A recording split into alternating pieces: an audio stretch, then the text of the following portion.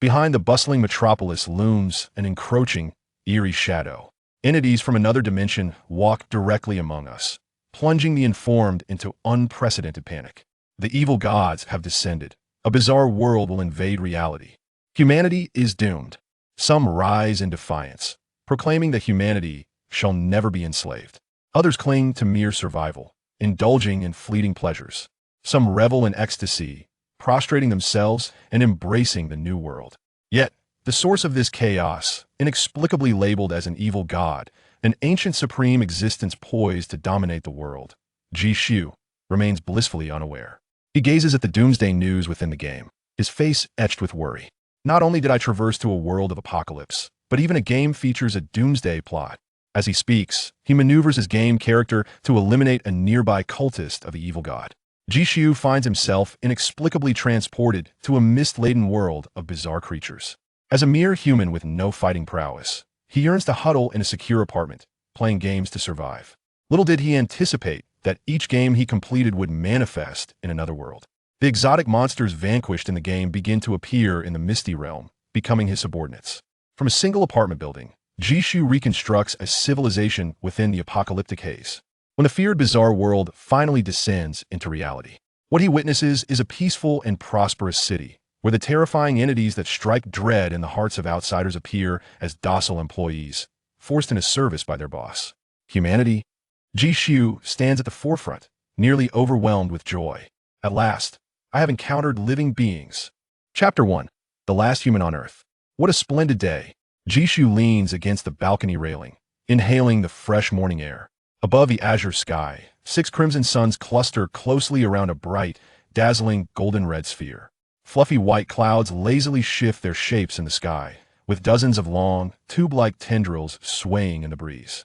The ground below is shrouded in endless thick fog, with vague outlines of undulating serpentine forms and nearby remnants of urban structures barely discernible.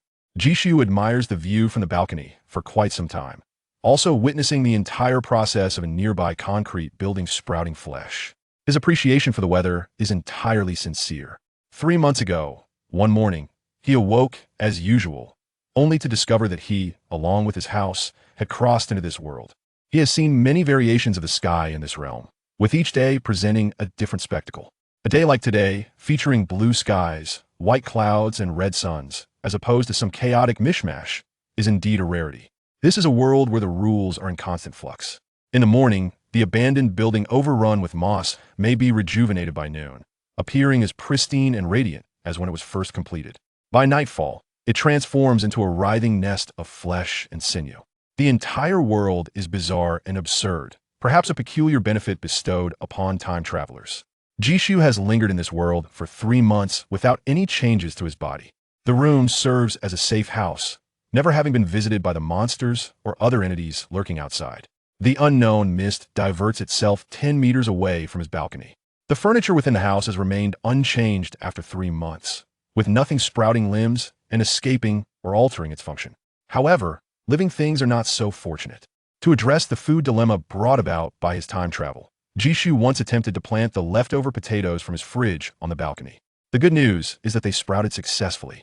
The bad news is that after basking in the sun of this other world for several days, they mutated with some evolving resistance and their flavor shifting from that of potatoes to something akin to eggs. Fortunately, they are still edible, barely qualifying as a meat substitute. Jishu concluded his morning exploration with a satisfying stretch. Another day survived, just as expected of me. Spending an extended period in isolation, one tends to develop the habit of talking to oneself to stave off madness. Next, I should gather some supplies. Jishu approached the door, retrieving a heavy coat and hat from the coat rack, wrapping his body snugly. After a moment's thought, he added a thick steel rebar stained with dark red rust. The rebar, a resource acquired after arriving in this world, has proven effective in practical situations. Its cold, hard texture in his hand brought him a measure of comfort as he opened the door and stepped outside.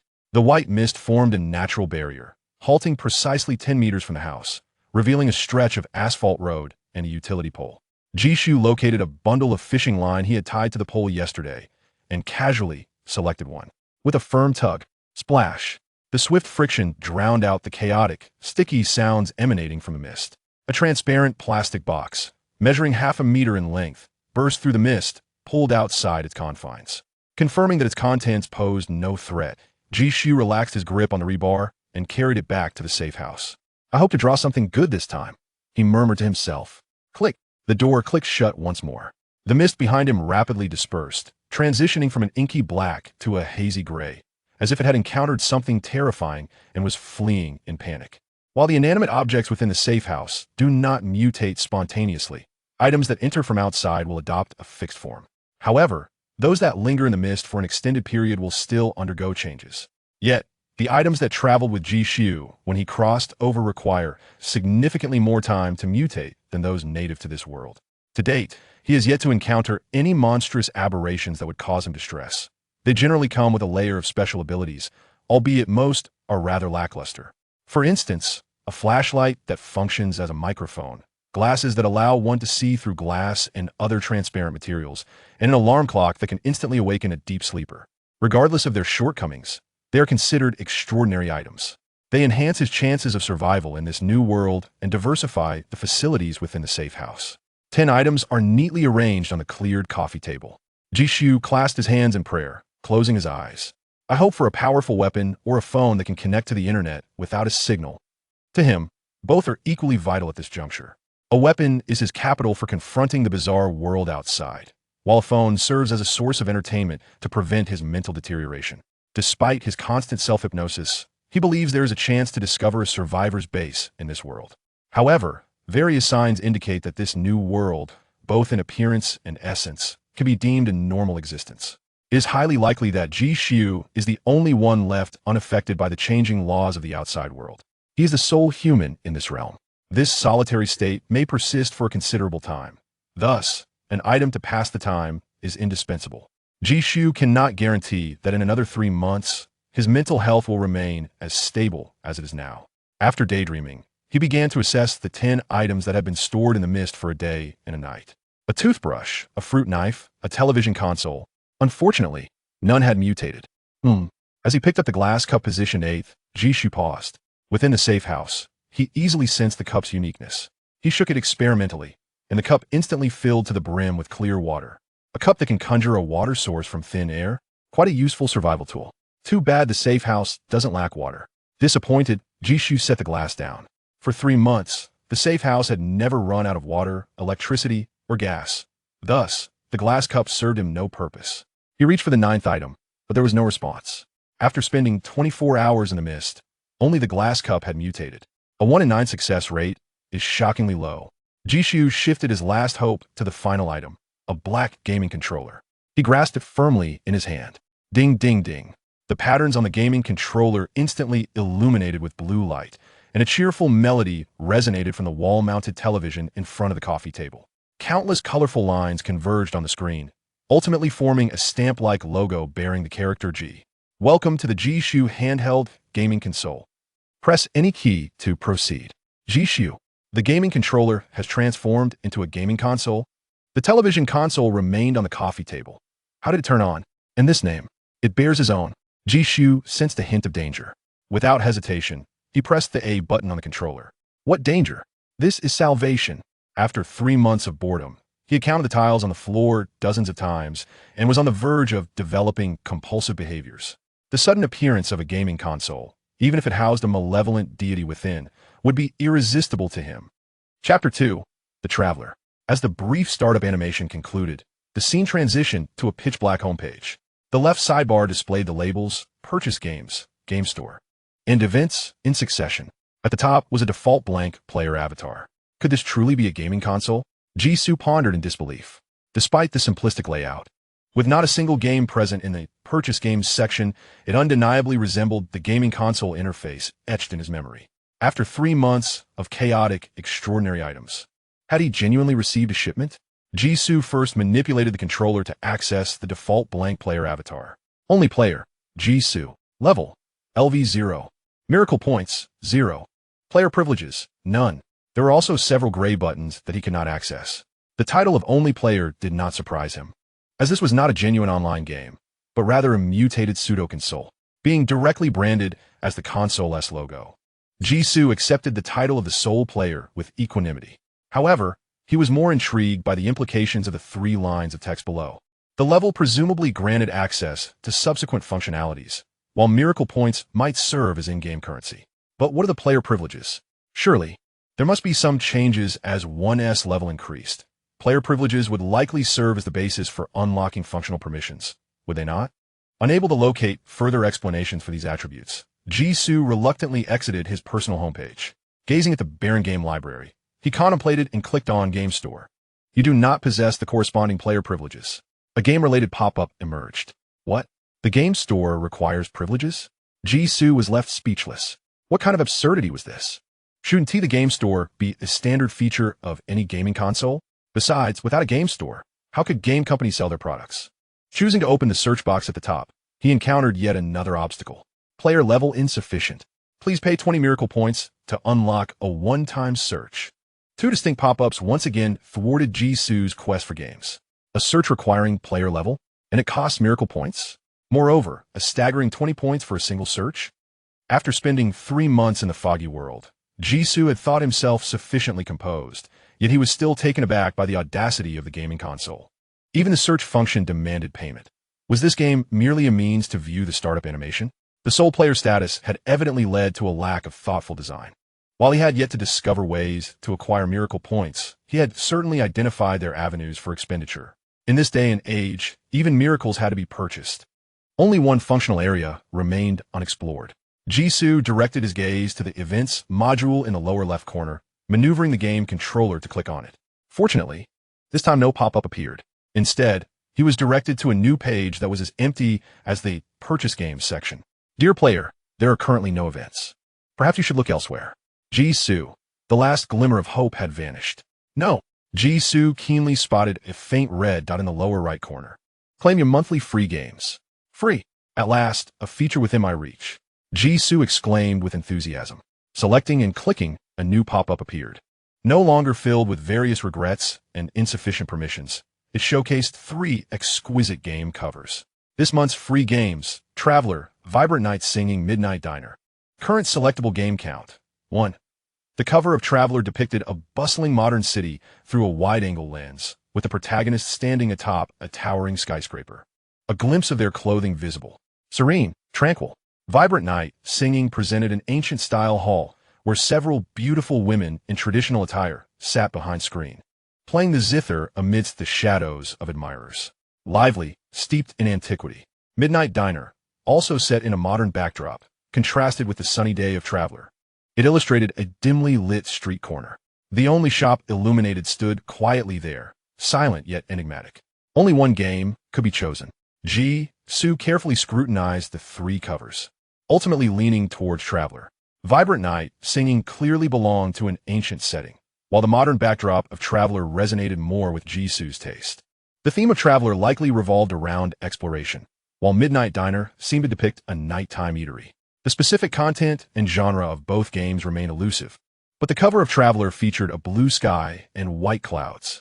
After spending 3 months in a fog-laden world, seeing a normal landscape evoked a profound sense of belonging.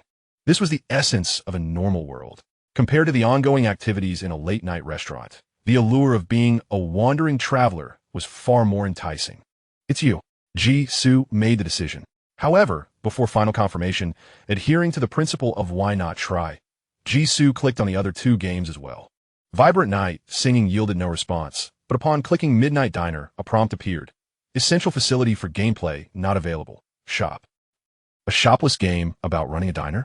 Jisoo was momentarily speechless. Even a dilapidated shop left behind by grandparents or someone else would suffice. So, it turns out the selectable games were actually only 2. Once again facing disappointment, Jisoo wisely reverted to Traveler, clicking Confirm. The pop-up for monthly free games vanished automatically, redirecting to the Purchase Games page. There, Traveler successfully appeared as the first game. Beneath the game cover were 2 tags: Action, Multiple Saves, accompanied by a countdown. Playable time: 15 days, 16 hours, 11 minutes. An action game? Jisoo speculated. Knowing that the monthly free game could indeed only be played for a month, Jisoo was not particularly surprised, being well acquainted with the nature of gaming consoles. He opened the game details. The Traveler is an action exploration game where players assume the role of an unnamed wanderer embarking on a brief 3-day journey in a quaint, exotic town, encountering delightful strangers along the way. Jisoo raised an eyebrow. Delightful encounters? In his school days, Jisoo had been an avid gamer, familiar with nearly every popular game on the market. However, as work consumed his leisure time, he gradually fell out of touch. The combination of 3 days of travel, encounters, and an action game made him wary of potential pitfalls. Nevertheless, he pressed on. The game commenced. Upon entering, he was greeted by a character customization interface. The realism of the character models, resembling real-life individuals, compelled Jisoo to marvel. While the game engine's coding may have been somewhat capitalist in nature, the stunning graphics certainly lived up to its extraordinary essence. In his previous world, such an intricately detailed character creation page was unheard of.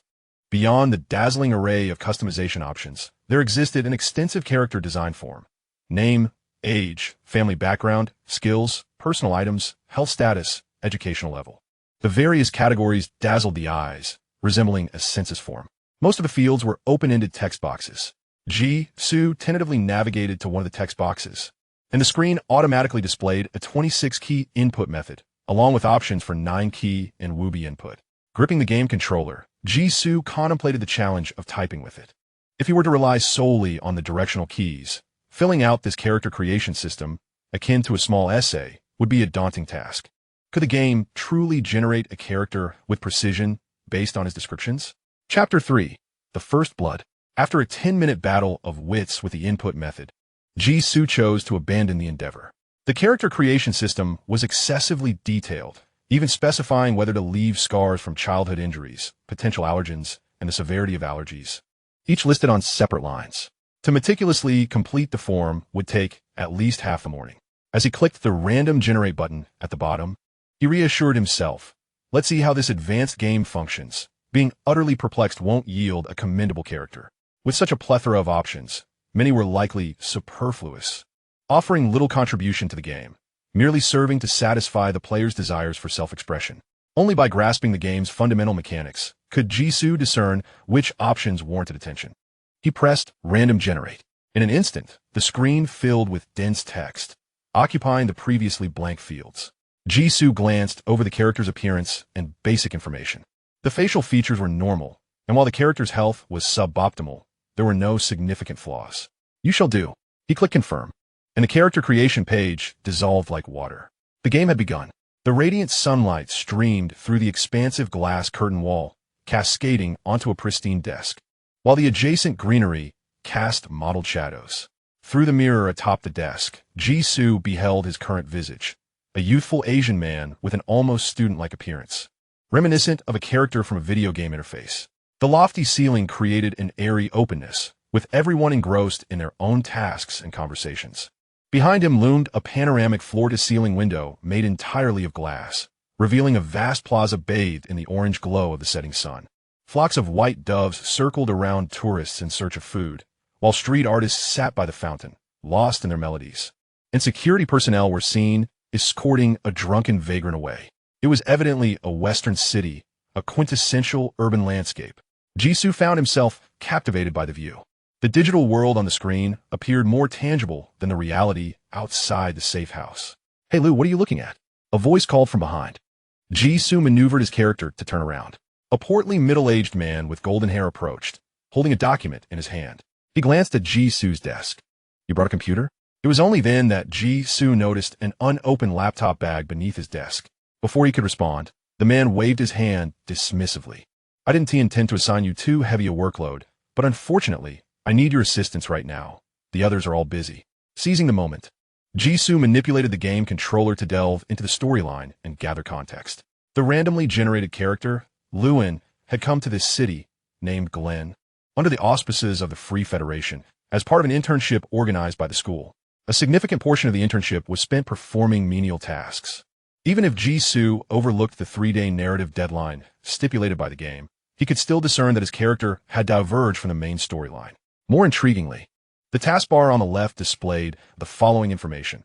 Main quest, perfect journey. Stage task 1, escape from Aurora Plaza. Escape? The implications contained in those 2 words were profound. Desiring sufficient undisturbed time to comprehend the game's background, Jisoo refrained from asking questions. nodding in agreement to the man. The corpulent individual initially appeared taken aback, then pleasantly surprised, promptly handing over the document to Jisoo. The task was rather straightforward. At 7 o'clock this evening, an outdoor garden restaurant on the 3rd floor would host a nighttime performance. A beautiful and enthusiastic lady desired a partner for the dance. But since the performers were already sufficient, we were asked to think of a solution. Jisoo listened to the man's shameless words, his lips twitching slightly. Glancing at the time outside, it was at least 5 o'clock now. Leaving merely 2 hours for an intern to secure a spot as a dance partner. The plaza and buildings outside were luxurious, and the garden restaurant did not seem like an ordinary establishment. As a newcomer in a foreign land, he finds it utterly implausible that he would need to rely on connections merely to secure a spot as an auxiliary dancer for negotiations with the locals. The character he embodies is most likely a scapegoat summoned by a superior, with no expectations for him to fulfill any tasks. Fortunately, Jisoo has no intention of meeting such expectations. During his conversation with his superior, Mr. Smith, 4 dialogue options emerge. 1. Leave it to me. 2. I am not capable, Mr. Smith. 3. I believe this task should be undertaken by a more seasoned predecessor. 4. Please enter your response. The game permits free-form replies, allowing players to type their responses. However, the dialogue choices are time-sensitive, requiring a selection within 10 seconds. Jisoo opts for none of the choices, instead nodding in acknowledgement of Mr. Smith. The dialogue box vanishes, and Mr. Smith departs with a beaming smile. Jisoo realizes that even a simple physical response can be interpreted, revealing the game's considerable degree of freedom. Acquired evaluation from Bo Smith, bookworm. Description: a bookworm who only studies across the sea. Quality white. Effect: communication response time decreased by 10. Text comprehension ability increased by 10. Tag: unlock progress. 15. For more recognitions needed for this tag. Tags: a new game feature has been activated. Jisoo casually sits down, feigning earnestness while perusing the documents left by Mr. Smith, all the while examining the game system. The effects of tags resemble game skills, stemming from others' impressions of the character and the character's own acquired abilities. For instance, his current character is endowed with 3 tags: swimming proficiency, nocturnal endurance, and studious student. The bookworm tag reflects Mr. Smith's impression of the game character. However, impression tags must receive acknowledgement from multiple individuals before they can be unlocked for use. Although the white quality is not particularly high, it necessitates that 5 individuals share the same impression of the character as a bookworm. At that moment, a series of pop-up windows appear. Acquired evaluation from Bin, bookworm, 25. Acquired evaluation from Derry, bookworm, 35. Acquired evaluation from Torres, bookworm, 45. Acquired evaluation from Bob, bookworm, 55. Would you like to equip the bookworm tag, white? Jisoo: I have done nothing. How can these evaluations arise? He shifts his perspective upward, gazing outward. Everyone is diligently engaged in their work. Each workstation bears its occupant's name, and Jisoo swiftly identifies the 4 individuals associated with the names provided by the system. They, too, are intently focused on their computers. A closer inspection reveals that the computer screens before them have not changed at all. Jisoo muses, must work hours be so gossipy? Jisoo is able to assign labels, and these 4 individuals have been covertly eavesdropping since the conversation between Smith and the game character began. They witnessed the character undertaking seemingly insurmountable tasks, diligently seated and engrossed in the entire process of research. While the process was flawed, the outcome for Jisoo proved beneficial. He no longer paid heed to his gossiping colleagues, donned the label of a bookworm, and opened his computer to delve into this new world. The main quest, aside from the mere instruction to escape Aurora Square, offered no further information. In order to complete the mission, he must first ascertain the location of Aurora Square, the rationale behind the escape, and the source of the impending danger. Is it the Free Federation, a nation that espouses fervent conflict? Or is there an imminent political speech or terrorist attack unfolding at Aurora Square? The game character automatically inputted a password and launched the browser. At this moment, Jisoo finally comprehended how to utilize his bookworm abilities, despite never articulating his desired searches or news inquiries. Each time pertinent information surfaced, a blue frame would encircle it within the game interface, significantly enhancing his reading efficiency. The world backdrop of the game bore a striking resemblance to his own, with many nation names reflecting familiar shadows: Free Federation, Dragon Kingdom, Iron Winter Alliance. The historical discrepancies only served to create an eerily similar global landscape. Just as Jishu became absorbed in this exploration, the workday concluded. Employees not required to work overtime swiftly vacated their posts, and his superior, Smith, hurriedly entered. "Hey Lou, regarding tonight's Sky Garden performance, there is something important I need to tell you. Come with me." Jishu had no choice but to temporarily set aside his quest for understanding the world and followed Smith to his office. Upon entering, Smith immediately produced a dagger, swiftly, elegantly, with a flash of silver. Thud, you're dead. The game perspective shifted, and the colors morphed to black and white. Chapter 4, Reload. You're dead. Endgame. Load save. Jishu stared at the frozen screen, bearing those glaring 3 words, utterly bewildered. I am dead. Knowing that the task of escaping Aurora Square certainly involved the character's safety, he was perplexed as to why his temporary superior, Smith, was the one to strike. Aurora Square is situated in the heart of Glen City, spanning over 10 hectares. It is an exceptionally prosperous commercial plaza with a high foot traffic.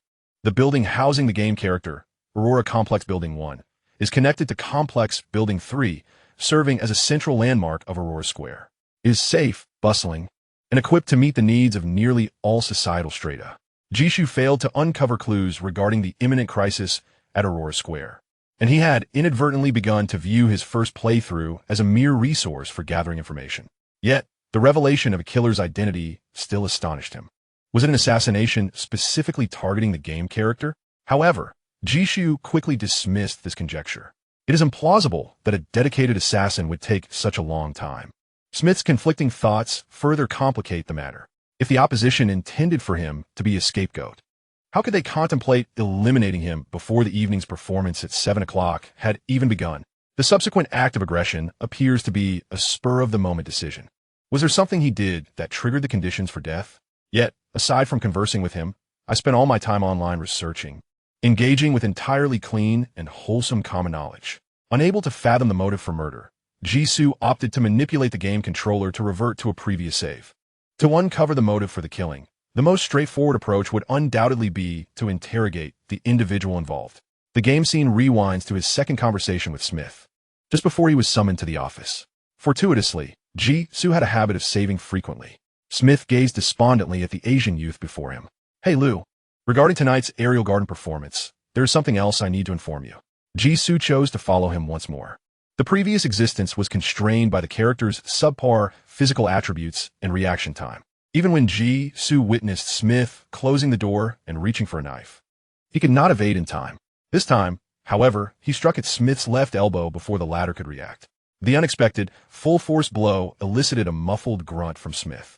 Without waiting for a response, the game character advanced upon him, twisting his arm, locking his leg, and pressing down on his shoulder.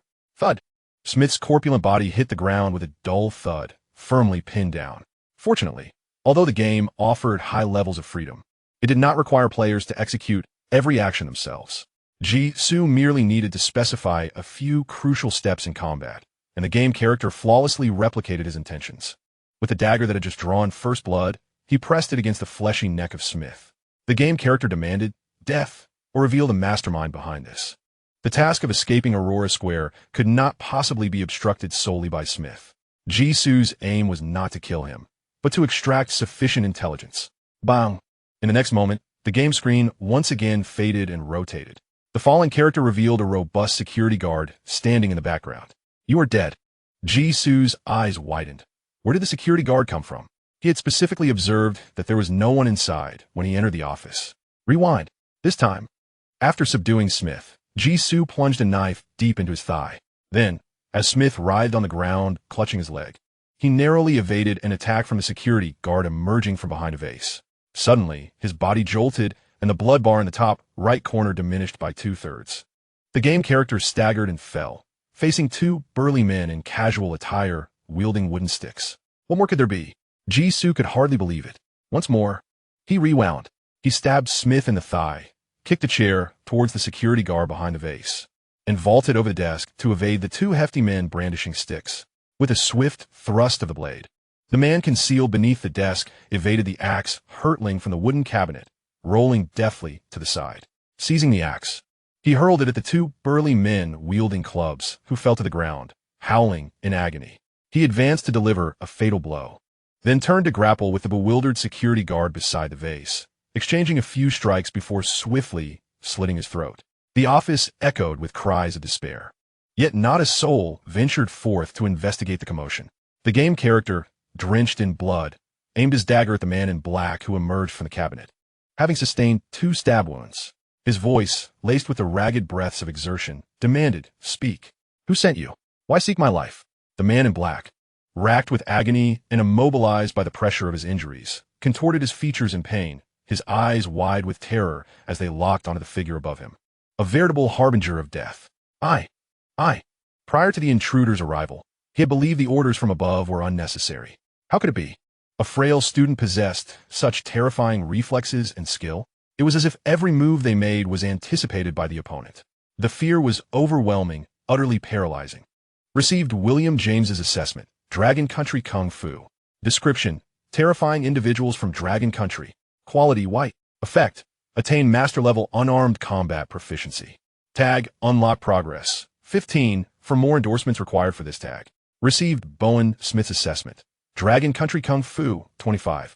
Received Robert's assessment, Dragon Country Kung Fu. 35. Received Miller's assessment, Dragon Country Kung Fu. 45. Received Daniel's assessment, Dragon Country Kung Fu. 55. The tag Dragon Country Kung Fu has been unlocked. Tag upgrade progress. 0, 10. 10 more endorsements required for this tag. Received assessments. Tag Dragon Country Kung Fu upgrade progress for 10. Ignoring the frantic notifications popping up in the lower left corner of the system, Ji-Soo pressed the dagger against the throat of the man in black. "I will count down from 3. The game character growled, reciting Ji-Soo's prepared line. 3, 2. Prior to this moment, he had interrogated the others in the office, but they were all intent on revenge, their lips sealed tighter than glue, revealing not a word. The man in black represented Ji-Soo's last glimmer of hope. Wait, Ji-Soo suddenly realized. The 410 upgrade progress indicated there were 9 individuals in the room. He had only dealt with 6. Alas, it was too late. The ceiling above shattered, and a killer clad in a black bodysuit dispatched the game character with a single strike. "You have died." Crack. Ji-Soo gripped the game controller tightly, his teeth grinding in frustration. An office concealing 9 individuals was quite the exaggeration. Did the game's antagonist need to be so overly cautious? All he sought was a morsel of information. He would rather have them take their own life in front of everyone than endure this. The adversary, it seems, offers no opportunities. A retreat. This particular moment of withdrawal occurred prior to Smith's invitation to his office. Ji-Soo, manipulating his character, rose and followed the stream of employees heading towards the restroom. What office? He would not go there. His physical prowess and the sheer number of foes were significant drawbacks. Despite Ji-Soo's formidable prowess in the previous cycle, where he vanquished 6 opponents with the ease of a deity of death, the reality was that his game character had sustained considerable injuries during the combat, resulting in severe exhaustion. 6 opponents were the absolute limit he could handle. Given that the office was the stronghold of Smith and his associates, Ji-Soo resolved to lure them out, striking them down one by one. He doubted that Smith would not pursue him once he departed. Upon reaching the restroom, he casually approached the sink, feigning the act of washing his hands. In his mind, he silently calculated the time it would take for Smith to inquire with other employees and arrive, as well as his own reaction upon the other's arrival. At that moment, an employee with dreadlocks passed by. "Puffed. You are dead." Chapter 5. The Whistle of Controlled Action. Witnessing his game character engage in a brawl with a man sporting dreadlocks, ultimately succumbing to a flurry of stabs, Ji-Soo felt a sense of numbness. How many individuals had the shadowy figures dispatched to eliminate him? Why did even the passing employees possess the potential to be assassins? Was it feasible to directly control the dreadlocked employee? Ji-Soo shook his head. No, the restroom was too crowded and the variables were overwhelming. He could not fathom why these assassins acted so brazenly, unafraid of being discovered by others. However, his game character was certainly incapable of such feats. The dreadlocked man was merely a lone assassin, far from the formidable nest of killers residing in Smith's office. If the lower-tier assassins were all tight-lipped and unafraid of death, it would be far easier to extract information from the more central figure, Smith. Retreat. This time, Ji-Soo avoided the restroom, opting to linger in the break room, which was less frequented during the end-of-day rush. "You're dead. I refuse to believe this." Ji-Soo gritted his teeth. He continued to change locations, facing death once more. Again he shifted, and again met his demise. He moved 7 times, with some cycles surviving for half an hour, while others encountered assassins mid-journey. Ultimately, the conclusion was always death. Crack. Jisoo gripped the game controller's joystick tightly, his teeth grinding painfully. How many assassins lurked on this floor? Why did it seem that every person he encountered on the path could potentially draw a blade against him? Had he incurred some divine wrath? After 3 deep breaths, Jisoo reset once more. If I cannot fight, then can I not flee?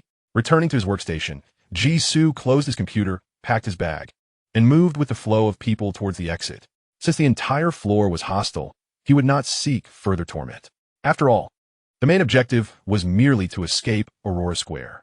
Jisoo had perused the map of the square. Departing from Complex Building 1 and heading north would allow him to complete the task in less than 15 minutes. Drawing upon the insights gleaned from previous encounters with death, Jisoo swiftly devised a route for his character that minimized the likelihood of encountering assassins. Just before the elevator doors closed, he boarded a nearly full lift. The elevator descended from the 7th floor, halting at the 3rd. A young man wearing a baseball cap suddenly appeared outside. A piercing scream erupted from the crowd. "You are dead," Jisoo cursed under his breath, incredulous at the audacity of the situation. With so many witnesses, how could they dare to act? Rewind. In subsequent attempts, regardless of whether Jisoo chose another elevator or opted for the stairs, he invariably encountered assassins midway. Each approach to the 3rd floor exponentially heightened the danger. Descending further proved increasingly perilous. Characters rarely survived a minute on the 3rd floor. On a rare occasion, Jisoo, leveraging the experience gained from his rewinds, circumvented a throng of dozens, reaching the 2nd floor window. He was on the verge of shattering the glass to escape the building when, whistle, whistle, whistle. A series of rapid whistles froze his character in place. Indeed, he was immobilized. Jisoo, staring at the screen filled with disabled control buttons, incredulously pressed the joystick several times. The game character remained outstretched towards the window before collapsing to the ground. What the hell? A scripted death? Just before the assassin could extinguish his character's life, Jisoo desperately shifted perspectives, finally discerning the source of the whistling at the last moment. It was a 30-something Caucasian man, impeccably dressed and sporting thin-framed glasses, holding a whistle the size of a fist, exuding an air of nonchalance that starkly contrasted with the chaos surrounding him. Noticing Jisoo's gaze, he flashed a sly smile, placing his finger to his lips in a gesture for silence. "Shill, you are dead." Jisoo ingan sapi. Taking a deep breath, he rubbed his aching jaw. "I must retract my earlier statement. The 7th floor is not filled with killers, but the lower 3 floors are. The 2nd floor harbors an elite boss capable of momentarily controlling others with his whistle. Its penetrating sound rendered ordinary earplugs useless. If he could not devise a method to counter the whistle, no amount of save progress would aid him."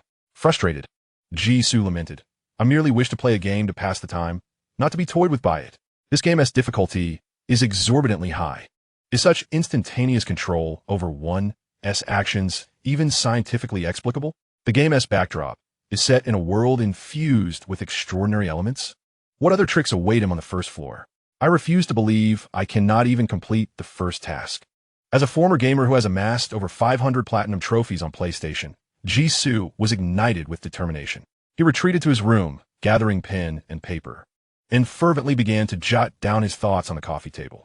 The physical attributes of the constrained game characters are limited, resulting in a brief survival time for each iteration. However, the intelligence gathered is substantial. Firstly, the layout of Aurora Square, where the game character resides, has been nearly deciphered. Secondly, the positions of most assassins have been identified.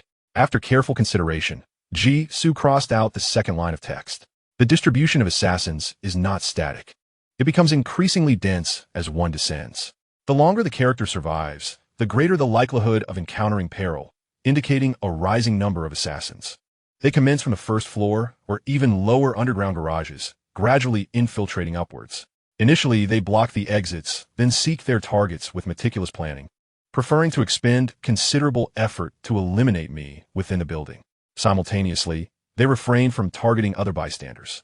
Whether in the elevator or elsewhere, the assassins kill Jisoo and depart with a singular focus. Only the character controlled by Jisoo is unable to leave the entire building. Is this an attack specifically aimed at the game operator? No, The familial background was designed by the player before entering the game, and Lewin's family history is quite pristine. Jisoo has reviewed the randomly generated background of the game character, which belongs to an ordinary middle-class family in the Dragon Kingdom. Prior to disembarking from the plane, the game character had no connections to the Free Federation or Glen City. The capital to orchestrate a grand encirclement of a building for assassination does not exist. Thus, there is but one explanation: the unfortunate pawn caught in the crossfire. Jisoo inscribed these words on paper. The assassins are seeking to eliminate another individual. The game character merely happens to be within the building and shares certain similarities with the intended target. Consequently, the cautious mastermind has opportunistically classified the character as a target for elimination. It is better to mistakenly kill than to let an actual target escape. What has the true target done to incite such chaos? During the assassination attempt that occurred in the elevator, Jisoo vividly recalls the chaos that ensued at the moment of the incident. Ordinary individuals would find it impossible to process such an event. This suggests that the assassin's brazen actions are, in fact, quite rare. On the surface, the backdrop remains that of a peaceful, law-abiding society. The genuine target who prompted the mastermind to seal off the building must possess extraordinary qualities. Therefore, what I must do next is locate the actual assassination target. The pen glided across the paper. Having been forcibly drawn into a monumental assassination event, those surrounding the building are foes. The assassination target, who similarly wishes to escape the building, is a teammate. This teammate is likely to be hiding on a higher floor, in a place teeming with people, to avoid immediate detection. What characteristics might they possess? Jisoo recalled the description in the game's introduction. Foreign, traveler. He pinned down 3 words: Dragon Kingdom citizen. Chapter 6, New Character Creation. Not merely an overseas Chinese or an international student. It is a traveler who will only linger in the Free Federation for a brief period. Moreover, it is highly probable that the characters randomly generated by the seasonal sequence originate from the same place and are of a tender age. Thus, my immediate objective is to ascend to the rooftop of the Aurora complex in search of a compatriot from the Dragon Kingdom with whom I might chance upon. This individual is likely to possess the items required by the unseen orchestrator or the capability to contend against an entire floor of assassins. The latter part of the seasonal sequence remains uncertain, unless this person wields a weapon capable of demolishing an entire building, while the assassins are armed solely with melee weapons. Victory seems implausible. According to the inquiry conducted by the seasonal sequence, the Free Federation does not impose restrictions on firearms. Regardless, the fact that the mastermind approaches with such caution indicates that the assassination target undoubtedly possesses exceptional qualities. The seasonal sequence concludes. The specific nature of these remarkable traits can only be discerned once the individual is located, after which further plans may be devised. After fervently inscribing half a page of plans, the seasonal sequence redirected its gaze towards the screen. Endgame. Load save. This time, he opted to conclude the game. The investigation had progressed sufficiently. He required a more suitable character to navigate through the game. The familiar character creation interface, with an endless array of character templates, awaited him.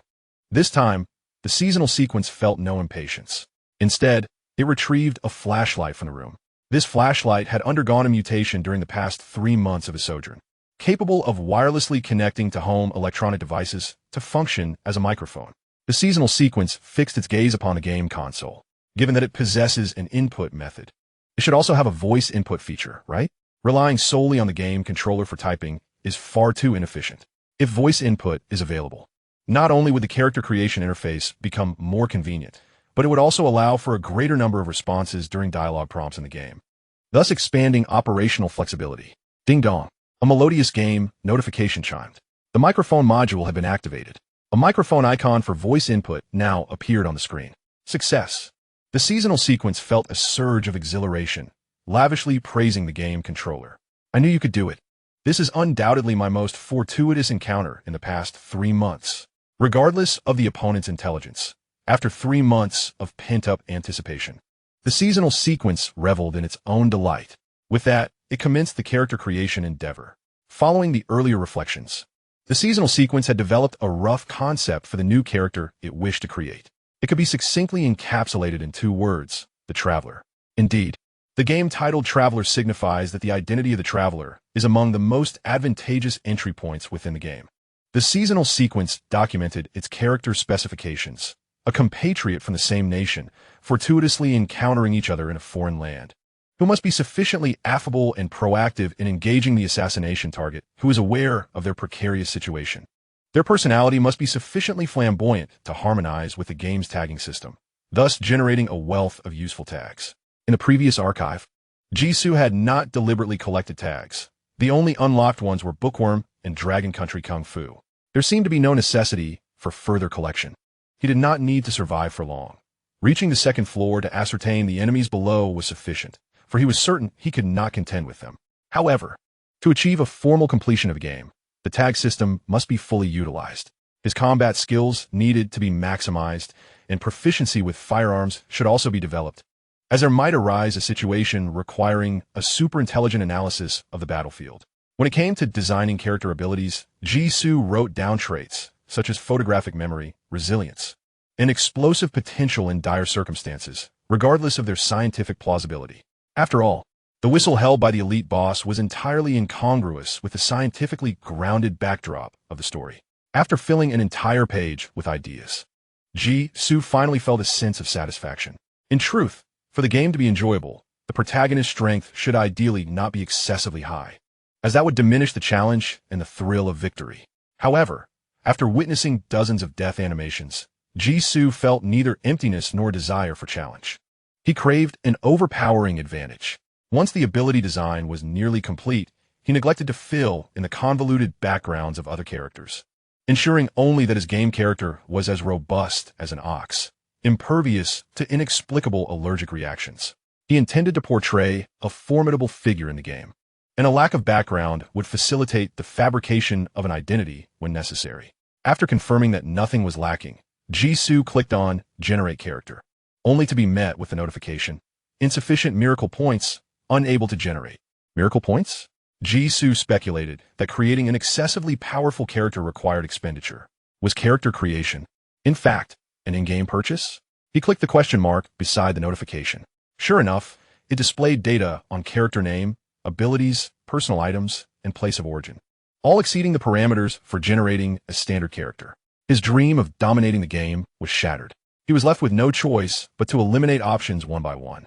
He decided to forego the photographic memory, as it bore no relevance to combat, hoping to refresh similar tags once in the game. Although it would be exceedingly difficult to evoke such a remarkable evaluation from 5 others, he surmised that abilities like explosive potential in desperate situations likely also demanded payment. So he discarded them as well. Each time he deleted an ability, Jisoo clicked Generate Character anew, but the message of insufficient miracle points persisted. Eventually, only proficiency in firearms and martial arts remained. The game continued to indicate insufficient miracle points, unable to generate. These 2 skills were non-negotiable. The game's save time was limited. He could utilize this period to accumulate supplementary tags, but proficiency in firearms and martial arts was not easily acquired.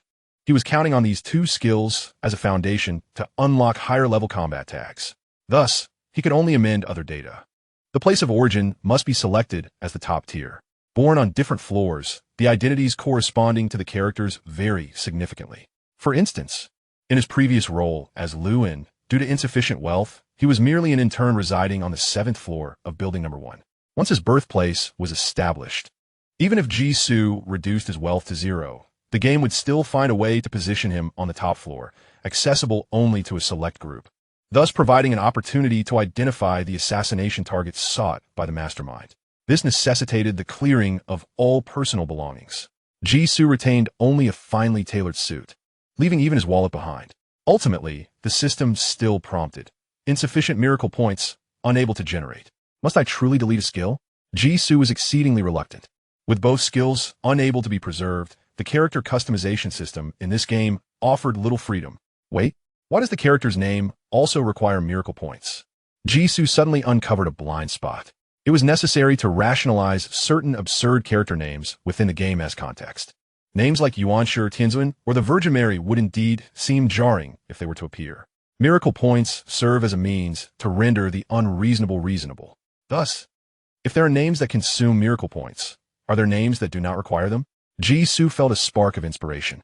He typed a name onto the screen. Jisoo. Ding. New character Jisoo successfully created, entering the game. Success. Jisoo exclaimed in astonishment. He had merely considered the name of the game console, experimenting on a whim, never anticipating it would truly work. Following the initial surprise came regret. Had he known it would succeed, he would have attempted to add more skills or personal belongings. Even recovering his wallet would suffice.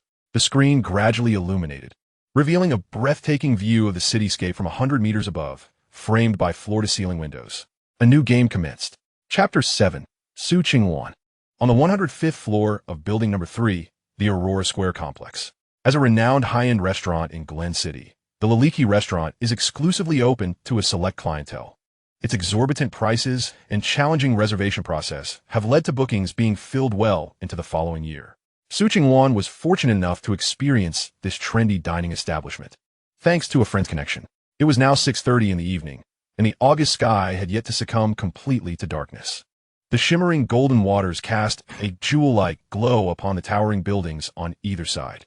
The most famous landmarks of Glen City were laid out before her, as if she were standing atop the world. Su Chingwan could not deny that the acclaim surrounding Laliki restaurant was well-deserved. It encapsulated the most vibrant aspects of Glen City, a beauty that evoked a sense of wonder at the world's splendor. Yet, just a street away from the skyscrapers lies the city's largest slum. This beauty was built upon the suffering of the less fortunate, a stark juxtaposition of wealth and hardship. Tragically, this represented the most beautiful side of this world. Su Chingwan would not deliberately deny the contributions made by the Free Federation, despite her personal reservations regarding many of the current government's decisions. The relationship between the Free Federation and her homeland, Long Kingdom, is rather tenuous. Moreover, her continued entrapment within Aurora Square is likely a consequence of a misstep on the part of the Free Federation. She had always known these individuals, lacking in the spirit of commitment, to be unreliable. Dressed in an intellectual manner, she silently lamented. The Silent Eye is not only a grave concern for Long Kingdom, but also for the Free Federation. Rumors suggest that the headquarters of the Silent Eye resides within the territory of the Free Federation, with numerous powerful conglomerates having connections to them, even influencing presidential elections. Su Chingwan is aware that the situation for the Free Federation has not deteriorated to such an extent. Yet their desire to resolve the Silent Eye issue is undoubtedly more pressing than that of Long Kingdom. They cannot possibly be indifferent to the intelligence she possesses. The absence of any assistance thus far likely stems from the chaotic decision-making processes within their ranks. As she sliced through the steak on her plate, she cast a glance at her wristwatch. A peculiar angle on the watch face revealed the number 0. Disappointment filled her eyes as she let out a silent sigh. This time, she truly feared she would falter. The devotees of the Silent Eye predominantly consist of members from affluent conglomerates and researchers, wielding considerable power. Coincidentally, Aurora Square, spanning 7 blocks and encompassing commercial, residential, and public development spaces, is a comprehensive urban landmark and a private real estate project belonging to a single conglomerate. Without external intervention, she feared her escape was implausible.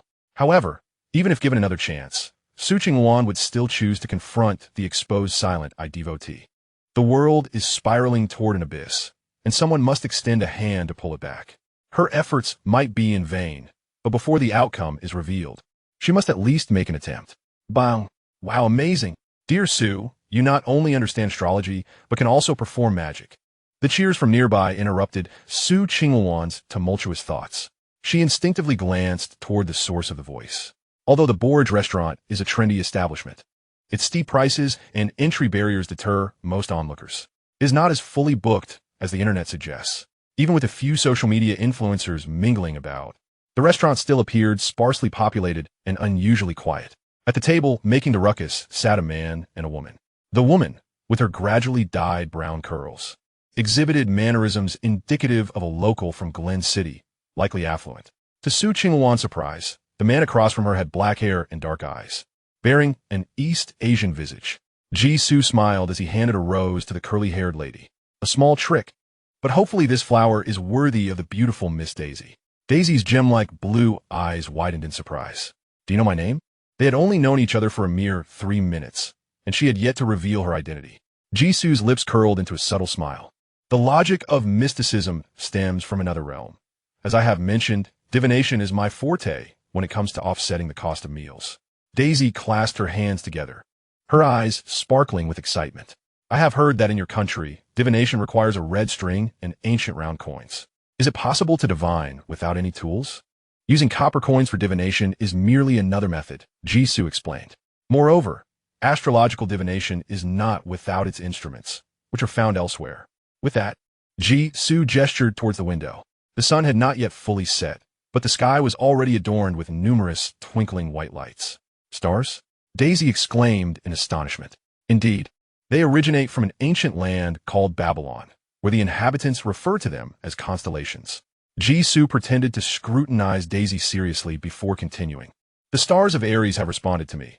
They declare that you are a passionate, generous lady who loves adventure and excitement. Daisy felt a pang within her heart. Her lips parted slightly.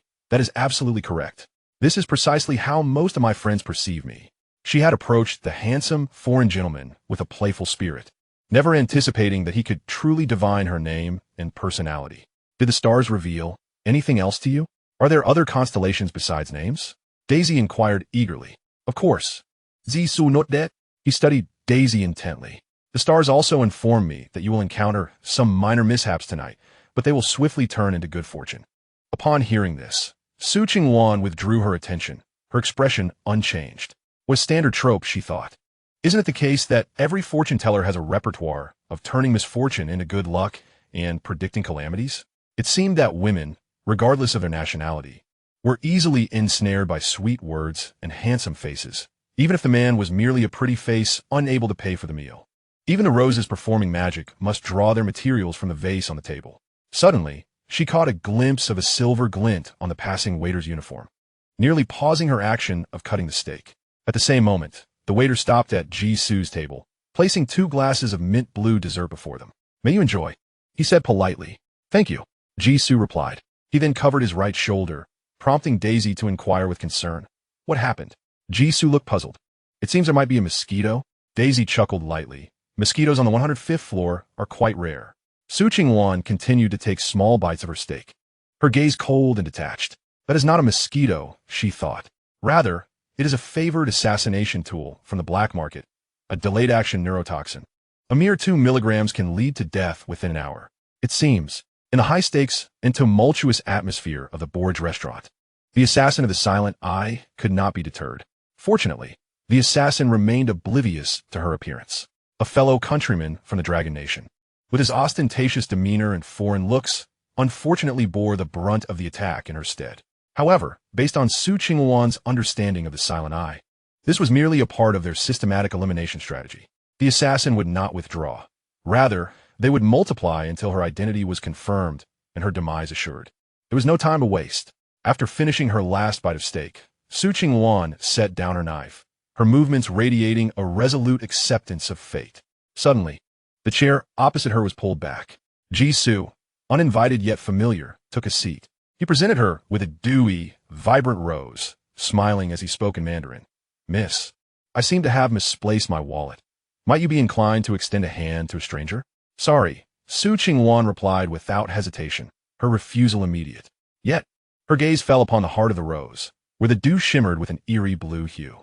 It was neurotoxin. She quickly glanced back at the table where the woman had been conversing amiably with Jisoo. She had vanished without a trace. A chill ran through Su Chingwan. The Silent Eye. No, if it were truly a member of the Silent Eye, they would have already acted. Su Chingwan fixed her gaze upon the man across from her. Adorned with a charming facade, readjusted her posture, and made an effort to steady her breathing. What assistance do you require? Chapter 8. Establishing Cooperation. What assistance do you require? Upon hearing the subtly cautious tone embedded within the game, Jisoo was nearly overwhelmed with joy. He swiftly saved his progress.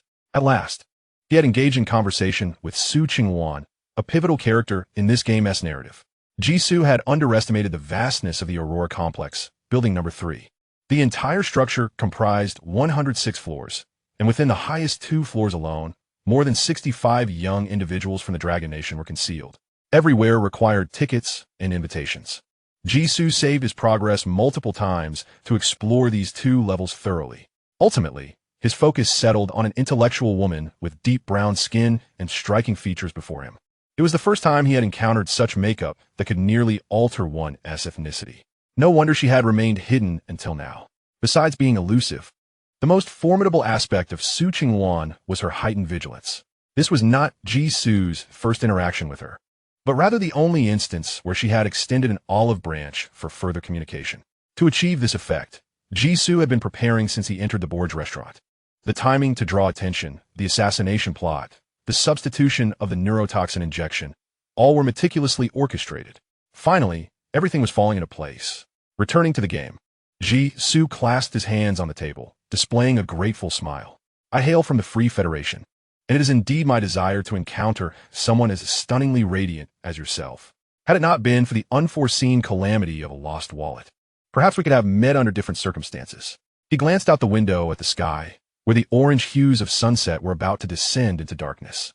The nights in Glen City are rather perilous. It would be wise for us to keep each other company.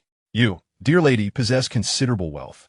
While I could play the roles of both conversationalist and bodyguard along the way.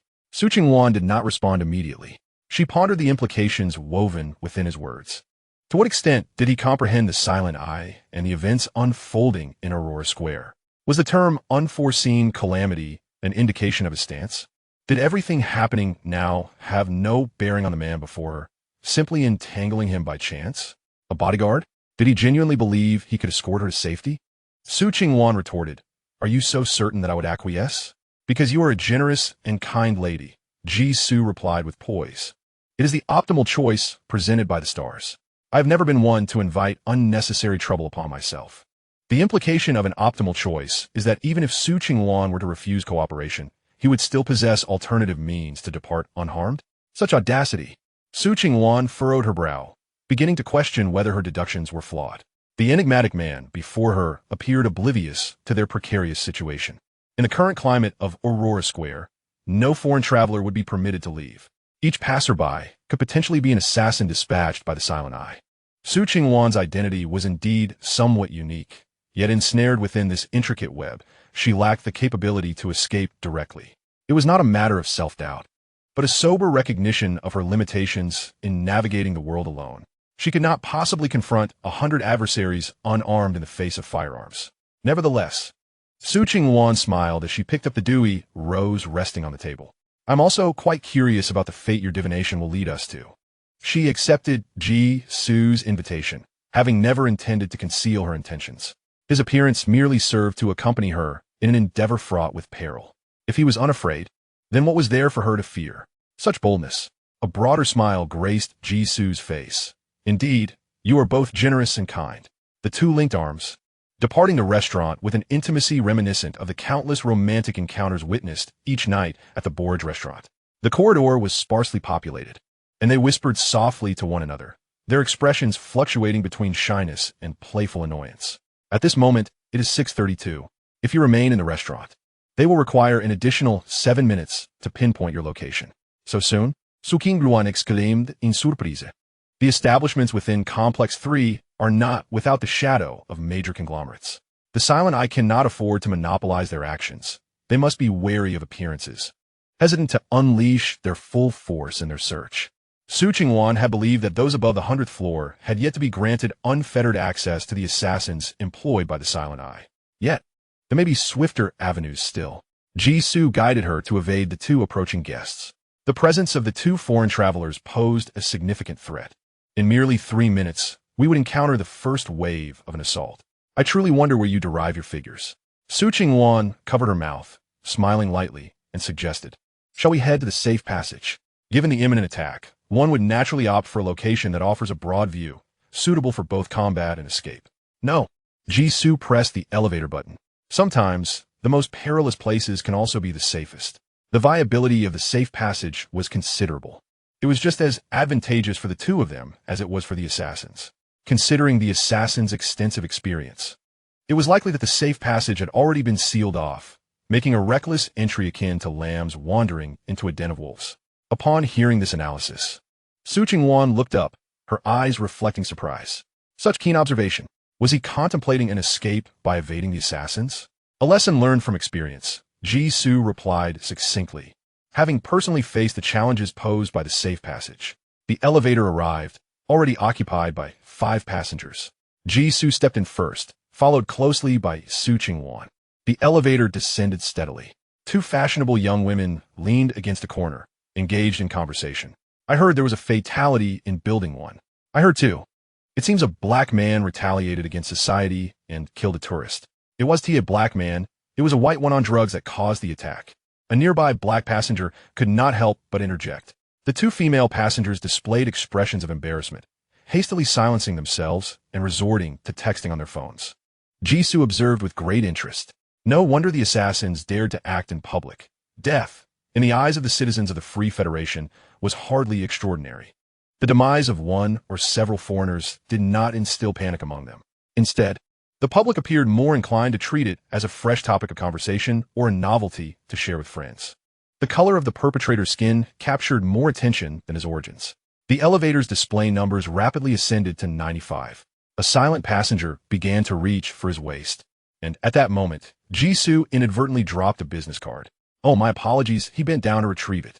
Just then, he deftly dodged a sudden strike from a stun baton, using his toe to trip the assailant. The attacker lost his balance, toppling forward, and the stun baton inadvertently struck another passenger, causing both to convulse and collapse to the ground. What just happened? The surrounding passengers hurriedly scattered towards the edges. The elevator doors opened just in time. Jisoo picked up the fallen business card and coins, rising with an equally surprised expression. Indeed, poorly made stun batons were prone to malfunction. He grasped Su Chingwan's hand and swiftly exited the elevator. Su Chingwan glanced back at the slowly closing elevator doors. What was that about? Just luck, Jisoo replied, winking as he selected another elevator. This way. Half a minute later, the two emerged from the elevator on the 90th floor. Jisoo had changed into a long coat and dun-top hat. Within the elevator lay two lifeless bodies, soaked in a pool of blood, clad only in their undergarments. Simultaneously, urgent footsteps echoed from the end of the corridor. Chapter 9. I am merely a passing visitor. Having changed into a new outfit, Jisoo adjusted his collar. After extensive searching through numerous save files, he finally found a killer with an ostentatious sense of style. The final props for the performance had been assembled. However, engaging openly in the elevator meant that many observers were hidden behind surveillance, witnessing everything unfold. Their time of safety had, without a doubt, come to an end. As the footsteps grew increasingly distinct in the distance, Jisoo gestured to Su Chingwan to move left. In previous files, he had carefully studied the building's structure. The 8096th floor was entirely a hotel. The cramped space was not conducive for movement, and with few uninvolved individuals around, the assassin would surely approach and strike. Yet, who said that once the fighting commenced, Jisoo would inevitably be at a disadvantage? At the far left end of the corridor was a public hall, along with stairs leading to the upper and lower levels.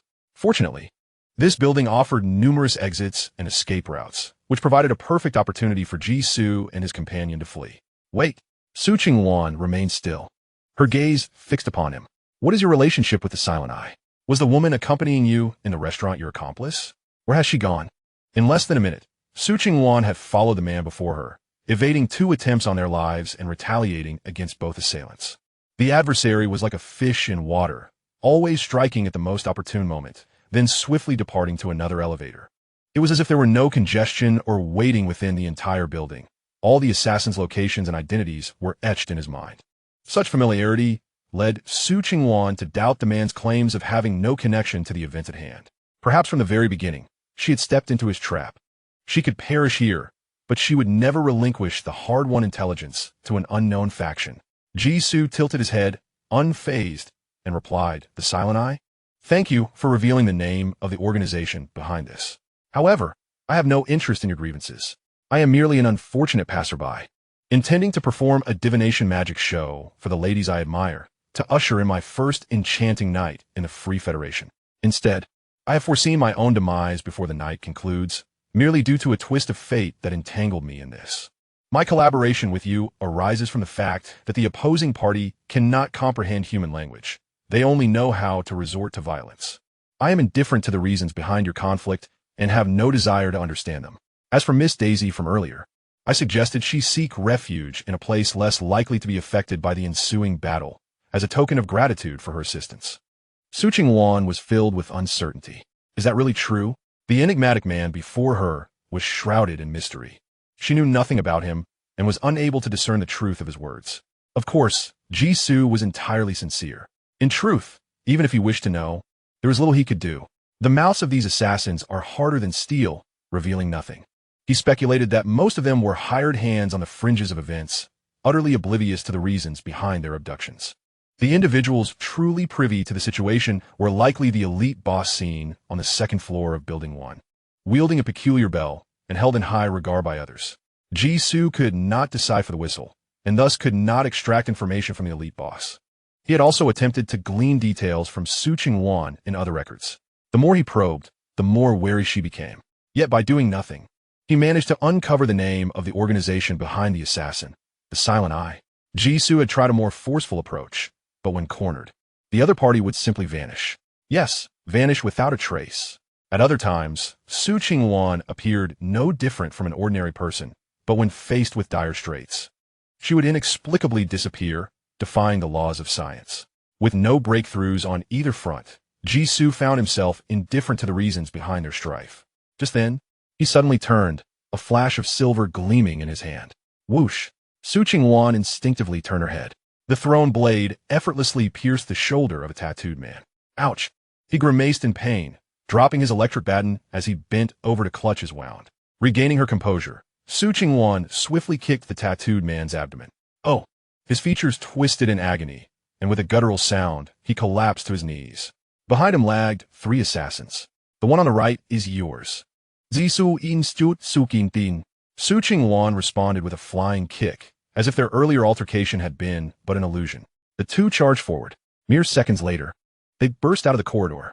In the surveillance room, 3 individuals were fixated on the monitor displaying the footage from the 90th floor, their eyes wide as saucers. My God, I must be dreaming, one exclaimed. Carlo, did you record that footage? The man named Carlo, equally transfixed by the screen, replied. I wish it were just a film reel. Had I known the target was this formidable, I would have never taken this assignment. On the screen, Jisoo and Su Ching-wan, employing extraordinary agility, danced among the numerous assassins.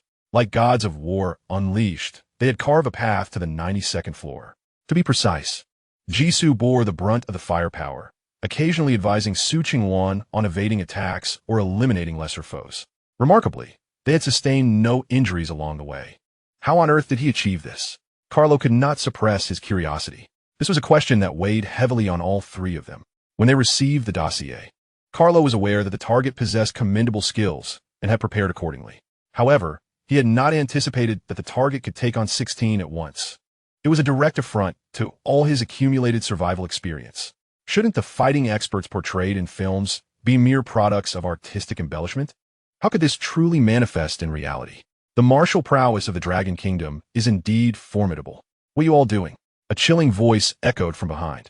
The 3 of them shivered in unison. Carlo turned to behold a man cloaked in black shadows.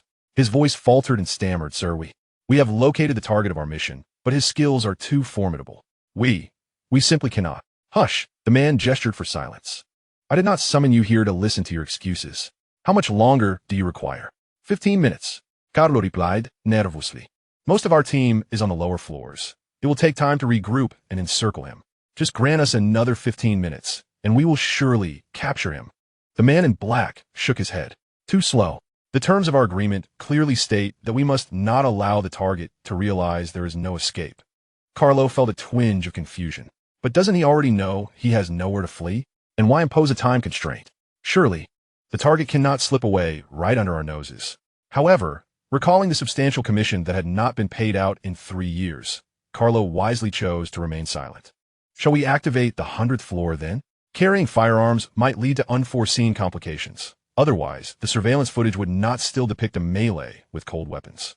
The employer's primary demand was for a swift conclusion to the confrontation, and modern weaponry would certainly be advantageous. No, the man in black similarly objected. The situation must not escalate before 7 o'clock. The use of firearms would alert even the most oblivious of civilians, disrupting our carefully laid plans. He glanced at the surveillance screen, where a man and woman dashed through a narrow corridor, akin to frantic ants ensnared in a labyrinth. He spoke slowly. I will handle him. Chapter 10. Green tag. Select with discretion. To the left. Watch out for the third-person sleeve on the right. Up the stairs. Turn back. Jisoo leapt into the room through the window, the curtains fluttering without a sound. Dust covers adorned the space, typical of an ordinary hotel room. Su Ching-wan lagged slightly. But upon confirming the room was empty, she immediately leaned against the wall to rest. The intense exertion had left her in desperate need of a reprieve. Outside, hurried footsteps echoed, approaching and then swiftly receding. They did not linger at the door. Yet, both understood this was not a sustainable strategy. Their adversaries had the capacity to manipulate the building's surveillance, and it would not be long before they were discovered. Nevertheless, Su Qingwan remained acutely aware of the man's terrifying capabilities. He had managed to lead her through a heavy encirclement, evading the assassins. What kind of tourist operates like this? Is this building not his own? Where are we headed? Su Qingwan gasped, inquiring softly. When leaving the glass restaurant, she had assumed Su intended to remain hidden until the watchful I had overlooked their presence and to descend further. As soon as the designated safe time concluded, Su immediately took action, seizing the assassin's attire, engaging in combat as they ascended. Su Qingwan no longer harbored doubts regarding Su's intentions. Throughout their collaboration, they had endured numerous battles, yet apart from feeling fatigued, neither had sustained even minor injuries. Given the opponent's capabilities, if there was genuine interest in what she possessed, direct intervention would be entirely unnecessary. However, Su Qingwan remained perplexed. If their objective was to ascend from the very beginning, why had they opted to descend to the 80th floor via the elevator? Our intention is to vacate this building, Su remarked, glancing at the time, 6:50. Yet, descending now would only lead us into a web of traps, with scant chances of success. To escape alive, we must await an opportune moment. What moment? That cannot be divulged. Su Qingwan was momentarily taken aback, but refrained from pressing further. If he withheld secrets, she had no right to pry into the information he chose not to disclose. After a brief respite that allowed her to regain some strength, Su Qingwan rose once more. Although she could not conceive of what moment might facilitate their escape, she resolved to fully cooperate with his plans. With no hope for reinforcements, experiencing such an encounter before their potential demise was, at the very least, a noteworthy occurrence. Extending her hand, she introduced herself. Let us become acquainted anew. I am Su Qingwan, a traveler encountered by chance. Su likewise extended his hand. He had named his role, yet this did not signify he was bound to it. Received a special evaluation from Su Qingwan. Tag, selective choice. Quality, green. Effect, occasionally enables the intuitive identification of swifter, safer routes to a destination. Tag, unlock progress. 110, requires recognition from 9 more individuals. Received evaluation from Carlo. Selective choice, 1010. Tag, selective choice, green, has been unlocked. Tag, upgrade progress. 020, requires recognition from 20 more individuals. Received evaluation from Cliff. Selective choice, 920. A series of cumulative game prompts rendered the system's notifications particularly jarring. Green quality. Upon witnessing the new quality for the first time, Su swiftly saved his progress. New quality. All previous saves, irrespective of Su's actions, had yielded only white quality tags. Su Qingwan's initial action produced a green quality tag. Indeed, she possessed something extraordinary. Su paid no heed to the subsequent barrage of evaluation prompts. The unlocking of a tag was the most arduous initial step. Once successfully manifested, others merely needed to form a general impression compatible with the tag to contribute to its progress. The ability to intuitively seek safe and swift pathways appeared to be a guiding skill, akin to a directional arrow. Su pondered, stroking his chin in contemplation. He could indeed repeatedly save and reload, seeking the optimal path. However, who would willingly exhaust themselves through trial and error when they could receive immediate guidance? Su decisively opted to select the equipment tag. A new prompt emerged. Tag slot full, 44, cannot equip. Ah, yes, the tag slots were indeed filled. Su slapped his forehead and opened the tagging system. Character, Su. Character tags, 44 Master of Combat, white. Proficient Marksman, white. Silver-tongued, white. Magician, white. To equip, optimal selection, green. A sea of white greeted his eyes. The 4 tags encompass close combat, ranged attacks, verbal finesse, and key progress in the main storyline, 4 distinct aspects.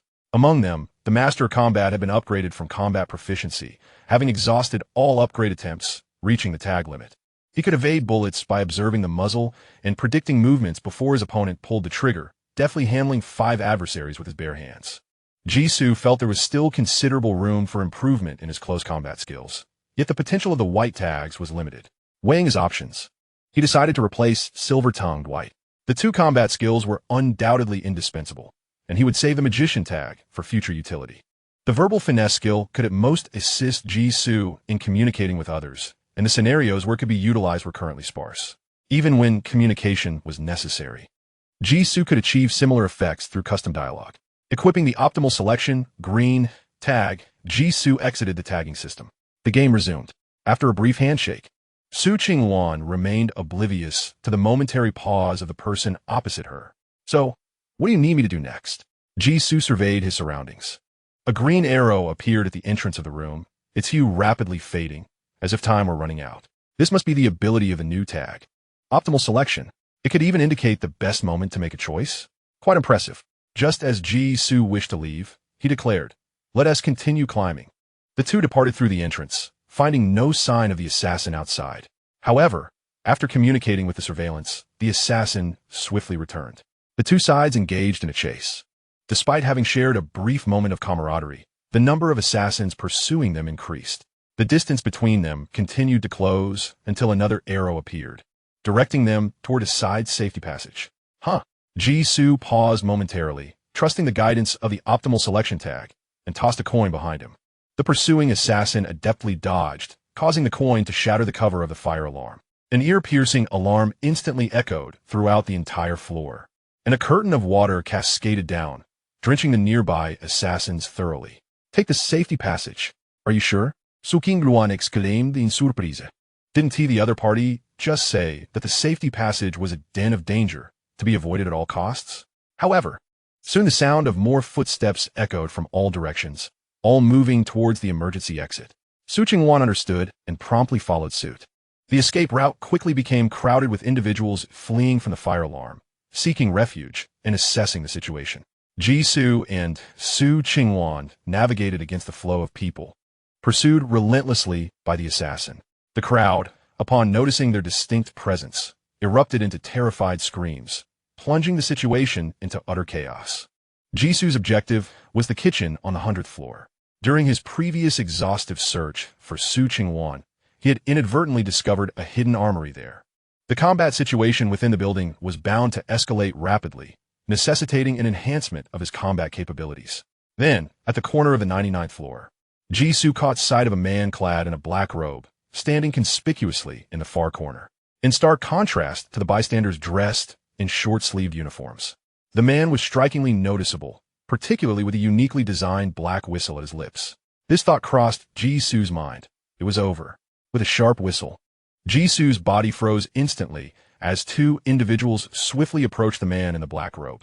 Chapter 11. Is the optimal choice to confront the man in black? Are you certain? Su Qingluan exclaimed in astonishment. Hadn't he just stated that the emergency exit was a den of danger and should be avoided? I am uncertain. Jisoo deeply. Just as Su Qingwan was about to set off, she stumbled. Turning back, she asked. Jisoo took a deep breath, his mind racing.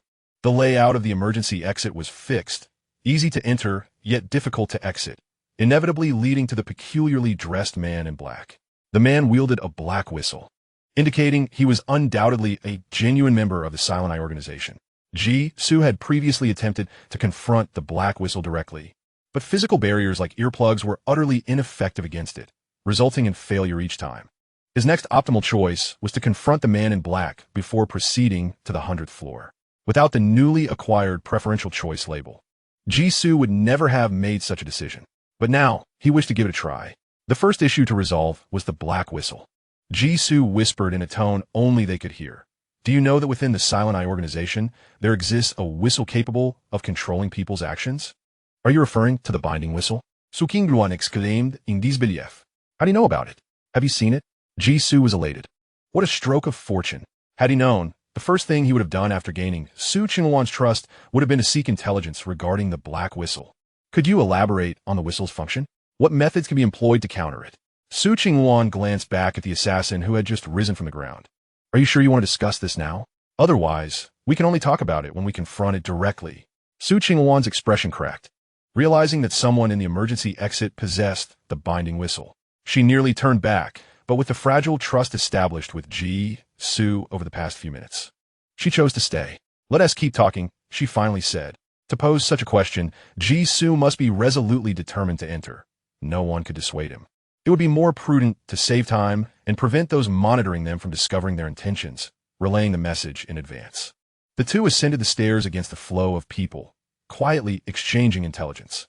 The binding whistle, as its name suggests, is a device capable of momentarily restraining physical movement. However, it does not belong to the Silent Eye, but rather to a cult known as the 10,000 Opportunities. A cult? Is the Silent Eye also a cult? Zisu inquit, sukingluan nadif. They worship a deity who governs secrets and rebirth. Upon confronting their darkest inner secrets, this deity grants them transformation and evolution. At this point, Su Qingwan paused. In any case, cults are merely a group of antisocial lunatics. She murmured, I had no idea that the 10,000 Opportunities were behind the entire affair. The 10,000 Opportunities revere technology and machinery, worshipping the god of all mechanisms. The binding whistle is their most widely used representative tool. It is said to be a precisely directed weapon based on the principle of neural resonance, capable of emitting high-intensity infrasound waves that resonate with the inherent frequency of the nervous system, causing nerve overload and functional lockout, thereby achieving instantaneous paralysis. The specific principles remain unknown, as the 10,000 Opportunities never sell their internal weapons. Jisoo was initially attentive, but his expression grew increasingly peculiar. Are you suggesting it is a scientific product? Of course, Su Qingwan replied without hesitation. She glanced at Jisoo, her gaze seemingly questioning why he would ask such trivialities. Yixuis lipstvichet.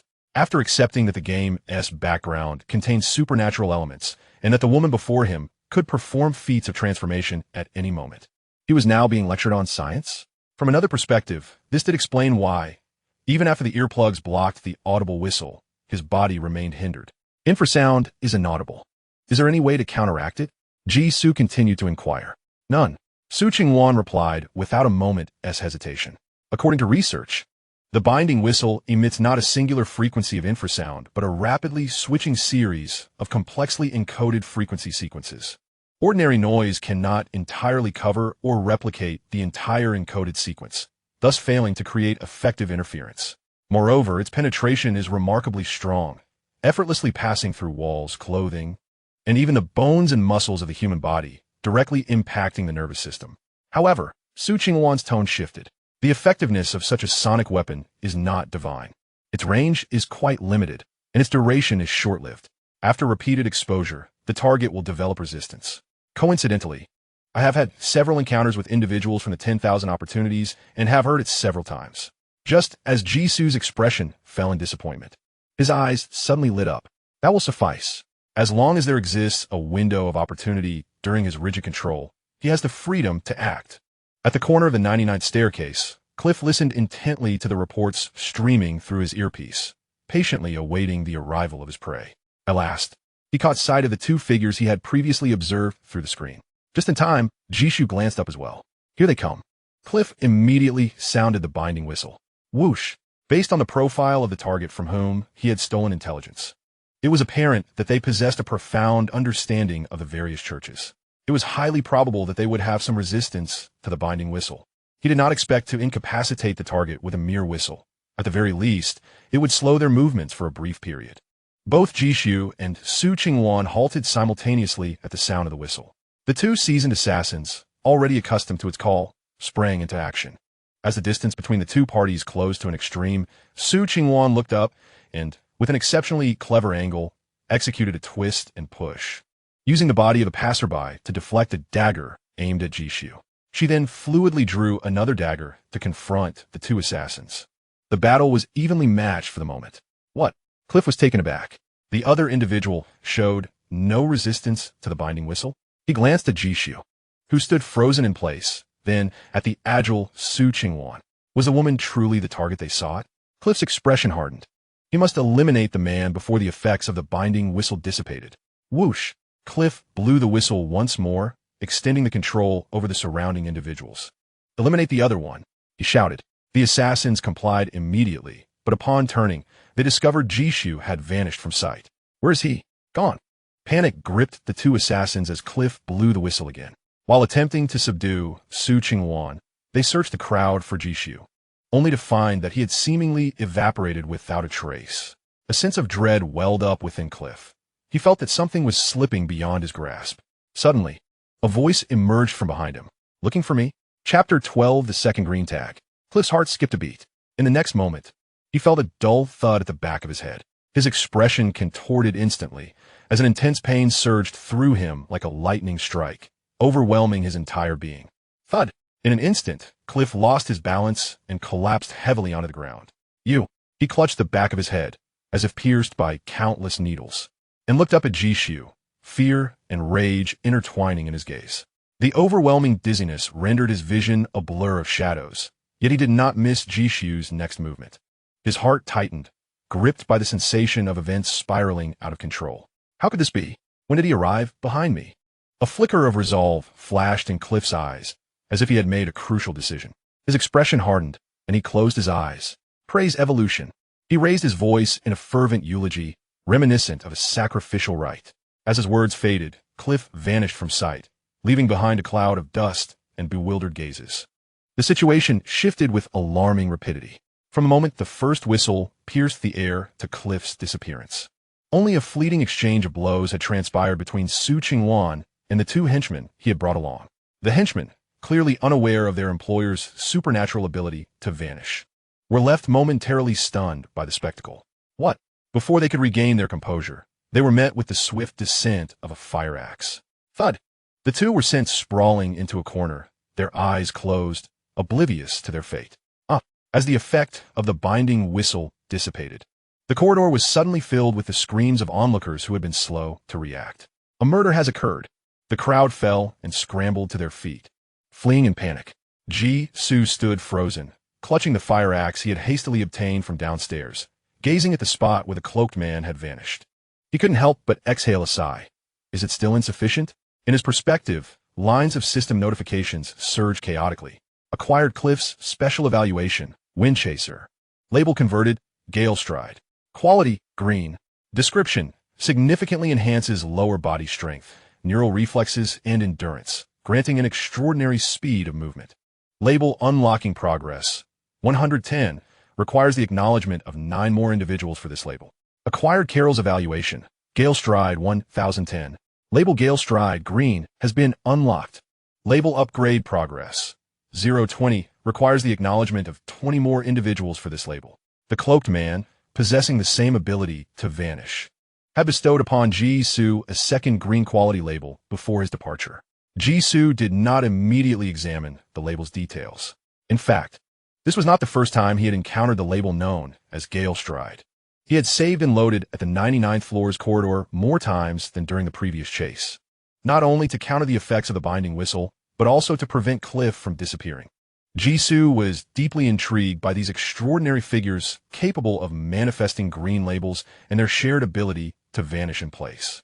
From approaching behind the cloaked man, to consciously diverting his attention, and finally, to meticulously controlling the intensity of his strikes, Ji-Su had exhausted all his options. He had precisely calibrated the force of his attacks to inflict excruciating pain upon the cloaked man, diminishing his cognitive abilities while ensuring he would not lose the means to resist entirely. As long as the opponent desired, he could rise and continue the battle. Yet, regardless of how much operational space Ji-Su left for the cloaked man, whether he appeared unscathed or on the brink of death, the cloaked man always managed to vanish at the first moment of realization. The ability to seemingly vanish into thin air requires no preliminary movements or preparation time from the individual. It is merely an instantaneous switch stored within the mind, capable of activation with a mere thought, even when the body remains immobile. How is this phenomenon achieved? Where do they go? Both Su Qingwan and the man in the black robe can disappear, but as adversaries, they cannot possibly share the same destination. Countless questions swirled in Ji-Su's mind. After dispatching the 2 assassins, Su Qingwan approached, her heart still pounding like a drum. We have just killed a disciple of the Eye of Silence.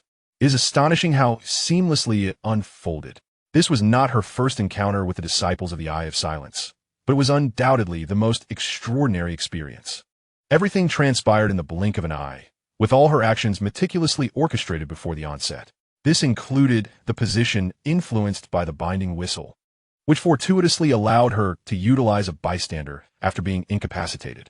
Everything felt like an uncanny coincidence, unfolding so effortlessly. The adversary's astrological divination could predict all critical moments in advance. It was remarkably effective. Indeed, it went smoothly. The ease stemmed from previous failures. The battle seemed deceptively simple. Su Qingwan drew the attention of two more formidable fighters, while Jisoo, using the bodies of 4 or 5 bystanders for cover, approached the man in black to seize the binding whistle. To counteract the effects of the binding whistle, Jisoo deliberately rewound a moment, erasing the event of querying Su Qingwan about the whistle and instead suggesting to her that he too possessed resistance to its sound. Thus, he successfully created a white label indicating resistance to the binding whistle. Unfortunately, the abilities granted by the white label were limited, and the primary force in the battle remained Su Qingwan. Due to a lack of synergy between the two, Jisoo's hiding skills proved inadequate, resulting in countless failures. Even though Jisoo had gained Su Qingwan's trust, and she was willing to fully cooperate with his actions, the unconscious behavioral habits of two strangers differed vastly, making perfect execution of commands exceedingly difficult. Jisoo had to start over repeatedly, adjusting the commands from evading the assassin's punch to moving along the wall to obscure his trajectory.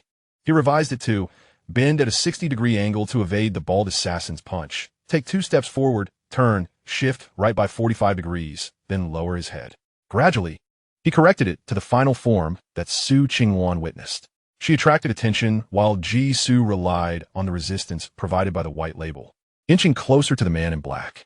Regrettably, we did not manage to kill him, Jisoo remarked. Su Qingwan glanced at him in confusion before understanding. You mean his disappearance? She waved her hand dismissively, appearing indifferent to the man in black's ultimate vanishing act. Consider it a characteristic of the Eye of Silence. The only distinction between the man in black and the one who perished before our eyes is that he left no corpse behind. Their talent for self-destruction is indeed so swift that no one can react in time. Where to next? Jisoo's eyes flickered. Self-destruction? The destination to which the man in the black robe vanished seems perilous. No wonder this ability is employed only when Su Qingwan is pushed to the brink. Yet, he had clearly left the black-robed man ample room for resistance. Was he being overly cautious by invoking a near-death maneuver at the slightest provocation? Jisoo refrained from pressing for answers. The most effective way to glean information from Su Qingwan would be to wait for her to speak of it herself. To the 100th floor. The 100th floor, a restaurant kitchen. 7 or 8 chefs were bustling in the spacious, immaculate kitchen, busy at the peak of dinner service. Suddenly, with a clatter, a food cart careened through the door, crashing into plates and vegetables, sending them scattering everywhere. All the busy chefs and assistants turned simultaneously towards the entrance where a man and a woman appeared. The head chef frowned, anger etched upon his face.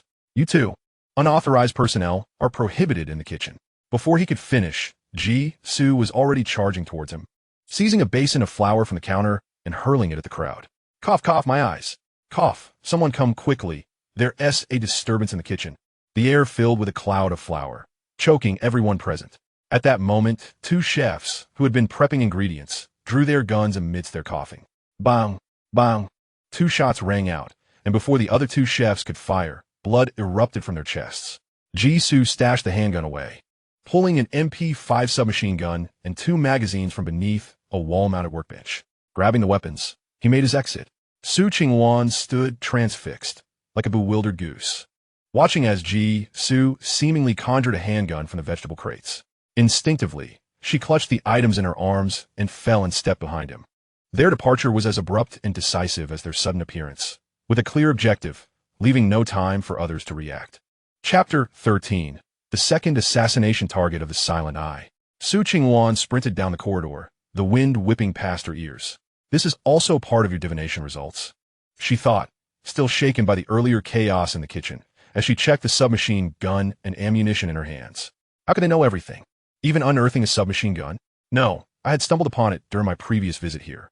Jisoo fabricated an excuse. Those chefs turned shredded potatoes into carrots. So I lingered a little longer and happened to see it.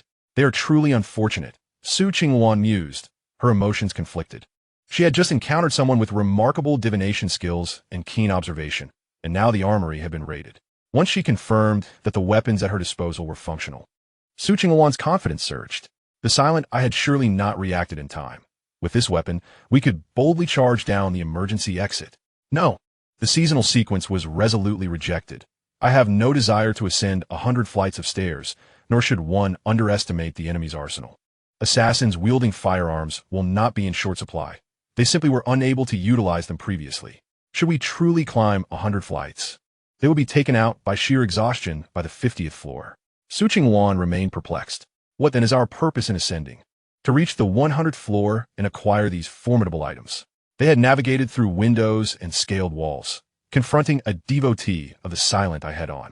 After expending such considerable energy, it could not merely be for the sake of carrying more iron as a form of weight training. Could it? I mentioned that we are waiting for an opportunity. The assassins trailing them had not pursued.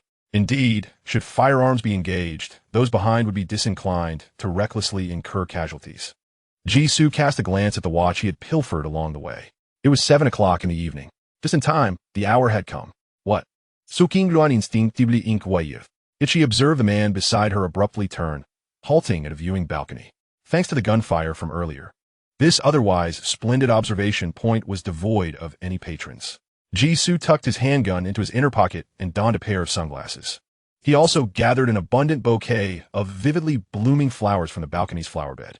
As dusk approached, the lights of Building 1 illuminated prematurely, casting a kaleidoscope of colors that accentuated Jisoo's flamboyant attire. Su Qingwan gazed at his actions in bewilderment. In truth, she had been in a state of confusion since their encounter. I have long wished to ask, why do you adorn yourself like a Christmas tree?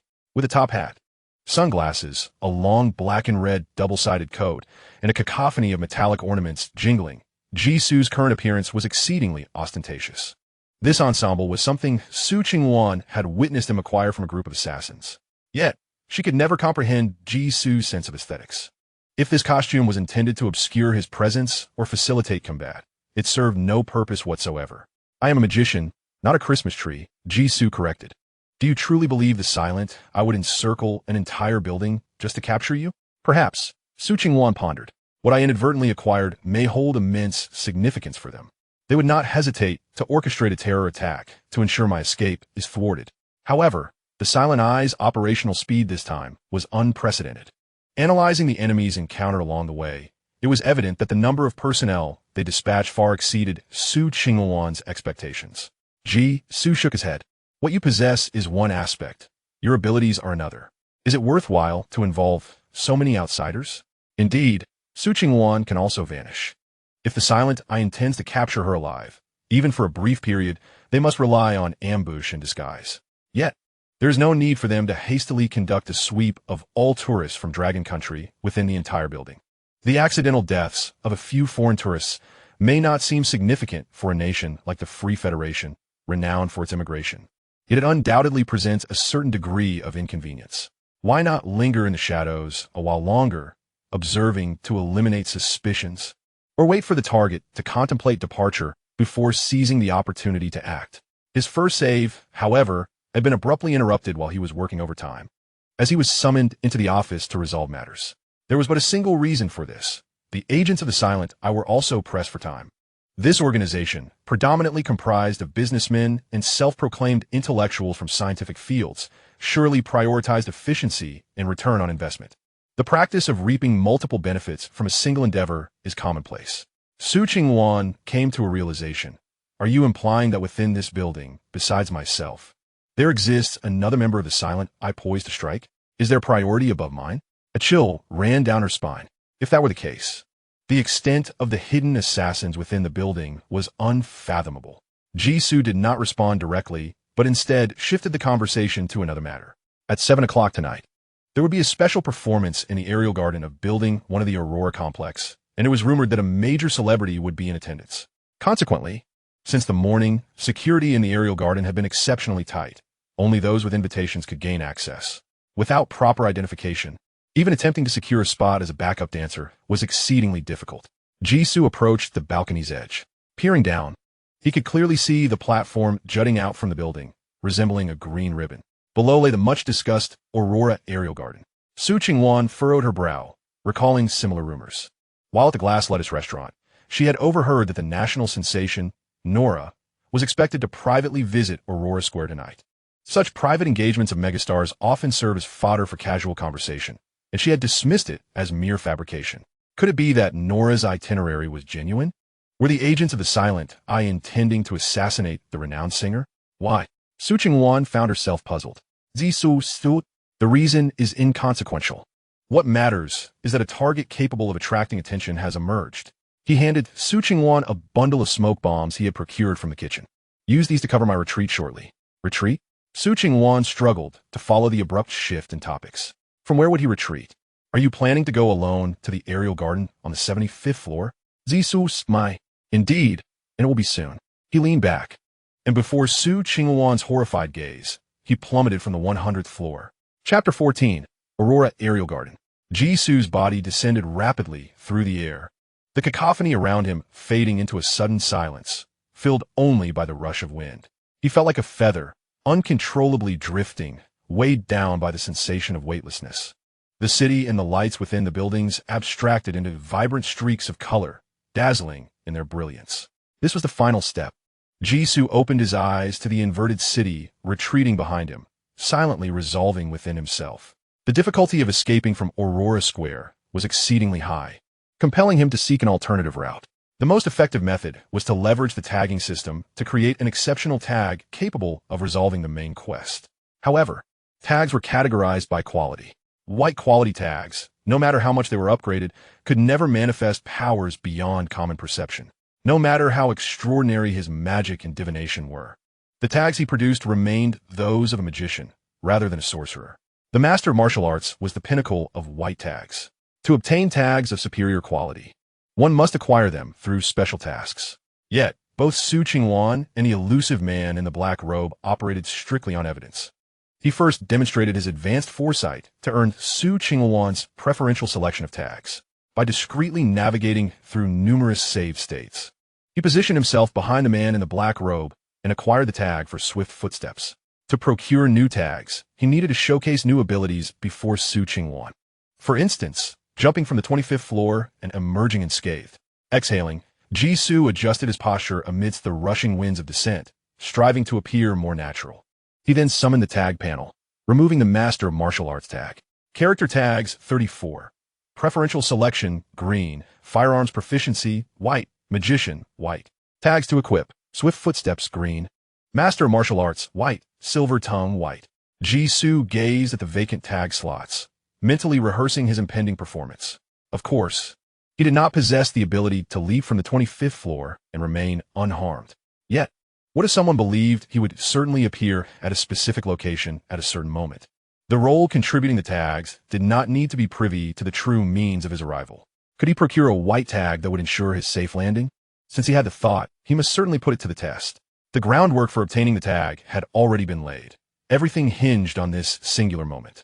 Jisu silently counted down in his mind, the flaring edges of his windbreaker fluttering in the air. 10, 9, 8, 7. His fingers relaxed further, petals from his palm cascading to the ground as the wind carried them away. Hey, Daisy, I don't recall you booking a ticket to the aerial garden. A beautiful woman in an orange evening gown approached, her movements graceful, drawing near the solitary figure on the outer terrace clad in casual attire. She raised her glass, her eyes sparkling with intrigue. Did someone not say recently that they were uninterested in major celebrities? Daisy, with a lackluster demeanor, turned her head to glance at her companion. Grace, has anyone told you that orange makes your complexion appear particularly dark? Grace's smile faltered momentarily before quickly returning to its natural state. I understand that not everyone possesses the refined taste of my fans. Not everyone would wander around the mall in an evening gown due to a blatantly false rumor. Daisy's expression was rife with disdain. She and Grace have long been rivals.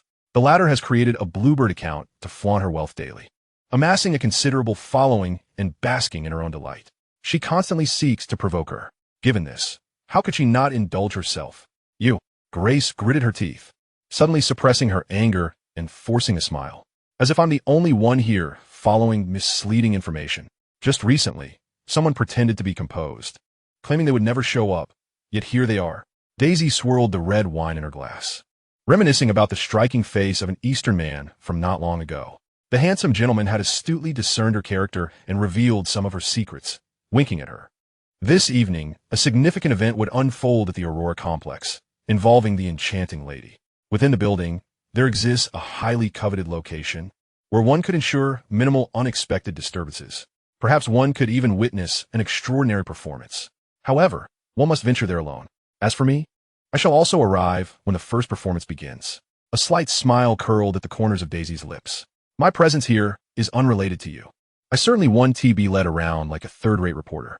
Her words were unambiguous. She did not engage in any fan filters, nor did she feel the need to maintain her image before the lurking reporters and marketing accounts. Who was being led around? Grace's brows furrowed. She fussed with her meticulously styled hair, which had taken 3 hours to perfect, her gaze filled with disdain. The truth of the rumors mattered little. What was significant was the buzz surrounding the national pop star's private schedule, drawing in eager reporters and broadcasters. Nora Blaze's name was known throughout the Free Federation, yet she rarely made appearances outside of television. Finally, a rumor with a hint of credibility had surfaced. Reporters, akin to hyenas drawn to a scent of flesh, flocked to the Aurora Sky Garden. Within the currently tranquil garden restaurant, countless cameras lay hidden. This was a renowned opportunity. Grace could hardly contain her excitement. Wishing to switch between 8 different poses in a second, eager to showcase her wealth and become the reigning champion of ostentation. Of course, Daisy, as the daughter of a prominent medical firm, was also a part of her affluent circle. Daisy held a deep disdain for Grace's ulterior motives. Find something worthwhile to do. Grace. She truly did not wish to admit that she had known such a woman for over a decade. What a disgrace. Grace snorted, about to say more when suddenly, a commotion arose from a distance. Drawn by the noise, Daisy wondered, was that from the entrance? Had someone else been apprehended? Perhaps it was a member of the performance troupe. Grace had just made her way around when she caught sight of the dance troupe blocked at the entrance. I suppose it's yet another individual trying to sneak in under the guise of a backup dancer, thinking the Sky Garden is a place for just anyone. She remarked indifferently. Only a superstar like her possesses the privilege of basking in the glow of countless cameras. Daisy, having successfully navigated her way into this world through her captivating presence, gazes thoughtfully at the entrance. Indeed, gaining entry is no simple feat. How could that Eastern man, who lacks even the means to pay for a meal, possibly infiltrate the heavily guarded Aurora Sky Garden, despite knowing him for merely a few minutes? She feels an intense curiosity towards him. Witty, humorous, skilled in magic and divination, he exudes an air of mystery. If he were to truly appear in the Sky Garden tonight, she might be able to offer him a lucrative and promising opportunity. The image of the Eastern man's face resurfaces before her mind, recalling how he presented her with 3 exquisite roses, seemingly unfazed by her inability to access the Sky Garden. Lacking identity and an invitation, entry is indeed challenging. Individuals like myself must find alternative routes. As for the specifics, perhaps I might just descend from the heavens? See you at 7 o'clock. At this moment, her phone's clock jumps to 1900 hours. Chapter 15, A Descent from the Heavens. The performance stage of the Sky Garden is constructed to the specifications of a small concert, replete with various facilities and prominently located. Most issues cease to be problematic when one possesses wealth. 7 o'clock marks the commencement of the Sky Garden's evening performances. However, due to the presence of unauthorized individuals, the stage members are trapped at the entrance, unable to proceed. Without the first performance beginning, Daisy cannot witness the moment the Eastern man makes his entrance. Her expression gradually shifts to one of impatience. Did they not consider screening the audience beforehand? How could Aurora Group be associated with such a dance troupe? Grace, however, remains unfazed. Most present are not here to witness the musical spectacle. She is merely intrigued by the rare display of irritation from her arch-nemesis. Daisy, do not tell me you are genuinely interested in those antiquated stage performances. Your taste has deteriorated remarkably quickly. Just as Daisy prepares to retort, Grace continues, yet, it is certainly better than the harlot from the Karma family I encountered earlier. The Karma family is here too? Daisy inquires, surprised. The mere thought of a celebrity gossip that could gather the second-generation elite of Glen City is utterly humiliating. Grace nods, dramatically recounting the details of her earlier conversation. They are here for a man. It is said that he claims he can appear at the start of the first performance tonight. How absurd is that? Even more ridiculous is the fact that those 3 harlots actually believed him, scurrying over to witness what they think will be a miraculous performance. At this, Grace scoffs, her mouth rife with expletives. Clearly, she has not fully recovered from a recent humiliation at the hands of the Karma sisters. Daisy's expression darkens as she momentarily forgets her habitual disdain for Grace. Ah, so the Easter man has not only connected with her. Daisy's fury transforms into a sardonic smile. She had always been the one to nurture the fish, and this was her first experience of being ridiculed. After the initial anger, a profound desire for conquest surged within her. She was determined to see if her opponent possessed the capability to make an appearance. Grace continued to regale her audience with tales of her solo verbal duels against the 3 daughters of the Karma family. Before leaving, I wagered with them whether the person they were waiting for would arrive on time. I promptly headed to the entrance to summon an additional layer of security. Not a single fly would dare to enter the entire garden. Their defeat was inevitable. They were bound to face social embarrassment at Bluebird. At that moment, a large contingent of security personnel streamed from backstage, clearing away unrelated individuals and cordoning off the entire performance stage. Daisy, who had been distractedly monitoring the stage's activity, quickly noticed this development. The performance was starting? No, why were there suddenly so many bodyguards? Daisy frowned as she regarded the sunglass-clad security staff. They were well-trained, muscular, clearly individuals engaged in specialized work. The turquoise dance troupe could not possibly afford such a formidable group. This indicated a last-minute change in the program. Grace, blissfully unaware, thought the more bodyguards the better. She was eager to see from where that man would emerge. Observing the guests as they congregated around the stage, Daisy shot a disapproving glance at her companion. Fool! With this number of bodyguards, how many could possibly afford them in Glen City? They're just bodyguards, Grace retorted instinctively. But upon closer inspection, her eyes widened in shock. Goodness, why are there so many bodyguards? Could it be that Nora truly has arrived? Many shared Grace's sentiments, rushing in a flurry. By the time they regained their composure, the stage was encircled by throngs of onlookers, all shouting Nora's name. Nora, is it you? Nora, you are my idol. As Daisy surveyed the overcrowded scene before her, she marveled. Where on earth did they all come from? Just a minute ago, the garden could scarcely muster 50 people. Now, the crowd was estimated to be in the thousands. Of course, this was Nora. Grace, eager for her moment in the spotlight, declared, "Want to go and steal some camera time." Just as she was about to make her move, a middle-aged man in a suit, surrounded by bodyguards, stepped onto the stage, with a face lined with wrinkles and thinning hair fluttering in the night breeze. He cleared his throat and addressed the audience through a microphone prepared by his assistant. Ahem, good evening, everyone. The once boisterous crowd suddenly fell silent. Not Nora? Just an old man? It seemed to be the mayor of Glen City. What was he doing here? T-Seach, if it's not Nora, then no one else matters. The crowd began to disperse, their enthusiasm waning. The mayor, over 50, displayed a look of urgency as he hurriedly attempted to retain their attention. Ladies and gentlemen, since you are here, why not lend me your ears for just a few minutes? Daisy, observing from a distance, wore an expression of realization. I had always suspected that the rumors were unreliable.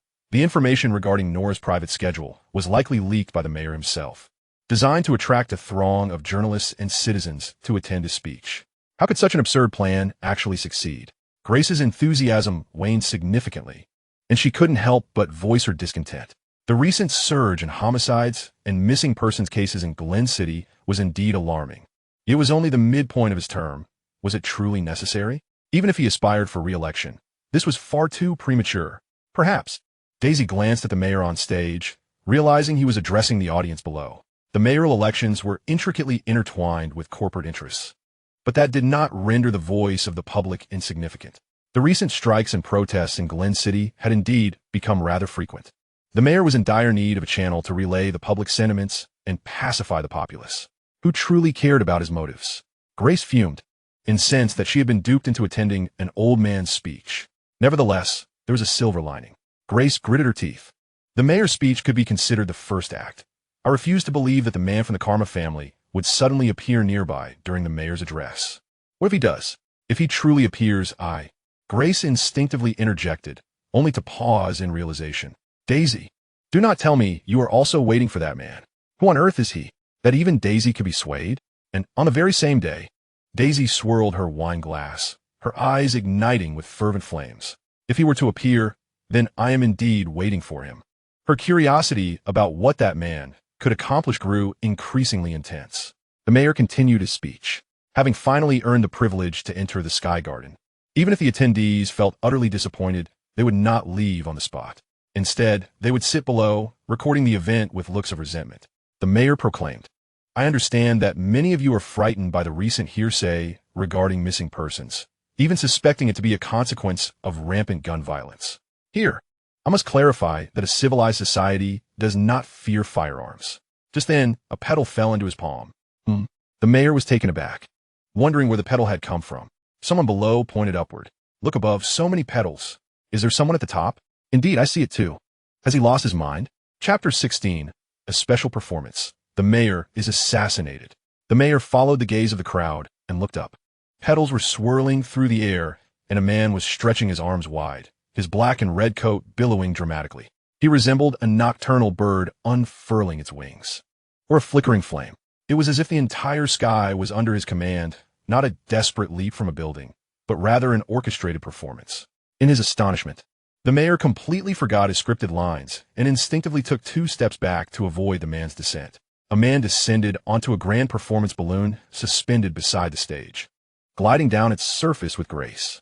With a stunning backflip, he landed upon the stage. Surprise, facing an audience rendered speechless. Jisoo maintained a subtle smile at the corners of his mouth. Ladies and gentlemen, welcome to the Aurora Group's Aerial Garden evening performance. The crowd fell into an eerie silence. Grace stared wide-eyed, resembling a frog caught by the throat, her chin nearly grazing the ground. Oh my God, where did this man come from? The aerial garden was designed in a pseudo-suspension style, maintaining a considerable distance from the building's windows. Only the terrace above the 100th floor had the chance to connect directly with the garden. If anyone could leap from any window above, security would not be concentrated solely at the entrance. Grace was astonished. Could he have jumped from the terrace on the 100th floor? Certainly not. Daisy rolled her eyes.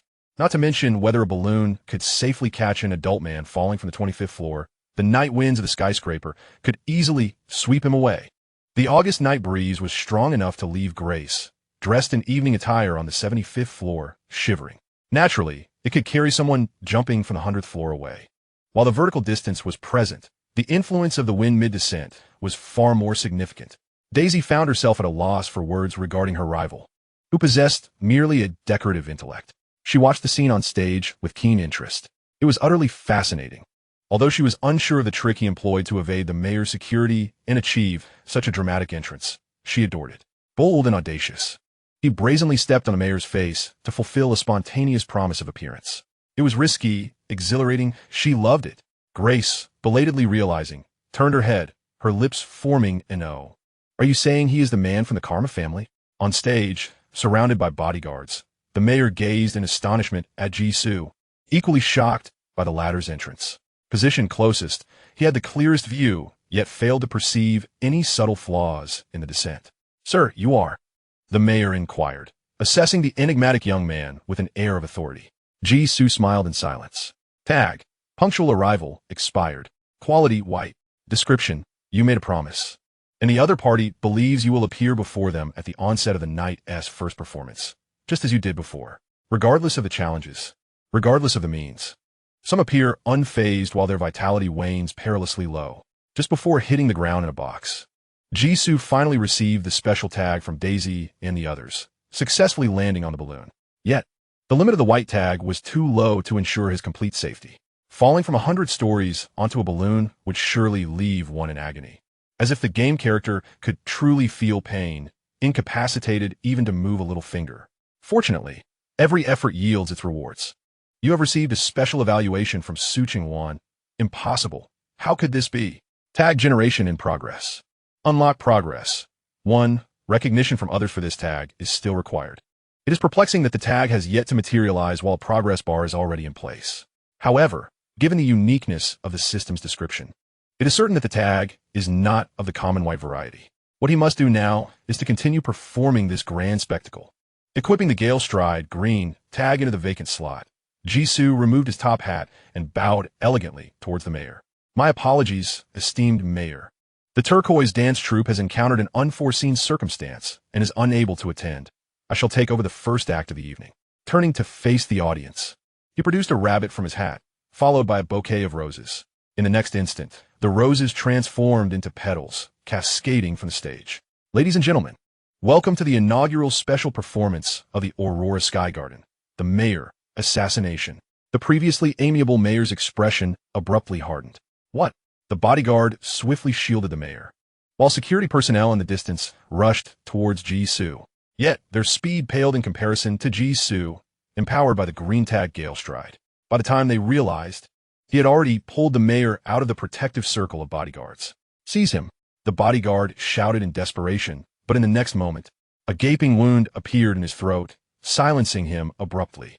Gasping, he clutched his neck as blood seeped through his fingers, disbelief etched on his face.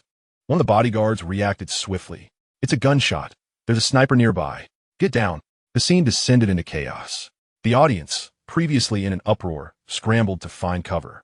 Some bodyguards retreated, while others bravely attempted to rescue the mayor, now under Jisoo's control. A portion of them, armed with handheld radios, contacted external security to locate the sniper. Beep, beep. The sound of silenced gunfire echoed amidst the turmoil. Jisoo, with his pistol pressed against the struggling mayor, engaged with the pursuing bodyguards. Notifications from the system popped up intermittently in the lower left corner. Evaluation received. Tag generation pending unlock progress. 3. Evaluation received. Tag generation pending unlock progress. 6. With 6 evaluations amassed and no tags in sight, Jisoo could only continue to race around with the mayor in tow. "I advise you not to struggle, Your Excellency," Jisoo said with a smile, dragging the restless mayor as they leaped onto a flower bed, dodging the bullets lurking in the shadows behind a striking black pine. The gun in my hand had been unlatched, making it prone to misfire. Suddenly, bang! He fired a shot towards the audience. The screams of the crowd drowned out the sound of the gunshot, and the young man struck by the bullet stared unblinking in the direction of Jisoo. The handgun, still not fully drawn, fell to the ground alongside his lifeless body. Thud! The mayor's forehead glistened with cold sweat as his throat constricted. "Who on earth are you?" Years of surviving assassination attempts had granted him an instinctive recognition of the young man's identity, a hidden assassin lurking within the crowd. Someone had foreseen his itinerary. This was a meticulously planned assassination aimed solely at him. As he recalled the petals scattered by the young man upon his entrance, deliberately obscuring the view, the mayor's struggle suddenly waned. "I am merely an innocent bystander, much like you." Jisoo collided with the mayor, toppling a long table adorned with a champagne tower. Glass shattered, wine and ice splattered everywhere. This not only intensified the chaos, but also obscured the assassin's line of sight, creating a treacherous, slippery zone that hindered swift movement. Yet, Jisoo remained unaffected, navigating through the pandemonium with ease, until a system prompt appeared. Evaluation acquired. Tag unlock progress. Pending 20. Tag unlock successful. Chapter 17. Grounded Grace. The mayor of Glen City, frequently appearing on television screens, was no stranger to those familiar with politics. Coincidentally, Jisoo had perused the mayor's profile while familiarizing himself with the game's backdrop. Thus, upon arriving at the 75th floor Sky Garden and witnessing the mayor unexpectedly on stage, he instantly grasped the identity of another assassination target of the Silent Eye. Regrettably, rescuing the mayor proved to be a formidable challenge. While Jisoo seemed to be shielding the mayor from the onslaught of assassins, he was, in truth, merely biding his time for the formation of a new tag. Tag, Grounded Grace. Quality blue. Effect. You'll be able to walk at normal speed on any conventional terrain, including vertical cliffs or water surfaces. A blue quality that disregards terrain. This was precisely what Jisoo had been waiting for, replacing the tag Magician, white, with the new tag Grounded Grace, blue. His tag panel transformed to Character Tags, 44. Grounded Grace, blue. Gale Stride, green. Selective Choice, green. Firearm Proficiency, white. Pending Equipment. Magician, white. Martial Arts Master, white. Silver Tongue, white. The final stone in Jisoo's heart fell away as he whistled towards the sky. He then released the mayor, offering him a radiant smile. "Until next time, Your Excellency." Before the mayor could react, a cloud of white smoke descended, enveloping Jisoo entirely.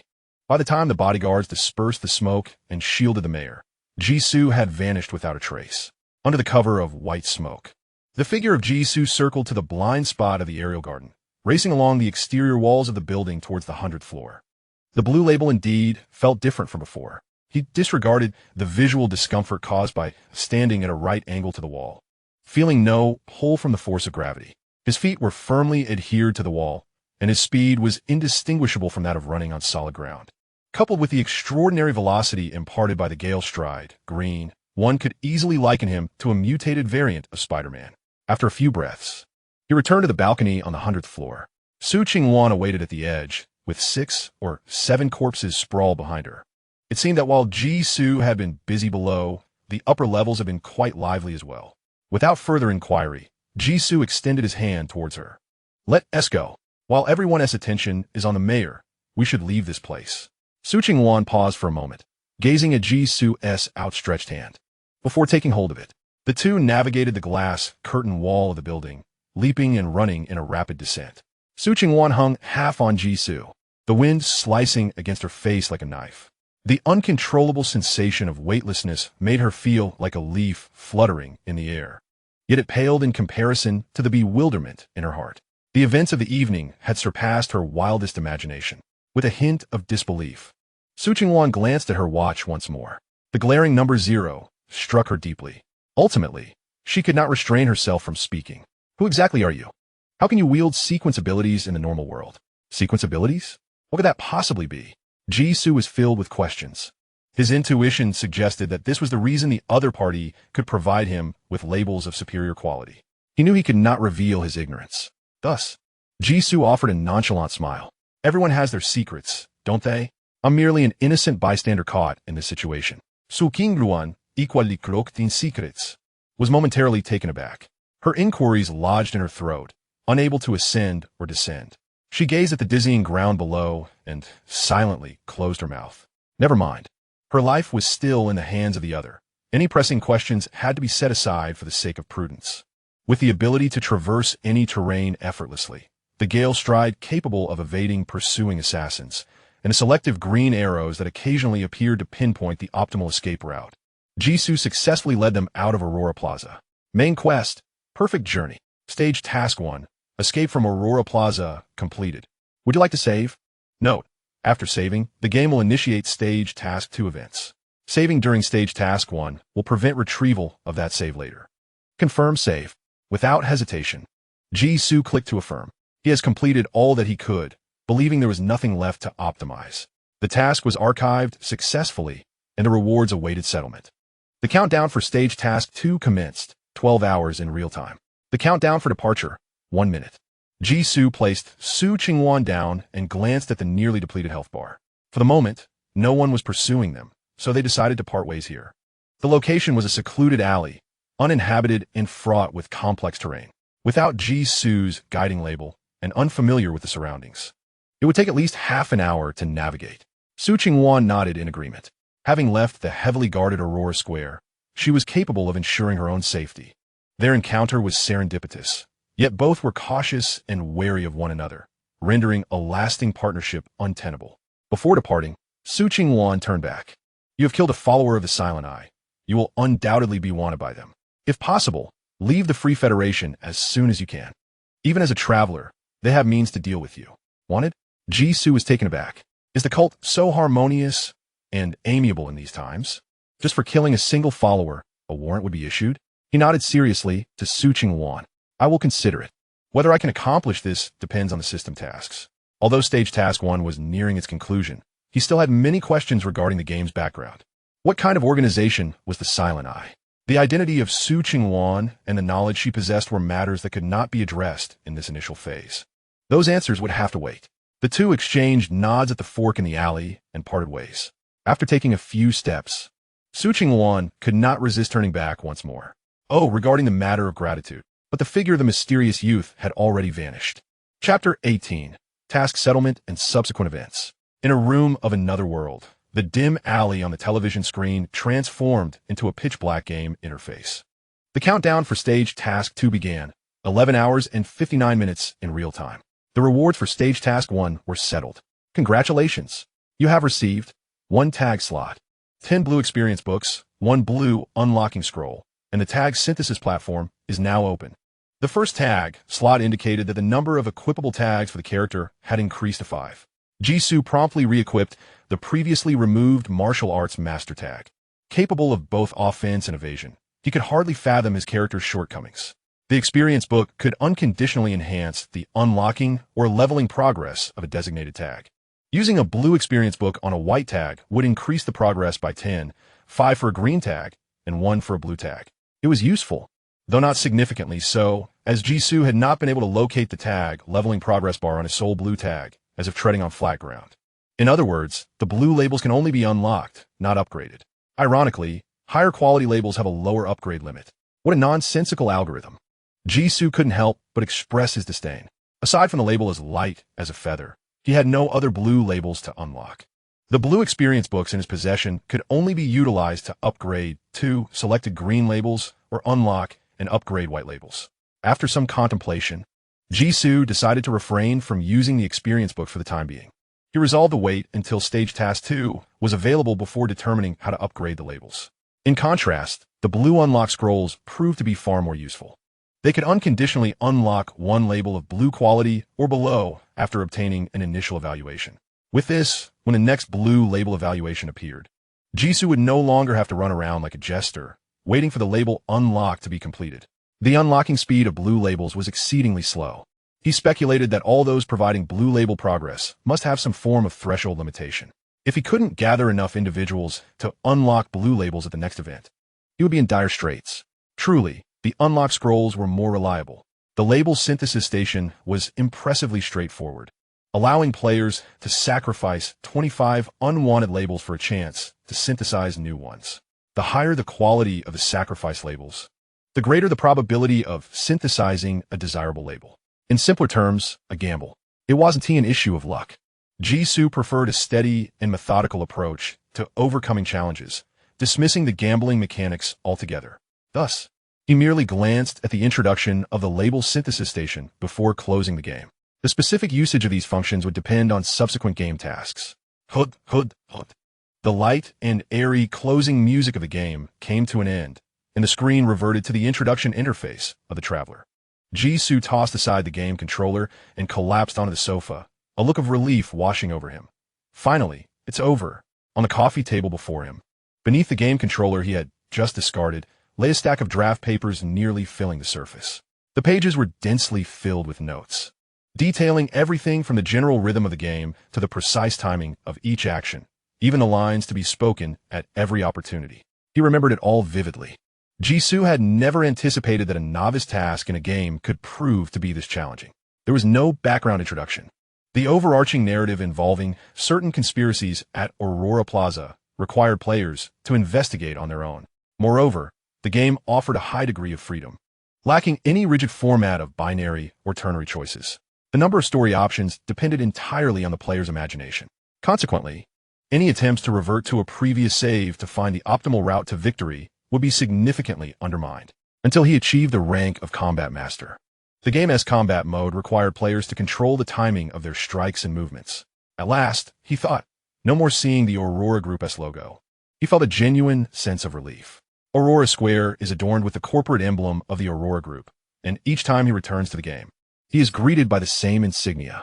It is enough to make him feel nauseous, akin to the repetitive sound of a monkey's call whenever one fails in a certain game. Upon sighting the Aurora Group's logo, he knows he is about to be ensnared in yet another cycle of torment. Jisoo cast a glance at the time displayed on the monitor. Playtime, 13 days. 9 hours, 22 minutes.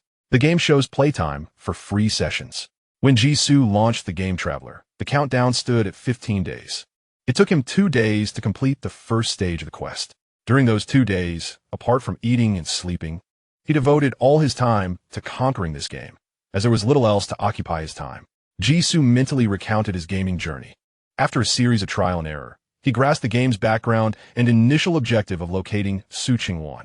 He consistently appeared on the 100th floor of the Aurora complex at precisely 5 p.m. Ultimately, he completed the game around 7 in the evening. Those brief 2 hours within the game transformed him into a master of time management, almost as if he had developed muscle memory. Initially, he visited the boxing gym, the shooting club, and specific NPCs to earn the titles of Combat Master and Firearms Expert. He prepared alluring items to entice several wealthy heiresses capable of entering the Sky Garden, paving the way for his light as a feather label. Then, he sought out a flamboyant influencer who could connect him with these heiresses, subtly suggesting a wager with the rich girls, thereby convincing them that Jisoo would indeed descend from the heavens. Following this, he arranged to meet Su Ching-wan. What a splendid nightlife it was, he mused, So different from the dreary reality of subsisting on potatoes in a safe house for 3 months. Yet, there will be no next time. Although the vivid imaginations of the heiresses had led to a successful descent from the skies without experiencing the sensation of a high fall, it left him with a bittersweet taste. The exhilarating moments of achieving the light as a feather label were visually stunning. Yet the familiarity of the scenes from the endless retries remained disheartening. Regardless, it was time to sleep.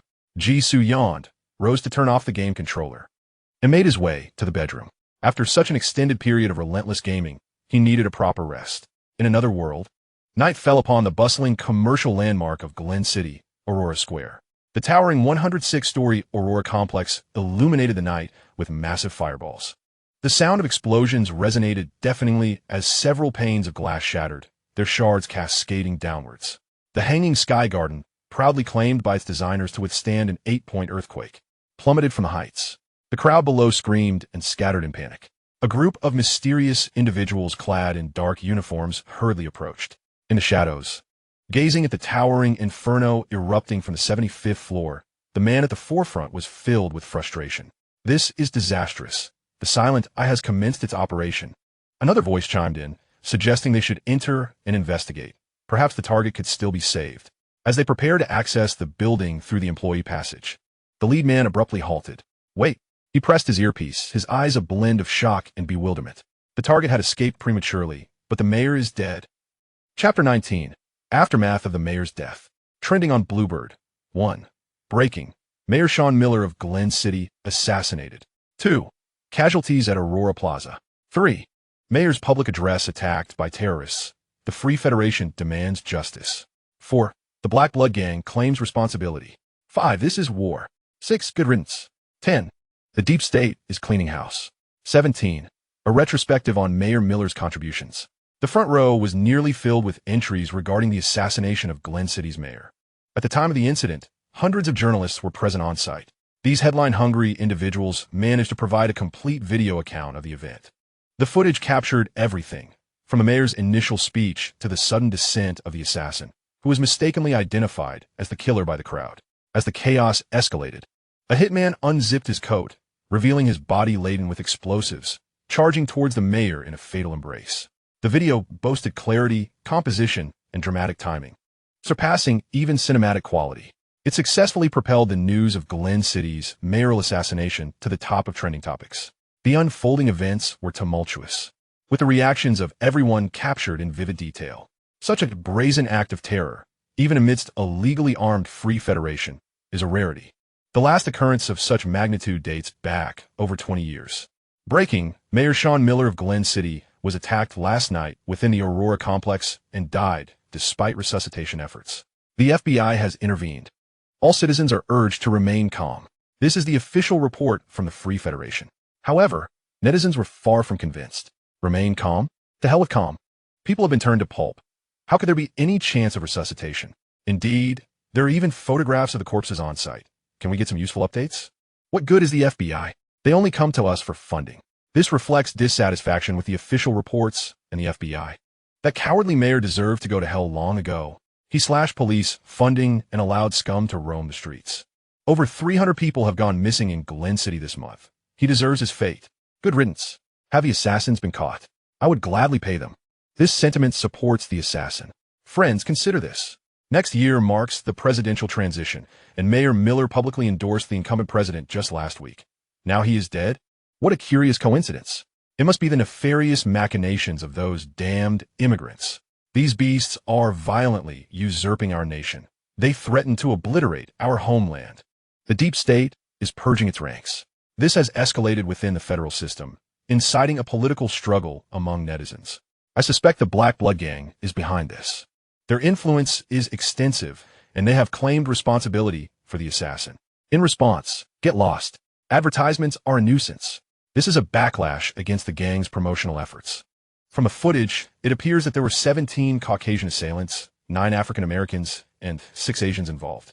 Thus, it is evident that Caucasians are often depicted as violent. This is an opportunistic display of racial discrimination.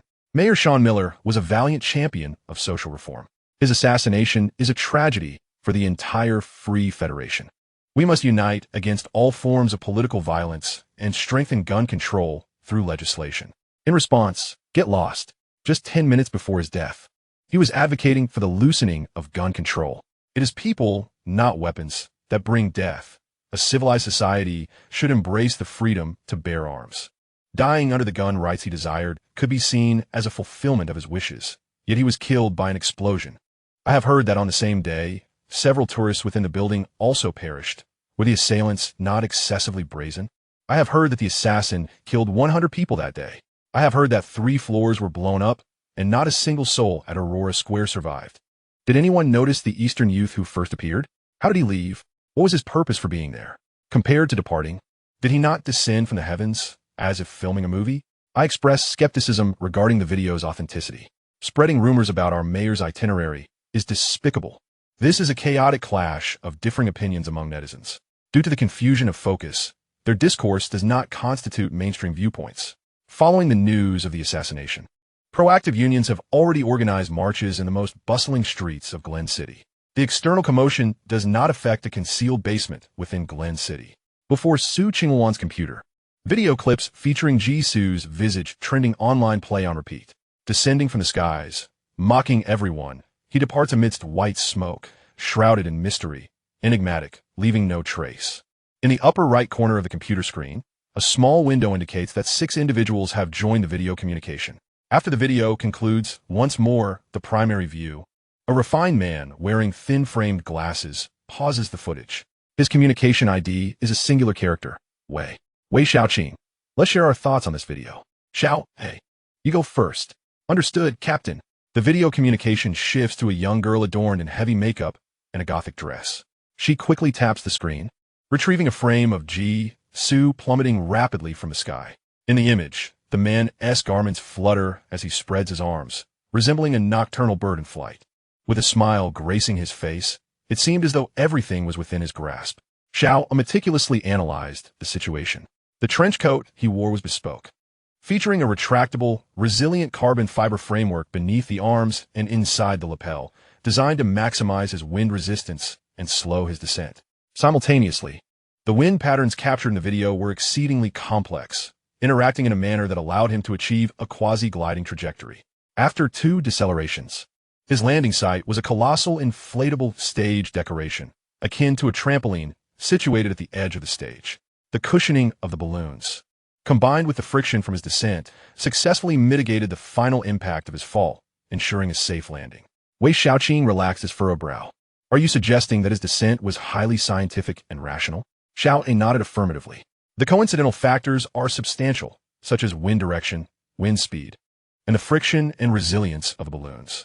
From the outcome, there are no supernatural elements involved.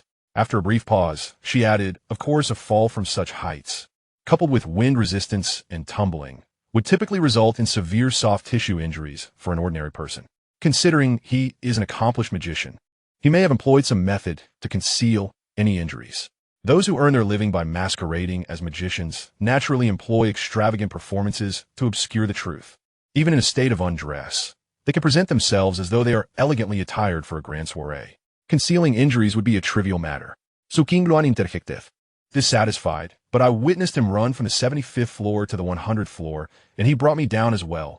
She deliberately emphasized the word run. He ran, not climbed. That speed and phenomenon cannot be explained by science. She insisted. Xiao shrugged. So, do you have any evidence? Su Qingluan fed silent. Her expression one of frustration. When Su exhibited supernatural abilities, he was outside the surveillance range of the building's cameras. Xiao could not locate the corresponding footage. She had no evidence. Wei Xiaoqing rapped the table lightly. Calm down, Qingwan. It is not that we do not believe you, but we must recognize that a world with zero pollution cannot possibly harbor supernatural occurrences. Chapter 20. The world is never simple. This world is never simple. Beyond conventional reason and beneath established order lies another facet of reality.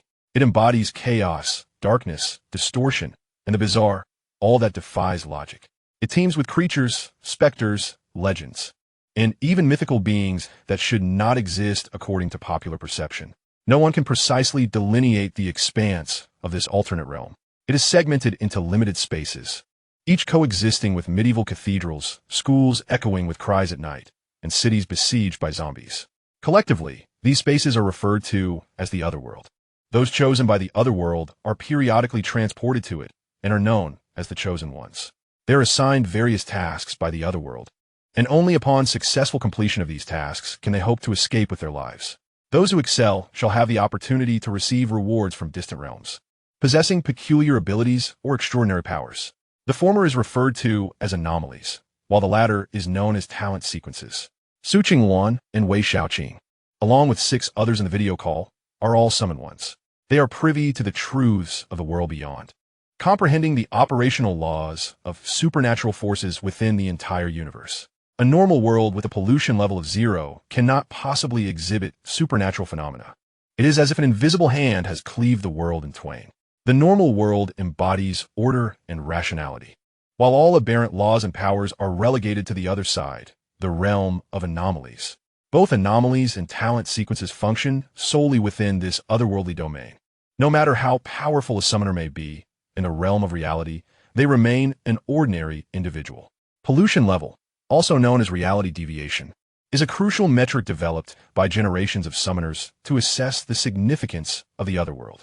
The normal world is steadfastly classified as level 0. Following this, pollution levels ascend incrementally from 1 to 6, with higher levels reflecting increasingly chaotic and distorted rules that diverge from scientific principles. A level 1 pollution anomaly closely resembles the normal world, albeit with minor, inconsequential deviations. For instance, bloodline recognition may genuinely take effect, alien-crafted crop circles may exist, and haunted houses may be cooler in summer than those with air conditioning. At most, there might be some unsettling omens. In a level 2 pollution anomaly, zombies and weak spirits might be present, or so it is said.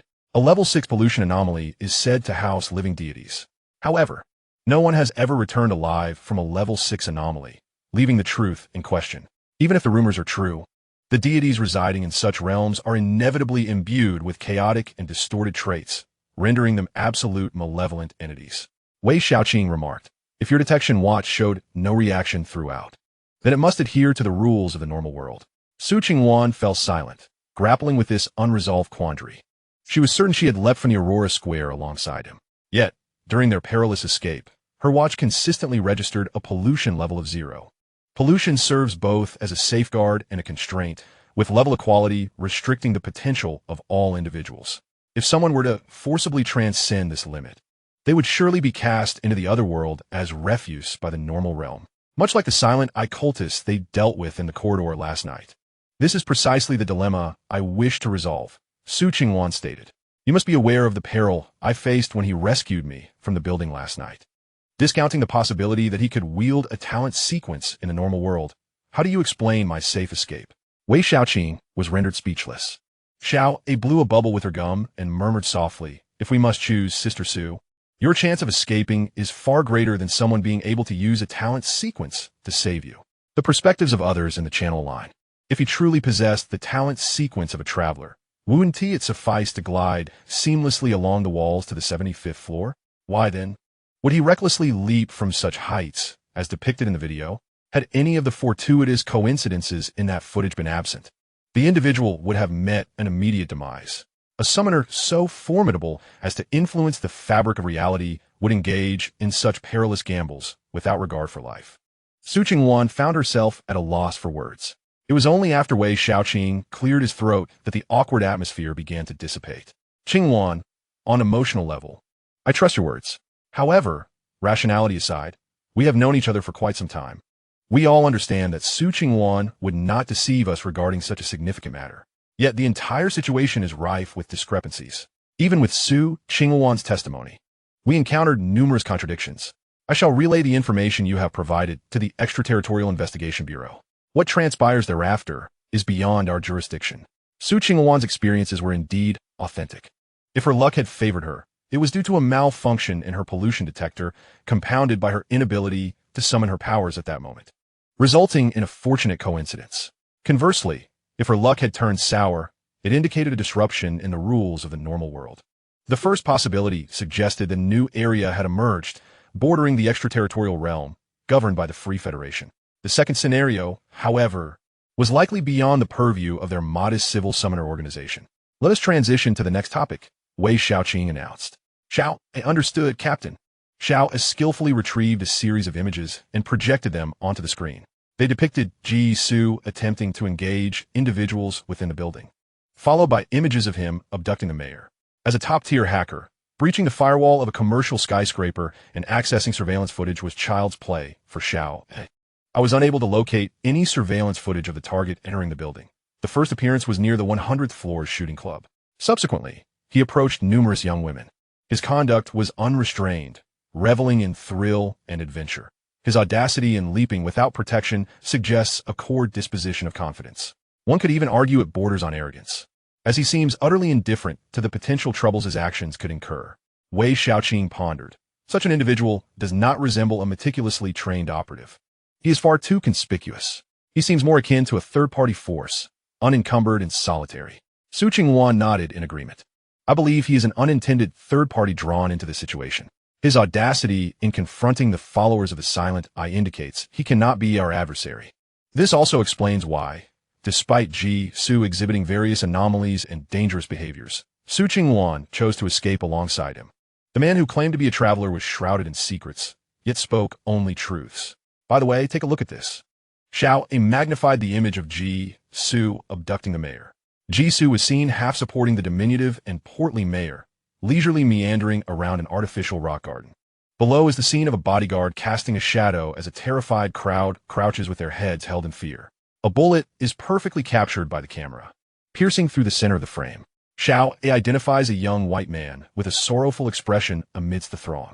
Observe, the target consistently maneuvers around this man, deliberately positioning the bodyguard between himself and the individual. The sorrowful white man, seemingly inconspicuous among the crowd, has become a household name following the release of the mayor's assassination video. He is indeed the assassin who perished alongside the mayor, strapped with explosives. Su Qingwan's eyes widen. Are you implying that he was already aware of the explosives on this man? Wei Xiaoqing replied. The video reveals that the bodyguard never even brushed against his clothing. Rather, he expertly eliminated the assassin from the crowd with each shot. Knowing that someone is carrying explosives is hardly an extraordinary insight. Xiao nodded in agreement. Many online believe the target to be a celebrity, with all related footage appearing to be cinematic. Were it not for the multitude of eyewitnesses, the aerial garden at the crime scene would have been obliterated, and the news of the mayor's assassination could have been overshadowed by his outrageous performance. She propped her chin on her hand, her expression inquisitive. It seems he is familiar with everyone present, having anticipated the reactions resulting from his arrival. It appears he abandoned the effort to save the mayor due to the complexities of handling the explosives, instead redirecting the pursuing assassins towards the more challenging target of the mayor before swiftly departing. How did he manage to orchestrate this? Chapter 21, The Essence of the Cult. This indicates his keen observational skills. He is either exceedingly astute or was already aware of the scene's layout. Wei Xiaoqing seamlessly continued, turning to face the camera. Qingwan, do you comprehend? Su Qingwan, who had been deep in thought, paused. Me? Understand what? Realizing the target is formidable, Xiao replied cheerfully. Qingwan Jia, you must be cautious. He is certainly not as indifferent as he appears. The more perceptive an individual, the greater their curiosity. Her conviction was palpable, leaving Su Qingwan both amused and exasperated. We only met briefly. After parting ways at Aurora Square, it is uncertain if we shall encounter each other again in the vastness of Glen City. Last night, he vanished within mere breaths, leaving no trace behind. To Su Qingwan, their chance of meeting again was nearly non-existent. Xiao's expression turned serious. I fear for your safety should you cross paths. Hence, she meticulously analyzed the target's character for Su Qingwan, anxious that she might fall into his grasp. Leaning closer to the camera, she spoke with an undertone of warning. Qingwan Jia, the Free Federation is currently unstable. You must return promptly. In a foreign land, they are unable to provide assistance from afar. It is particularly concerning that Su Qingwan has entangled herself with the Silent Eye, and now a mysterious figure has emerged who could aid her in evading their pursuit. She genuinely fears that unforeseen circumstances may arise once more. Su Qingguan Saif, who wouldn't want that? I fear that the Silent Eye may orchestrate a plane crash for me. Wei Xiaoqing responded. Did you not make contact with the Free Federation Bureau? Did they not provide you with protection? The Silent Eye remains a significant concern for the Free Federation. By a stroke of luck, Su Qingwan managed to obtain heavily encrypted internal information from a follower. Is the Free Federation not curious about its contents? At the thought of this, Su Qingwan's expression turned even more helpless. The information package I acquired is merely a specially processed form of alien contamination, useful solely for creating summoners, or for mimicking their essence, retreating into the alien realm in their final moments. The alien realm is continuously invading the fabric of normal reality. Certain areas occasionally intersect with the alien realm at specific times, resulting in pollution levels exceeding zero nearby. Sometimes, the intersection with the alien realm brings vitality and opportunity.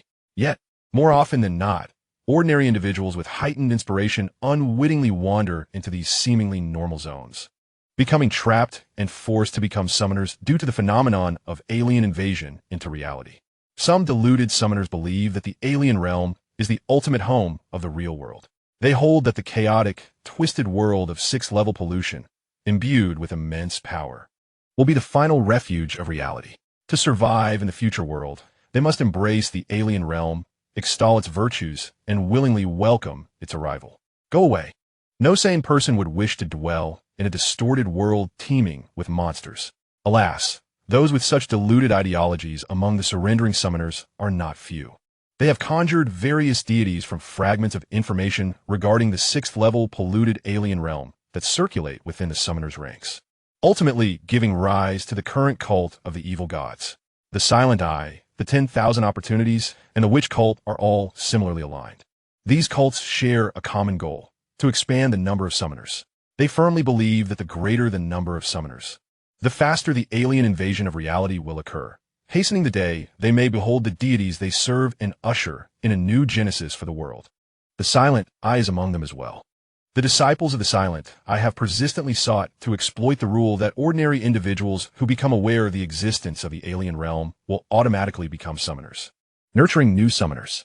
Although summoners themselves cannot willingly disclose any information related to the alien realm to ordinary people, the deities worshipped by the Silent Eye govern secrets and rebirth. They can, through what they deem as truth, garbled information, contaminate ordinary individuals, probabilistically creating summoners. The process of generating this so-called truth is intricate and yields limited results. However, the Free Federation is not devoid of relevant samples. Consequently, they showed little interest in the complete intelligence that Su Qingwan possessed. After a fruitless negotiation, both parties parted ways in discontent. Su Qingwan sighed, feeling unfortunate. After being pursued for so long, the intelligence she managed to preserve turned out to be a mass-produced product. What an ill fate. The thought that she nearly sacrificed her life for this was utterly embarrassing. Wei Xiaoqing pondered for a moment. That may not necessarily be the case. Oh, Captain, do you have any other conjectures? Su Qingwan's eyes glimmered with renewed anticipation. The scale of the attack you encountered was exceedingly vast, Wei Xiaoqing mused thoughtfully. Regardless of the reasons behind the Eye of Silence's attempt on the mayor of Glen City, the number of assassins targeting the two of you should not be so numerous. If possible, bring back any information you can. However, if that proves unfeasible, your safety must take precedence. He paused, adding a reminder. The stance of the Free Federation on this matter remains ambiguous. Judging by the completeness of the footage trending online, they seem indifferent to the mysterious traveler who appeared last night. The individual may still be active in Glen City.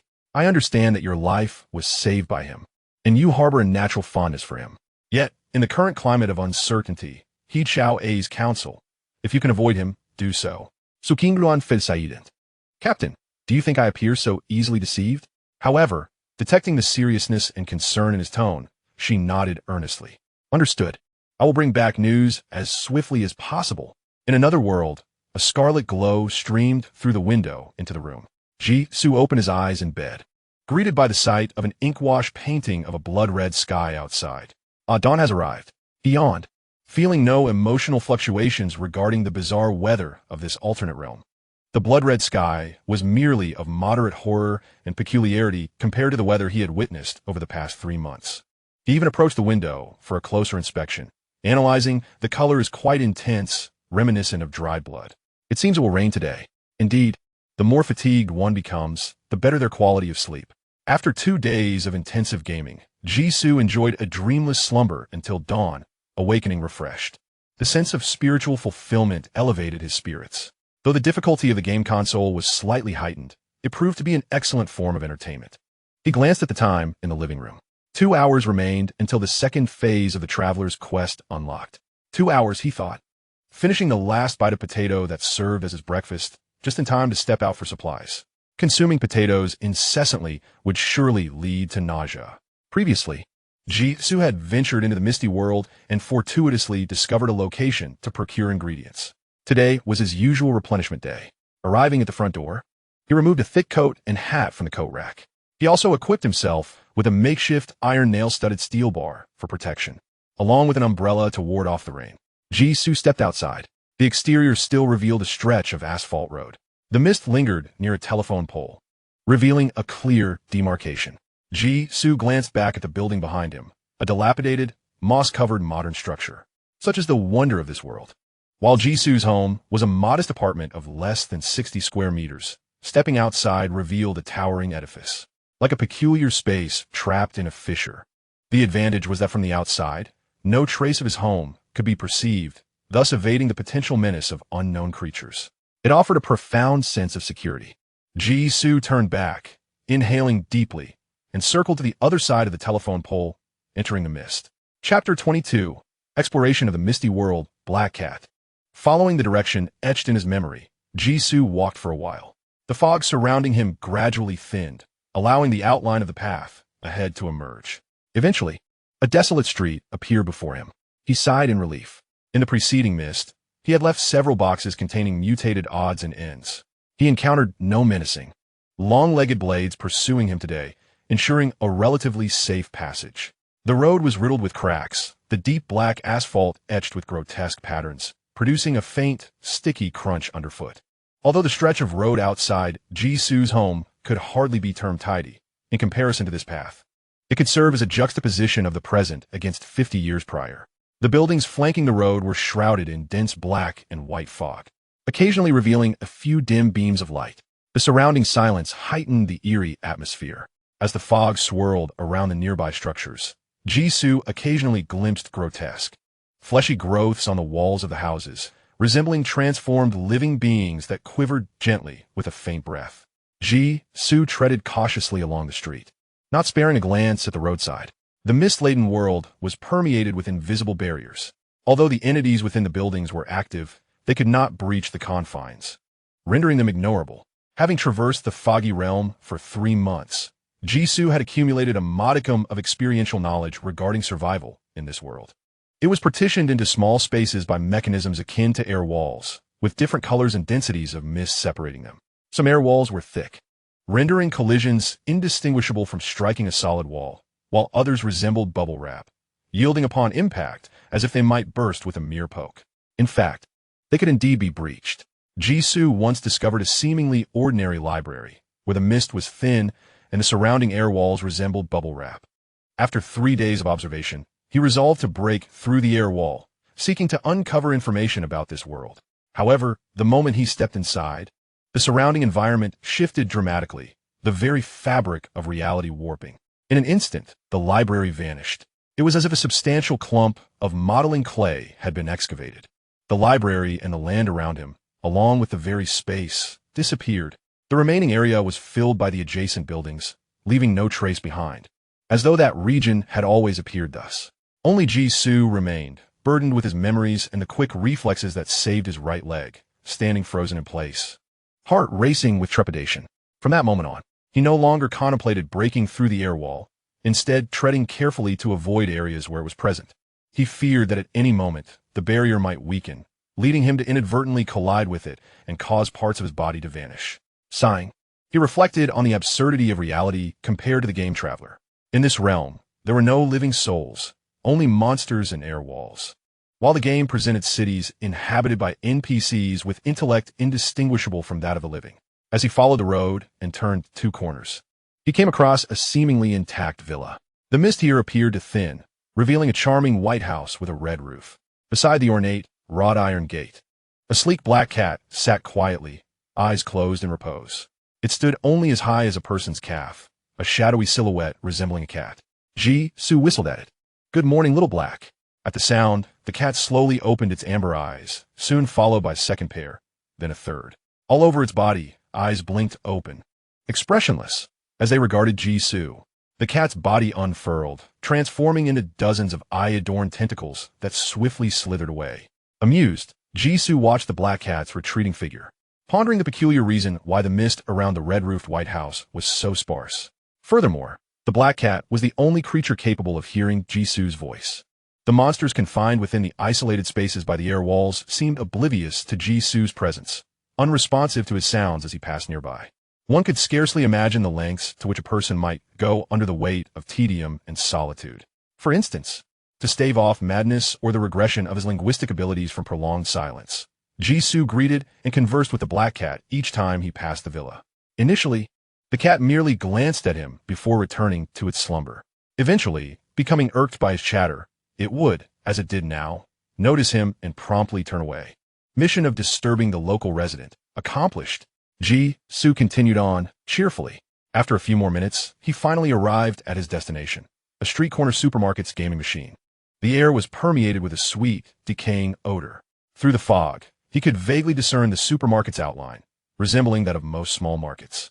The enormous glass windows were marred with spiderweb-like cracks, and the interior was engulfed in darkness. The exterior paint had largely peeled away, exposing the rotting, blackened wood and plaster beneath. The sign overhead had deteriorated to a mere horizontal bar, with only remnants of paint hinting at the name Jia Supermarket. In stark contrast stood a brand-new slot machine at the entrance. The vibrant plastic exterior of the machine dazzles with colors, as if at any moment a child might approach with a coin, eager to play. As Jisoo approaches, the lights on the slot machine illuminate instantaneously, flickering incessantly. The cheerful sound beckons, "Come play, little one." The dulcet tones, reminiscent of Jisoo's own voice before his journey, echo through the air. The screen displays 3 spinning reels, accompanied by a lever below. A mere glance reveals everything to Jisoo. This iteration is a slot machine, a straightforward endeavor. Although the gaming apparatus appears to belong to the supermarket behind it, it lies outside the confines of its airspace, accessible directly by Jisoo. The machine's position is fixed, yet it periodically transforms in form. At times it becomes a claw machine, at others a whack-a-mole game, and even occasionally a rocking horse. Nevertheless, the core rules remain consistent. Successfully navigating the game yields random rewards, most of which pertain to ingredients, prompting Jisoo to affectionately refer to the machine as a mini-market. Currently, the gaming device takes the shape of a slot machine. The rules are uncomplicated. By pulling the lever, the 3 reels on the screen begin to spin.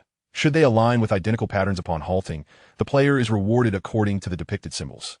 Jisoo pulls the lever. The machine responds with a delightful chime. The lights swirl and flicker. The cheerful melody fills the air, and the reels commence their rotation. Chapter 23. Jellyfish brought by the torrential rain. Stage Task 2. The reels come to a halt. 1 bag of flour, 1 bottle of milk, 1 bag of flour. Alas, the 3 symbols do not match, and thus no reward is granted. Once more, Jisoo décollete, accompanied by the lively and upbeat rhythm, the reels spin anew. 1 bag of instant noodles, 1 bag of instant noodles, 1 bag of instant noodles. A bag of instant noodles emerges from the machine's dispensing slot. Jisoo's expression turns tentative. Well, this is acceptable. Add some water and it can suffice for a meal, better than eating dry potatoes. He resolutely pulls the lever again. Perhaps due to some mutation, the machine's activation requires neither coins nor prior elimination. It powers on with the presence of a player, and pulling the lever initiates the game. Theoretically, Jisoo could pull the lever indefinitely. The reels continue to spin, yielding 2 small bags of flour, 1 bottle of milk, 1 fresh cabbage, a dozen eggs, 2 blocks of tofu, and a bottle of sesame oil. The reels come to rest. 1 small bottle of salt, 1 small bottle of salt, 1 small bottle of salt. Jisoo's eyes brighten. This is excellent. We're almost out of salt at home. However, until the music ceases, nothing emerges from the dispensing slot. Has this round of rewards already run dry? Jisoo's expression shifts to one of disappointment. Indeed, while the opportunities to play are boundless, the reward from the machine have a limit. After depletion, one must await the machine's transformation into another form to refresh the rewards. Nevertheless, Jisoo's haul this time proves to be quite satisfactory. Not only were there fresh vegetables, but also a scarce supply of cooking oil.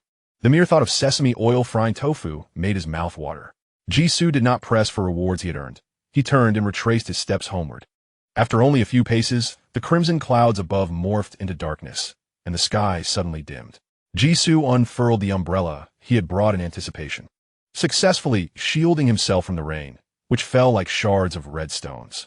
The downpour arrived swiftly, transforming into a torrential rain in the blink of an eye. The unknown entities in the rain struck against the specially reinforced canopy, creating a rhythmic patter. Jisoo struggled through the tempest. He lost track of time, the metallic scent of blood intensifying and then fading. By the time Jisoo opened his eyes, the rain had ceased, departing as abruptly as it had arrived. Not far off stood a white house with a red roof. The black cat was absent from the gate. The air was imbued with the refreshing scent of post-rain clarity. Puddles of various sizes dotted the ground, their transparent surfaces revealing a slight layer of sediment beneath. There was no trace of the previous bloodshed. Jisoo folded his umbrella and quietly observed the droplets cascading from its edges. It felt as though the deluge of blood had been but a figment of his imagination. He chuckled to himself, a self-deprecating smile forming. One day, I shall inevitably be assimilated by this world. Otherwise, I might succumb to the mental torment of the process and take my own life prematurely. The cheerful mood from acquiring the rare seasoning evaporated, and he continued toward home with a bag of ingredients in hand. As he passed a half-meter-wide puddle, a flash of blue caught his eye. He halted, astonished by the blue creature floating within the water. A jellyfish? One about the size of his thumb, glowing a deep azure with tendrils tipped in faint pink? A member of the phylum Cnidaria, a marine invertebrate, an animal, alive. Jisoo, skeptical, scanned his surroundings. The desolate street remained barren, devoid of life. How could another creature exist within my limited realm? Was it brought here by the earlier rain? Though it seemed illogical for a blood rain to deliver a creature that ought to dwell in the ocean, the world itself was inherently irrational. After the storm, the temperature in the air began to rise rapidly. The enigmatic jellyfish remained motionless in the puddle. Even if it were not dead, it was surely close to death. Once the sun emerged, it would soon evaporate into a mere puddle of water. After a moment's hesitation, Jisoo unscrewed the bottle of milk from his pocket and drank it in one gulp. He then rinsed the jellyfish in another puddle and placed it inside. During the 3 months of his transition to this other world, Jisoo had repeatedly regretted not having kept a pet. He could find no creature to provide companionship. He had only endured this strange world with a rebellious potato on his balcony. Now he finally had a pet. Though the hour is somewhat late, and jellyfish are not as commonplace as cats or dogs, their appearance remains quite ordinary. Regardless of whether it can survive, I shall first take it home. Upon returning home successfully, after placing the ingredients, I found a round glass tank in the storage room, washed it thoroughly, and temporarily housed the jellyfish within. Back in the living room, the refresh time for Stage Task 2 coincidentally concluded. Trêve commence. Stage Task 2. Depart from the Free Federation. Last night, as unexpected events were rife with coincidences, you concealed the greatest secret from the surveillance, and the forces at the center of the storm did not direct their attention towards you. However, all of this is merely temporary. Before trouble arrives, leave this place. Task duration, 48 hours. As I entered the game, I immediately received a new task. Unlike Stage Task 1, the game finally provided a task introduction. With a time limit of 48 hours, the game description indicated a 3-day journey. Was it truly limited to just 1 day? I pondered. The timing was indeed precise. Nonetheless, this was the only accurate aspect of the introduction. What was promised as an enchanting journey through a foreign town had devolved into an urban survival game. There were no splendid adventures, only the grim repetition of dying and restarting. I surveyed the origin of Stage Task 2, which was precisely the alley where I had recently completed Task 1 offline. Truly, it was a well-chosen offline location, as even during daylight, it remained deserted. With 48 hours at my disposal, if the goal was merely to leave Glen City, the time was ample. However, departing from the Free Federation posed more complications. I stood there, analyzing. The territory of the Free Federation spans over 9 million square kilometers. Situated in the heart of the Federation, even with my enhanced speed, it would be impossible to traverse this country on foot within 2 days. Utilizing transportation would be a prudent strategy. The dilemma, however, lay in the fact that I had not designed my character's family background for Task 1, resulting in the absence of an identification card. My game character currently existed as an undocumented individual. Consequently, I could not utilize large modes of transportation, such as airplanes or ships. To avoid attracting trouble from powerful factions, I intended to leave the country. I certainly could not resort to car theft to breach customs. The car theft plan would be a backup option. I recalled seeing news online about protests against illegal immigration in this country, which garnered significant attention. If there were illegal immigrants, a smuggling route must surely exist. I resolved to explore the possibility of clandestine passage first.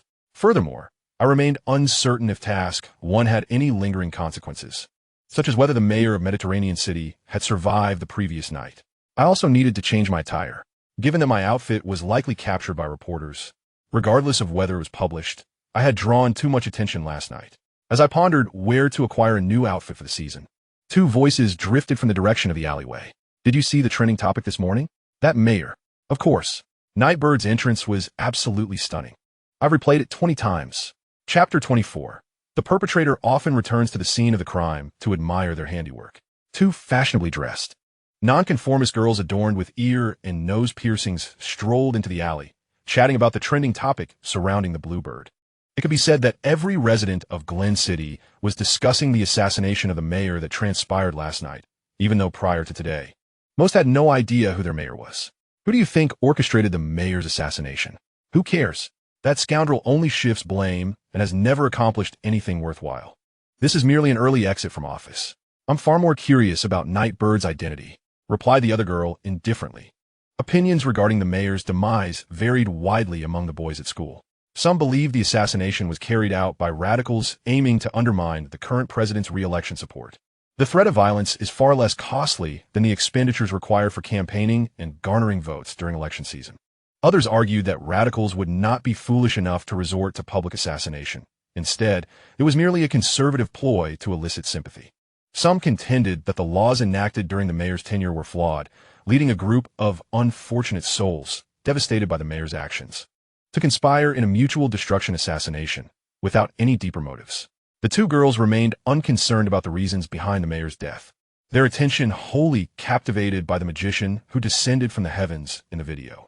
The online community, intrigued by his entrance, bestowed upon him several monikers: the magician of the night, the bird that fell from the sky, the anti-gravity man.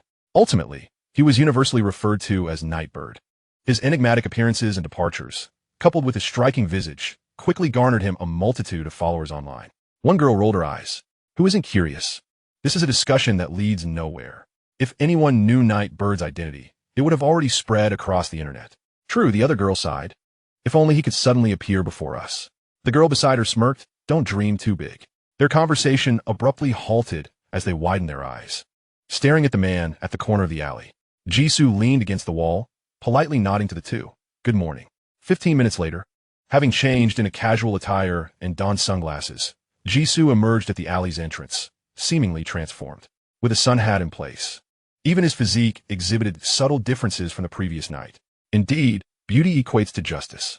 Jisoo gazed at the passers-by on the street, softly reflecting on his fortune. The half-hour spent crafting his character's facial features had truly been worth it.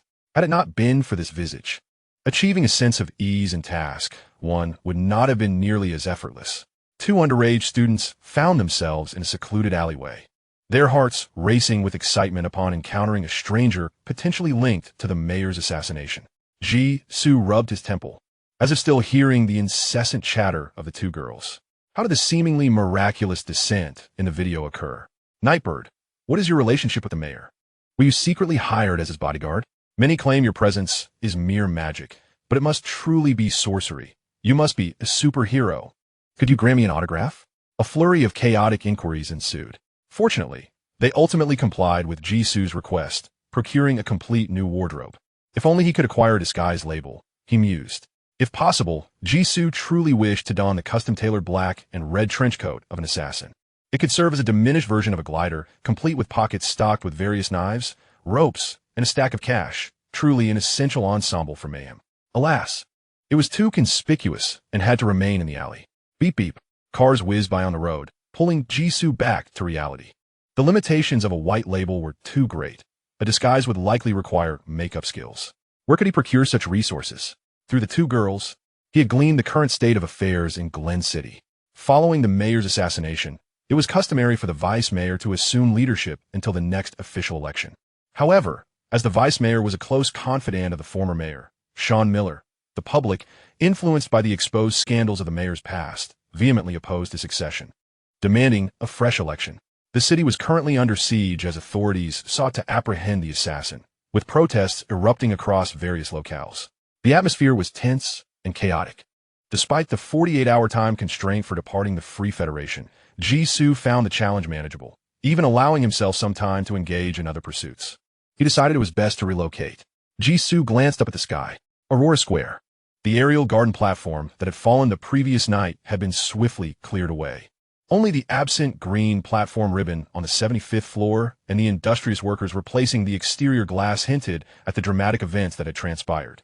Even with visitors drawn to the mayor's crime scene, the foot traffic at Aurora Square remained unremarkable. In the square's center, a plump white dove, well-fed, turned its head in confusion, seemingly questioning why there were fewer two-legged creatures to feed it today. Police officers were stationed throughout the square. Jisoo settled onto a bench, observing the patrolling officers nearby, when a thought suddenly struck him. Killers often return to the scene of their crimes to admire their handiwork. He was not the killer, merely a key witness to the previous night's events. Yet, he had anticipated the mayor's demise before leaving, never expecting he would actively appear to alert them to the presence of an assassin, thus buying them considerable time. The mayor has unfortunately not survived. The security measures were inadequate. Big brother, are you looking for someone? A 6-year-old girl with 2 golden pigtails approached Jisoo. She tilted her head, her clear lake blue eyes gazing up at him. Alice knows many people around here and can help. Jisoo lowered his head and noticed the girl's gaze occasionally drifting toward the hot dog in his right hand, her throat working with eager swallows. He couldn't help but chuckle. No, thank you. I'm just sitting here for a while. He had merely purchased the hot dog to disguise his presence, seeking a plausible reason to linger nearby. Unexpectedly, he had attracted a little glutton. That's not true, Alice protested, placing her hands on her hips in a manner befitting a miniature adult. Don't underestimate me, just because I'm a child. I know a lot, and my eyes never make mistakes. If Alice helped her uncle find the person he was looking for, she would only ask for a reasonable reward, just half a hot dog. No, even a third would suffice. You know about a third? Jisoo responded with keen interest. Then I shall trust in Alice's abilities. Alice held her head high, resembling a victorious little rooster. Of course, I always score full marks in math. However, she added, but Big Brother has his own way of finding people. The sparkle in the little one's eyes visibly dimmed. Jisoo found her reaction amusing and handed over the entire hot dog. How about this? Big Brother will say he's imitating a superhero from a movie, disguised in another appearance to uphold justice. If you guess whether I'm lying correctly, I will give it to you. Alice's eyes lit up, her mouth watering. She nodded vigorously. I believe you, Big Brother. You are the mightiest superhero. Gained Alice's special evaluation. Tag, Disquisic graffiti. Quality, green. Effect, can utilize external props, cosmetics, blush, faux beauty spots, etc. to alter appearance and voice, making it difficult for outsiders to discern the disguise. Tag, unlock progress. 110, needs recognition from 9 more individuals. Ah, children are indeed easily deceived. A single hot dog earned him a tag. Wait, what quality did you say? Jisoo glanced at the system prompt. Chapter 25, Farewell to Supervisor Smith. After the little girl dashed away, devouring the hot dog, Jisoo remained in a state of astonishment. Was it truly so easy to encounter a special character? Merely finding a little girl by the roadside and enticing her with a lollipop could yield a green tag? Jisoo promptly saved his progress and followed the direction Alice had departed. Special characters must possess their own uniqueness, particularly when they are such young children. There must be more to this. Jisoo was prepared for the possibility of being discovered or even silenced. Yet, just as he turned a corner after leaving the square, she vanished into thin air. Just a moment ago, he had watched her toss the empty hot dog wrapper into a trash bin. Turning away from the flower bed and the grassy thicket, he seemed like a photograph that had been edited, erased from the reality of the world. Jisoo was taken aback. Was it truly so extraordinary? Extraordinary enough that even tracking yielded no information? Skeptically, Jisoo replayed the events several times. This included, but was not limited to, his proactive suggestion to accompany the young girl home for a stroll, which was promptly declined. His attempts to indirectly inquire about her background were met with suspicion, causing her to flee without even accepting a hot dog, her departure swift. Ultimately, Jisoo relinquished his pursuits. Some side quests were far too challenging beyond his current capabilities. Holding the newly acquired green tag, he returned to the bench, diligently searching for his target while simultaneously enhancing the progress of his disguised graffiti tag through casual interactions with passersby. Disguised graffiti tag green unlocked at last. With the successful unlocking of the disguised graffiti tag, Jisoo purchased some materials from a nearby cosmetic store to alter his appearance. After utilizing various means to accumulate a plethora of white tags, he finally awaited the arrival of his intended target, a middle-aged man named Bowen Smith. Distinguished by his protruding belly and suit, was the first character he had randomly generated, his superior at the internship company. An ordinary individual deeply entwined with the Silent Eye organization. Prior to arriving at Aurora Square, Jisoo had successfully secured a ticket for clandestine departure from the Free Federation the following day. With sufficient funds, being undocumented was not an issue. However, before that, Jisoo intended to have another encounter with the Silent Eye organization. Being inexplicably pursued and narrowly escaping death twice in a row left him with little choice but to confront the situation rather than retreat in defeat. Bowen Smith emerged from the Aurora complex, leisurely making his way toward the square. Jisoo silently followed. Initially, Bowen Smith walked along the main street, but soon the route became increasingly obscure, winding through several alleys where a discreet black car could be glimpsed at the exit ahead. The moment had arrived. Jisoo removed his sunglasses, revealing an expression of indignation as he shouted and stepped out from the shadows. "Stop! That is not the direction to your home, Mr. Smith. You are indeed involved in last night's assassination of the mayor." "Bin?" Smith exclaimed, turning in astonishment, recognizing the face behind Jisoo's disguise. "How did you end up here?" His demeanor shifted to seriousness as he approached Jisoo step by step. "Aren't you supposed to be at the company? Do you dare to follow me? I could report you to the police for stalking." "Stay back." Jisoo retreated a couple of steps, adopting a defensive stance, reminiscent of a fervent youth encountering the darkness for the first time. "I am here to investigate the truth behind the mayor's assassination. Don't think I am unaware. You secretly met with a man in black yesterday afternoon." The information relayed to him was evidently accurate. He was certain. Bang! A heavy blow struck the back of his head, and in a fit of indignation, Jisoo clutched his head and slammed it against the ground. A figure clad in black emerged from behind, casting a disapproving glance at Smith. "Your vigilance is woefully inadequate. It was merely an accident." Smith's expression darkened. He had just received an invitation to ascend further within the organization and certainly did not wish for this trivial mishap to jeopardize his prospects. "This individual is an employee of our company. He could not possibly be privy to our plans. It must be someone else who has leaked information." The countenance of the man in black shifted dramatically. "Is it that fellow called Night Owl?" He lowered the dagger in his hand, the murderous intent in his eyes dissipating. "Bring him along. We shall interrogate him upon our return." Smith dared not refuse, eager to use the man on the ground as a means to redeem himself. Bang! Several individuals worked together to bind Jisoo and tossed him into the trunk. The black vehicle roared to life and sped toward the outskirts. No one noticed the fleeting smile that graced Jisoo's lips within the confines of the trunk. Locating the stronghold of the Silent Eye would not be an easy endeavor. It would require considerable time and effort, and there remained the risk of achieving nothing. What if he were to be captured instead? The screen faded to black for an extended period. When Jisoo opened his eyes once more, he found himself in a pitch-black dungeon. His health bar had dwindled to half, and his status panel bore the debuffs of hunger and extreme thirst. 18 hours had elapsed, with less than 30 hours remaining for the main quest. Moreover, there were fewer than 20 hours until his smuggling vessel's departure. "Ah, our neighbor has awakened." A voice emerged from beside him, belonging to a prisoner in the adjacent cell. Like Jisoo, the other man was shackled at both hands and feet. The confines of the cell were cramped, measuring no more than 7 square meters, with 3 sides composed of bars. Consequently, the neighboring prisoner immediately took note of Jisoo's movements. His hair was unkempt, and his attire disheveled, suggesting he had been in the dungeon for an extended period. Upon meeting Jisoo's gaze, the scruffy man unabashedly reveled in his misfortune. "There is good news and bad news for you. The good news is that there are cameras in the dungeon. They have surely noticed your awakening, and someone will come to provide the forgotten dinner and water for tonight. The bad news is that you are about to be interrogated." Laughter echoed from the other side. "I heard he is a foolish individual who actively followed an edge operative of the organization. With his evident ignorance, what could he possibly reveal?" Jisoo glanced at the other neighbor, a burly man missing an arm. The scruffy man chuckled, saying, "It doesn't matter if nothing comes of the questioning. We can always change neighbors." The scruffy man spoke to the one-armed man in an oddly familiar tone. Jisoo regarded the two of them. Do you know each other? The dungeon guards seemed to permit communication between prisoners without restriction. Was it unintentional, or was it a deliberate ploy? Hoping that inmates would inadvertently disclose information that could not be extracted through interrogation? Chapter 26. The Price of Knowledge. With eyes wide open or shut, one cannot fail to recognize that foolish face. The one-armed man wore an expression of disdain. As if I would ever wish to be your neighbor. The slovenly man shared the sentiment. Those cultists ought to sever your tongue as well. I must apologize. My tongue is reserved solely for berating you.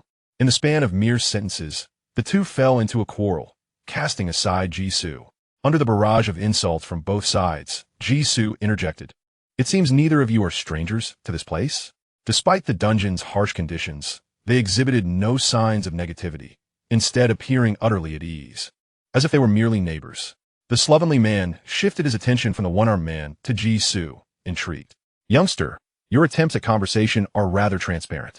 Your intentions are so overt they border on the absurd. Given your surroundings, appearance, and tone, you hardly seem like a mere triviality. Aren't you concerned that excessive curiosity might lead to a misstep? This is not merely idle chatter. As a newcomer, I seek the wisdom of my esteemed predecessors regarding survival. The one-armed man scrutinized Jisoo, his voice laced with curiosity. No wonder you're bold enough to trail the silent eye alone. You possess a refreshing candor. After lying in this dungeon for over 10 hours, starving and parched, your first inquiry is about your fellow inmates' identities? It's rare to encounter such brazen foolishness. The slovenly man reclined against the wall, crossing his legs. We are merely ordinary souls who boarded a pirate ship, unable to disembark yet not at death's door. Yet we are certainly preferable to you, a fool only half aware of the truth, who has been sold out and still counts the coins for the traitors. Jisoo's gaze darkened slightly, yet his smile remained intact. Oh, it seems you both are insiders of the Silent Eye. At the very least, you rank above the smith I was tailing. To boldly declare your desire to leave this pirate ship in the dungeon, completely unafraid of being silenced. How intriguing. Two individuals endowed with unique talents? It appeared that Jisoo's inquiry had been misinterpreted. The one-armed man wore an expression of amusement. Of course, I speak of the mastermind behind your pursuit of the Silent Eye's neophytes. Youngster, have you begun to grasp the cost of knowledge? People often pay a heavy price for matters entirely unrelated to themselves over time. Some gifts that seem to descend from the heavens are merely rewards yet to be claimed. The slovenly man leaned closer to the iron bars, grinning. The one who contacted you must be the Nightboard, or perhaps the organization behind it. What has he divulged to you? Jisoo raised an eyebrow. You are aware of the Nightboard? It seems your life in this prison is quite eventful, keeping up with the news from just a day prior. Of course, I was supposed to have left long ago, but I got entangled in Nightboard's affairs and just moved back this morning. The one-armed man retorted gruffly. Oh, seated upright, Jisoo inquired if his elder could elaborate further. The man with the severed arm cast a cryptic glance at Jisoo. Young lad, I have previously informed you that knowledge comes at a price. Without awaiting Jisoo's response, he continued. Have you perused the trending topics online? That band of inept federal agents, oblivious to the significance of Nightboard, is utterly different from me. As the initiator of the assassination plot, the man with the severed arm is acutely aware of the extensive preparations that Silent Eye undertook for last night's operation. The plan should have been infallible, the details impeccable. The individuals from the Dragon Kingdom who pilfered the secrets of Silent Eye, as well as the mayor of Glen City who obstructed their mission, ought to have perished in last night's explosion. It was solely due to the emergence of Nightboard that the outcome of the operation was severely undermined, resulting in substantial losses for the organization. He could not possibly be an accidental variable. There must be a formidable organization behind him. The man's tone was exceptionally resolute. Evading the disguised assassin, he slaughtered his way from the top floor to the 75th, ultimately escaping the scene amidst smoke and chaos. His timing was invariably impeccable. What appeared to be ostentatious and reckless was, in fact, the result of meticulous contemplation. Calm, cautious, and foresight, he had anticipated the final outcome from the very first move. His escape route circumvented all areas rigged with explosive devices, and he emerged unscathed. Undoubtedly, a powerful and enigmatic organization was clandestinely aiding him. Jisoo listened, taken aback. Is that so? Surprisingly, the previously antagonistic and disheveled man also concurred with the severed arm's perspective regarding the matter. His silent disappearance from the heavily monitored Aurora Square was irrefutable evidence that he had someone coordinating with him. The might of Nightbird's faction should not be underestimated. The disheveled man shifted the conversation, reclining once more. Yet do not rejoice too soon. Nightbird remains Nightbird, and you are clearly nothing more than a mere test subject dispatched to probe the waters. Are you familiar with the concept of a test subject? He chuckled ominously. The laboratory is never short of expendables. Jisoo hesitated, caught in contemplation. His silent exit was attributed to the fact that beyond Aurora Square lay the slums, where the streets were devoid of surveillance. To claim he was unscathed from last night's ordeal would be an exaggeration. Just the fall from the 100th to the 75th floor had left him battered and bloodied. His lack of visible injury was partly due to keeping his bodyguards at bay, and partly due to the performance enhancement provided by the Magician's label. When Phase Task 2 refreshed and he came online, he found, inexplicably, that his health had been fully restored. As the party involved, Jisoo could not articulate the truth and could only silently affirm. So Nightbird is truly formidable. Had I known, I would never have heeded his alluring whispers. Huh. You're not the only one in ignorance, the man with the severed arm scoffed. He slammed his fist against the railing, gritting his teeth. Anyone can discern the peril posed by Nightbird. I merely suggested that we capture the Night Owl before proceeding with other actions, and I found myself imprisoned in the dungeon. The disheveled man laughed heartily. Was that truly a suggestion? You appeared ready to unleash chaos at the slightest dissent. Being merely confined is quite lenient. Zisu Inquit, is this esteemed senior also among those who were later imprisoned? I advised against treating the Night Owl as an enemy, proposing an alliance with the organization behind the Night Owl, but was met with refusal. The man with the severed arm scoffed. What distinguishes your alliance proposal from surrender? It's a miracle you weren't executed on the spot. The disheveled man retorted defiantly. Regardless, both are cults. Does it truly matter who leads? The severed arm man replied. It's miraculous that you are still breathing. Ignoring the comment, the disheveled man turned to Jisoo with a beaming smile. Young man, having posed so many questions to us, when will you share about yourself? There is no rationale for merely taking without giving back. Me? Two gazes fell upon Jisoo. He casually stretched his limbs, the shackles clinking noisily. Well, there's not much to discuss. You're already aware of the reason for my capture. The only noteworthy detail is that I am the Night Owl. Chapter 27, A Ruckus at the Silent Eye Stronghold. The Night Owl. In a moment of astonished silence that followed his revelation, Jisoo had already risen to his feet. The shackles fell away effortlessly.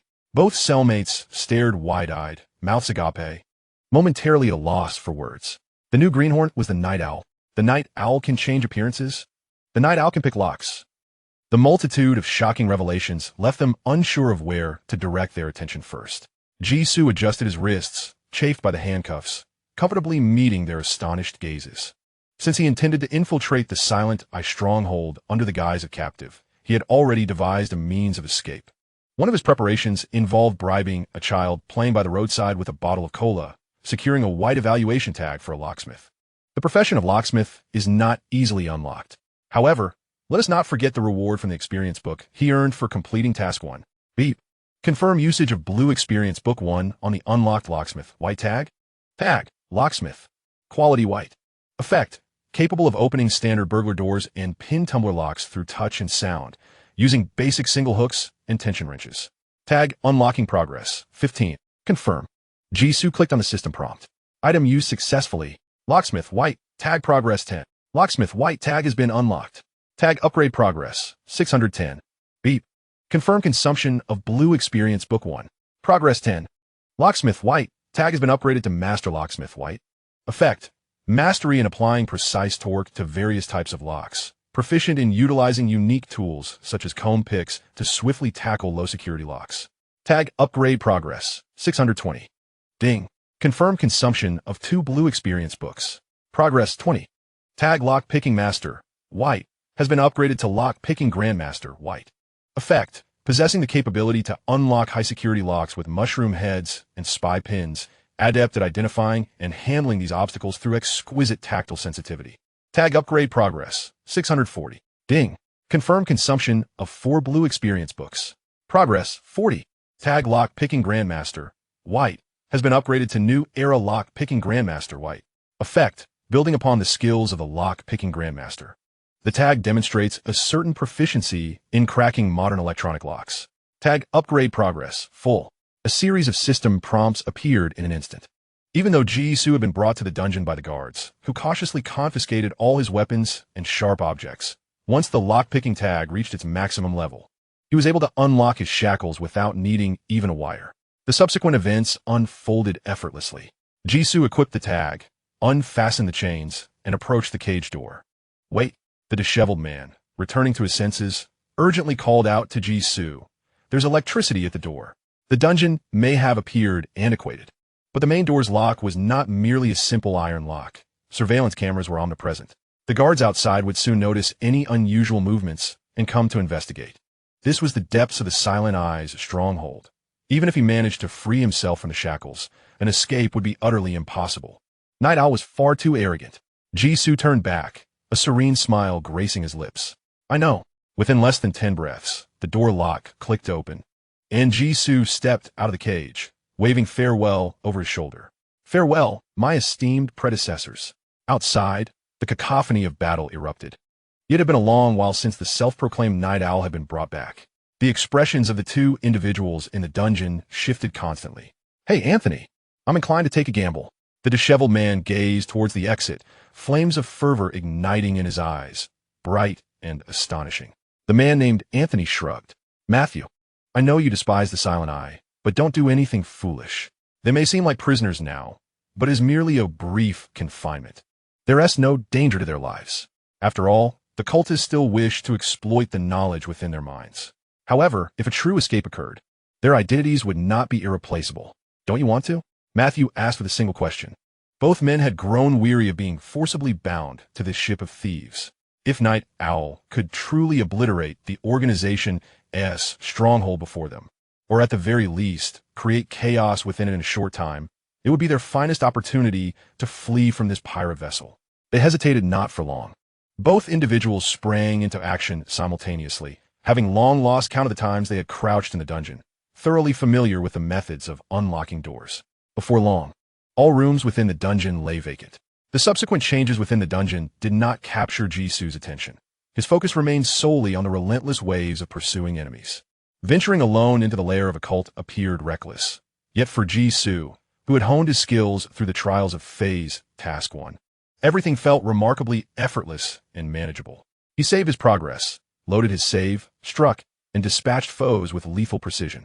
Equipped with 1 blue and 3 green supernatural combat tags, Jisoo toyed with these ordinary pursuers as if they were mere playthings. He adeptly selected the optimal path, deftly maneuvering through intricate ceilings and elevator shafts with the grace of a dancer. Finally, he accelerated with a swift dash, evading his pursuers, and concealed himself in a blind spot, altering his appearance with a clever disguise. Within the stronghold, several silent occultists possessed binding sentinels. Yet Jisoo had no intention of engaging them directly. His mission was to wreak havoc upon the Silent Eye, not to escape. There was no prescribed route he had to follow.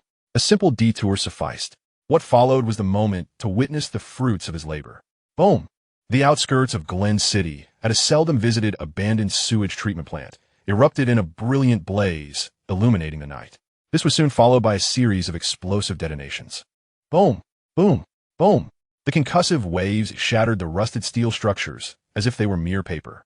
Scorching gusts of air surged outward, lifting countless fragments of stone and dust into the sky, resembling a torrid downpour mingled with the essence of death. A figure emerged, striding confidently through the flames, unperturbed by the explosions echoing behind him, as though the cataclysm around him were merely an elaborate theatrical backdrop. The thunderous blasts reverberated through the night sky, yet his voice cut through the cacophony with crystal clarity. The commotion exceeded his expectations. Chapter 28, The Cult Ritual, the Brass Basin. The explosions continued to resonate in succession, shaking the rarely traversed wilderness.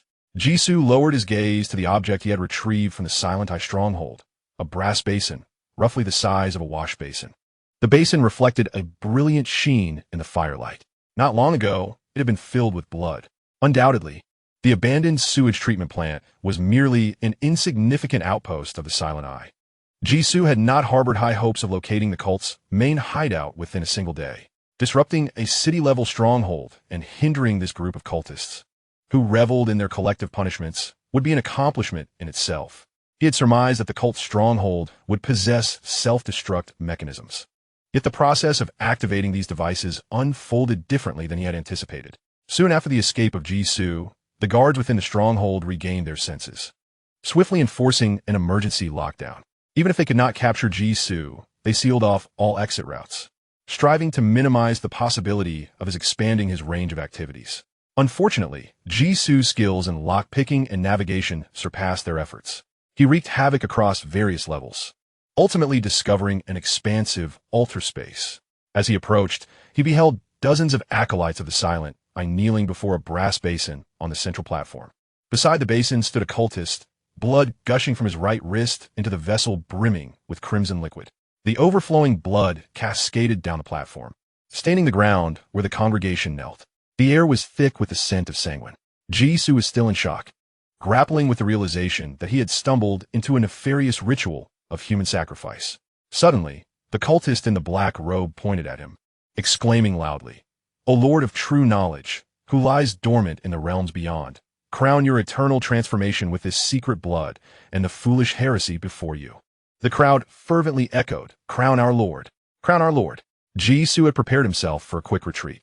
Yet he found that nothing transpired until the fervent chants of the cultists ceased. The ensuing chaos was palpable. The officiating cultist on the platform, seemingly driven mad, shouted in terror, "It cannot be." The crowd below was engulfed in confusion and fear. Jisoo stood bewildered, witnessing the tumultuous emotional ebb and flow of the assembly. To his astonishment, the officiant produced a red button atop the platform. With a decisive click, an announcement blared, initiating a 15-second self-destruct countdown. In a moment of urgency, Jisoo hastily seized the brass basin from the altar, neglecting everything else. As he distanced himself from the epicenter of the impending explosion, he scrutinized the brass basin in his grasp. What purpose did this object serve? By weight and appearance, it appeared to be nothing more than an ordinary brass basin. Throughout his escape, Jisoo knocked and banged on it, mimicking the earlier chants of the cultists, "Crown your eternal transformation." Yet the basin remained unresponsive. Its only peculiar trait was its remarkable non-stick quality. Despite having recently contained a full basin of blood, not a single drop clung to its surface during his frantic flight. After considerable examination, he concluded with reluctance to abandon his inquiry. Perhaps he would investigate further at a later time. Fortunately, the basin's design was exceedingly simple, devoid of any markings of the Silent Eye, alleviating his concerns of being traced through it. Jisoo lifted his gaze towards the horizon. Now, it was time to embark on the main quest. Beneath the cloak of night, the silhouette of the seasonal figure dwindled into the darkness. An hour later, 8 black sedans came to a halt before the smoldering wastewater treatment plant. The doors swung open with haste, and a dozen agents clad in FBI-branded bulletproof vests dispersed with remarkable precision, swiftly establishing a perimeter. Billowing smoke continued to rise, staining the night sky a grimy shade of orange-red. The air was thick with the acrid scent of burning materials, mingling with an indescribable, incense-like odor that bore a charred essence. "Chief, I found this," exclaimed a federal investigator, dragging forth a well-preserved, charred corpse from the remnants of the conflagration. Senior investigator Harvey Rosen approached without delay. Crouching down, he gingerly flipped the body over with gloved fingers, inquiring, "Where was it discovered?" "To the southwest of the factory," replied the investigator who had unearthed the body. "There is an elevator shaft over there, but it has collapsed. We'll need to wait for the crane and excavator to arrive tomorrow morning to clear it." From the analysis of the scene, it appeared the deceased had foreknowledge of the impending explosion and was attempting to escape. Unfortunately, his speed was insufficient. He had barely reached the surface when the flames overtook him. The more the investigators analyzed, the more perplexed they became. It was said that this wastewater treatment plant had been abandoned for 5 years. How could anyone have been present? And how could such a catastrophic explosion have occurred? One loud enough to be heard 5 kilometers away, prompting alarmed citizens to suspect a terrorist attack. Thus, they had labored through the night to arrive here. Harvey Rosen examined the body on the ground. The corpse was extensively carbonized, yet remarkably, the arms remained intact. He removed a ring from the right hand of the deceased, brushing away the top layer of black ash to reveal a yellowish interior. The ring was slightly warm, as if still bearing the heat of the flames. Rosen's expression grew grave. There not only were individuals present, but a considerable number as well. "Chief, did you find something?" One investigator asked anxiously. Rosen handed the ring to him and stood up, no longer gazing at the corpse. This is a cat's eye stone. A cat's eye stone? The newly transferred investigator pondered. Is it a symbol of some organization? Rosen, with hands clasped, a hidden cult stronghold on the outskirts of Glen City had been resolved before it was discovered. Harvey Rosen ignited a cigar, gazing into the void as he exhaled wisps of smoke. His eyes were deep and inscrutable, lost in thought. Who could say what occupied his mind? Perhaps it was some self-proclaimed champion of justice, or possibly an organization provoked by the Silent Eye. Regardless, the adversary had succeeded.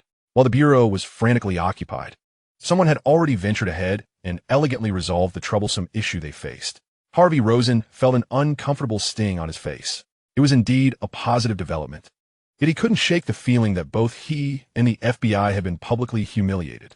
Chapter 29, Espionage Pathways. Gradually, others began to unearth corpses amidst the ruins, along with cat's eye rings adorning the lifeless fingers. This further corroborated Harvey Rosen's suspicions. A novice investigator, lost in contemplation, tentatively spoke up.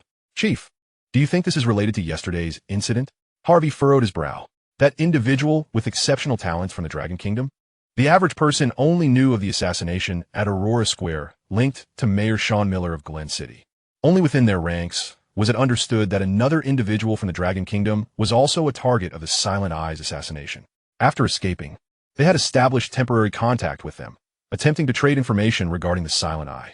Unfortunately, the deal never materialized. The individual indeed had a motive to act. Do you believe she could achieve this alone? The investigator queried. She may not, but those behind her certainly could. The novice investigator increasingly found this reasoning compelling. The Dragon Kingdom was notorious for its protective nature, and they possessed the capacity to execute such a feat. Discontent flickered in Harvey Rosen's eyes. Are you suggesting that our Free Federation has been infiltrated to the point of being a sieve by the nation across the sea? That's not what I meant. The novice investigator hastily clarified. What I intend to imply is, no need for implications. That individual from the Dragon Kingdom is not connected to their government. Not long ago, she sought our protection. From any perspective, she lacks the capability to instigate the current situation. Harvey Rosen's tone was unyielding. Your conjectures are both absurd and laughable. He had always detested such actions that uplifted foreign nations while diminishing his own. The novice investigator's expression soured. He had merely made a passing remark. The Silent Eye's relationship with us is delicate. Our inaction does not stem from an inability to locate them, but rather a mutual restraint. Given his limited authority, Harvey Rosen's understanding of the Silent Eye was not significantly greater than that of the novice investigator before him. However, he was aware that the federal higher-ups possessed far more knowledge regarding the Silent Eye than they did. The relationship was not purely adversarial. Otherwise, the authorities would not have refrained from issuing the highest arrest warrant against the Silent Eye until now. Videos from the outside world circulated widely, yet the origins of the assassins remained shrouded in mystery. Whether it be the trending topics on Bluebird or the capricious antics of the Silent Eye, all seems to serve merely as instruments in a grander game of high-stakes maneuvering and conflict.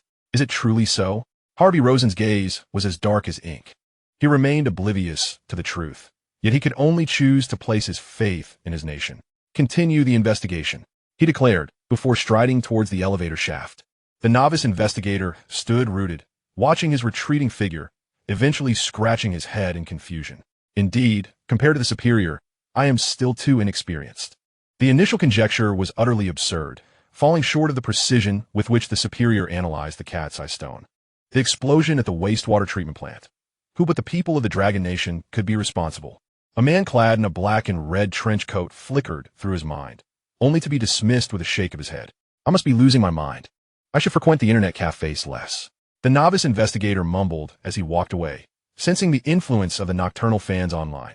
For a fleeting moment, he found himself connecting the astonishing scene before him with the abrupt appearance of the nocturnal bird from yesterday. Chief, we have a discovery, called out an investigator from a distance. Harvey Rosen hastened toward the sound. In a narrow, triangular space formed by several collapsed concrete slabs lay two men, unconscious and clad in tattered prison garb. One had unkempt hair, while the other sported an empty sleeve on his right arm. Their bodies bore few burn marks, having fortuitously avoided the brunt of the explosion's shockwave beneath the shelter of the concrete, and they still appeared to be breathing. Two survivors, reported the investigator. Vital signs are weak, but they are alive. Call an ambulance immediately. Be cautious in lifting them out, commanded Harvey Rosen, his furrowed brow showing the first signs of relaxation. The presence of survivors meant there existed a pathway to uncovering the full scope of the situation. He watched intently as the two unconscious cult members were carefully lifted onto stretchers, their breathing stabilizing post-rescue, and only then did he feel assured enough to depart. The two survivors were taken away, while others continued their search of the site. Harvey Rosen then approached the end of 8 black sedans. In front of a particularly sleek and luxurious car that had remained unopened throughout, he lightly tapped the glass twice. The window rolled down, revealing a young man and woman within. They bore no investigator uniforms and resembled affluent youths experiencing life rather than FBI agents. "What is it?" inquired the man inside the car.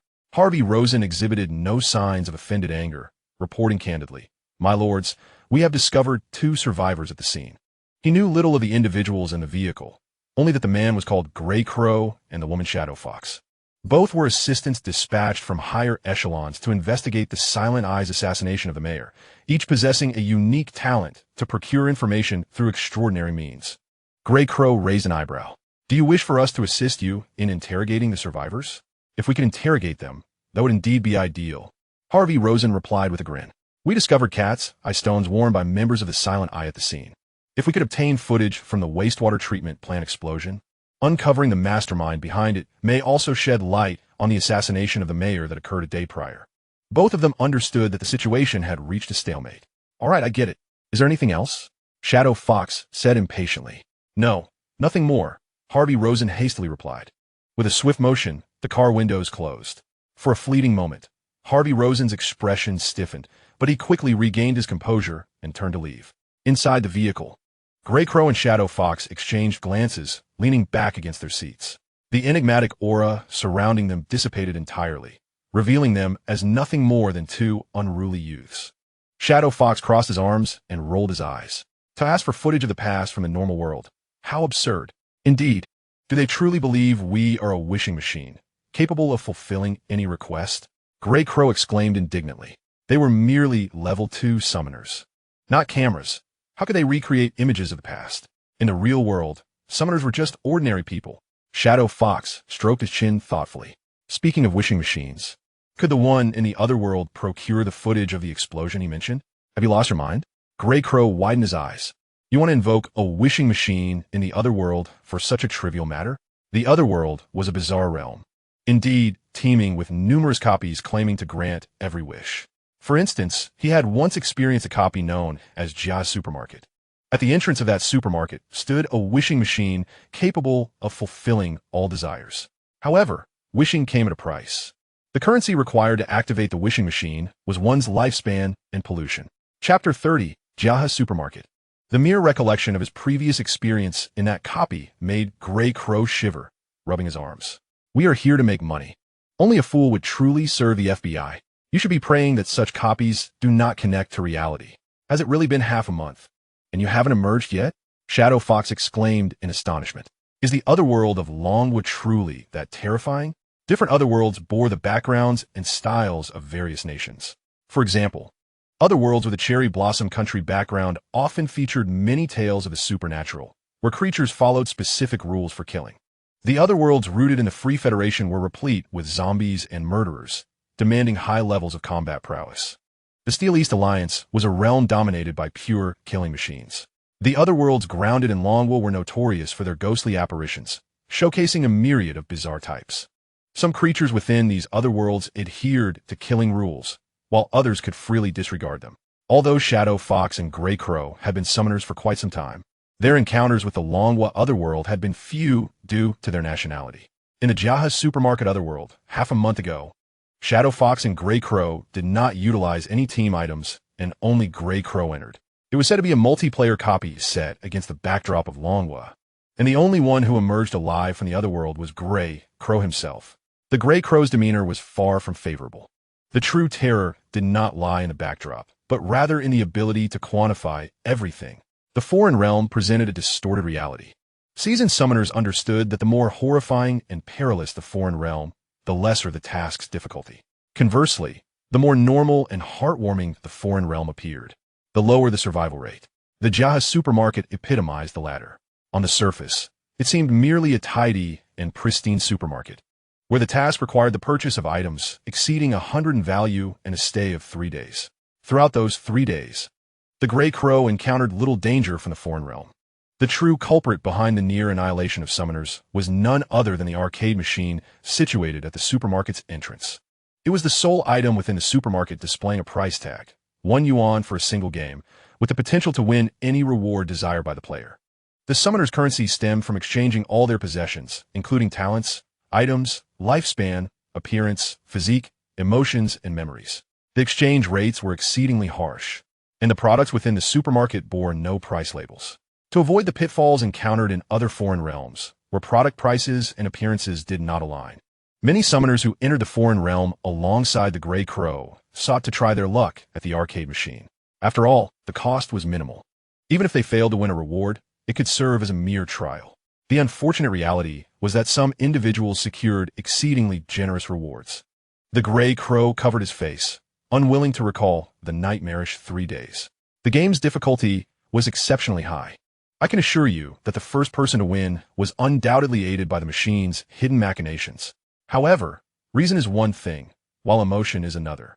The more seasoned summoners recognized the machine's underhanded tactics, the more they felt compelled to join the early players in their pursuit of rewards, eager to insert their coins. They had become bait to lure in subsequent players. Ultimately, as more individuals participated, the sunk costs escalated, leading to infighting among the summoners as they vied for currency. The Grey Crow also paid a considerable price to escape the foreign realm of Jia's supermarket. The enigmatic entity orchestrating the rules from behind the scenes was undoubtedly a heartless schemer. The Grey Crow gritted his teeth. Aside from the arcade machine, other areas within the supermarket were fraught with traps. The quantification of all matter served only to devalue everything. To depart, the summoners had to be prepared to sacrifice certain things. The greater the desire for profit, the higher the cost to be paid. The Shadow Fox hastily consoled him, stating, "All right, I shall not mention it again." She was genuinely curious about what the Grey Crow had mortgaged in the foreign realm, a matter that still weighed heavily on her mind. Perhaps only once he found peace could she inquire further. I was well aware that the wish machine was not a benign entity. The larger the wish, the greater the cost. What I meant was, did an ordinary explosive image truly require such a hefty price? The Grey Crow furrowed his brow, gazing intently at the Shadow Fox. "Are you truly willing to invoke the powers of the foreign realm for such a trivial matter?" he asked, merely intrigued by the reason behind the destruction of the Silent Eye stronghold. The Shadow Fox stroked her chin, her expression contemplative. "I have been sensing an overwhelming presence of the Free Federation lately, not to gather evidence for bartering with those brainless politicians, but merely for personal solace." In the early morning, a delicate mist enveloped the banks of the Glen River, as the water flowed languidly under the sunlight. Jisoo sat on a bench by the riverside road, adorned with headphones, lost in music, with a black backpack resting beside him. Nearby, a stall played the morning news on the radio, regarding the explosion at the suburban sewage treatment plant.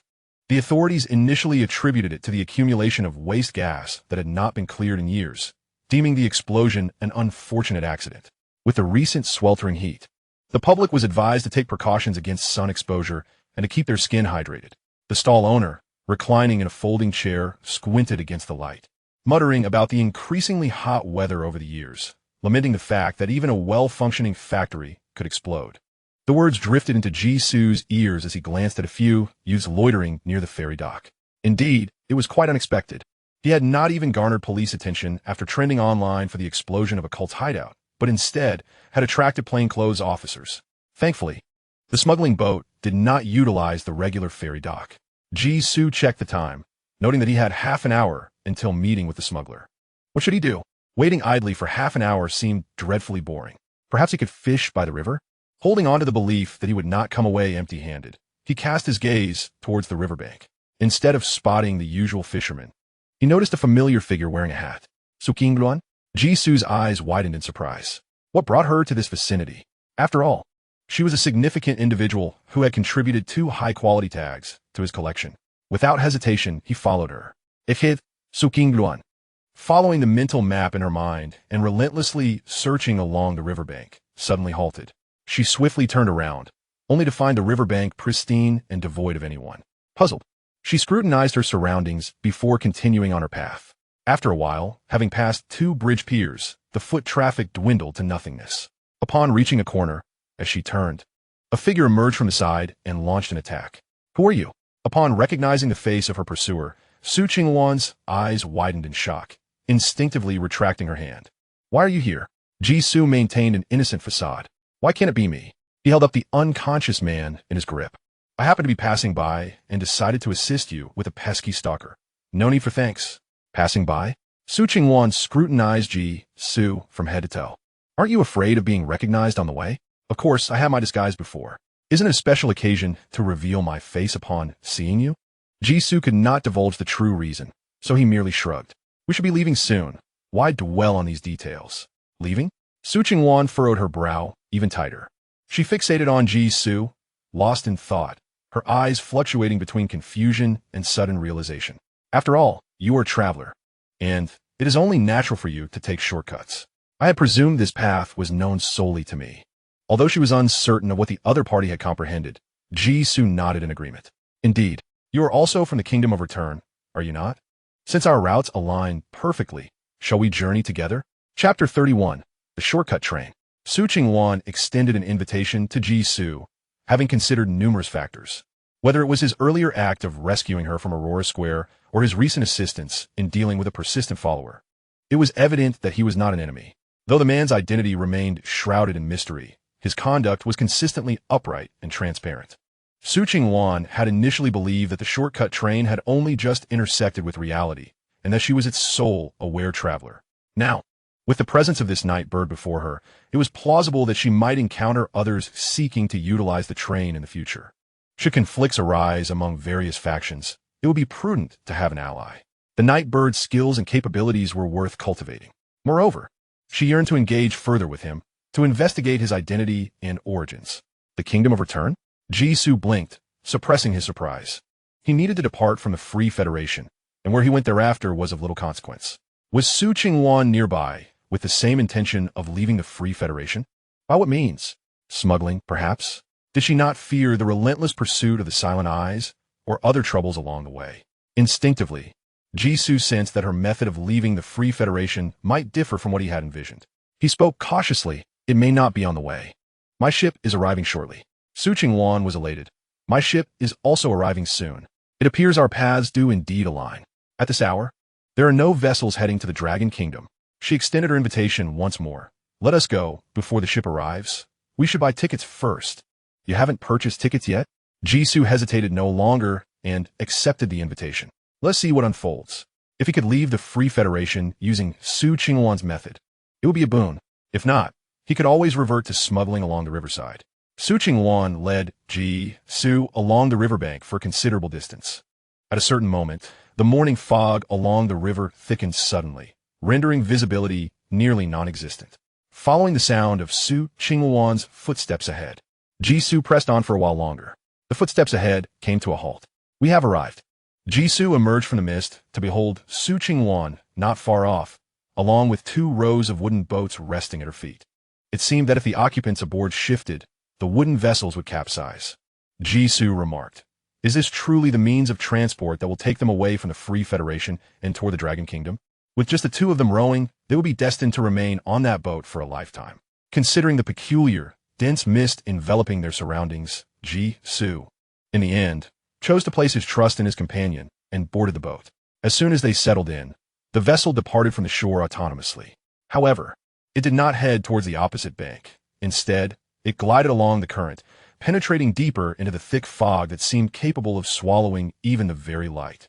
The cacophony of vehicles, the chatter of passers-by, and even the melodies of birds rapidly faded into silence.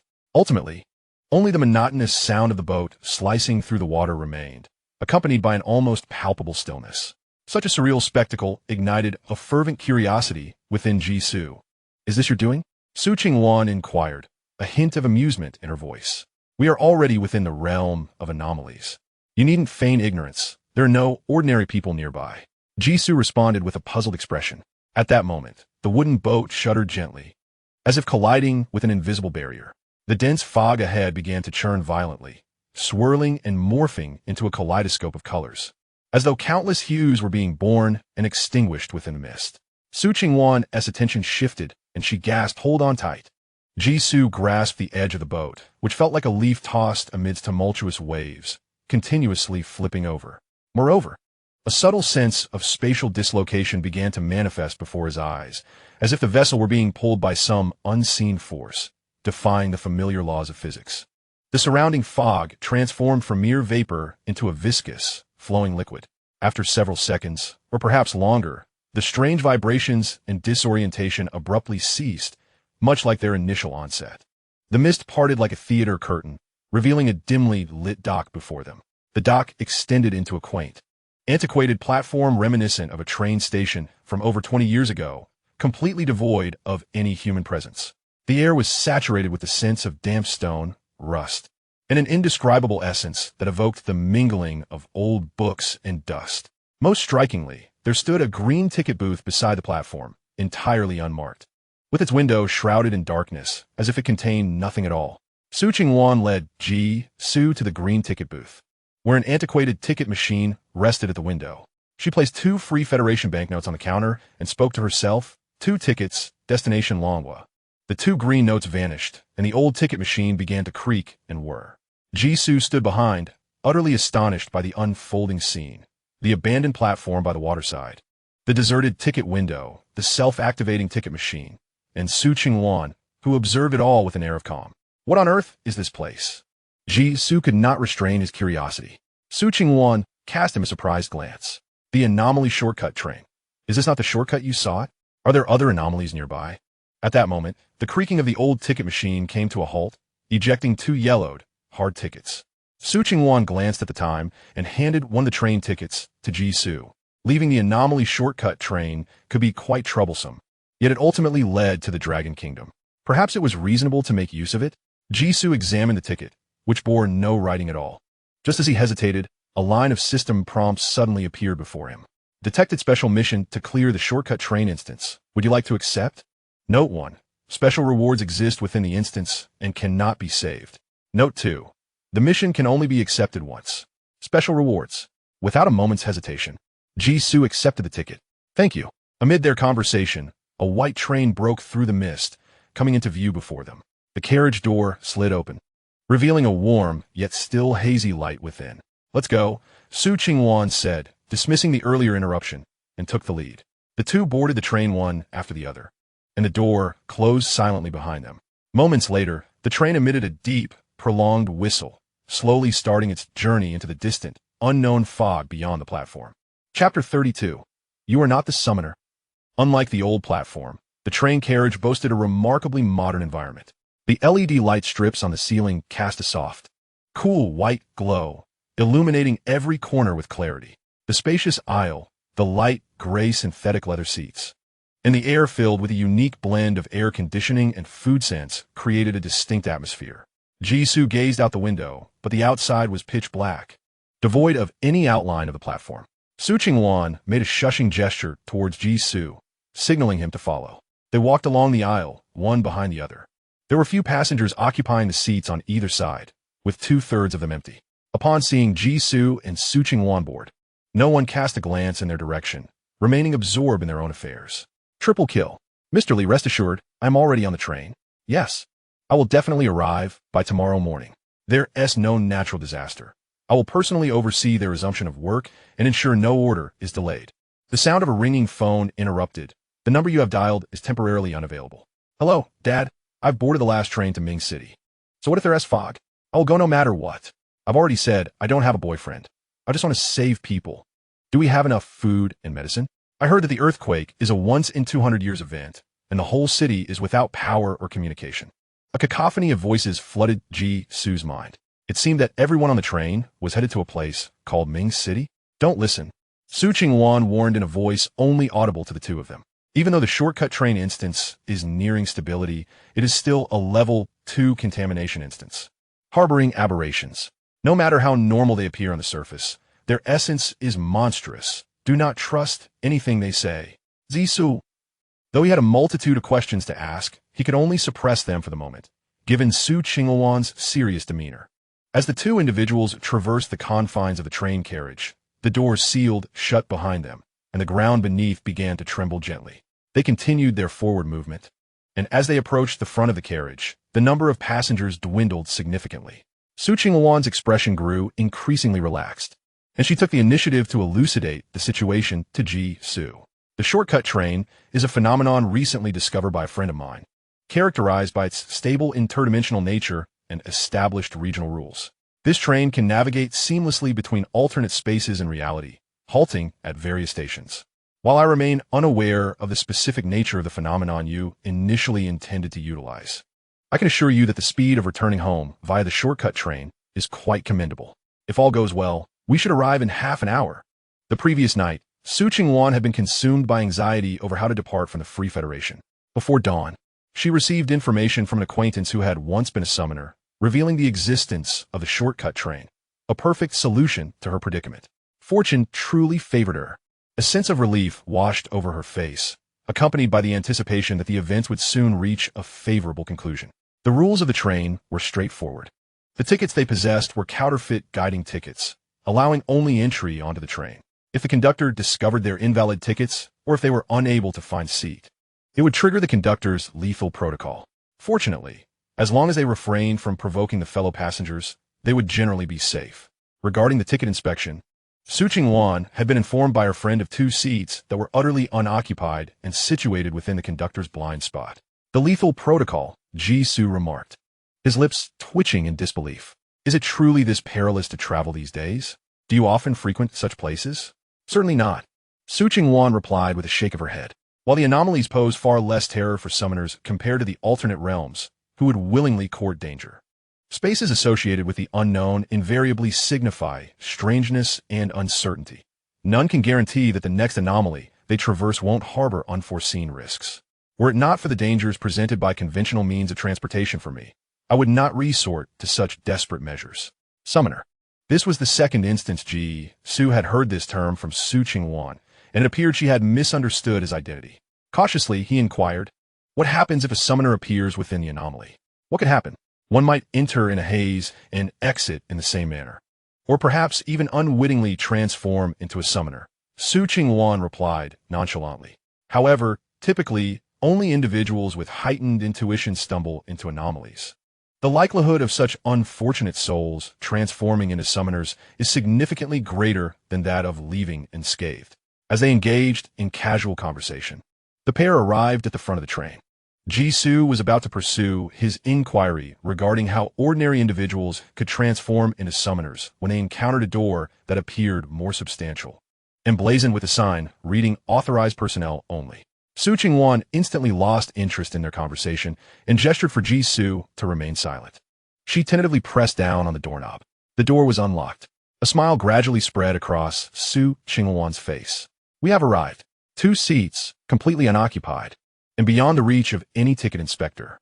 She turned to Ji Su behind her and explained, the shortcut train operates without a driver, with 1 main and 1 auxiliary seat, perfectly accommodating the 2 of us. Su Qingwan swung open the train door. In the next moment, her smile froze, and her pupils constricted in shock. Inside the cockpit, 2 figures faced forward, seemingly engrossed in operating the train. There were people in the cockpit. How is that possible? Su Qingwan gasped in disbelief, swiftly turning to Ji Su beside her, then back to the cockpit, her mind blank. Was there a mistake in the rules? Or was the information erroneous? Impossible. If they were uncertain, they would never have revealed the existence of the train to her. At that moment, a piece of text surfaced in her mind. Mission description. The last train from Hongmai City to Mingcheng has not arrived at its destination on time due to the sudden desertion of its driver. Consequently, an incessant train, devoid of a terminus, was born. The onboard clocks have all stopped, the outside world perpetually enveloped in thick darkness, and food has been exhausted over the interminable passage of time. People, with various motives, embarked on a perilous journey, only to comprehend the cost of their choices when they genuinely wish to depart. Strive with all your might to safely exit this train. Perhaps, with your abilities, you can achieve even more.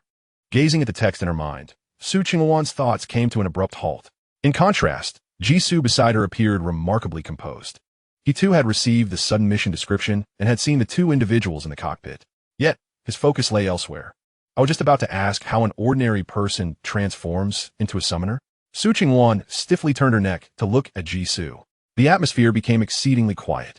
Her outstretched fingers trembled incessantly. The unexpected mission description, coupled with the various, almost instinctual questions he had posed along the way, left her with no room for misunderstanding. You are not a summoner. Chapter 33, Ticket Inspection Crisis. Su Qingwan felt as if struck by lightning. You are not a summoner. Only an ordinary person. Encountering the anomalies for the first time and gaining a fundamental understanding of the other side of the world would lead to the anomaly transforming back into a different domain, resulting in a mission description that could only exist within that realm. Jisoo was merely an ordinary person. Su Qingwan shook her head repeatedly, her expression dazed. No. How could you possibly not be a summoner? Jisoo shrugged helplessly. I wanted to say something before we boarded, but you never gave me the opportunity. The train arrived too swiftly, and once on board, Su Qingwan was preoccupied with guarding against the other passengers, leaving no chance for Jisoo to explain. His gaze swept across the cabin. Despite the considerable movement of the two individuals, neither the driver nor the co-driver stirred. Jisoo retracted his gaze. So, could you elucidate my earlier inquiry? Ding dong, dear passengers, please be advised that ticket inspection is about to commence. Kindly return to your seats and present valid tickets. Ding dong. Dear passengers, please take note. The train's announcement coincided with Jisoo's voice, abruptly awakening Su Qingwan from a reverie. Ticket inspection was underway. She needed to find her seat. Acting decisively, Su Qingwan resolved to move. Her mind remained a cacophony of unresolved queries. However, the pressing matter at hand was not Jisoo's identity, but rather evading the initial wave of deathly peril from the foreign realm.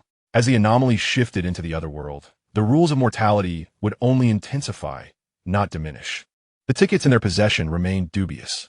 The extent of the foreign contamination was still unclear, and a confrontation with the ticket inspector was to be avoided at all costs.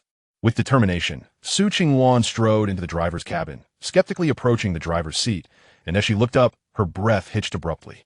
Jisoo followed suit, momentarily frozen in his actions. The man in the driver's seat faced the opaque black window, his countenance as smooth and featureless as a lump of unshaped flesh, carelessly smoothed out by an unseen hand. The driver had no face. The individuals in the driver and co-driver seats were devoid of features. As the two approached, the co-driver finally reacted. He furrowed non-existent brows, his entire visage subtly undulating, exuding an unsettling eeriness. Passengers, please refrain from entering the driver's cabin. After 3 months of existence in the fog-laden world, Jisoo was not frightened by the faceless driver's appearance. Yet, the realization that the two drivers were alive dashed their original plan to seize the seats. Ding dong, dear passengers, please be reminded that ticket inspection is about to commence. Kindly return to your seats and present valid tickets. The train's announcement continued to echo. Without hesitation, Jisoo grasped Su Qingwan's wrist firmly. Follow me. He swiftly led her out of the driver's cabin, retracing their steps back 2 carriages. The lights above grew dimmer, and rust began to creep up the walls of the carriage, as if danger was stealthily encroaching. At last, Jisoo's gaze settled upon 2 adjacent vacant seats. He guided Su Qingwan into the window seat, while he occupied the aisle seat beside her. Almost simultaneously as they settled in, a uniformed attendant, possessing a sweet demeanor, materialized at the entrance of the carriage. The attendant smiled as she scanned the entire compartment, ensuring that all passengers remained seated, her smile growing ever sweeter. She then began the ticket inspection, starting from the nearest seat and proceeding down the line. Jisoo had chosen a seat remarkably close to the front. In just 2 or 3 more passengers, it would be their turn for inspection. Su Qingwan's heart raced, a flicker of regret flashing in her eyes. How did she so readily acquiesce to Jisoo's notion? The other party was merely an ordinary individual who had just begun to explore the other side of the world, possessing far less profound understanding of the exotic realm than herself. Was it due to the other party's unwavering confidence throughout the journey? Indeed, stereotypes can be detrimental. Hey you. Shoo. Before Su Qingwan could utter a word, she was interrupted by Jisoo. Hand over the ticket. Oh. Acting impulsively, her hand moved faster than her mind, and she relinquished the ticket, sinking once more into regret. Stereotypes can be harmful. However, the counterfeit ticket had already served its purpose in summoning the train, so its significance was moot. Unable to evade the ticket-checking process, it was inevitable that they would confront the attendant directly, no matter how much they struggled. The outcome would only differ in timing. Su Qingwan took a deep breath and glanced at the watch, which displayed a pollution level of 2. In this context, the type of pollution was within her capacity to manage. However, the confined space of the shortcut train meant that they would encounter the attendant's pollution as soon as they entered the exotic realm, leading to an array of subsequent complications. The attendant approached their seats, her sweet smile resembling a fixed, lifeless painting. Ladies, before she could finish her sentence, 2 tickets were thrust forward. Jisoo responded with a smile. The tickets. The attendant examined the tickets for a couple of seconds, slowly accepting them. Upon scrutinizing them further, her smile seemed to dim slightly. Reluctantly, she clipped the 2 tickets and returned them to Jisoo before continuing on her way. As Su Qingwan received the tickets back, now altered and inscribed with the destination Ming City, she was left utterly astonished. What have you done? I transformed our tickets into legitimate ones. Jisoo gestured for her to observe the tool held by the attendant. Such archaic tickets, reliant solely on visual identification, were rather easy to forge. The ability to fabricate tickets stemmed from the artistic skills acquired through the graffiti-like embellishment of the label. Upon boarding, Jisoo had noted that all passengers possessed tickets indicating the same departure and arrival stations. Aside from the seat numbers, there were no distinctions, and they resembled vintage tickets. Although Su Qingwan claimed to have a method to evade ticket inspection, Jisoo could not simply remain idle. Thus, he discreetly acquired 2 tickets along the way to investigate the sleight-of-hand ability conferred by the magician's label, which was unrelated to Jisoo's personal habits. It was preferable to evade inspection, but if that proved impossible, having genuine tickets would ensure safety from scrutiny. When the ticket inspector finally appeared, wielding a ticket clip rather than an electronic ticket machine, Jisoo realized he had discovered a third method to tackle the ticket-checking dilemma: ticket forgery. He elucidated. There were no belongings on the luggage rack beside the 2 seats, the table was completely stowed, there were no water stains on the armrests, and the seats bore no indentations. This indicates that, since boarding, these 2 seats have likely remained unoccupied, constituting genuine vacancies. The tickets may be indistinguishable from authentic ones, thus avoiding conflict with other passengers. They can certainly evade inspection. Su Qingwan felt a surge of frustration. I am not inquiring about how you procured your seat and ticket. Rather, I am questioning how it is possible for you to deceive the conductor. The act of ticket forgery indeed presents an opportunity to mislead ordinary conductors. Yet, the attendants in the other world are not mere mortals. How could they possibly rely solely on their eyesight to ascertain the authenticity of a ticket? Is it truly impossible? Or have you simply never attempted it? Jisoo Vito. He ran his fingers over the damaged area of the synthetic leather seat. Given the ticket inspector's pace, she would need to remain in the carriage for at least 5 more minutes, during which we should face no further danger. Now, can you elucidate the concepts of the otherworld and anomalies? And what exactly is a summoner? Chapter 34. The Otherworld, Anomalies, and the Purification Mechanism. Su Qingwan found herself momentarily at a loss for words to express her feelings. On one hand, she affirmed the duration of safety. On the other, she posed a question only an ordinary person would ask. Nevertheless, Jisoo was correct. At the outset, the otherworld grants summoners a moment to acclimate to their surroundings, presenting a singular crisis that is relatively safe. This respite is fleeting, compelling Su Qingwan to assume the role of an instructor. The otherworld is a realm that diverges entirely from reality, embodying the bizarre, the twisted, and all that defies logic. Most entities within it evoke fear, confusion, and hallucinations in humans, with the effects intensifying over time. We refer to this phenomenon as pollution, which not only impacts the mind but also causes physical aberrations. When pollution exceeds a certain threshold, one becomes irrevocably trapped in the otherworld, unable to return to the normal realm. Thus, the space encompassing the otherworld is collectively termed the polluted world. This polluted world randomly draws ordinary individuals from the real world into the otherworld to complete tasks. As you just witnessed in the task description, such individuals are known as summoners.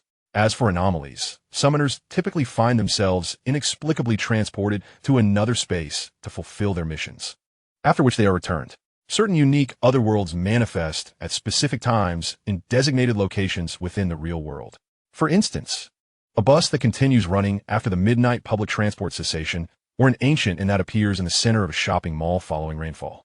These extraordinary phenomena can only be perceived by summoners aware of the otherworld's existence and a select few exceptionally perceptive ordinary people. Thus, they are termed anomalies. Anomalies do not necessitate the completion of tasks. One can depart simply by locating an exit. At times, summoners can exploit certain characteristics of anomalies to evade troubles in the real world, such as our original objective. The shortcut train can alter its entrance and exit points in the real world according to the destination on the ticket. It serves as an excellent means to evade the Silent Eye Church and exit the Free Federation. However, Su Qingwan pressed her hands against her temples. The anomalous characteristics within the phenomenon effortlessly reveal to the unwitting ordinary individuals the truths of an alternate reality. This realization triggers a cleansing mechanism, transforming the anomaly back into an exotic realm and initiating exotic tasks. The survivors among these ordinary individuals become the new summoners. The cleansing mechanism? Jisoo reiterated it once more.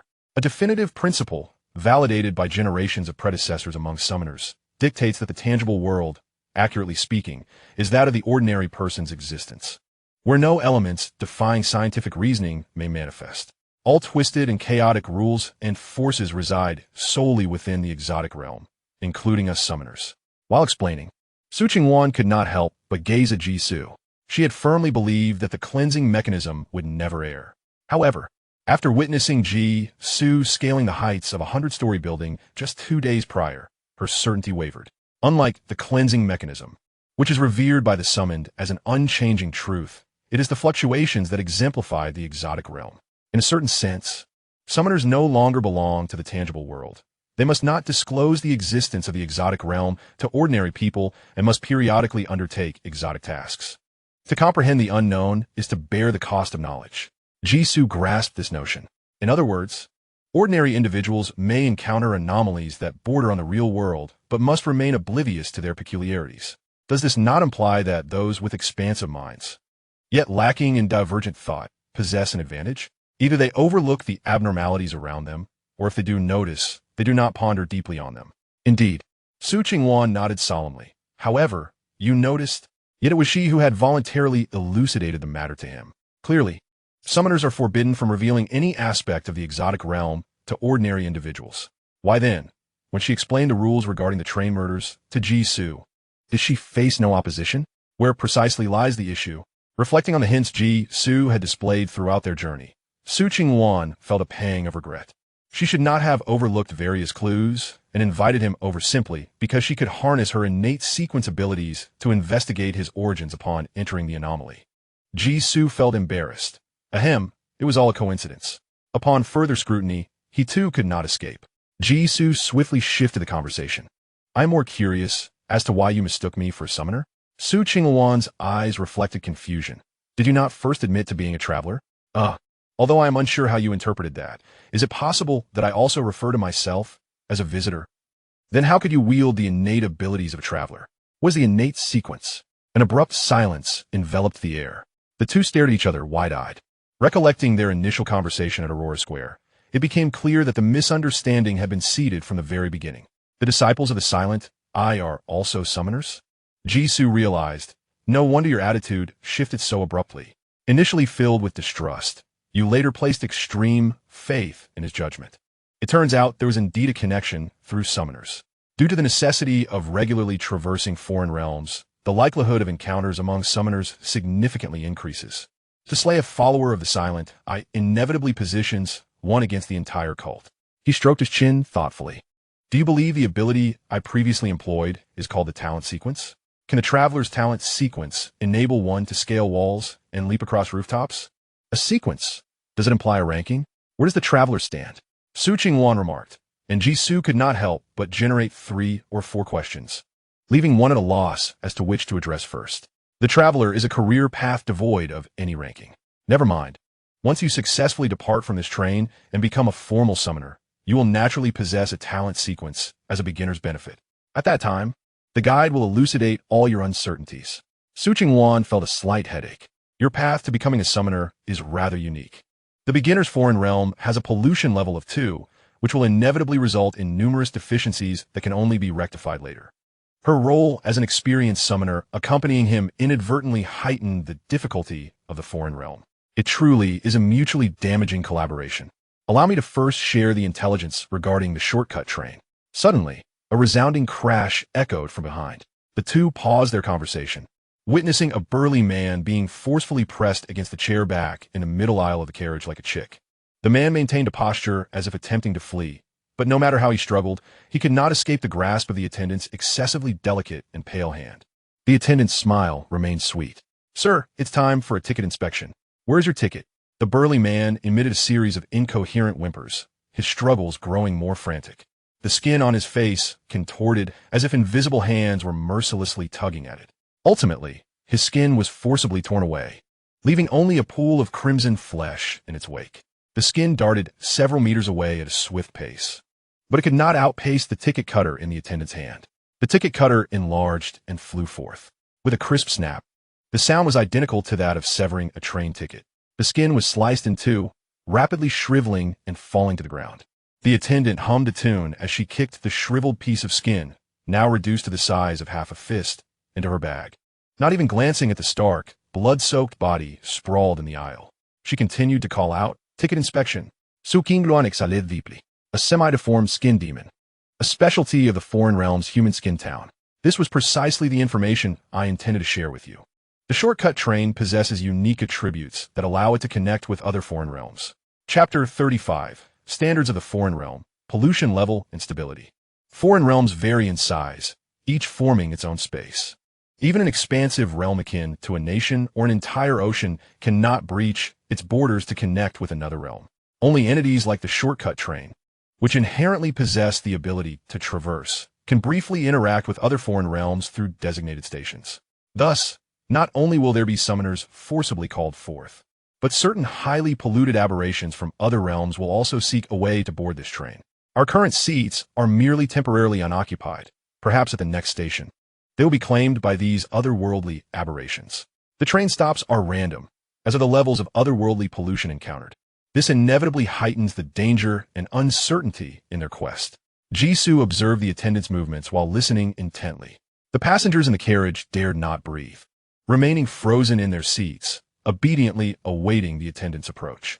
Moments later, the skinned corpse on the floor melded seamlessly with the train's surface, as if evaporating into blood. No trace of any bodies remained in the aisle. He waited until Su Qingwan finished speaking before inquiring, what constitutes pollution levels and aberrations? The polluted world is a refuse heap for all things twisted and bizarre, with varying degrees of distortion and danger. Consequently, the predecessors of the summoners established two standards for these realms, pollution level and stability, alongside the creation of corresponding detection devices. Pollution level assesses the degree of distortion, with level 0 representing reality. Levels 1 to 6 indicate increasing deviation from the norm, with supernatural forces growing stronger. In a level 1 polluted realm, the monsters are predominantly mindless aberrations, with few exhibiting sentience. In a level 2 polluted realm, much like the shortcut train we currently observe, any random passenger could be a sentient creature, adept at fair evasion and disguise. At level 3, one is certain to encounter entities possessing complete human intelligence, coupled with unique abilities and advantageous terrain, rendering them immensely powerful. Zisu not det Taogufun. It resembles a gaming dungeon. The higher the difficulty, the greater the monster levels and the more complex the mechanics. Understood. Are the original passengers on the train also monsters? What levels do they possess? Zisu Inquit, polluted beings, aberrations, and shapeshifters. Are there further classifications of monsters beyond these? Do they possess intelligence surpassing that of humans, or exhibit special traits in other aspects? Polluted beings? Su Qingwan replied firmly, are a unique type of pollution. They can disguise themselves as humans, acting according to the passenger identities dictated by their realm. But this is not true intelligence. They may fear the attendants when aberrations are slain, yet they will not engage in further actions, such as resisting the attendants or fleeing the train, nor will they respond to the peculiar actions of the summoners. For instance, the two had just emerged from the cockpit, engaged in low whispers. Not a single passenger noticed their oddity. Jisoo nodded in comprehension. Low-level NPCs only exhibit behavior deviating from their daily activities upon player intervention. However, the intelligence of otherworldly NPCs surpasses that of typical MMORPG NPCs. Even so, they remain the most rudimentary form of polluted beings. It is evident that even the distorted beings devoid of complete wisdom should not be underestimated. What about stability? Jisoo inquired further. The pollution levels of foreign realms are not static. Change is the norm in these territories, Su Qingwan elaborated. Taking the most common type of foreign realm inhabited by spirits as an example, she explained that such realms initially bear little distinction from the normal world, gradually revealing certain signs over time. Ultimately, they transform into ghostly domains. The pollution levels in these realms fluctuate greatly, with mortality rates varying immensely. Some foreign territories exhibit high pollution levels from the outset, yet their unexpected rules remain remarkably stable, resembling a complete fantasy world. Although these realms pose significant dangers, adeptly navigating the rules can provide opportunities for survival akin to safe havens or moments of respite. Stability is categorized into 5 levels, with higher levels indicating greater instability. Stability detectors typically yield precise figures rounded to 2 decimal places for the summoner's reference. Jisoo nodded in understanding. I see. Pollution levels reflect the apparent strength of the enemy, while stability indicates the depth of their foundation. It seems these foreign realms have existed for quite some time, and predecessors have paved the way for future summoners.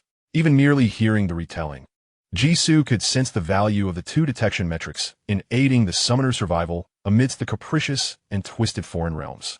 Many anomalies that require self-awareness to perceive can be effectively indicated through pollution and stability levels. The issue lies therein. Su Qingwan rested her forehead on her hand, letting out a silent sigh. The cockpit had exhibited a conspicuous anomaly from the outset with the faceless driver. However, their behavior seemed entirely normal, and the stability of the train was undoubtedly above 3. Our situation will only become increasingly perilous. The stability detector is excessively conspicuous. To diminish the likelihood of attracting the gaze of the silent eye, Su Qingwan did not carry it with her like the pollution detection watch. Consequently, she is left to rely solely on her experience to gauge the trends of the foreign realm. These realms excel in manipulating human emotions, drawing upon the fears and other negative sentiments of the summoners. The temporarily harmless, faceless driver merely signals an impending crisis within the foreign realm. All we can depend on is a brief passage provided in the task description. Each restart of the foreign realm entails subtle differences. Even though my friend once successfully navigated the shortcut train, his experience offers no guidance for us. Attempting to mimic him could spell our doom. This is all Su Qingwan knows. After all, she never anticipated that seeking a shortcut through an anomaly would inadvertently lead to the current predicament. Jisoo note that I have no further questions. The survival rules of the foreign realm are to heed hidden dangers and focus on the task description, just as he had imagined. Bang! A muffled thud resonated from behind, piercing the tranquility of the train. It was 2 young men, drenched in sweat, frantically rummaging through their backpacks. The attendant stood nearby, her sweet smile fixed as she intently observed their every move. Guests, it is time for ticket inspection. Do not waste our time. The young man nearest to her, spectacles perched on his nose, was drenched in sweat, trembling uncontrollably. We have tickets, he stuttered. The fabric of his backpack emitted a tearing sound as their hands shook incessantly. Yet they could not locate the tickets that should have been at hand. The shadow of the attendant elongated beside them, casting an ominous figure that seemed to threaten. Sweat painted dark patches on their clothing, and the lights dimmed imperceptibly. Miss Attendant, a distant voice diverted her attention, allowing the air to flow freely once more. The 2 young men gasped for breath. It was then that Jisoo, with a smile, made eye contact with the attendant, unfazed by her fearsome gaze. May I inquire if food will be available on the train? I am quite hungry. Of course, after ticket inspection, a dining car will arrive shortly. She replied kindly after a brief pause, before returning her focus to the 2 youths, whose faces were as pale as paper. Tickets. These simple words concealed an abundance of peril. The bespectacled youth felt his legs weaken, nearly biting his tongue. The few seconds of delay were hardly sufficient for them to recover their lost tickets. His right foot shuffled aimlessly, inadvertently stepping on something solid. Sensing a change, he steeled himself and looked down, his eyes suddenly brightening. I found it. The tickets. He swiftly picked up the 2 tickets from the ground and handed them to the attendant. The ticket puncher, mere inches above his head, halted just in time. A moment later, the inspector continued on, and the 2 fortunate youths, having narrowly escaped disaster, collapsed onto their seats, clutching the torn tickets. Only Su Qingwan stared blankly at Jisoo. Why did you do that? She questioned, recalling how moments ago, every gaze had been drawn to the inspector. Only she understood that the tickets in the hands of the two young men had not simply been found. They had been discreetly passed to them from beneath the seat by someone nearby. Chapter 36. Arrival at the Confession Church. The task description had specifically mentioned food, indicating its significance on the train. A dining car is essential for long-distance journeys, and using it as a pretext to draw the attendant's attention naturally increased the chances of success. Zisou et like gan li. Despite the attendant being more dangerous than most presences aboard the train, at least for now, responding to passenger inquiries that benefited the train's revenue was her primary duty. No, I am asking you, why did you save those two NPCs? Su Qingwan could not comprehend. She recalled stating not long ago that all seemingly normal entities in this foreign land were monsters. The passengers, appearing normal at present, would inevitably reveal their true, corrupted natures over time. Regardless of where Jisoo procured the additional 2 tickets, saving 2 destined adversaries was unwarranted. Once liberated from the constraints of ordinary individuals, the chaotic and brutal entities of pollution will show no mercy, even if they have been spared by the likes of Su Qingwan. In a hushed tone, she cautioned, "Do not forget the origin of our tickets. The attendants serve the passengers, yet they are but illegal immigrants. Drawing attention to oneself could easily lead to the exposure of our identities." Jisoo shrugged nonchalantly. "I dare to act because I possess confidence. After all, is this not merely trivial? You yourself have asserted that the foreign realm is ever-changing. To be overly cautious is to invite demise. Amendments to rules must be substantiated through action. The tickets originally belonged to 2 youths. I am merely returning them to their rightful owners." A particular line in the mission description lingered in his mind. People embark on this perilous journey with various motives. Among them, there must exist specific individuals on the train whose fates are intertwined with the ultimate success of the mission. Until he identifies them, Jisoo would not permit any NPCs to meet their demise indirectly at his hands. He stroked his chin, savoring the thought. In truth, the foreign realm was not as daunting as anticipated. Its spatial isolation and peculiar regulations bore a striking resemblance to the mist-laden world he inhabited in reality. The appearance of a skinless passenger had evoked a sense of familiarity. Regrettably, compared to reality, the game felt excessively harmonious and normal. Feeling the sincerity in Jisoo's words, Su Qingwan gazed at him in silence. Even now, she found it hard to believe that he had known nothing of the foreign realm prior to this. Aside from the most rudimentary inquiries, he had navigated the complexities of this domain without faltering, fabricating identities beneath the watchful eyes of aberrant beings, drawing the attention of the attendants as an illegal immigrant, and aiding NPCs in locating tickets. How could Jisoo be so adept?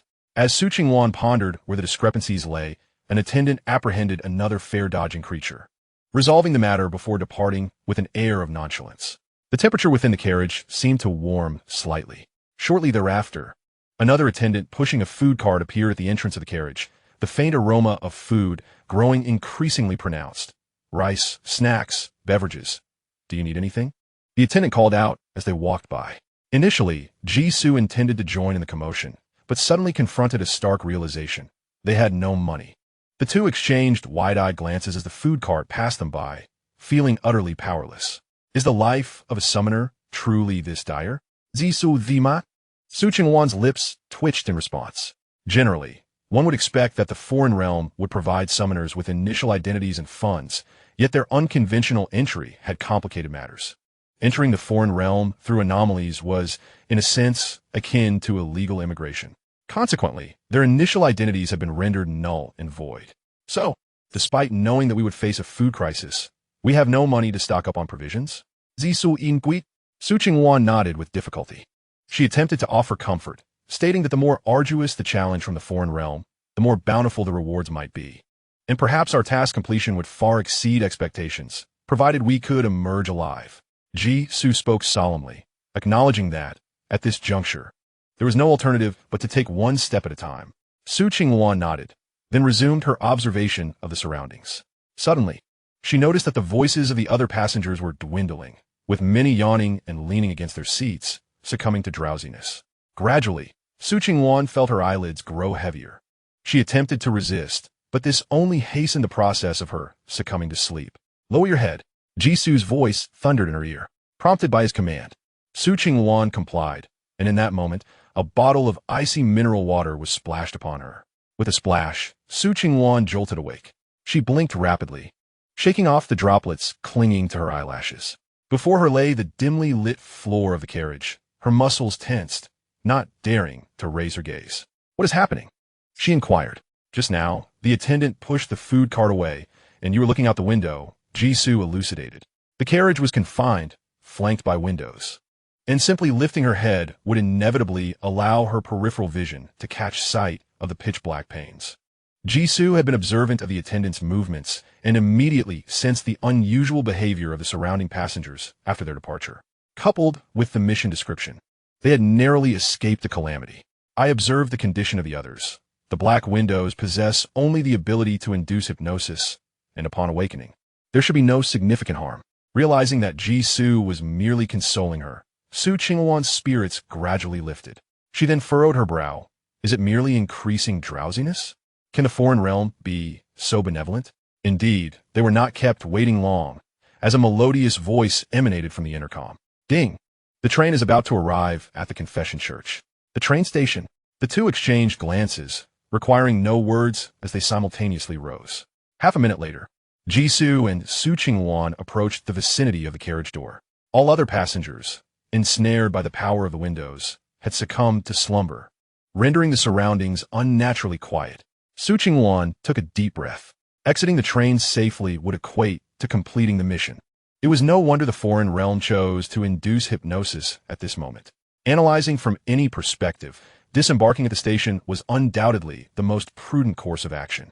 But you cannot guarantee that the chosen station is indeed safe, Jisoo remarked. Although the train had announced the name of the next stop, it was still in motion. Before it halted at the upcoming station, they had ample time to deliberate their subsequent actions. Jisoo propped his chin in contemplation. "Do you have any recollection of the name Confession Church?" "No," Su Qingluan replied. "It bears a striking resemblance to the nomenclature employed in foreign realms. Yet one cannot dismiss the possibility that a real place might whimsically adopt such an eccentric title." Jisoo noted, continuing. Even if the station is confirmed not to be another foreign realm, it may not correspond to a genuine location. For instance, the train has already mentioned the names Red Haze City and Ming City. Ming City serves as the final destination of this train, seemingly embodying the ultimate refuge of safety. Yet, does it truly exist? Must they disembark? Let us not forget, this train is one that never halts, devoid of any terminus. As the train approaches its first stop, both individuals unanimously decide to remain inactive, opting to observe the unfolding situation. The rhythmic clatter of wheels gradually diminishes as the train slows. With a swish, the carriage door swings open, revealing a dense, scarlet fog that obscures all visibility. A faint metallic scent of rust lingers in the air, suffocating those who breathe it in. Chapter 37. Is the platform an illusion? The bizarre crimson mist presents an evident anomaly to any discerning eye. Neither Jisoo nor Su Qingwan harbors any desire to approach it. However, during the interval when the carriage door is ajar, not a single soul braves the fog to board. Under Jisoo's insistence, they wait until the door closes before departing from the empty connecting passage. Upon returning to the carriage, they notice several unfamiliar faces occupying the seats, including their own. Jisoo halts in his tracks, causing Su Qingwan, who follows closely behind, to peer curiously ahead. "What's the matter?" she inquires. Jisoo steps aside to allow her a glimpse towards the front right.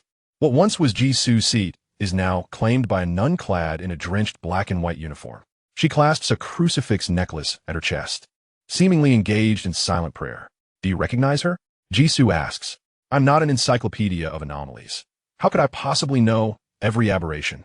Su Qingluan retorts, somewhat exasperated. For the sake of collaboration, she discloses her professional background as a sheriff, with experience in interrogation, tracking, and combat. However, Jisoo appears to have misconstrued her capabilities, viewing her as a versatile solution machine. Upon encountering an anomalous passenger, he expects her to utilize her sequential abilities to penetrate the disguise and analyze the essence of the individual. Is that so? Jisoo expresses his disappointment. It seems the sheriff's path offers limited utility in intelligence analysis, leaning more towards combat. In this realm of exotic anomalies, he wonders if any specialized professions exist that excel in analytical tasks, perhaps those that can automatically reveal basic information upon encountering a monster.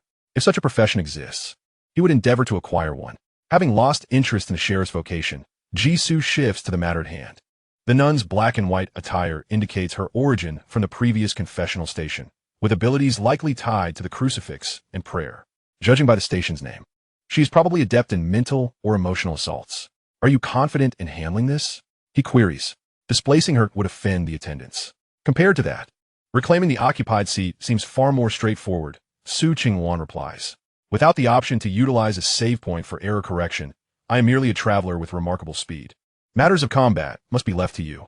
After a moment of contemplation, Su Ching-wan nods affirmatively. It is merely an aberration from a dimension of secondary pollution. In combat against the aberrant beings skilled in psychological warfare, the advantage of the initial move determines success or failure. Had they been seated, confronted by a nun seeking a seat, they would undoubtedly find themselves at a disadvantage. As it stands, the individual occupying the seat is the adversary, rendering the situation straightforward. Su Ching-wan approached the nun with the grace of a feather, her footsteps almost imperceptible. Suddenly, the nun, who had been in silent prayer, twitched her ears, halting her supplications. In that instant, Su Ching-wan seized the opportunity to grasp her shoulder firmly. Do not move. The talent sequence 521 states, when positioned on the side of justice or experiencing injustice, one may command those with significantly inferior mental fortitude through simple verbal commands. Madam, it appears you are in the wrong seat. Half a minute later, the nun collapsed in the aisle, swiftly dissipating like smoke, leaving only a water stain in her wake. The two returned to their seats, while Jisoo continued to reflect on the first summoner battle he had witnessed.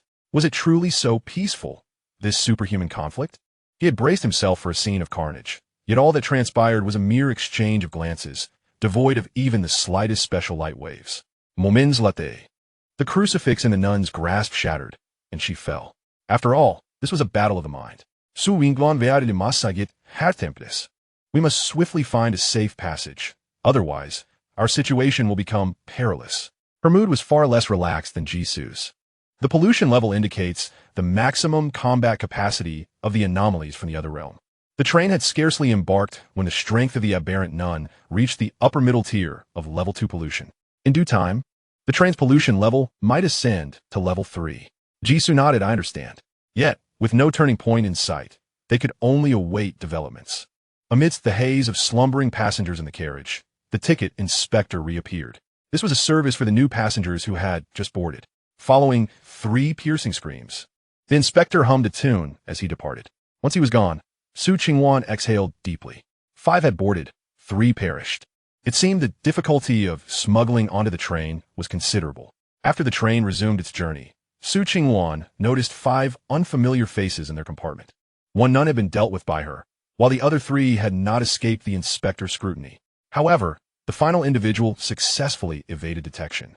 This indicated that there were indeed loopholes in the ticketing process, allowing other aberrant beings from the foreign realm a chance to board.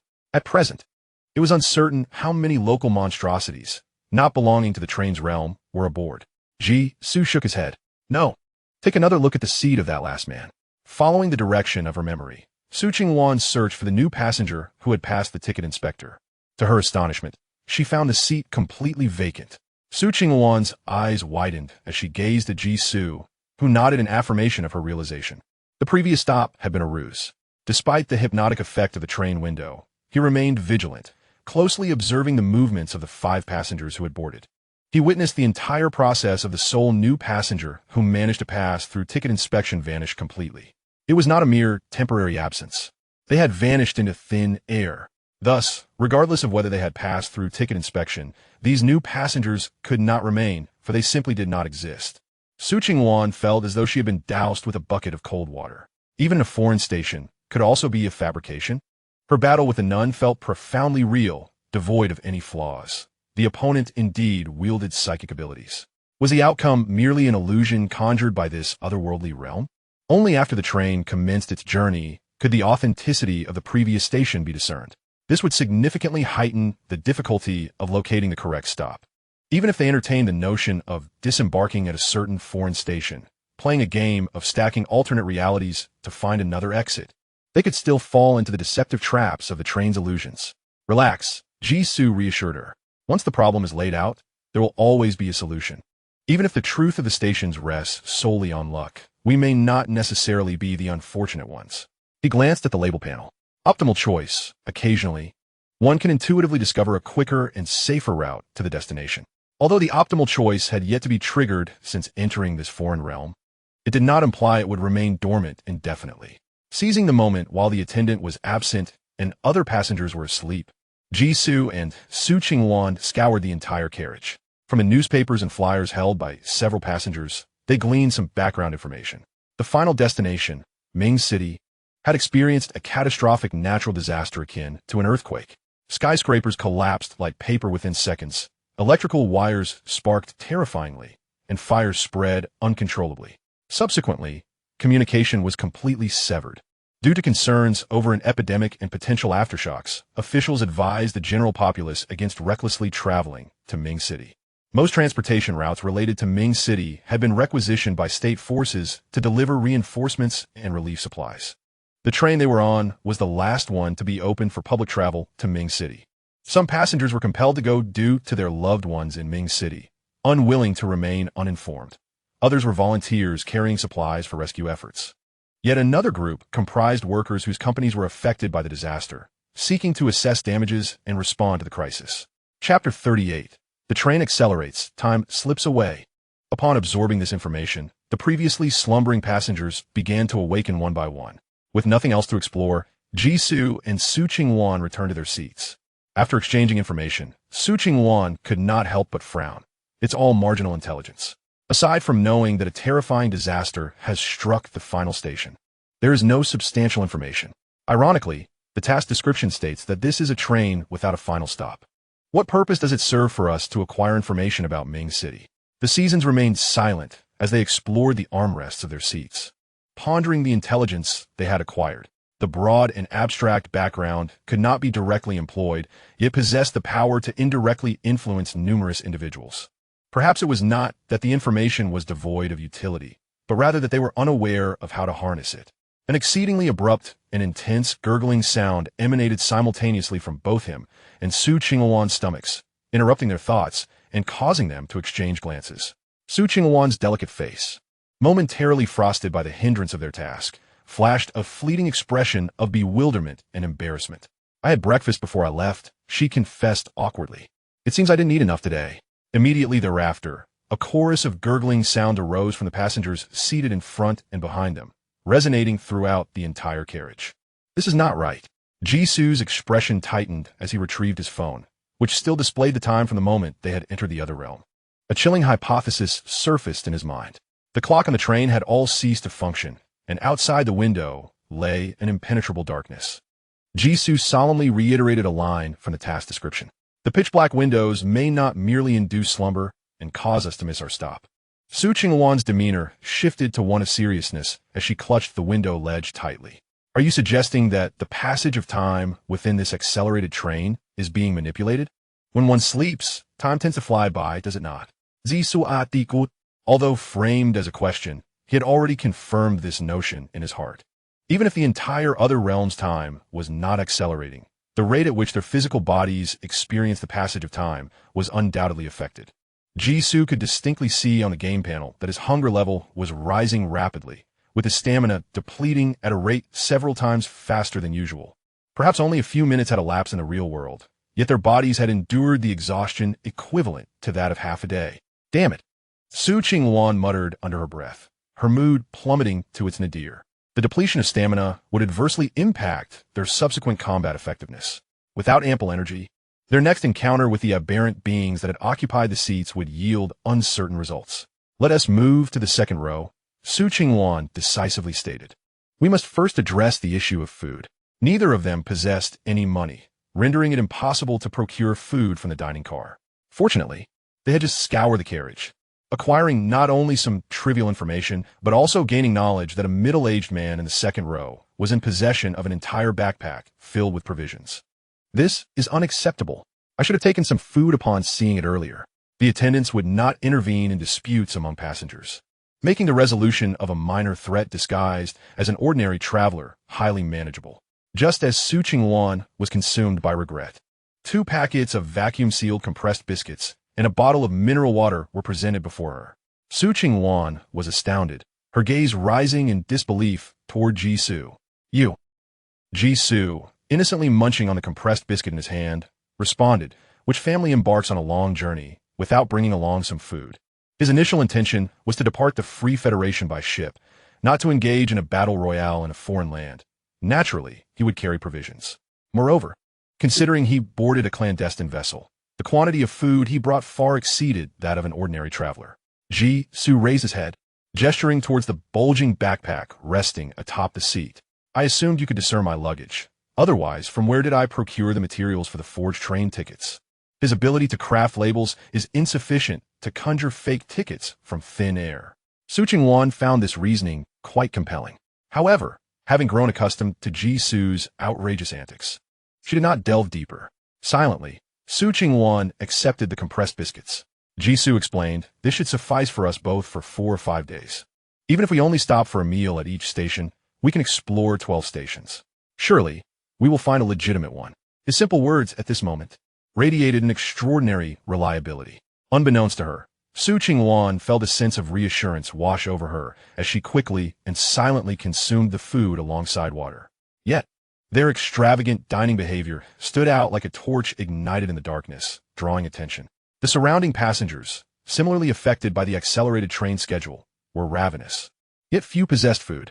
Some anxiously awaited the arrival of the catering cart, while others discreetly gazed at the two consuming their meal heartily. The carriage was filled with sounds of swallowing and rumbling stomachs. A middle-aged man in a suit, with a furrowed brow, had unknowingly taken the empty seat across from Jisoo. He fixated intently on the biscuits and water in their hands, his throat convulsing violently. At last, a shadow flickered in his eyes. Ahem!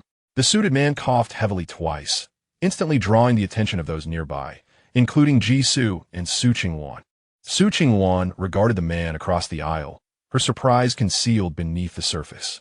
Wasn't this the very contaminated individual she had just contemplated robbing? He bore a backpack filled with provisions. What was his purpose in approaching them? Without making them wait long, the man spoke in a hoarse voice. Could you two spare me a bit of food? His expression seemed to convey a momentous resolve. I am a volunteer from the Sunflower Foundation, tasked with bringing supplies to the refugees of Ming City. Regrettably, I did not pack much food for myself, and I have exhausted my funds. I had anticipated a swift journey to Ming City, but the chaos has left me famished. I cannot dare to touch the supplies in my bag. Yet if you could provide me with just a little water to ease my hunger, I promise to repay you once I contact our people at the station. Upon hearing this, several nearby passengers, their eyes gleaming with hunger, turned to look, whispering among themselves. He's from a Sunflower Foundation, a good person. This is a charity organization that genuinely assists impoverished citizens. Their commendable efforts are well known throughout our province. No wonder he is on this train. What a pity. I too have no food, or I would gladly give it all away. We must not allow those who do good deeds to feel disheartened. The crowd, each person chiming in, seemed to wish they were directly involved, eager to deliver food to the gentleman in a suit. He smiled sheepishly, the creases on his face radiating warmth and kindness. If absolutely necessary, I could still take a step forward. He coughed lightly, covering his mouth, his voice frail and weak. Upon arrival, I would appreciate everyone's assistance in moving the supplies.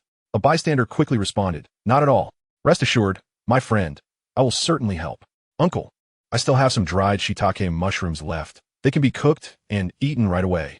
Jisoo observed the suited man's performance with a knowing smile. What a clever tactic of retreating to advance. The reputation of the Sunflower Foundation was evidently substantial.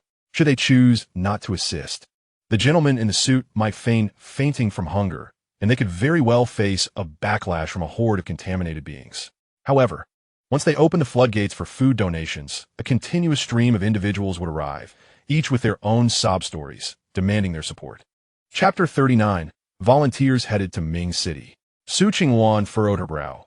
The sensation of being coerced by a sense of righteousness left her equally displeased. Indeed, compared to the disguised contaminated beings, she preferred a more straightforward confrontation. Her hand gradually moved towards her waist. Jisoo gently placed his hand on her arm, signaling her to remain calm. He then turned to the middle-aged man in a suit, who claimed to be a volunteer, displaying the same sympathy and admiration as the other passengers. So he is a volunteer from the Foundation. It is imperative to assist him. With that, he stood up, preparing to retrieve the bulging backpack from the overhead compartment. The surrounding gazes followed his movements, fervent and intense. The zipper was pulled open amidst the ravenous stares of the crowd. A brass basin, wide enough to match his shoulders, filled the backpack to the brim. Silence descended upon the air. The man in the suit stared in disbelief. How could this be? Such a large backpack contained nothing but a single basin. Who would deliberately carry such a large basin? The surrounding fervor swiftly cooled. What a disappointment. They had expected a substantial amount of food. It turned out to be mere posturing and flattery. Jisoo shrugged and zipped the bag back up.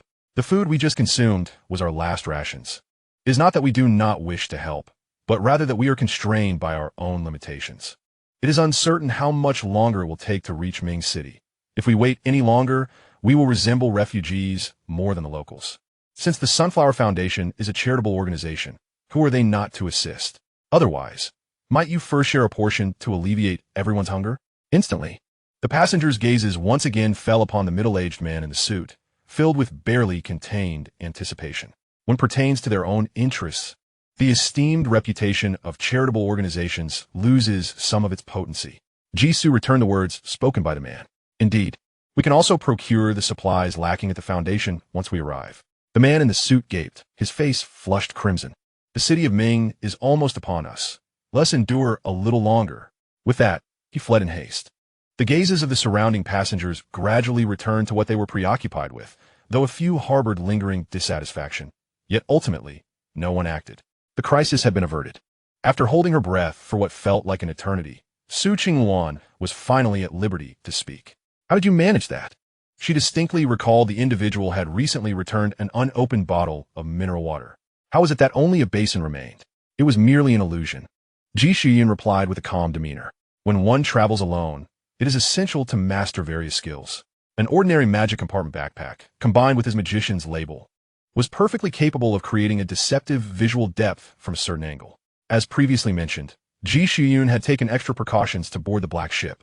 Given the limited space on the train, they could not conceal their food supply for long. He had not been secretive.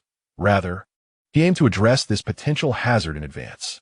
The appearance of the man in the suit allowed the nearby passengers to witness his backpack firsthand. Even if thoughts of robbery crossed their minds later, they would likely gravitate towards those with more abundant food reserves. After speaking, Ji Xian glanced at Su Qingwan again. Is there nothing else troubling you? What do you mean? She asked, her mind swirling with questions. She detested half-finished conversations. The train seemed to rush through time, and she needed to uncover more clues before reaching the next station. Su Qingwan dismissed these trivial thoughts and focused her abilities on observing the passengers surrounding her. Meanwhile, Ji Shiyun withdrew his gaze. It appeared that Su Qingwan was also unaware of the brass basin's purpose. He had been striving to understand the function of the brass basin he had retrieved from the Silent Eye's sacrificial ceremony. Unfortunately, after extracting it from the factory, it bore no distinction from an ordinary brass basin. Its original non-stick properties had vanished. Given her extensive dealings with the Silent Eye, Su Qingwan knew nothing about it either. Never mind. I shall seek an opportunity to study it later. Ji Shiyun called out to a passenger seated in front of him. Brother, are you also heading to Ming City? The train emitted a soft rumble, carrying a compartment full of hungry passengers along a pitch-black track. Ding! The train is approaching the flesh factory. Please prepare to disembark. Before the announcement could conclude, Ji Shiyun and Su Qingwan had already adeptly vacated their seats, standing by the carriage door in anticipation of their next stop.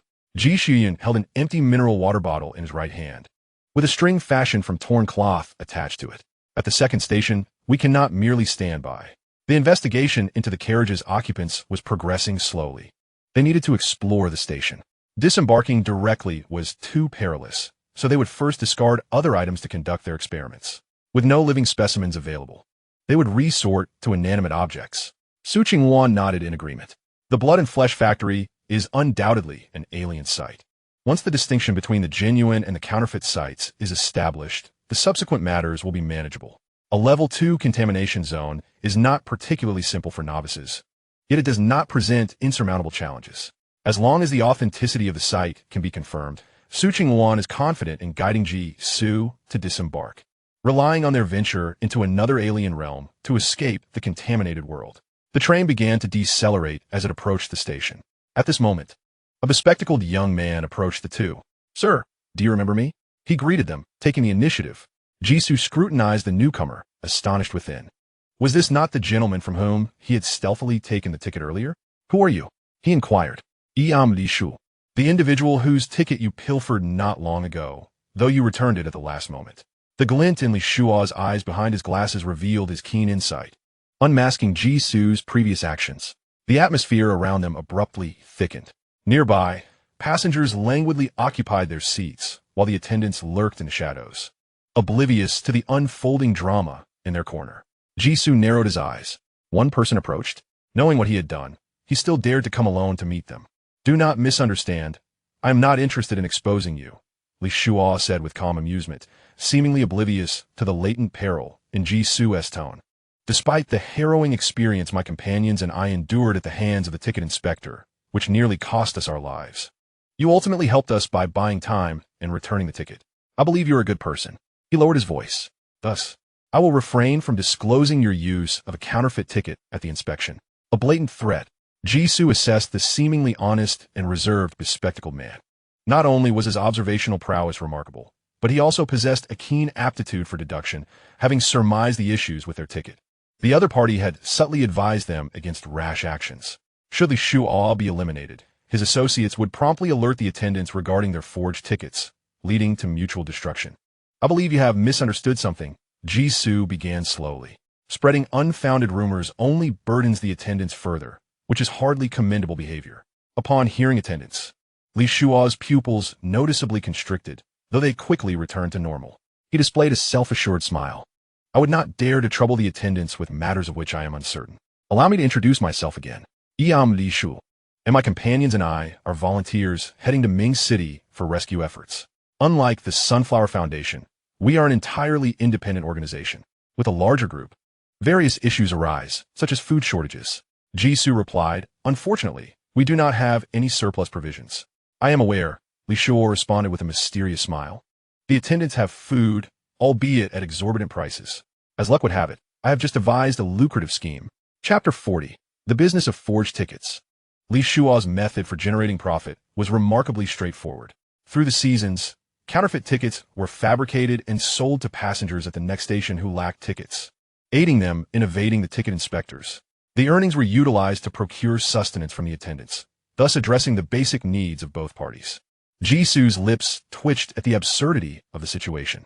Listening intently from beginning to end, he pondered if it was solely his responsibility to act.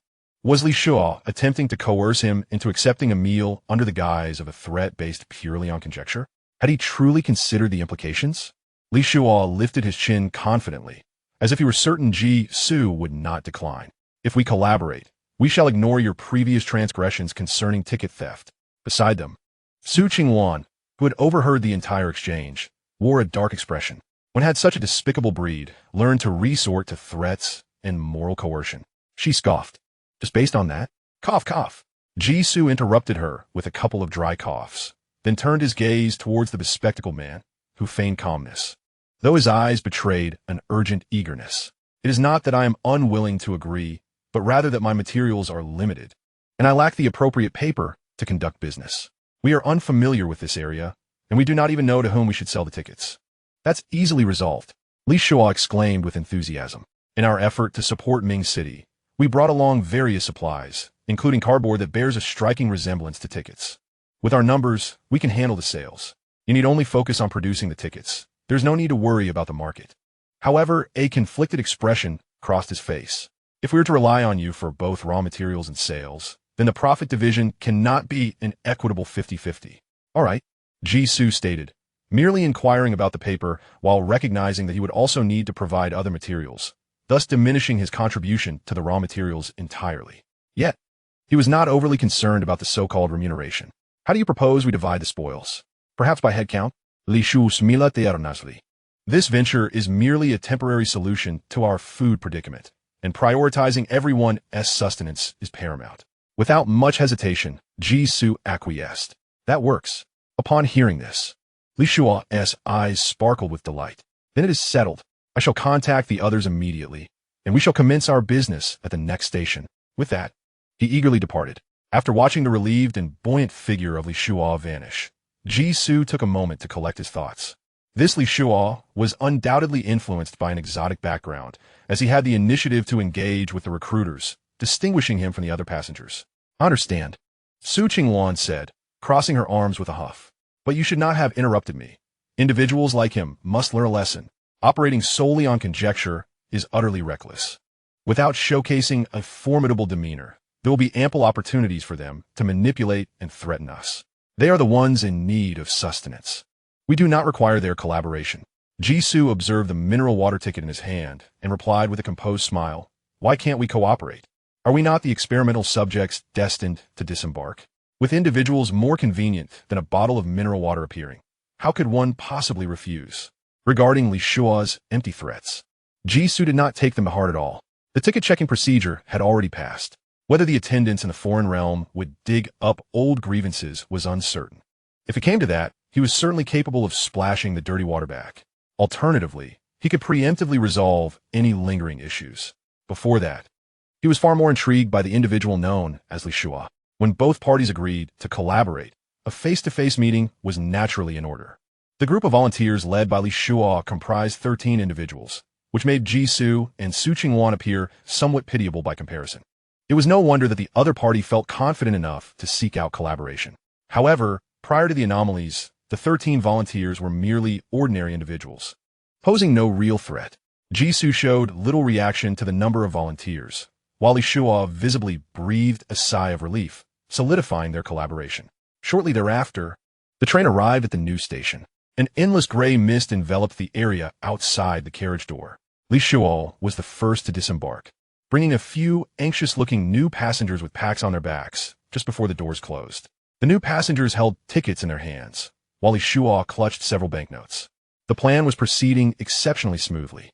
Li Shuo, with his honest and affable demeanor, naturally attracted people, and his companions worked diligently to draw in customers. Each time they disembarked, substantial earnings were garnered. Even when faced with customers lacking funds, they could exchange for a few pieces of bread or bottles of mineral water. The cooperation between both parties was exceedingly pleasant. Once again, the train halted at a station, and Li Shuo led his people to disembark first. Jisoo understood that the other party aimed to confine the transaction outside the train, where they could clandestinely pocket kickbacks. Nevertheless, he had no intention of following them off the train. Instead, he focused on the black mist outside the carriage, murmuring to himself, 50%. What? Su Qingwan turned back upon hearing his voice. She was monitoring the fellow volunteers who had not disembarked with Li Shuo and was puzzled by Jisoo's sudden remark.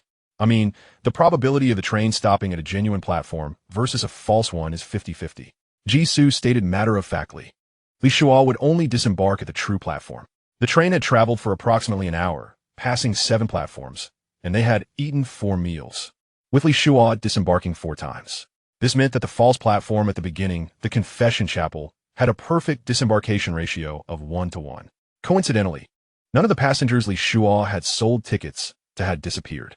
Isn't that perfect? Su Qingwan thought with a surge of joy. Let us get off the train right now. They had already discerned the pattern of Li Shuo's disembarkations at the previous platforms. Waiting until now was merely Jisoo's strategy to ensure stability by expanding the sample size for reference. Now that the conclusion was clear, when better than now to depart. Even if the station they disembarked at led to another foreign realm, Su Qingwan felt unafraid. It was certainly better than continuing to collaborate with the contaminated beings. After all, forging tickets was not a sustainable solution. The counterfeit materials would eventually run out. Each time they arrived at a foreign realm station, new passengers would board the train. They too are constrained by the train's temporal flow, their thirst and hunger becoming increasingly unbearable. With each passing station, the restlessness within the carriage becomes more palpable. For now, they can rely on the numerical advantage brought by their collaboration with Li Shuo to suppress the prying gazes. However, after a few more stops, hunger will become intolerable, or the newcomers might succumb to their discomfort, and chaos is imminent. Jisoo touched the yellowed scratches on the window pane. Just an hour ago, this surface was pristine and smooth. The current marks appear to have aged the passage of time significantly. There is no rush. There remains a while before it is deemed obsolete. Moreover, I have made some progress in my research on the train stations, not the authenticity of the stations, but rather the flawless execution of the foreign mission. Su Qingwan discerned the underlying meaning in his words, feeling even more perplexed. What do you mean by progress? Hadn't they just eliminated a mutant and sifted through a myriad of foreign backgrounds, all while playing along with a group of disguised contaminants? How had the focus suddenly shifted to the decoding phase? Chapter 41. The missing 14th person. The train stopovers last only 5 to 10 minutes, and I must seek out his subordinates among the volunteers to gather some information. Leave Li Shuo to you. We will disembark at the next genuine station. What? Su Qingwan was momentarily taken aback, hurriedly calling out to him. How confident are you? Ji Su turned back, 50%. Su Qingwan's mouth fell agape. You're willing to take such a risk with only 50% confidence? What if the next true station is delayed? Before Su Qingwan could press further, Ji Su had already moved away. She gazed at the nearby carriage door, her eyes filled with hesitation and inner turmoil. Ultimately, she released her grip, opting not to leave alone. Oh well, it's just one step, she murmured softly to herself. After all, it is merely a secondary level of contamination from the foreign realm. Even in a later stage of utter madness, she would have the means to depart unscathed. Perhaps it would be worthwhile to observe how far this self-proclaimed traveler could go. Ji Su strode purposefully down the aisle of the carriage. Thanks to Ji Su's counterfeit ticket operation, the carriage was no longer as sparsely populated as it had been at the outset. At least half of the seats were now occupied. He headed directly to his destination, taking a seat on an unoccupied chair. The young man beside him, holding a bowl of instant noodles, was clearly unprepared for the sudden company, causing him to startle visibly. The steam from the noodles fogged up his glasses. Brother Ji, what brings you here? The bespectacled youth stammered quietly. Unlike Li Shuo, this young man, Zhang Haoxiang, was genuinely introverted and earnest. Thus, he became the foreign breakthrough Ji Su was seeking. Feeling bored by lingering at the entrance, he decided to return and sit down. The bespectacled youth, Zhang Haoxiang, nodded in understanding. Indeed, the attendants do not frequently appear. There is no need to remain at the entrance indefinitely. The number of passengers boarding at each station is limited, and not everyone needs to rush off the train to solicit customers. Li Shuo's team of 13 implemented a rotation system, with only 5 members disembarking at a time, allowing the others to rest on the vehicle.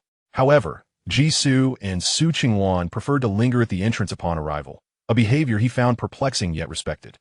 Ji Su concurred, stating that the attendants seldom made casual appearances. This was one of the patterns Ji Su had discerned throughout their journey. On the train, there seemed to be 2 implicit rules fraught with the specter of death: ticket inspection and the ominous dark windows that accelerated the flow of time. Beyond this, the attendants did not intervene in passengers' altercations nor intrude upon their interactions as if they were non-existent. Once one managed to endure the ticket check, the danger of the foreign realm appeared astonishingly low. Gulp!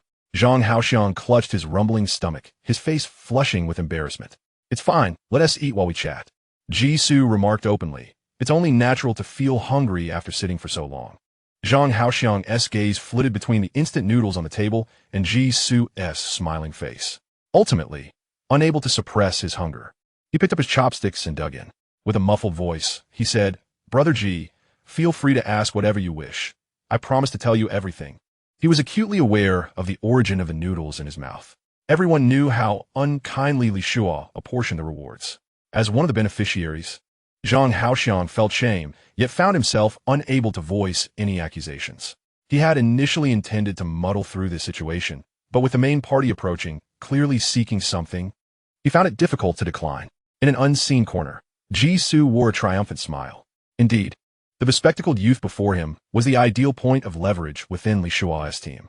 His patience had paid off, waiting until the other was too hungry to resist, before making contact after purchasing the noodles on the train. Some inquiries could only be broached amidst feelings of guilt. Ji Su was direct. Don't you find this journey peculiarly harmonious? Harmonious? Zhang Haoxiang was perplexed. What did that mean? Was harmony not positive? Ji Su smiled, but offered no response. Instant noodles are a dish that smells more enticing than it tastes. The steam mingled with grease wafted through the air, and the oppressive sounds of swallowing filled the atmosphere. Ji Su sensed the hungry eyes, glistening with envy from all around, quietly fixating on their corner. Yet none dared to act. Within the train's frenzied acceleration of time, many passengers were nearly resorting to gnawing on their seats due to hunger.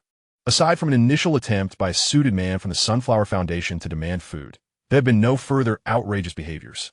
Everything felt eerily tranquil and harmonious. It was the will of the foreign realm that restrained them, preventing any riotous behavior aboard the train. Jisoo had a premonition that understanding the source of this would bring him closer to the perfection of leaving the train. He had no desire to venture into another foreign realm replica. Since it is a task, one naturally aspires to achieve the highest level of completion. Changing the subject, I have heard that you are all grassroots volunteers heading to Ming City to rescue refugees. How did you come to know each other? Among the 13 volunteers, including Li Shuo, all are under 30 years of age. Some, like Li Shuo, are nearing 30, while others appear quite youthful, seemingly just in their early 20s. The age range is considerable, and to gather them all together must have involved a unique opportunity. When this topic arose, Zhang Haoxiang lowered his head slightly, feeling a bit shy. In truth, I cannot claim to be a proper volunteer. Before this, I had never set foot in a disaster zone. The calamity in Ming City is so well known in the surrounding areas that Li Shuo and the other seniors could not bear to stand idly by and insisted on personally participating in the relief efforts. Initially, I was supported by them to attend university, so I naturally could not back out at this moment. I seized the opportunity to join them when classes were suspended. Under the subtle guidance of Jisoo, Zhang Haoxiang almost divulged the backgrounds of all 13 volunteers. The 7 alumni, including Li Shuo, all hail from the same university. The others are either locals from around the university or colleagues who know each other from a certain equipment company.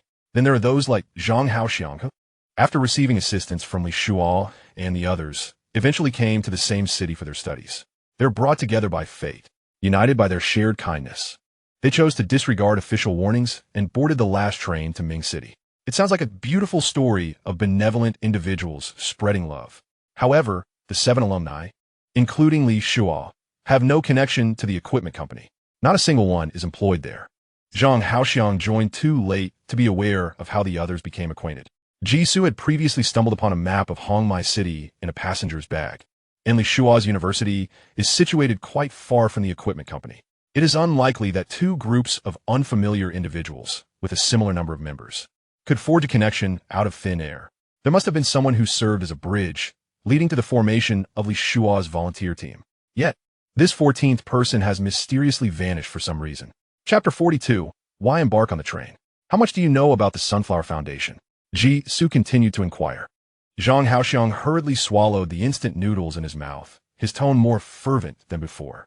The Sunflower Foundation, it is a renowned charitable organization here in Yun Province, entirely distinct from those online scams that masquerade as charities to embezzle and launder money. Many of our Team S volunteers have personally benefited from the support of the Sunflower Foundation. However, the foundation is not large. It is only active around Ming City, and outside the province, hardly anyone recognizes it, so its reputation has never spread far. At this point, Zhang Haoxiang couldn't help but express his sentiments. Organizations that genuinely assist those at the grassroots level lack the funds for publicity, while some money laundering schemes thrive online daily. Alas, if there were more organizations like Sunflower, it would be wonderful. His tone was laced with indignation. It is evident that one harbors a profound disdain for those unscrupulous charitable organizations that masquerade under the guise of altruism while exploiting the goodwill of ordinary people.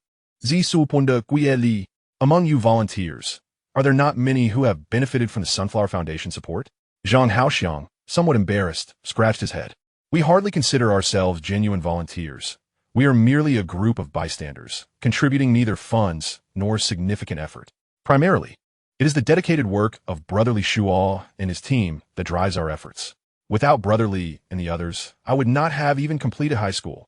Moreover, without the relentless advocacy of the Sunflower Foundation, my mother's surgery would never have been arranged.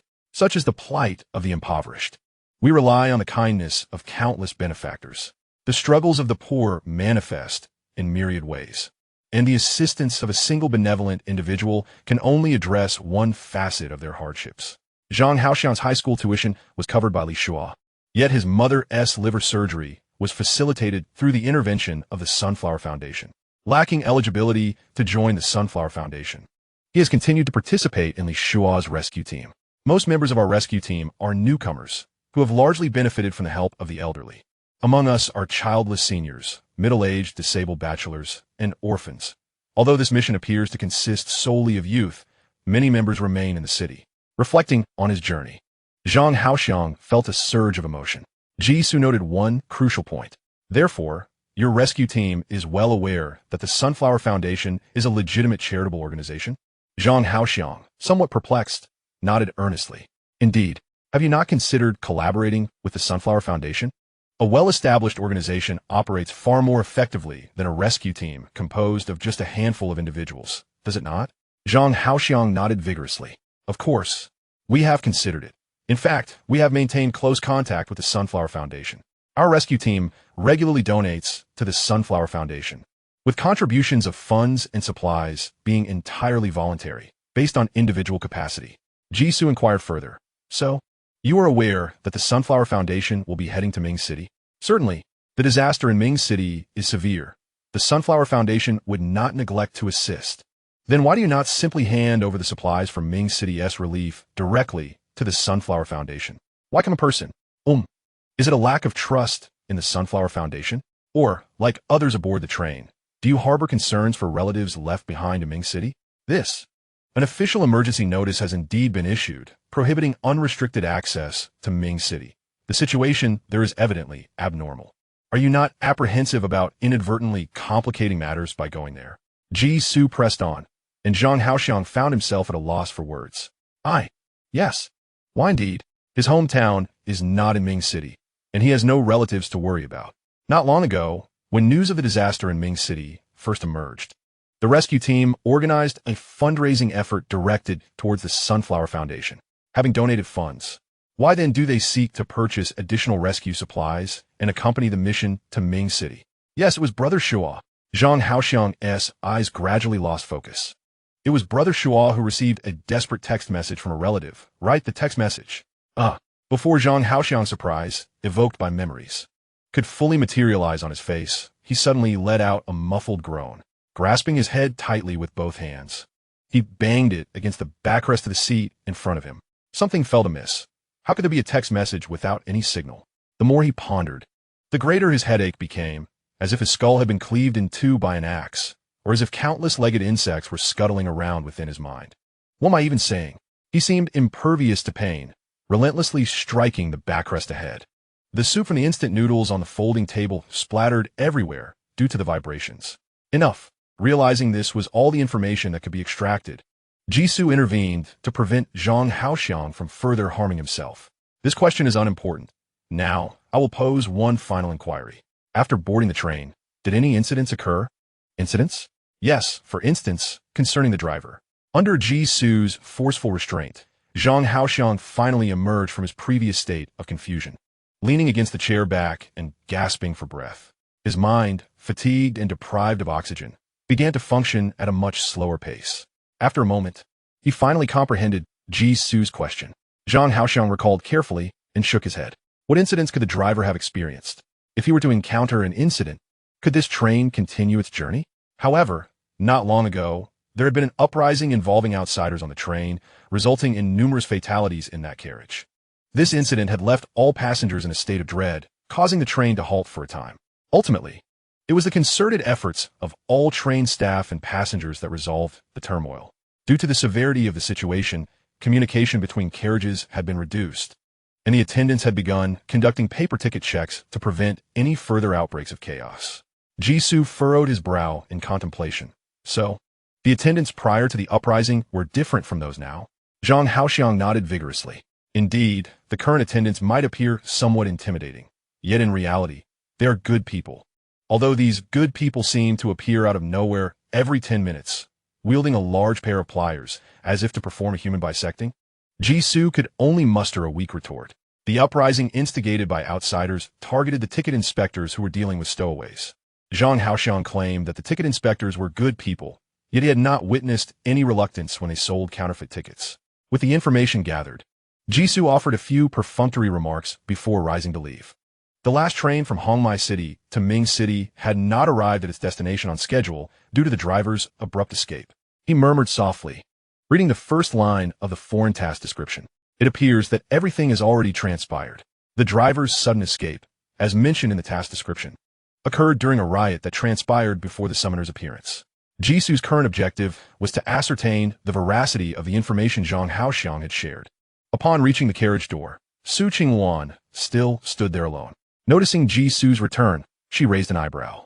Back so soon? In less than 5 minutes. The other party had acquired the intelligence they sought. She pointed with her chin towards the mist outside the door. If we have second thoughts now, we can still disembark. No, I need to locate someone on this train. Once I find them, the mission will be accomplished. Who is it? The 14th individual who should have belonged to Li Shua's rescue team. Chapter 43. The train enters the next phase. Jisoo will relay the information obtained from Zhang Haoxiang to Su Qingwan. Su Qingwan's expression grew increasingly serious, ultimately transforming into one of gravity. Her brows furrowed and then relaxed. You are right. This 14th person must be closely connected to the appearance of Li Shua's rescue team on the train. In fact, they may have been a crucial element during the train riot. The foreign mission's description is intricately linked to the task at hand. Understanding the origins of the train riot will naturally illuminate the foreign mission. Su Qingwan eagerly exclaimed, I leave this to you. Jisoo reminded her from behind. The information he can provide is limited. Pressing him further will yield no results. He has meticulously calculated the timing to extract this intelligence, and further inquiries will only drive him to madness. Su Qingwan turned around and smiled brightly. That information is meant for you, not for the constable. She had her own methods. Having been led by the nose for so long, she was determined to showcase her prowess as a seasoned summoner. Jisoo shrugged, no longer attempting to restrain her. Fine, after all, he has no intention of enhancing the rescue team's favorability. Even if Su Qingwan comes up empty-handed, it matters not. He added as a final reminder, by the way, if any conflict arises between you, please try to avoid physical confrontation if possible. With her back turned, Su Qingwan waved her hand dismissively, indicating her understanding. Jisoo remained in place, vigilant for any new passengers boarding the train. Simultaneously, he rapidly pieced together the fragments of information extracted from Zhang Haoxiang. The Sunflower Foundation, the rescue team, the halted train. Before long, a somewhat triumphant and boisterous voice rang out beside him. Yi, haha, this journey is all thanks to you. Jisoo turned to see Li Shua draping an arm over his shoulder, his face alight with unabashed excitement and greed. Leaning in closer and lowering his voice. Though unable to suppress his boastfulness, he continued, We've encountered another fat sheep. This platform sold a total of 15 tickets, a new record. Moreover, they possess plenty of valuable items, and they don't haggle over ticket prices at all. However, with more customers, our ticket stock is dwindling. He rubbed his fingers together, mimicking a counting motion, his meaning unmistakable. Jisoo, uninterested in flattery, replied directly, I will prepare the tickets for the next station as soon as possible. That's splendid. Li Shua clapped his hands joyfully, fully immersed in the perspective of a smuggler and merchant, showing no trace of his initial earnestness. Perhaps it was the exhilaration of discussing a substantial deal that caused him to overlook the chill of the season, as he continued to boast and elaborate. Speaking of which, it was you, Brother G, who initiated this venture. Our collaboration has been delightful. Once we arrive in Mingcheng, who knows, we might even embark on a more significant partnership. His gaze briefly flickered towards Jisoo, a hint of confusion crossing his features. Whereas Miss Su gone? I just saw her here. How could she vanish in the blink of an eye? Feeling bored nearby, she must have wandered off to explore other areas. Jisoo glanced at the electronic display of the train's announcements above. The train was about to depart. I shall return my seat for now, and we can continue our conversation shortly. Ah, very well. I shall see you in a moment. Li Shuan maintained his smile, responding jovially. Once Jisoo had turned and walked a distance away, a fleeting shadow of unease passed through his eyes. He then turned back to his own seat.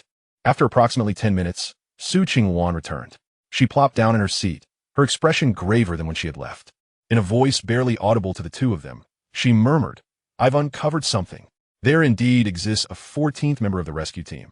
However, that individual did not board the train in the usual manner. What do you mean? Su Qingwan quickly elaborated. The train had briefly stopped at an irregular platform. At that time, the train was already at full capacity, yet Li Shua and the others spotted a member of the rescue team on the platform. Due to their injuries and poor condition, the passengers disregarded the full capacity and brought them aboard. Subsequently, chaos erupted in the train, and that individual perished. Jisoo's pupils dilated in shock. Full capacity, and someone died. This revelation struck like thunder. When they boarded the train, there was hardly a quarter of the carriages filled, let alone full capacity. If the train had ever been at full capacity, how many had perished along the way? Or rather, how many had died during that tumult? Just as Su Qingwan finished speaking, the lights in the carriage began to flicker violently. Then, as if extinguished by an invisible hand, the atmosphere plunged into darkness. The feeble light cast eerie shadows upon every face, rendering them ghostly. Ahem. Almost simultaneously, the passengers, who had previously been enduring hunger, emitted low, guttural growls that bore no resemblance to human sounds. So hungry. I'm so hungry. The scent of food. Their expressions gradually turned hollow. Then, with a swift motion, they lunged towards the nearest source of sustenance. From a distance, Jisoo could still hear the screams emanating from Zhang Haoxiang's direction. It was evident that he had forgotten to dispose of the leftover instant noodle containers, which had now attracted the attention of the transformed passengers. Be careful. Jisoo shouted, Shapi, swiftly sidestepping to evade the gnarled fingers of a middle-aged woman reaching for his neck. The woman exerted considerable force, her nails scraping against the seat back, producing an excruciatingly grating sound. Su Qingwan reacted with remarkable swiftness, her form akin to lightning, delivering a precise chop to the side of the neck of a burly man attempting to embrace her from behind. The man collapsed without a sound. Yet more passengers quickly encircled them. The two fled their seats and established a defensive posture back to back in the more spacious aisle. Jisoo scanned the surroundings intently. The native passengers who had previously occupied their seats began to visibly distort, their nails elongated and darkened, teeth protruding, their aggression markedly heightened. What is happening? He exclaimed. The foreign contamination is accelerating. Su Qingwan responded loudly, turning to fend off two mutated passengers lunging at her. Her voice, urgent yet clear, reached Jisoo's ears. It seems we are on the right path. The information I extorted from the 14th person has touched upon the crux of our mission. The train has directly transitioned to the next phase, or rather, a phase closer to revealing its true nature. More perilous, yet the intelligence we can gather is exponentially greater. But this is all so sudden. Jisoo sighed, his meticulously devised plan utterly disrupted. Had he known the effectiveness of Su Qingwan's intervention would be so remarkable, he would have employed it during the interrogation of Li Shua. Jisoo retrieved a handful of jerky from his pocket, scattering it in all directions. For now, the priority was to endure until the next station. Chapter 44. Escape from Car 3, Assessing Losses. The surrounding mutated passengers, lured by the jerky, dispersed like phantoms. Seizing the opportunity, Jisoo signaled to Su Qingwan. Let us go. The carriage had devolved into a chaotic slaughterhouse. Amidst the turmoil, they fought and fled. Reaching the entrance of Car 2, just as seen moments ago, Car 2 was devoid of life. Jisoo hurled the recovered backpack inside, glancing back at the few remaining unmutated souls within the carriage. If you wish to survive, hurry over. The beleaguered individuals resisting the attacks of the mutated passengers immediately turned their gazes. Soon, Li Shua, having kicked away a creature clinging to him, dragged his damaged suitcase forward, stumbling as he approached. Wait for me. With the train having just entered its next phase, the mutated passengers exhibited limited strength and mobility. He truly managed to break free and rush into Car 2. Behind him, the mutated passengers, drooling with darkened skin, pursued, only to be dispatched one by Jisoo and Su Qingwan. Fending off an incoming assault from one direction was decidedly simpler than battling foes from all sides. An increasing number of unmutated individuals found refuge in Car 2. The elderly, students, and a doctor in uniform. Jisoo's gaze lingered momentarily on the last figure, a doctor clad in a white coat, before he turned back to engage with the mutated passengers. Bang! The door to Car 2 was manually shut and locked. The sound of relentless banging and the scraping of nails against the metal door echoed. Fortunately, the door remained steadfast. All the survivors in carriage number 2 breathed a sigh of relief. They finally had the time to reflect upon the recent events. What transpired? It was horrifying. Must we endure another riot? I want to disembark. I refuse to remain in this cursed place. The crowd was rife with panic and confusion. Li Shu, whose body bore the marks of the chaos and whose glasses were askew, limped over. As he wiped the shattered lenses, he expressed his gratitude to Jisoo. Thank you, Brother Ji. Without you, we would have been utterly lost. Jisoo surveyed the surroundings. In carriage number 2, apart from himself and Su Qingwan, there were only a few individuals he had encountered since boarding the train, some native passengers and a handful of other bizarre beings who had joined mid-journey. The aberrations, much like the bewildered native passengers, appeared weak and harmless, seemingly reluctant to reveal their peculiarities. Perhaps they, too, were constrained by the train's enigmatic rules, not yet ready to unveil their true identities. Jisoo's mind was a whirlwind of thoughts, yet he nodded at Li Shua. It is fortunate that everyone is safe. By the way, who is missing from your rescue team? What has become of Zhang Haoxiang, with whom I spoke earlier? Yi du instinctively glanced at Su Wingluan. She subtly shook her head. She had heeded Jisoo's advice to employ gentle interrogation tactics, which had not cost the other party their life. When she departed, the bespectacled student had been lively and well. Li Shua clenched his right fist, a look of sorrow crossing his face. The incident was so sudden. I had no time to consider the others. It is likely that Xiangzi and the others have met with misfortune. Those present had just experienced the dire consequences of failing to escape to carriage number 2. The other survivors, who had also lost companions, could not help but display their anguish. Jisoo remained silent. The bespectacled student did not appear particularly robust. Yet it was a peculiar coincidence that among the 13 members of the rescue team, the one who perished had been linked to him. Shouldn't the passengers with deeper ties to the train's main line possess greater cunning? How could unrelated passengers manage to escape, while Li Shua's rescue team suffered losses? Unable to fathom the answer, Jisoo offered a few perfunctory words, urging the frightened passengers to find seats and rest. Su Qingwan approached and sat with Jisoo in the far corner of the last carriage. This spot was closest to carriage number 3, where the sounds of banging and screaming continued to echo. The other passengers instinctively chose seats further away. Only she and Jisoo remained. The advantage was that from this angle, they had a clear view of the entire carriage too, enabling them to spot any anomalies at once. Why were they allowed in here? Su Qingwan asked, perplexed. Do you not recall their identities? Whether natives or stowaway passengers, they're all ticking time bombs to the recruiters. Pollution and distortion are their true nature. The summoners are like delicacies in their eyes, almost eager to devour them whole. Are they to passively await the mutation of other passengers, fleeing once more to the first carriage like lost dogs? Jisoo spoke calmly, regardless of their identities. At least they are not in immediate danger. The riddle remains unsolved. We must leave a few alive, for they still serve a purpose.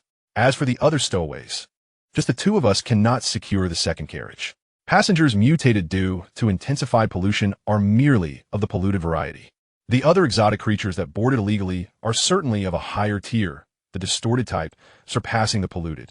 Although Jisoo has yet to witness the distinction between these 2 grades, he will not confine all distorted types to the 3rd carriage, unnecessarily complicating the task of guarding the entrance.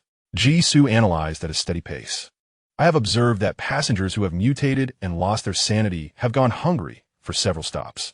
We possess enough food to ensure a period of calm in the second carriage. Rescuing others is merely a manageable risk investment. Su Qingluan felt helpless. She seriously doubted that the perceived controlled risk in their eyes aligned with that of an ordinary person. However, it did align with her stereotypical impression of adventurers, enthusiastic risk-takers. Reckless yet self-assured. Every decision they made was akin to dancing on the edge of a blade. Well, it is done. Su Qingwan reminded him once more. The exotic realm is beginning to face a widespread crisis. The rate of pollution will only accelerate, and our time is running short. Have you contemplated your next course of action? Of course. Zisu deeply, sweetly. Could you interrogate Li Shua, as you did with Zhang Haoxiang? Li Shua must be a key figure in the main plot, possessing information that others do not. I need to glean more specific details about the identity of the 14th person and what he has done. Alternatively, I wish to understand the specifics of the riot that once occurred on the train, at the very least to know which carriage it originated from. Since the eventual cessation of communication between the carriages must have stemmed from a particular carriage, the riot must have radiated outward from there. However, when Jisoo boarded, each carriage was no longer at full capacity, as Zhang Haoxiang had described. Each carriage appeared to have experienced a riot, losing a substantial number of occupants.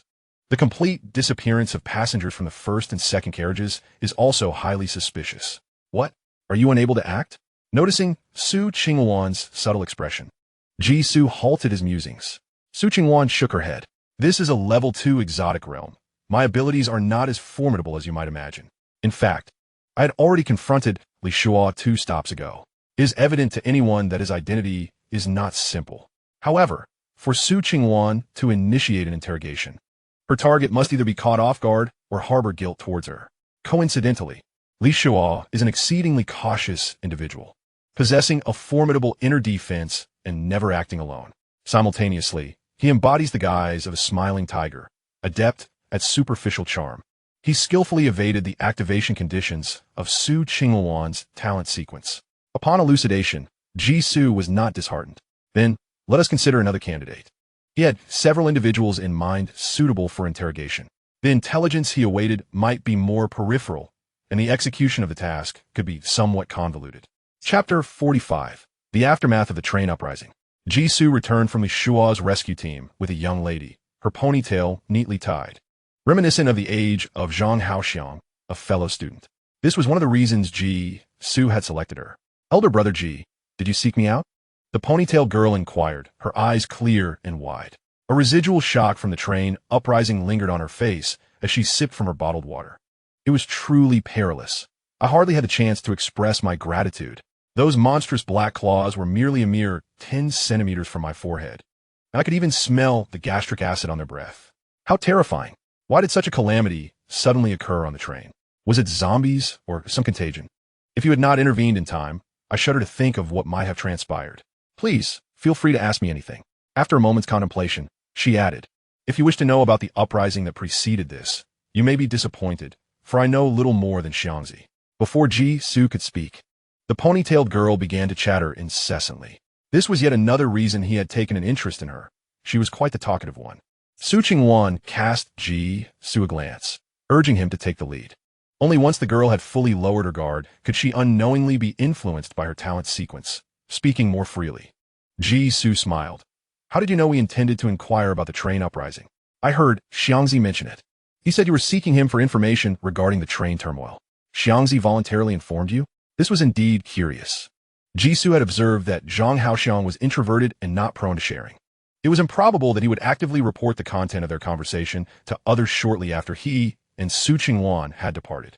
Is it forbidden to discuss the train uprising? Certainly not, the ponytailed girl began, only to abruptly fall silent. Ji Su understood. Someone had prompted him to speak.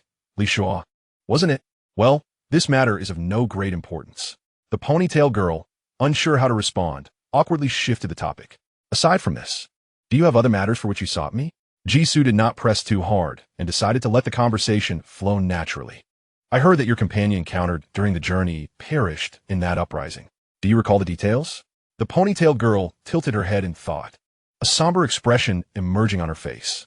In truth, we misjudged the situation. Those who boarded were not our companions, but rather creatures akin to those in carriage 3. The confusion in her eyes deepened as she became ensnared in a certain memory. I was equally perplexed by the situation. It seemed as though the world outside had undergone a sudden transformation. That monstrous entity had somehow acquired a face familiar to us, exploiting our trust to board the train. Subsequently, the train began to exhibit irregularities as individuals from other carriages brought along additional monsters. The sheer number of these creatures was overwhelming, leading to a cascade of anomalies that instilled fear and anxiety among all passengers. Eventually, one of the monsters could no longer maintain its disguise, succumbing to madness and wreaking havoc, causing the train to come to a sudden halt. More and more monsters tore away their facades, resulting in numerous casualties. Many lives lost. Ji Su and Su Qingwan exchanged a glance, realizing that this information was far more detailed than what they had previously uncovered. Ji Su, in a gentle yet probing manner, inquired, are you suggesting that the first monster to reveal itself was not one of your companions? Certainly not. The bewilderment in the ponytail girl's eyes vanished in an instant, and she asserted confidently, the monsters were defeated by our own hands. We made mistakes, but we did not abandon the chaos like the irresponsible culprits. As she spoke of their actions, the ponytail girl let out a sorrowful sigh. For reasons unknown, the world outside the train had transformed completely, while inside, everything remained unchanged. That monster not only bore the visage of our companion, but also carried the memories we shared. It was aware that my hometown had a grand church, where each Sunday, eggs were distributed to the attending uncles and aunts. The monks and nuns from the church would periodically visit the elderly residents, bringing gifts to the children at the orphanage. Thus, despite the fervent anti-superstition movement outside, our small town still harbored numerous Catholic believers.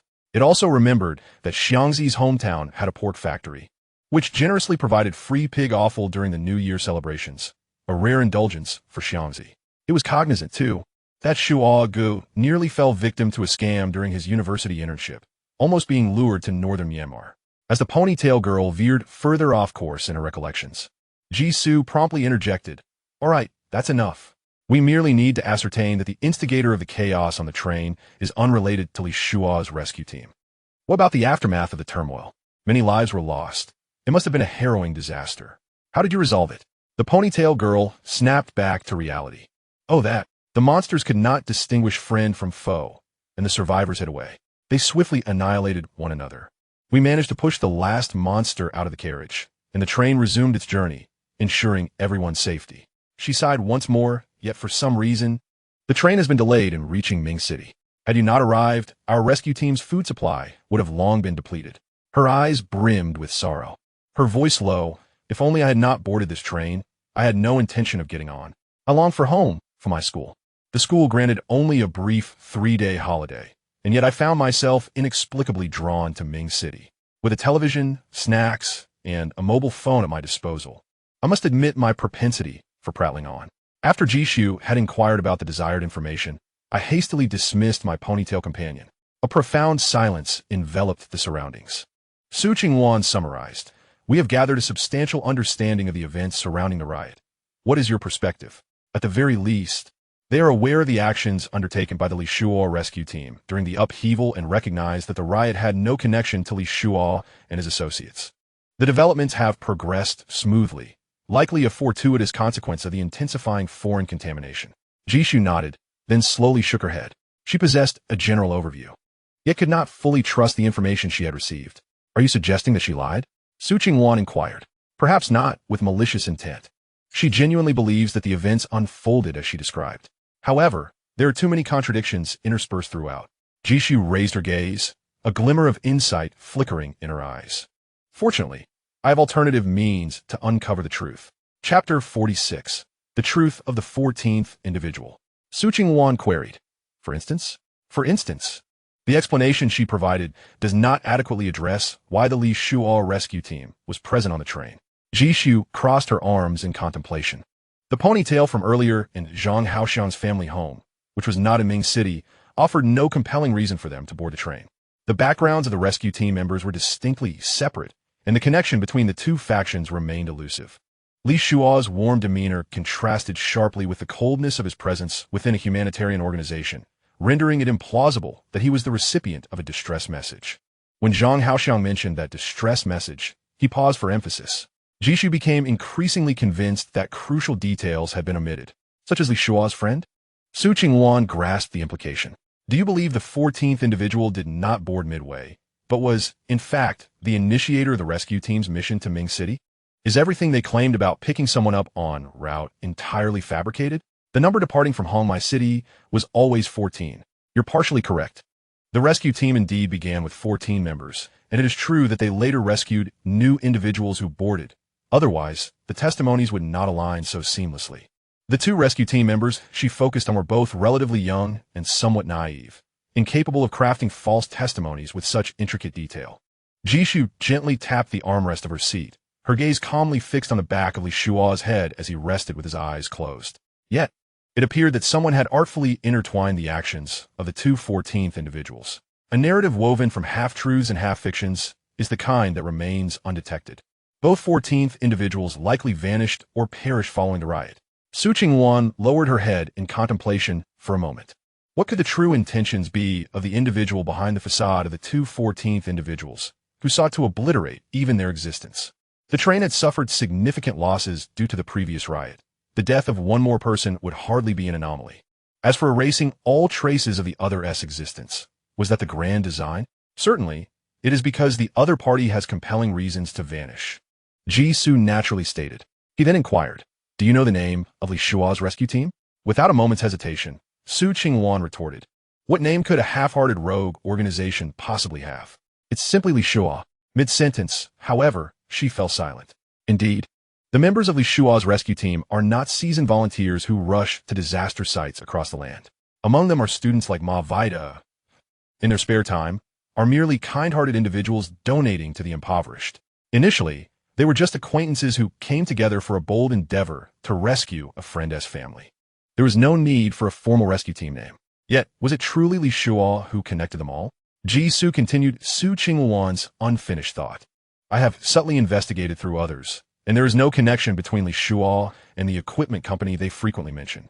Hence, I'm not acquainted with the few members in the team who work for that company. He cannot be the key to enticing others to venture to Ming City. Su Qingwan asked, who do you believe the 14th person is? Ji-Su replied, certainly, beyond the members of the equipment company. Students like Ma Vida and Xiangzi have undoubtedly received support from the 14th person. It is because of this grace that they feel compelled to repay it. Even if the disaster in Ming City does not concern them, they still insist on coming to help. To be even bolder, it is possible that everyone in the team has benefited from each other.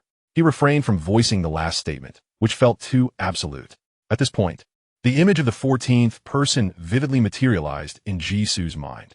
This individual is a generous and affluent philanthropist, adept at forming friendships and overflowing with compassion. Thus, a nascent rescue team began to take shape. One day, a cataclysmic disaster struck Ming City, rendering the entire city unreachable, with the official announcement shrouded in ambiguity. What remained was a distress message sent to him by a family member in Ming City. Deeply concerned, he resolved to travel to Ming City personally to rescue his loved ones. Friends who had benefited from his kindness rallied around him, expressing their willingness to embark on the journey together. United in purpose, they secured 14 train tickets, packed their rescue tools and supplies, and boarded the final train to Ming City. The train encountered an accident en route, failing to arrive on time. Food dwindled during the prolonged journey, and time lost its significance. The struggle for survival grew increasingly dire, with monsters capable of disguising themselves as ordinary people emerging. The train devolved into a primitive society governed by the survival of the fittest. People banded together, resorting to robbery and murder, using the guise of monsters as a pretext for their ruthless actions, which fundamentally accounted for the drastic reduction in passengers. Ji-Su did not believe that, in a fully occupied train, they would be unable to contend with a few monsters that managed aboard. Even if the mutated passengers' attacking power were to increase 3- or 4-fold, he remained unconvinced. The situation had not escalated to the point where dozens or even hundreds of passengers could unite in a concerted attack. Due to the scarcity of food amidst a multitude of people, or perhaps incited by someone's machinations, the 14th individual had become the collective scapegoat. Labeled a monster, he was condemned to death. I had concocted justifications. All aboard the train were present because of the 14th person. Thus he must atone for his perceived transgressions. Su Qingwan was not entirely convinced. Isn't this all mere speculation? There exists no evidence to substantiate such claims. They risked their lives for the 14th individual. How could they suddenly turn against him and execute him as a monster? Ji-Su chuckled softly. Human nature is intricate. They did not embark on this journey anticipating genuine peril. At least the passengers believed that Ming City had merely suffered a significant earthquake. The dangers following such an event were thought to be limited to minor aftershocks or discomfort from extreme temperatures, or perhaps trouble instigated by unscrupulous individuals among the refugees. They would never have imagined encountering monsters, nor being trapped in a train like caged birds, starving to death. Moreover, how can you assert that I lack evidence? Ji-Su Gao De. What evidence? Su Qingruan pressed. Ji-Su gestured towards the surviving passengers ahead. They are the evidence. Do you recall that carriage we boarded? There was an employee dispatched by the company to Ming City to oversee the factory's operations. Su Qingwan pondered for a moment before nodding. Yes, there was indeed such a person. She was indifferent to the pollution entities observed in the anomalies. However, Ji-Su, being a newcomer, was brimming with curiosity, making his inquisitiveness all too apparent. While she cautioned him, she also overheard a nearby conversation involving the pollution entities. One individual was reporting to their superior via telephone, intending to oversee the workers' return to duty in Ming City. Although it was inconvenient to navigate through the carriages, she later ventured to that particular carriage and found the individual missing. It was merely a matter of acting under the cold, unfeeling gazes of all the passengers. Ji-Su, emboldened by the guise of a game, disregarded any sense of shame and roamed the entire length of the train. He pointedly acknowledged each of the surviving passengers, identifying members of rescue teams, the Sunflower Foundation, and others who had bravely boarded the train for the sake of loved ones and strangers alike.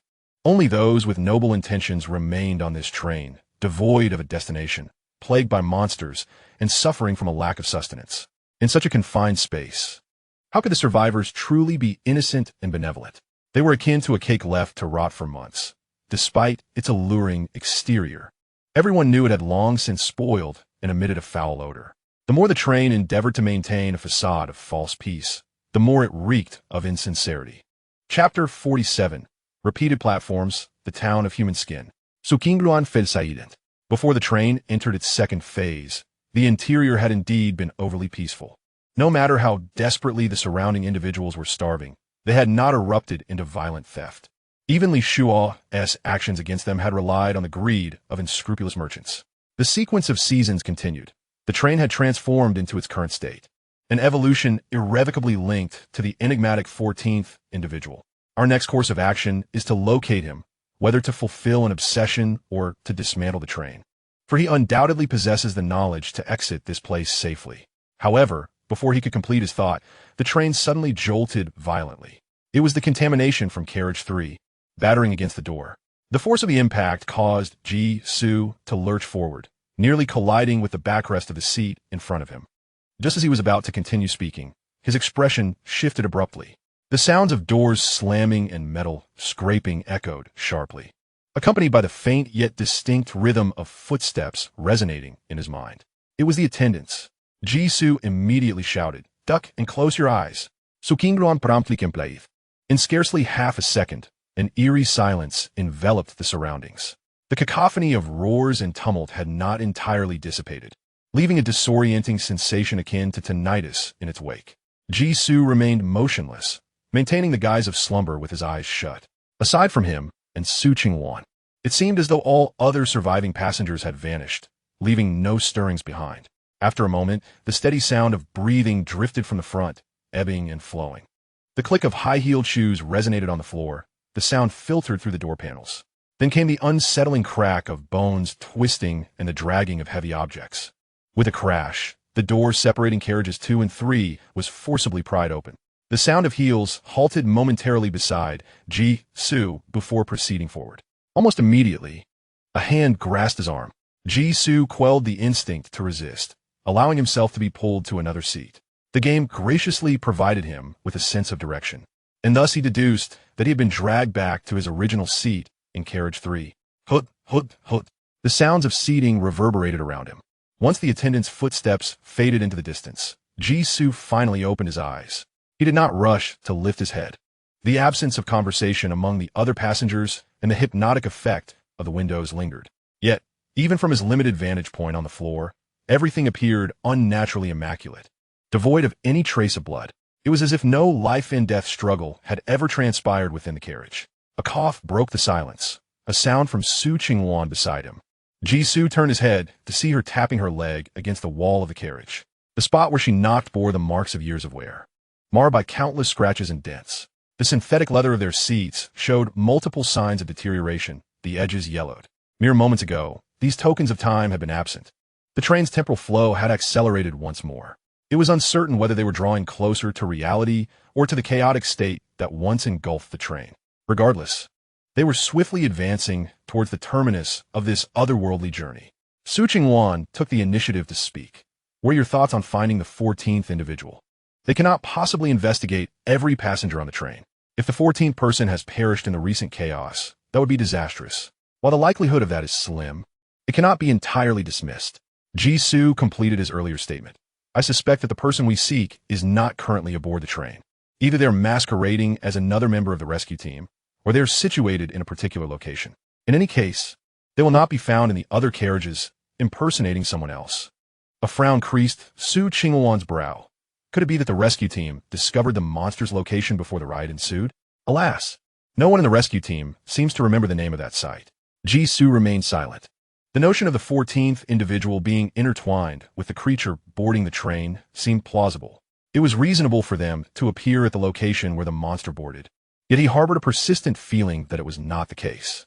At that moment, the train began to decelerate. Ding dong, welcome to Rempi Town. Passengers disembarking. Please prepare in advance. The cold announcement signified the complete cessation of the recent turmoil. They no longer needed to focus on the platform. Su Qingwan disregarded the train's announcement and continued. Shall we take a look in the cockpit? She remained unsettled by the task description indicating the driver's escape. Earlier, her departure was prompted by concern that entering the strange realm might trigger the lethal mechanism of a critical monster. Now that the contamination of the otherworld was nearly complete, what was there to fear? What if one of the two faceless drivers was the 14th individual they sought? Su shared her sentiment. He suggested to Su Qingwan that as soon as the train came to a stop and the hypnotic effects of the windows faded, they should promptly investigate the cockpit. However, just then, a hand clapped down on his shoulder. Su then said, instinctively avoiding the window as he looked up to find it was Li Shuo. Li Shu, is he awake? He discreetly surveyed the surroundings. No. A portion of the passengers remained in slumber. Only Li Shuo and some members of the rescue team were gradually awakening, rubbing their eyes. Li Shuo burst into hearty laughter. Ha! Gee, have you forgotten the matter of the tickets you promised to replenish? He twirled 3 fingers of his right hand together, winking at Su. I came to collect the goods.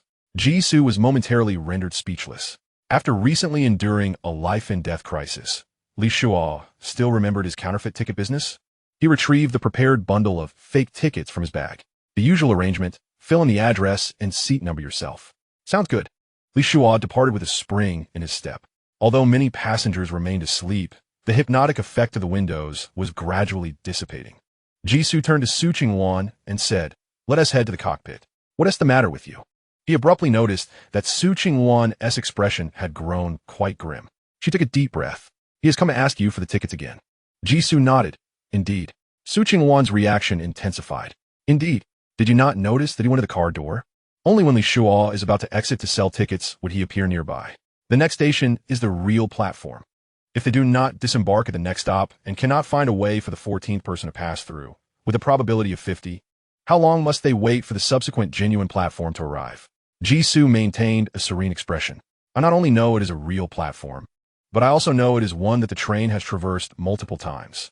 Chapter 48, The True Cabin of a Train. Su Qingwan, astonished, repeated more than once. Su replied, do you recall the first ticket inspection when the attendant unearthed the skin monster? You spoke of it yourself, the skin demon from the skin town. Since the entity appeared on the train, it signifies an intersection between the train and its birthplace. Given that this is a looping train that cannot reach its final destination, it is entirely normal for it to encounter various platforms multiple times along the way. Of course, repetition constitutes a particular circumstance, and every anomaly must have its reason. We shall await the newcomers and observe the unfolding events. This is the first genuine platform following the escalation of train contamination, and it is also a repeated platform. If there is indeed a clue, it will certainly lie with the passengers boarding. That is a matter they will need to contemplate later. Jisu's plan remained unchanged. Let us proceed to the cabin. Having come this far, we cannot simply flee without discovering anything, can we? My objective is not mere survival, but a flawless passage. Escaping to another realm is not within my options. The train's arrival announcements echoed continuously. The stop would not be lengthy. Jisu no longer hesitated and rose to make his way toward the cabin. Su Qingwan glanced at Li Shuo as he alighted, hesitating briefly before choosing to follow Jisu's pace. Bang! The cabin door was still unlocked, and Jisu and Su Qingwan entered smoothly. The faceless driver in the main seat suddenly turned around, despite his face being as smooth as an egg without any features. Jisu and Su Qingwan distinctly felt a chilling anger directed at them. No loiterers allowed in the cabin. Passengers, please leave immediately. The faceless driver's tone brooked no argument. The co-driver echoed, please vacate at once. Jisu ignored them, boldly surveying the environment of the previously glimpsed cabin. It seemed the opaque windows were a fixed rule of the train. Even as it had entered the second phase, the cabin showed no signs of change. The glass intended for viewing the path ahead remained utterly dark, indistinguishable from the carriages behind. Jisu's attempt to grasp the external environment of the train had evidently failed. It was, after all, a futile endeavor. The driver lacked eyes, rendering the presence or absence of windows inconsequential. As the seasons shifted, Jisu turned to Su Qingwan and instructed, let us split up and examine the control panel to uncover any clues regarding the next station for the train. Having never operated a train before, he felt utterly bewildered by the chaotic array of buttons before him. It was evident that they would need more hands to search for leads. Su Qinghuan nodded and approached the driver's seat. Noticing that the two men ignored her, she observed the faceless attendant in the co-pilot's seat, whose body began to inflate like an air-filled balloon, the tailored uniform creaking under the strain. "Passengers, please vacate the area immediately," it shrieked, each word a thunderous command. "Do not interfere with our work."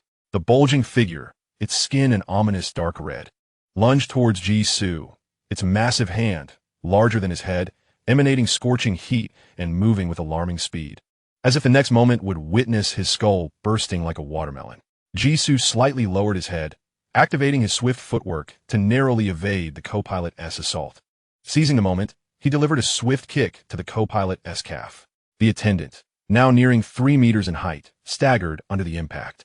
Ji-Su capitalized on this brief disruption, channeling his strength to roll out from beneath the collapsing figure and then aimed an elbow strike at its back. With a resounding crack, the sound of dislocated joints echoed as the co-pilot collapsed. Without hesitation, Ji-Su pressed his advantage, delivering further blows until the figure lay unconscious. Meanwhile, Su Qinghuan had also subdued the faceless entity in the driver's seat, clapping her hands together. "How shall we handle the aftermath?" she inquired. Ji-Su glanced down at the dust and wrinkles on his clothing, musing, "Why does it seem like the adversary was far more adept?" It appeared he needed to acquire a combat tag, he muttered to himself. The high-quality tags he possessed were only suitable for escape. In actual combat, he felt like a novice. "What did you say?" Su Qinghuan asked, not quite hearing him. "Nothing," Ji-Su replied, regaining his focus. "As long as we keep them under control, the train must have a driver. With time until departure still available, we should gather clues. If the faceless ones regained consciousness, it would not matter much. The train was already in chaos, and additional assailants in the cockpit would not change the situation significantly." While Su Qinghuan searched for station information, Ji-Su concentrated on inspecting the items within the cockpit. He discovered a fire axe, a fire extinguisher, and a newspaper from an unknown year. The contents of the newspaper, which he had previously glanced over on a passenger, were nothing but gossip about obscure celebrities and politicians, along with disaster reports from Ming City. The foreign realm bore no connection to reality, rendering its useful content nearly non-existent. He also found a few personal belongings on the two faceless entities, including a pack of cigarettes, an identically faceless identification card, and a set of keys. Ji-Su examined the green card on the keychain, its lettering worn from prolonged handling, revealing the words City Subway. His gaze oscillated between the subway card on the passenger seat and the driver's ID marked with the city's name. His brow furrowed deeper with each passing moment. A person from another province? An individual unrelated to Ming City, reliant on the subway for transportation, living a modest life. These faceless beings clearly lacked the qualifications to become the 14th member of the rescue team. Could his assumptions be erroneous? The chaos on the train, the description of the driver fleeing under duress, the peculiar manifestation that emerged post-uprising, the train continued its journey. If the 14th member of the rescue team were deemed the essence of the train's anomaly, it was evident that the individual in question was inextricably linked to the train's renewed advance. Yet, they were absent from the driver's cabin. Were they truly not aboard the train? Bang! The sound of a heavy object striking the control panel jolted Ji-Su back to reality. He observed Su Qinghuan, half leaning against the control panel, her right elbow pressing down on a red button. She awkwardly spoke up. "Do you believe me when I say it wasn't intentional?" The control panel was replete with buttons. She merely sought to rummage through the corners for a manual. Inadvertently, she tripped over the corpse of a faceless individual lying on the floor. Thus, she inadvertently pressed a large, vibrant red button, almost as if it bore the inscription, "Do not press," on her forehead. Ji-Su paused momentarily before striding toward the control panel, randomly toggling switches and pressing buttons. "Su Qinghuan instantly panicked. What are you doing? Get up. If you disrupt something, the moment you press that button, the train will respond." As she spoke, Ji-Su's expression grew more solemn. These buttons have no bearing on the train's movement. Cautiously, Su Qinghuan rose, relieved that nothing had transpired. She felt somewhat at a loss. How could the train be advancing? This indicated that this was not the true driver's cabin. Ji-Su slapped his forehead in frustration. He should have anticipated this. What kind of driver is a faceless being? The peculiarity inherent in the faceless individuals surpassed their ability to operate a vehicle. He had instinctively overlooked this fact. An announcement echoed above them. Ding dong, the doors are about to close. The train was set to depart, and Jisoo made a swift decision. Let us go. We can't find any station information here. We must seek the true driver's cabin. Chapter 49. The final piece of the puzzle, Li Shua's invitation. Almost in the same breath. As Jisoo and Su Qingwan exited the driver's cabin, the sound of footsteps from a crew member emerged from the shadows behind them. Talp, talp, talp. The high heels clicked against the train floor, creating a distinct melody. Jisoo quickened his pace, finally returning to the original carriage before departure. As he adjusted his attire, he cautioned Su Qingwan, "We cannot conceal our assault on the driver's cabin. How confident are you in confronting the crew member?" 10 out of 10. Su Qingwan replied with conviction. One should not underestimate her tenure as a summoner. It was merely a level 2 anomaly. Had it been an unsolvable pure combat anomaly, she would have already conquered it with sheer strength. However, one cannot delay for too long, Su Qingwan added. The restrictions imposed by the second level of the foreign realm are equally applicable to all. My abilities are similarly constrained by the limits of this domain, making swift resolution unattainable. In a protracted battle, the crew's advantages aboard the train are substantial. We can hold out for a maximum of 3 platforms. Jisoo nodded. That is sufficient. Only one piece of the train puzzle remains unfound. The margin for error across 3 platforms is ample. Jisoo flexed his wrist, aware that an arduous confrontation was imminent, and he could not afford to slacken his focus. At this moment, Li Shua appeared before him with exuberance. Brother Ji, we've struck gold. We've profited once more. He patted his bulging pockets and winked at Jisoo. May I have a word? Jisoo pauset, his mind momentarily shedding various combat techniques. There was an odd dissonance, as though he had abruptly transitioned from spy thriller to a wealth management program. While they were systematically deciphering clues, the other party remained steadfastly engaged in the counterfeit ticket trade. Without hesitation, Jisoo accepted the invitation. All right. He had been seeking an excuse to depart from the crowded carriage. A change of venue would allow him to evade the crew's initial wave of assault. Jisoo cast a concerned glance at Su Qingwan, then stood and followed Li Shua out. Between the train compartments, there were 2 restrooms. Li Shua entered the first restroom and called back. Come in. Jisoo halted at the door. The rendezvous point chosen by the other party was not supposed to be a restroom. The overhead announcement continued. Passengers for Renpi Town Station, please prepare for ticket inspection.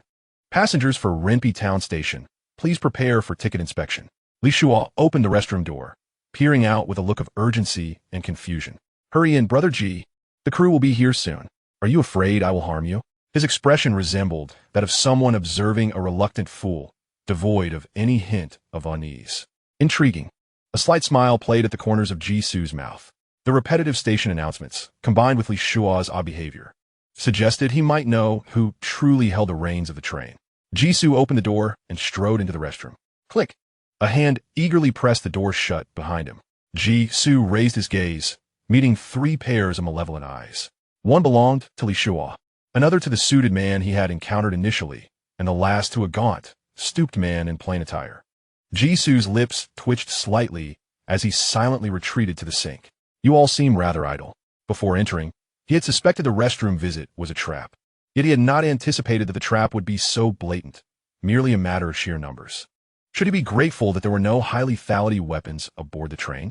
A restroom barely spacious enough for a single adult to squat had somehow accommodated 3 large men. No, counting himself, that made 4. In the constricted space before him, Jisoo could not help but let his thoughts drift to peculiar realms. Li Shua, grinning wickedly, reveled in the impending success of his scheme. Jisoo, you've been so preoccupied with observing the movements of the rescue team that you never considered I had long since colluded with those from the Sunflower Fund. Once you step through this door, there will be no escape. The suited man impatiently tugged at a thick hemp rope, declaring, stop wasting time with him. Search him for anything of value, and let the thin man have his fill. In the far corner, a gaunt figure, little more than a skeletal frame, exhibited an almost tangible hunger in his gaze. Jisoo initially intended to strike, but paused at the words. Eat me? Huh. Do you believe that your counterfeit ticket skills grant you dominion over me and my rescue team? With the mask of pretense discarded, Li Shua crossed his arms and scoffed. The world today is nothing like it once was. With abilities like flying, teleportation, breathing fire, and spewing water, what is your mere skill in replicating tickets worth? With the thin man here, your abilities and identity will belong to us. No one will discern the difference. He raised the wooden club in his hand. His expression twisted with malice. The first blow was evaded by Jisoo. Without hesitation, Li Shuo swung a second time, followed by two accomplices intent on seizing him. Jisoo deftly ascended to the top of the restroom, maneuvering within the cramped confines as he engaged with the trio. Is this truly all you're capable of? Lis hues eis glovet crimson, unfazed be suis talents. With such a non-aggressive ability, you think you can dominate me? Not in your next life. Engrossed in the pursuit, he remained oblivious to the distant alarm blaring outside and the two knocks that followed. The suited man grasped Jisoo's sleeve, pulling with all his might. His eyes alight with greed. Hand over your treasures. The ceiling of the carriage was low, rendering their movements increasingly difficult to evade. Jisoo was pulled downwards by the force. The thin man below had already opened his mouth wide, his flesh quivering, as if ready to detach from his body. This familiar scene confirmed Jisoo's suspicions regarding the thin man's identity, the skinning ghost of the human skin town. There indeed existed a connection between the art of skinning and the crafting of counterfeit tickets. No wonder Li Shuo was so confident that the other could replace him. Jisoo Muset. Suddenly, his body twisted in midair, evading the grasp of the skinning ghost as he clutched the restroom door handle. Li Shuo sneered coldly. Give up. You cannot escape. Once you enter this door, you are destined to perish within. Jisoo raised an eyebrow. Is that so? He pressed down on the handle. The door opened. As the gap widened, Li Shuo's eyes grew increasingly wide with disbelief. How is this possible? Bang! Bang! Before Li Shuo could comprehend the situation, the two aides he had summoned were swiftly ejected from the restroom. The door was promptly shut once more. Outside, a stewardess's frigid voice resonated. 2 passengers. Did you not hear the announcement? It's time for ticket inspection.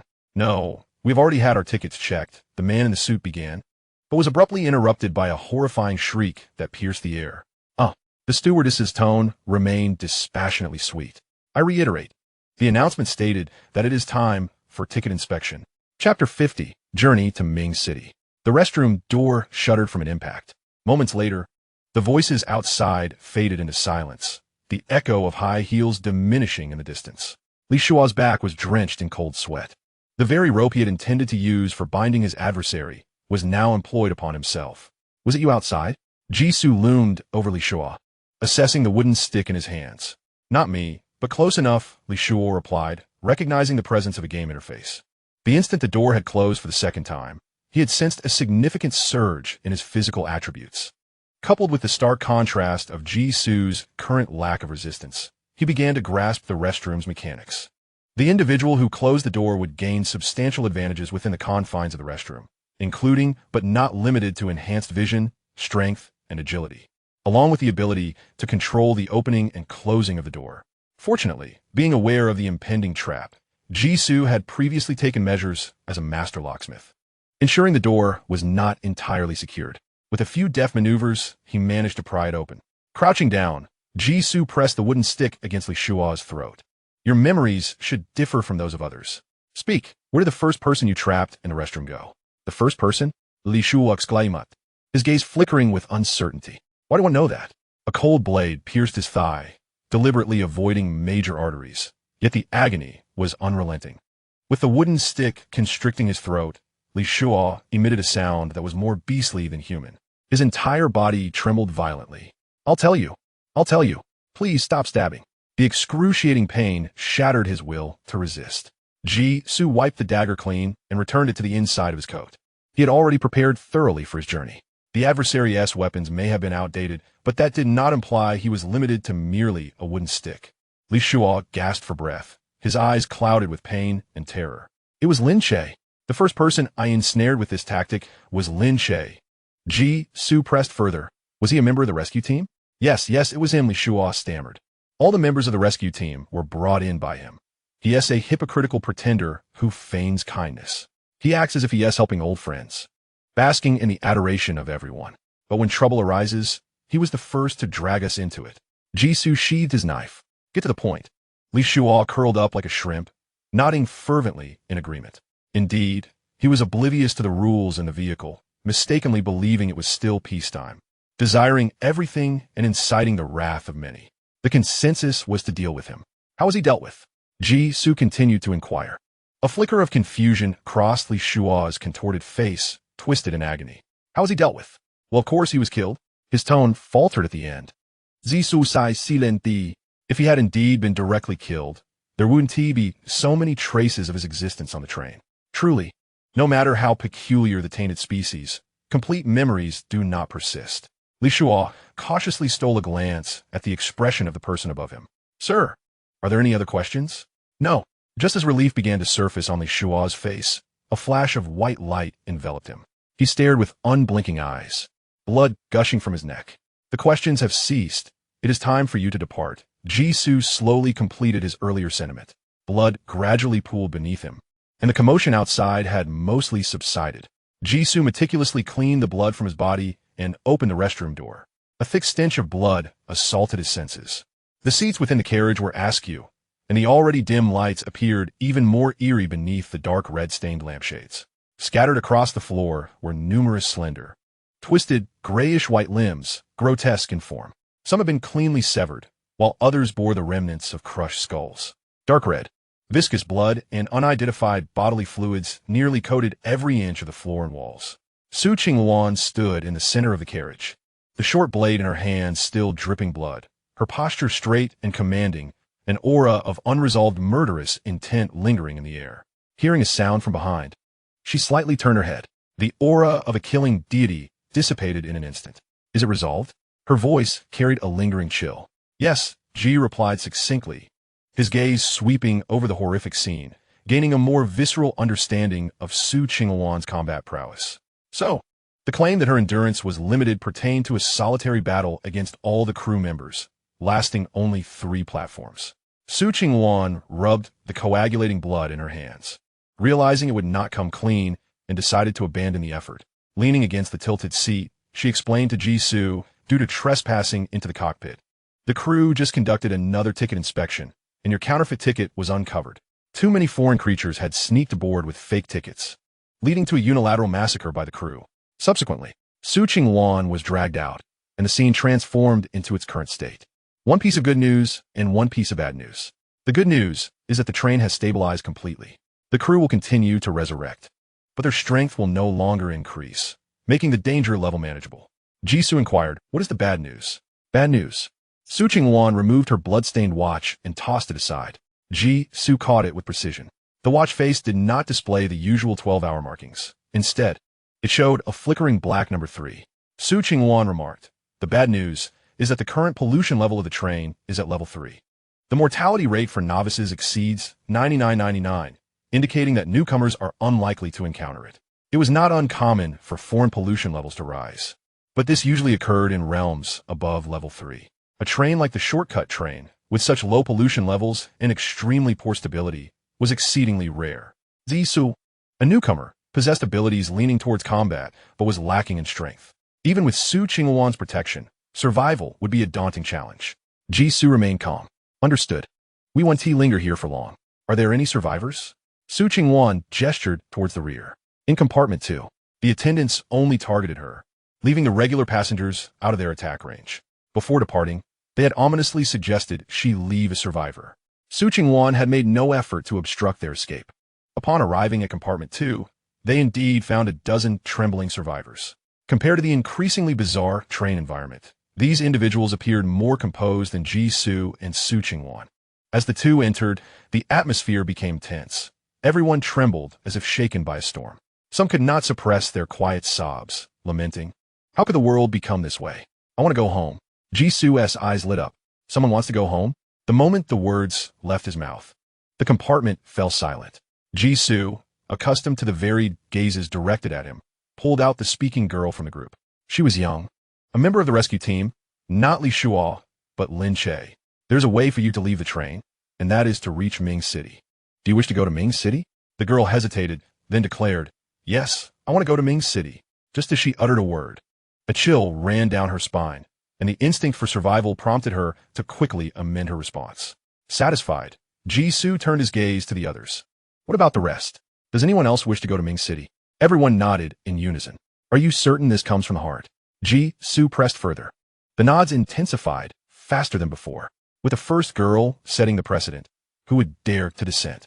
Though they harbored deep resentment towards the train bound for Ming City, they were aware of which option offered the chance for survival. Su Qingluan frowned in confusion. What are you doing? The destination of the train cannot be reached. As stated in the mission description, Ming City is destined to be merely a concept. What are they truly asking? Who holds the wheel of this test train? Jisoo took a deep breath, surveying the chaotic compartment. If all proceeded as expected, the next stop would indeed be the terminus, marking the final stage of their journey into the foreign realm. Chapter 51, Disembarking. After enduring a fierce battle, the interior of the train was in utter disarray. While the outer walls remained remarkably intact, the train creaked along the tracks, resembling a decrepit machine on the verge of retirement. Jisoo recounted the recent events in the restroom to Su Qingwan. Do you think that fellow named Lin Che is the person we're searching for? Jisoo shrugged nonchalantly, as it was quite evident. During the chaos of the train uprising, this true leader of the rescue team had been betrayed by his comrades. He had been lured into the restroom for execution, which led to the peculiar mechanism associated with it. At this point, Jisoo couldn't help but lament the misfortunes of this foreigner named Lin Che. Betrayed by those he once aided, the closest of friends had secretly harbored resentment towards him. Coveting his position, the charitable organization he had once relied upon had colluded with his estranged allies, serving as a catalyst for his downfall. A genuinely kind and empathetic individual, he met an untimely fate due to unforeseen circumstances. However, he survived against all odds, took control of the train, and vanished from sight. Jisoo glanced at the handful of survivors. Throughout their journey, they had encountered stations such as the confessional church, the flesh factory, the coffin of time, and the human skin town. Coincidentally, the bespectacled Xiangzi, whom they had initially interrogated, hailed from a family that owned a pork slaughterhouse. The second girl with a ponytail mentioned that a Catholic church once stood near her home. Both had expressed regret about boarding the train, yearning to return to their hometowns.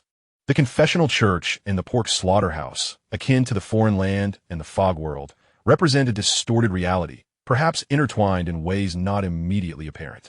Jisoo had initially thought that spending too long in the fog world had skewed his perception. However, when a human skin town appeared in Li Shua, accompanied by allies from that very place, surrounded him, Jisoo finally rectified the connection between the two. Li Shua coveted his ability to forge tickets and astutely sensed that Jisoo and Su Qingwan were not wholly invested in their collaboration. Without genuine concern, one cannot effectively navigate such dynamics. Thus, Li Shua had never fully opened up to them, and an unspoken equilibrium persisted between both parties. What truly compelled Li Shua to act was the recent turmoil in car number 3, where famished passengers exhibited extreme aggression. This sense of urgency drove him to seek a more efficient method of acquiring food, effectively sidelining Jisoo from their cooperative efforts. Fueled by this intense desire, the train swiftly brought him to the human skin town, a place that perfectly aligned with his ambitions. Therefore, they were indeed the true drivers of the train. Everything seemed too coincidental. A single coincidence might be just that, but an accumulation of coincidences transcends mere chance, becoming a pattern. Jisoo was at least certain that the individuals from Lin Che's rescue team could influence the train's destination. In the corners, the survivors wore expressions of utter bewilderment. Jisoo continued, Lin Che is the heart of the train. Without him aboard, the only destination is Ming City. The initial intent of everyone was clear, as they longed for their final refuge after sending out a distress message. Su Qingwan felt a chill run down her spine, loosening her grip on the short blade. You make a valid point, but how can you assure me that they genuinely wish to go to Ming City? Jisoo smiled, his demeanor as refreshing as a spring breeze. It's quite simple, he said, his figure shifting. Under the label of a swift stride, his speed was ghostly. Before anyone could react, he had seized a man's throat amidst the crowd. Do you wish to go to Ming City? The man widened his eyes in terror. The emblem of the Sunflower Foundation on his attire nearly obscured by blood. He opened his mouth, gasping, I want it. A crimson line appeared on his neck, blood gushing forth. The man's eyes lost their luster as he collapsed with a thud. Jisoo shook his head. I can tell you are reluctant. A collective gasp rippled through the crowd, silence enveloping the surroundings. Jisoo surveyed everyone, and those under his gaze averted their eyes, trembling in place. And the rest of you, do you wish to go to Ming City? This time, the response came as a fervent, tearful shout. Yes. I want to go to Ming City. I must go to Ming City. Let me go to Ming City. At that moment, the collective desire surged forth. Suddenly, the train emitted a long, resonant whistle unlike any before. Ding dong. The train is approaching the station. Passengers needing to disembark, please prepare. Next stop, Ming City. The carriage fell into a deathly silence. Not only Su Qingwan, but the survivors on the ground also stared wide-eyed. Jisu's expression remained unchanged. The train will not reach the final stop. The next platform must be a deception. My conjecture is that Lin Che is concealed there, but I cannot guarantee it. I will go down alone. If I am mistaken, I can still rely on Su Qingwan aboard the train to turn the tide. Su Qingluan nodded slowly. Very well. I will grant you 1 platform's time. If there is no movement from your end, I'll find my own way through. But in that case, the only survivor will be me. Jisu chuckled lightly. I shan't afford you that opportunity. The train soon approached the station. Passing through the bodies of crew members still in the process of recovery, Jisu stood before the train door. As the carriage door opened, a shroud of dark mist lay beyond. Without hesitation, Jisu stepped off the train. Chapter 52, The Shortcut. The true driver of the train, Mr. Lin Che. Beyond the enveloping mist lay an expansive white platform, sunlight spilling onto the railway tracks, warm and bright. Suddenly extricated from a dimly lit environment, Jisu squinted uncomfortably against the brightness. The railway tracks, the platform, the signposts, everything exuded a freshness devoid of any sanguinary scent. Apart from the absence of personnel, everything appeared unnaturally normal, evoking an exhilarating sense of liberation from an apocalyptic fate and the promise of rebirth. Jisu suppressed the inexplicable joy bubbling within him. His rational mind was acutely aware that the platform before him was an illusion. The eerie silence enveloped him, and the desolation around him bore no semblance to the normal world. Jisu turned around. Inside the white train, the doors of the carriages opened to reveal a clean and tidy boarding area, devoid of any dismembered remnants. His gaze lingered on the camouflage train door for but a fleeting second before he hastened towards the platform exit indicated on the sign. The sun shone brightly, casting dappled light through the lush greenery, showcasing the commendable landscaping of Ming City. Upon exiting the station, Jisu surged towards the city he had glimpsed. Propelled by the swiftness granted by his Windwalker tag, his speed was remarkable, leaving the verdant avenues far behind. The sound of the train's departure echoed faintly behind him. Yet Jisu remained unaffected, swiftly entering the city. The traffic lights changed rhythmically, and shop windows displayed the latest seasonal offerings. An abandoned speaker in the square played the familiar tunes of a bygone-era South popular square dance. Cars lined the roadside with doors ajar, as if their drivers had just stepped out to procure a few essentials from a nearby store. Evidence of human activity was ubiquitous, yet not a single soul was present. It was as though the entire populace of the city had vanished in an instant. Jisu moved like a fleeting shadow, racing through the streets. No, not here either. There were no living beings, nor was there any of the catastrophic calamities mentioned in the train newspapers. The urban expanse created by the station was even larger than he had envisioned. Even with the Windwalker tag, thoroughly exploring the metropolis would not be a simple endeavor. It would require at least 10 days to half a month to accomplish. However, Jisu was convinced that this foreign realm would not afford him such a prolonged respite. With this thought, Jisu dashed into a local specialty gift shop. Ming City map acquired. He unfurled the map, which spanned over a meter in width. The intricate network of subway and transportation routes filled the map to the brim. If I were you, where would I stay? Jisu murmured to himself, rapidly processing the information he had obtained. This foreign individual named Lin Che. His empathy towards the lower strata of society was certainly not born from thin air. His eyes fell upon a sparsely connected area on the map, the urban village. At the forthcoming intersection, a warning blared. You have exceeded the speed limit. Caution. You have exceeded the speed limit. The navigation system shut down. A black car careened down the empty road, barreling through a red light before screeching to a halt at the roadside. The tires emitted a piercing sound as they scraped against the asphalt. Without waiting for the car to come to a complete stop, Jisu swiftly alighted, leaving the chaos behind. Mom, Xiaowei scored full marks on his exam today. After taking just a few steps, Jisu heard the first voice upon exiting the vehicle.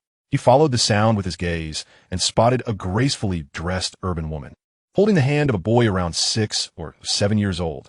As they entered a quaint little courtyard by the roadside, in the center of the yard, 2 rows of clothes hung out to dry, while a few wilted potted plants were arranged in a corner. An elderly woman with white hair was unsteadily watering the flowers, while a man in his 30s was busy repairing a motorcycle nearby. Upon hearing the woman's voice, the elderly lady slowly turned, her eyes tightly shut. She gazed in the direction of the sound and cheerfully exclaimed, full marks, how wonderful. The woman quickly approached, taking the watering can from the elderly lady's hands. Mom, your eyesight isn't good. Let's handle these little tasks. As she spoke, she cast an admonishing glance at the man who was silently working on the motorcycle. You too. You finally have a break at home, and you don't even help Mom. Haha, don't blame Zone Bao. It's just me who can't sit still, the elderly lady replied, a gentle kindness radiating from her wrinkled face. After so many years of busyness, I find myself restless with nothing to do. She beckoned the two returning figures. Wash your hands and get ready for dinner. It's Dada's birthday today. Let us prepare an extra dish and have cake later. Yay! The little boy, clad in a red and white school uniform, raised his hands in celebration and dashed into the house with his backpack. You just indulge him, the woman said with a sigh. She set the watering can down and turned to shout, stop working on your motorcycle. It hasn't been used for years. If you can't fix it, it doesn't matter. No one at home needs it anyway. Hurry up and come in for dinner, birthday star. The man repairing the motorcycle lifted his head, sunlight glistening on his beaded forehead, and grumbled a response before heading inside. Ji-Su climbed over the wall into the courtyard. Through the window, he observed a family of 4 singing a birthday song. Happy birthday to you. Happy birthday to you. Happy birthday, dear Dad. The little boy clapped enthusiastically, his comical gestures eliciting laughter from the elders. The elderly lady smiled warmly. The woman bowed her head, covering her face, while the man chuckled and coughed. The room was filled with a cozy, joyous atmosphere. The woman nudged the man playfully. All right, it's time for the birthday star to make a wish. The man, adorned with a paper crown, clasped his hands together and closed his eyes. I wish for our family to always be together. The woman, slightly disappointed, remarked, at least it's a once-a-year wish. Can't you be a bit bolder? The man replied with a smile, this is enough. The woman sighed, all right. You're the birthday star. You call the shots. Next it's time to blow out the candles. Zisu seamlessly intazet. Instantly, the room fell silent, and all 4 individuals simultaneously looked towards the window, their movements oddly synchronized. Jisoo opened the window and nodded towards the birthday star of the day. I apologize for intruding upon your family gathering. However, my time is quite limited. As the train approaches the next platform, just before the illusory facade before us is dismantled, I must escort you back. The true conductor of this shortcut train, Mr. Lin Che. The emotions that had graced the man's face dissipated. He gazed at Ji-Su with an impassive expression. I do not comprehend your meaning. What I mean to convey is that this city, inhabited solely by your family, is but a mirage. The city in which you work does not reside in Ming City, and Ming City does not bear the pristine visage it currently presents. It has endured a catastrophic natural disaster, leaving the entire city in ruins. Upon receiving the distress signal, you hastily returned to Ming City, yet ultimately, you never arrived here as promised. Jisoo was uncertain of how many authentic memories resided within the man before him. His objective was to expedite the recognition of reality for the other party. After a moment's contemplation, he continued, by the way, your child is unlikely to be attending school in Ming City. The uniforms of the schools near the urban village are blue. He and your wife should be in the city from which you departed, known as Home My City. Such is the advantage of being well-informed. As these last 2 sentences escaped his lips, the man's gaze shifted rapidly. Confusion, bewilderment, shock, fear, and finally, the dawning realization of the truth. The surroundings began to fade like a painting losing its vibrancy. The cake adorned with 30 birthday candles, the table laden with delectable dishes, his wife and mother singing a birthday song, all dissipated like fleeting bubbles. Jisoo had prepared for the possibility of the other party's uncontrollable outburst. Yet the environment's dissolution occurred far too swiftly.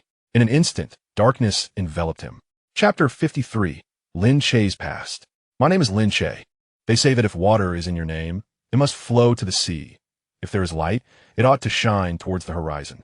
My father claimed that both meanings reside within my name, destined to venture towards the stars and the ocean. Before Jisoo lay a rapidly shifting tapestry of blurred memories.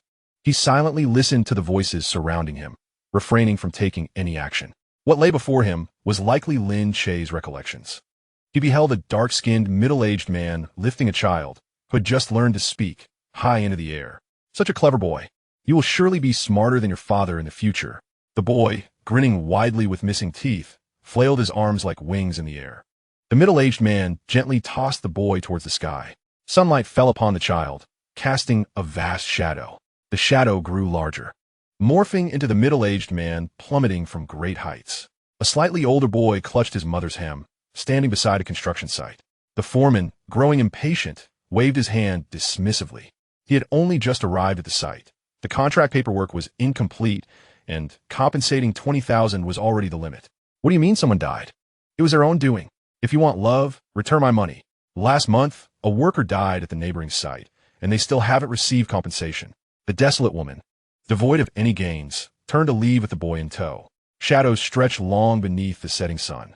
The scene before the seasons continues to flow, akin to pages of a book fluttering in the wind, rustling softly. On one side lies the school the boy attends, while on the other, his mother toils in a dimly lit sewing workshop, the air filled with the mingling of sighs and the rhythmic clatter of the sewing machine. The boy depicted in this tableau grows taller with each passing day. One afternoon, he overhears a conversation between his mother and a neighbor outside the courtyard. Your Lin Shay is in his final year now, isn't he? It must be tough for you, raising a child alone all these years, but in a few more, you shall reap the rewards. A serene smile graces his mother's gradually aging face. It's not about rewards, as long as the child is happy, she replies. Indeed, Lin Shay's grades are commendable. Have you decided which university he will apply to? The future and education of children are perennial concerns for mothers. The neighbor speaks at length on this topic.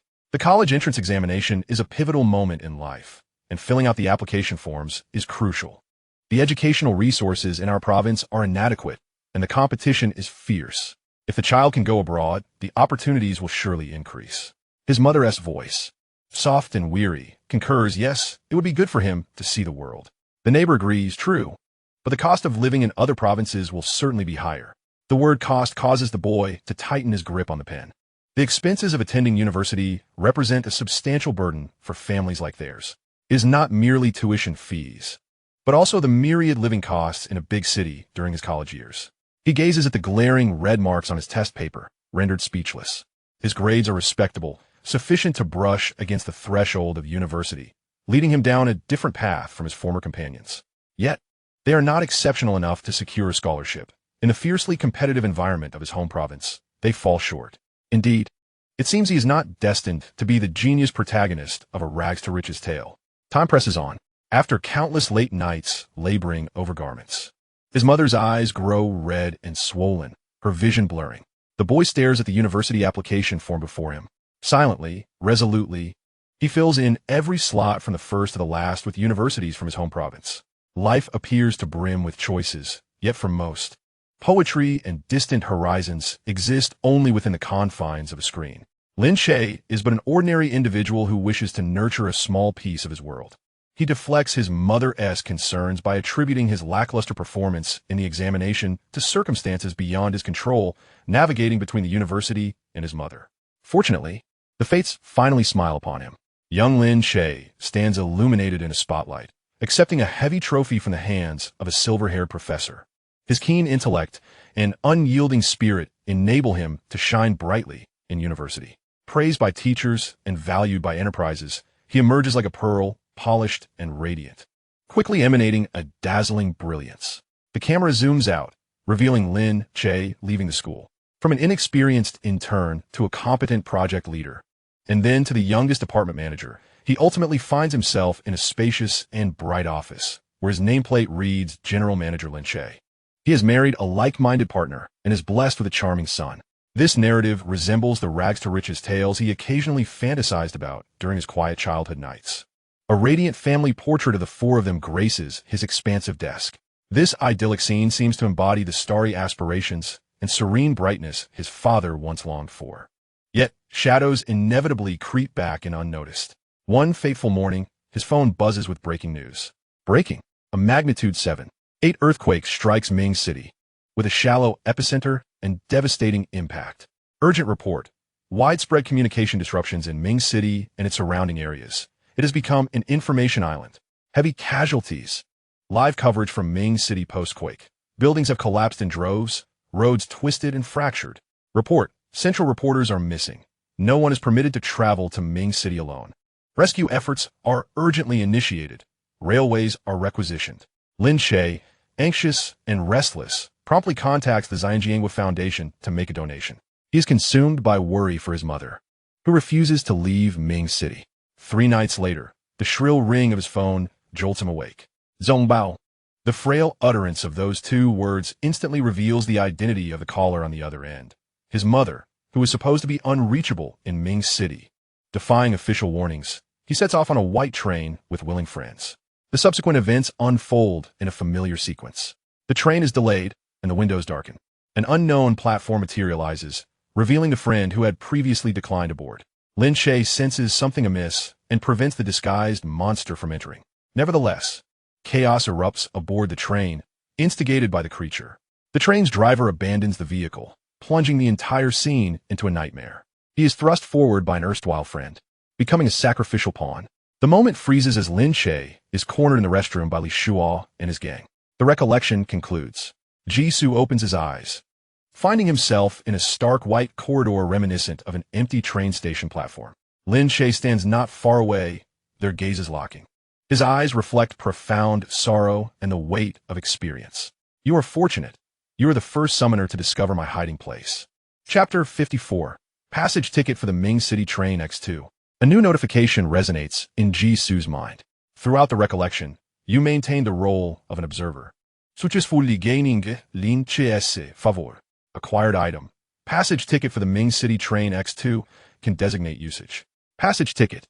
Upon reading these words, Jisoo feels a sense of resolution settle within him.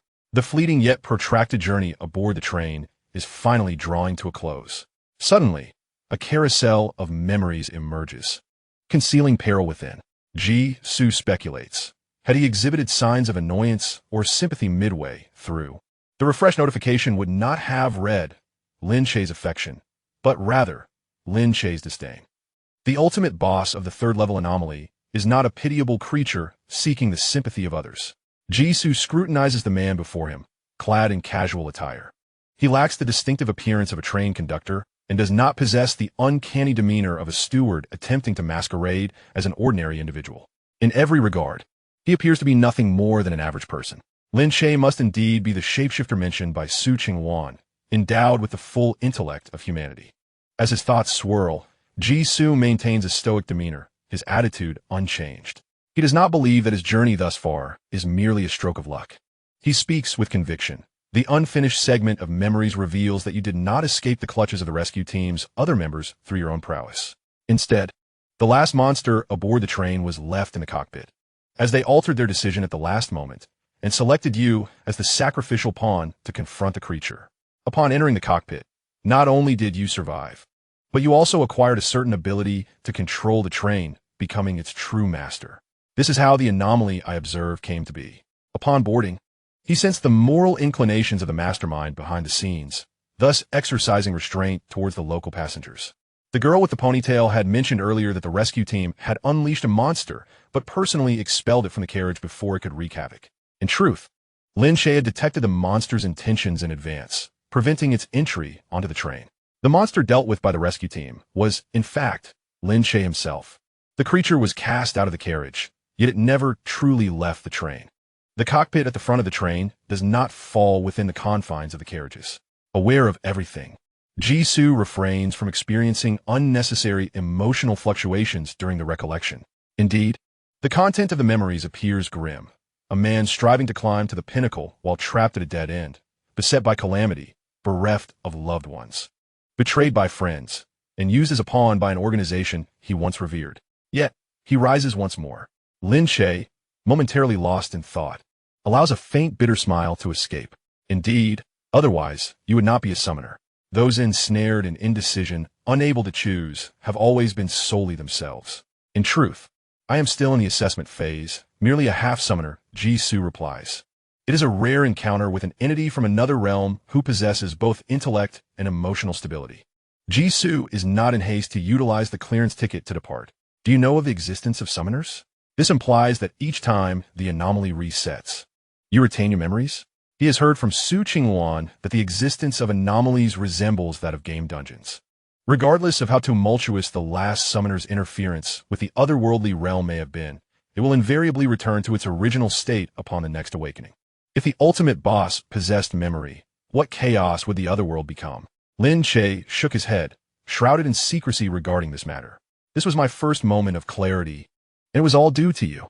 If not for your extraordinary speed and decisiveness in summoning Ming City, Lin Che could only wonder when he might recollect everything. As a token of gratitude, I shall bestow upon you a unique gift before my departure and address some of your inquiries. An additional quest reward. Speaking of this, Jisoo no longer felt drowsy. Do you recall the calamities that befell Ming City? What the creatures that boarded the train? He was quite curious about the existence of the otherworld. Lin Che's childhood was vividly real, a remarkably complete and authentic world. Could it be that all other realms were akin to the train world Lin Che inhabited, merely parallel dimensions to reality? Lin Che shook his head once more. Apologies, but I cannot answer that question. I ultimately did not reach Ming City. This is a journey that cannot arrive at its destination. Bound to the train, Lin Che will forever remain oblivious to the truth behind the calamities of Ming City. Upon taking control of the train, the first task I undertook was to eliminate the monsters aboard. Their origins remained a mystery to me. Soon, I became engulfed in the powers I had acquired, leaving many matters uninvestigated. Truly, I am as ignorant as can be, Jisoo mused inwardly. Yet, he did not feel disheartened. Attempting to uncover matters even a seasoned summoner like Su Qingwan was unaware of, using a single otherworld, was inherently a slim chance. Link reminded him, time is running short. You may pose one final question. So, is the departure station of the train truly called Red Haze City? Jisoo inquired. Lin Che's expression momentarily froze in surprise. What? Jisoo reiterated, Red Haze City. In your memory, the city where you worked, is it genuinely named Red Haze City? Aside from the train's announcements, Jisoo had encountered this name nowhere else. Other than himself and Su Qingwan, no other entities from the otherworld had ever mentioned it. Lin Che's city of employment should be a first-tier metropolis. Would such a city genuinely adopt a name that carries ominous connotations? Lin Che's gaze gradually became vacant. Often, silence serves as an answer in itself. A glimmer of understanding flashed in Jisoo's eyes. It appeared that this was a domain unknown even to the master of the Ming City train. His interest in the origin of this name was piqued. From another perspective, what transpired when you gained control of the train? The transformation from being a vulnerable prey to becoming the master of the train must have had some catalyst. Was it a surge of potential in the face of death, or? Jisoo observed Lin Che's increasingly unstable demeanor, slowly articulating the latter half of a sentence. Once again, an unforeseen incident has arisen, such as the distress call from your wife in Red Mist City. No, Lin Che interrupted Jisoo with a furious shout. A sudden, excruciating headache seized him, and he curled up on the ground, cradling his head in agony. Stop, don't say another word. Please be quiet. Warning, the alternate realm is collapsing. A designated realm pass has been detected in the hands of the summoner. Automatic use in progress. Jisoo seized the opportunity, handing another pass to Su Qingwan. Successfully gifted a realm pass to the surviving summoner with the specified name. Jisoo's hands began to fade into transparency. He gazed at Lin Che, who was huddled on the ground. Red Mist City, Ming City, the monstrous encounters on the train. If the alternate realm were a tangible world, the calamities in those locations were no mere coincidences. The entire world had, at some juncture, been equally struck by a peculiar force, transforming it into a hell on earth. Linke, Jisoo called softly. Lin Che raised his face, contorted in pain. Jisoo smiled and waved at him. Until we meet again. If the alternate realms are indeed interconnected, they are destined to reunite. In the next moment, the scene faded to black, and all fell into silence. Chapter 55, The Guide. Settlement of the Alternate Realm Instance.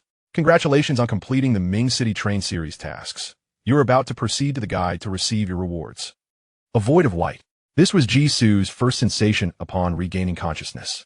There was no sky, no ground, not even a sense of direction. He felt as though he were suspended in an expanse of pure, boundless white light. Jisoo glanced around. He was utterly alone. Could it be that he was still in the alternate realm, yet to leave? This thought had scarcely emerged when a calm, ageless voice, neither male nor female, and distinctly not human, resonated. Do not search any further. Your companion has emerged safely, but she will not appear before the novice guide. Jisoo abruptly looked up. Not far away floated a humanoid figure draped in a floor-length black robe. The robe was as dark as night, with no visible form beneath, only a swirling shadow. Just moments ago, when Jisoo surveyed the area, such a striking black robe had not been present. He quickly grasped the identity of the figure. You're the guide? Previously, he had bombarded Su Qingwan with inquiries about summoners and the alternate realm. When she became exasperated, she would suggest he complete his tasks and seek the guide. Claiming the guide would address his fundamental questions. The shadow beneath the black robe rippled slightly, emitting an enigmatic chuckle. Today, the transfer station has indeed brought forth a remarkable individual. It introduced itself. This is the safe zone within the cracks of the alternate realm. A bridge connecting the normal world and the polluted one. A transfer station where summoners rest and settle their rewards. For a newcomer to return alive from a realm with a pollution level of 3, I must say, it is nothing short of a miracle. Thus, you shall be rewarded as one ought to be for completing miracles. Open your summoner panel and take a look. Jisoo was about to inquire how to access the summoner panel when a red suddenly appeared on the screen. Tentatively, he clicked it, and a translucent panel sprang forth. Otherworld, Ming City Train. Complete main quest. Safely depart the train, 100. Complete hidden quest. Eliminate Li Shuo and members of the Sunflower Foundation to avenge Lin Che, 100. Uncover the train's past, 90. Did not harm an innocent passenger, score 10. Find the true driver of the train, score 100.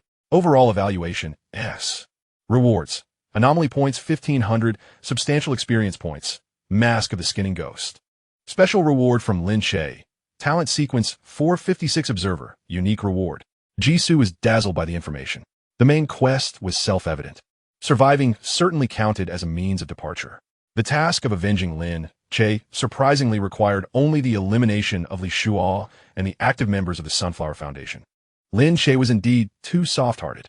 Had it been him, whether through direct action, indirect means, or as a detached observer, he would have ensured a thorough cleansing to reach a score of 100. A person raised amidst injustice and suffering rarely possesses a heart that is both tender and indecisive. The rewards section featured the Mask of the Skinning Ghost, which could be clicked open. Mask of the Skinning Ghost, a peculiar mask that feels icy to the touch, akin to a living entity, and is the finest masterpiece of the Skinning Ghost. When worn, it allows the user to disguise themselves as any living human figure they have clearly seen and remembered. The transformation extends beyond mere appearance, encompassing height, posture, voice, and an indistinct, intangible essence that simulates the unique aura and magnetic field of the target. Usable times, 33. The skin must be well maintained and not subjected to repeated tearing and abuse. A rather commendable disguise tool, albeit one that coincided with Jisoo's own graffiti tag for disguise. He looked up at the figure in the black robe guiding him, who smiled knowingly. Newcomers are like infants learning to speak. They require guidance and assistance. Feel free to ask any questions. Jisoo, what does an overall evaluation of S signify? An S-grade evaluation? He detected a hint of surprise in the guide's otherwise monotone voice. Your inaugural journey into the otherworld has proven more splendid than I had anticipated. Although the otherworld instances will continue to open, they are not immutable. This is not merely the otherworld safeguarding against summoners, exchanging information, or sharing strategies for success. It is a matter of inherent variability. The source of this variability lies in the evaluation of tasks obtained during the previous opening of the otherworld. Generally, an A-grade evaluation can alter the form of the otherworld upon its next opening. Due to certain concealed tasks, they can only be accomplished once. An S-rank evaluation signifies that you have exerted a profound influence on the other realm, capable of instigating transformative changes, such as altering the pollution level of that domain. Jisoo was rather indifferent to this notion. Having personally witnessed the pollution level of the train escalate from level 2 to level 3, he found it rather unremarkable. Is there anything else? The figure in the black robe shook his head. Do not underestimate these changes. The greatest advantage of Summoner lies in their impact on the other realm. Achieving an S-rank evaluation undoubtedly means you have encountered the core essence of that realm. They will remember you, and when you have the opportunity to step into this realm once more, you shall receive substantial assistance. Jisoo nodded in understanding. So, the rewards I have received are already amplified by the S-rank evaluation. The robed figure sighed, exuding a sense of resignation towards Jisoo's nonchalant demeanor, but nonetheless diligently addressed his inquiry. Indeed, even the Mask of the Painted Skin Demon is a reward exclusive to S-rank evaluations. Most summoners will not receive extravagant rewards. They merely accumulate a few abnormal points and a modest amount of experience, refreshing the time for their next venture into the other realm. And that is the end of it. Refresh? Jisoo echoed the term. The black-robed figure clarified. This refers to the maximum interval at which summoners can periodically enter the other realm, typically 7 days. Of course, some summoners prefer to immerse themselves in the other realm daily, and we do not obstruct that. You can check your personal information in the upper right corner to ascertain the time for your next mandatory mission in the other realm. Remember, the summoner panel can only be accessed within the other realm and at the transit station. Jisoo acknowledged this. Understood. No extraordinary powers will manifest in the normal world. He opened his personal panel. Name, Jisoo. Level, LV05. Abnormal points, 1,500. Mental strength, 50. Talent slots, 23. Talent sequence, 456. Observer. Professional path, Traveler. Pollutants, 25. Mask of the Painted Skin Demon. Scorpio's Brass Basin. Assimilation rate, 0. Next summoning countdown, 6 days, 23 hours, 57 minutes. Very well. Yet another array of unfamiliar domains. Yixu proceeded to inquire sequentially. What is the use of abnormal points? They serve as the currency for transactions between summoners and are equally applicable at the transit station, such as for purchasing property. Once you leave this place, you may explore the transit station where items are priced. The black-robed figure shifted his tone. However, I suspect you may not be particularly interested. Summoners typically only visit the transit station before and after entering the other realm, with each stay not exceeding 2 hours. Summoners cannot freely enter and exit the transit station. Jisoo expressed his astonishment. The black-robed figure shrugged. After all, this is called a transit station. It is designed for brief stays. The curiosity of Jisoo towards the anomalies diminished significantly. You are correct. It can only be utilized in the currency of time-limited maps, which he indeed finds uninteresting. He opened the talent slot. Talent sequence 456. Observer. From the master of the Ming City train, in a transaction with a perfectionist passenger. You are an astute listener and observer. Its former owner believed you must know how to maximize its potential. Effect. You will possess an extraordinary level of keen observation, capable of instantly detecting subtle anomalies in the environment, the micro-expressions of others, and interpreting traces to deduce further information. Note, the ripples of detail and information can be intoxicating. Will you first become an all-knowing prophet or a mentally weakened madman? Chapter 56, Career Path, Talent Sequence. Talent Sequence 456? Are the subsequent numbers rankings? The Observer sequence seems rather lackluster, having fallen into the triple digits. Upon reviewing the description, it appears that wearing it comes with certain side effects. For a grand final boss from another realm, the rewards are rather disappointing. Jisoo thought to himself as he clicked on the subsequent career path of Traveler. Previously, Su Qingwan had confidently claimed he was the summoner of the Traveler path. To his astonishment, it turned out to be prophetic, as he indeed obtained his profession. Career Path Traveler. Talent Sequence 899. Disguise Graffiti. You can utilize external props to alter your appearance and voice, making it difficult for outsiders to discern the disguise with the naked eye. Talent Sequence 800. Selective Choice.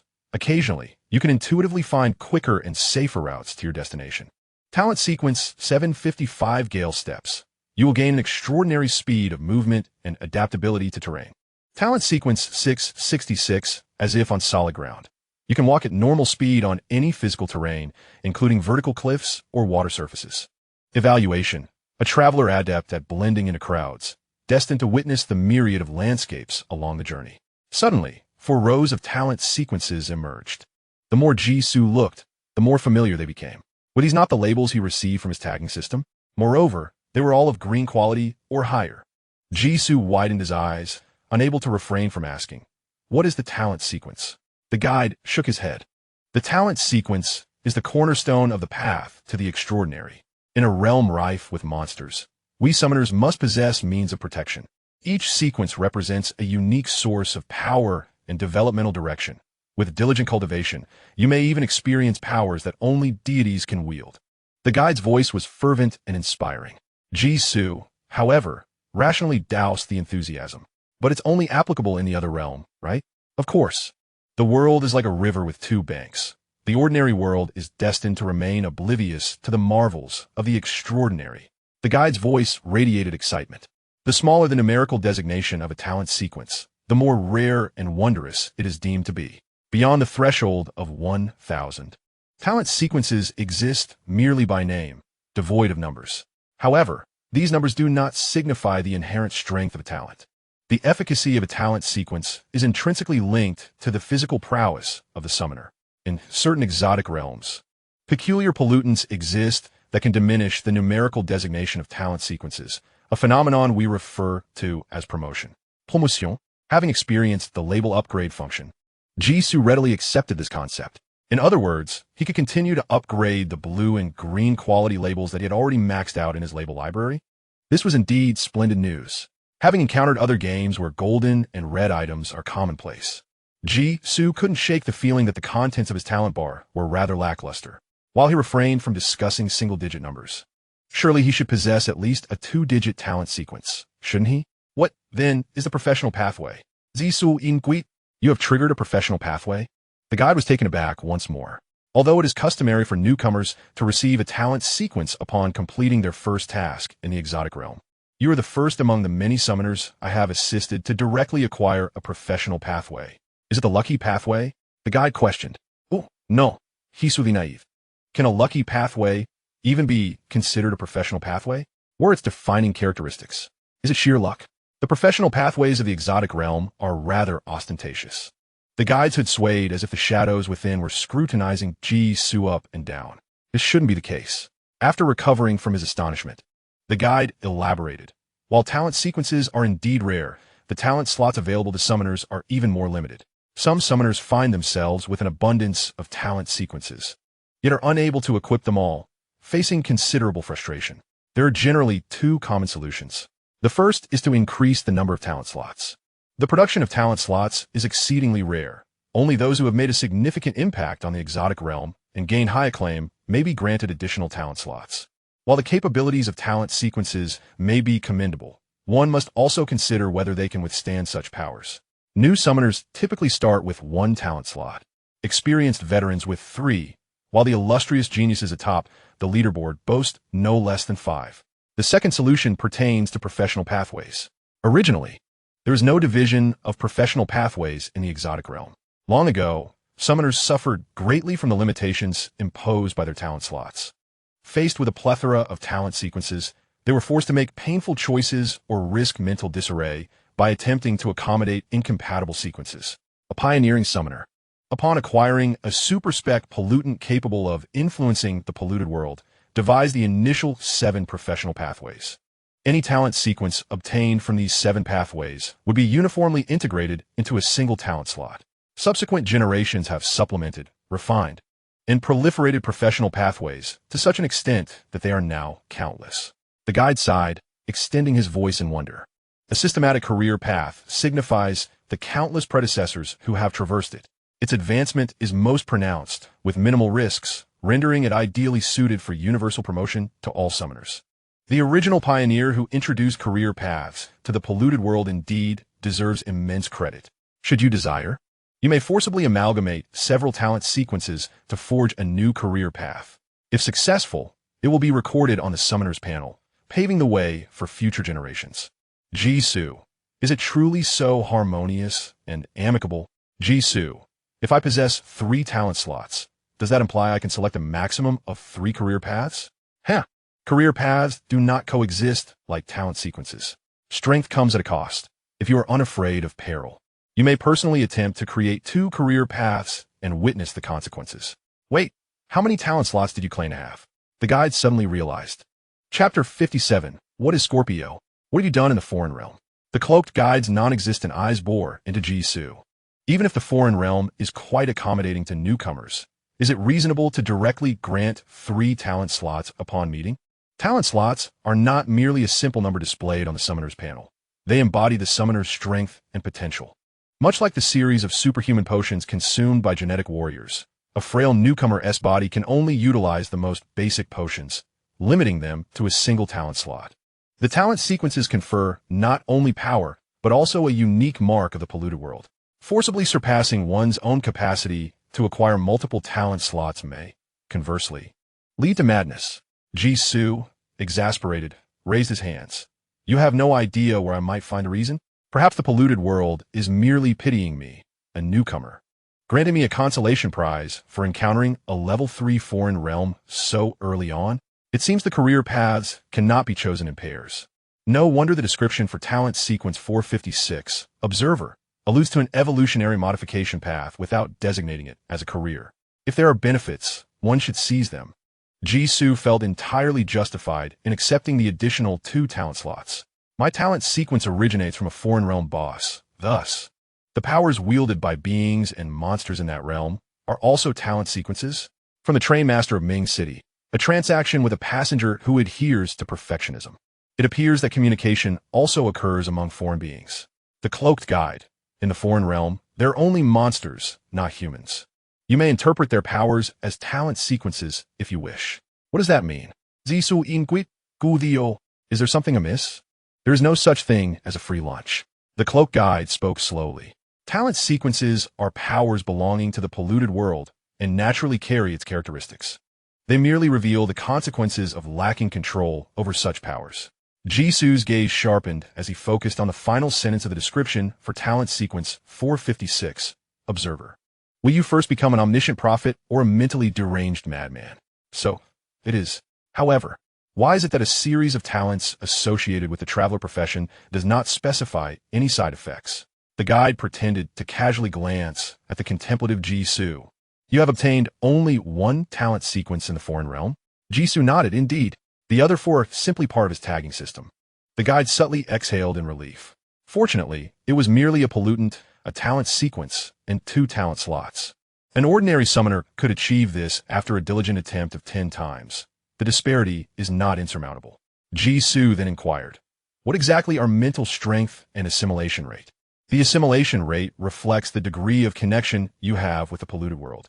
Frequent use of talent sequences and severe pollution in the foreign realm will elevate your assimilation rate. When the assimilation rate reaches 100, it signifies that you have completely merged with the polluted world, rendering your return to normalcy impossible. The cloaked guide spoke nonchalantly of countless predecessors' fates. Thus I say, the monsters in the foreign realm serve as cautionary tales for summoners. Always remember your humanity, resist the temptation of power, and do not be assimilated by the foreign realm.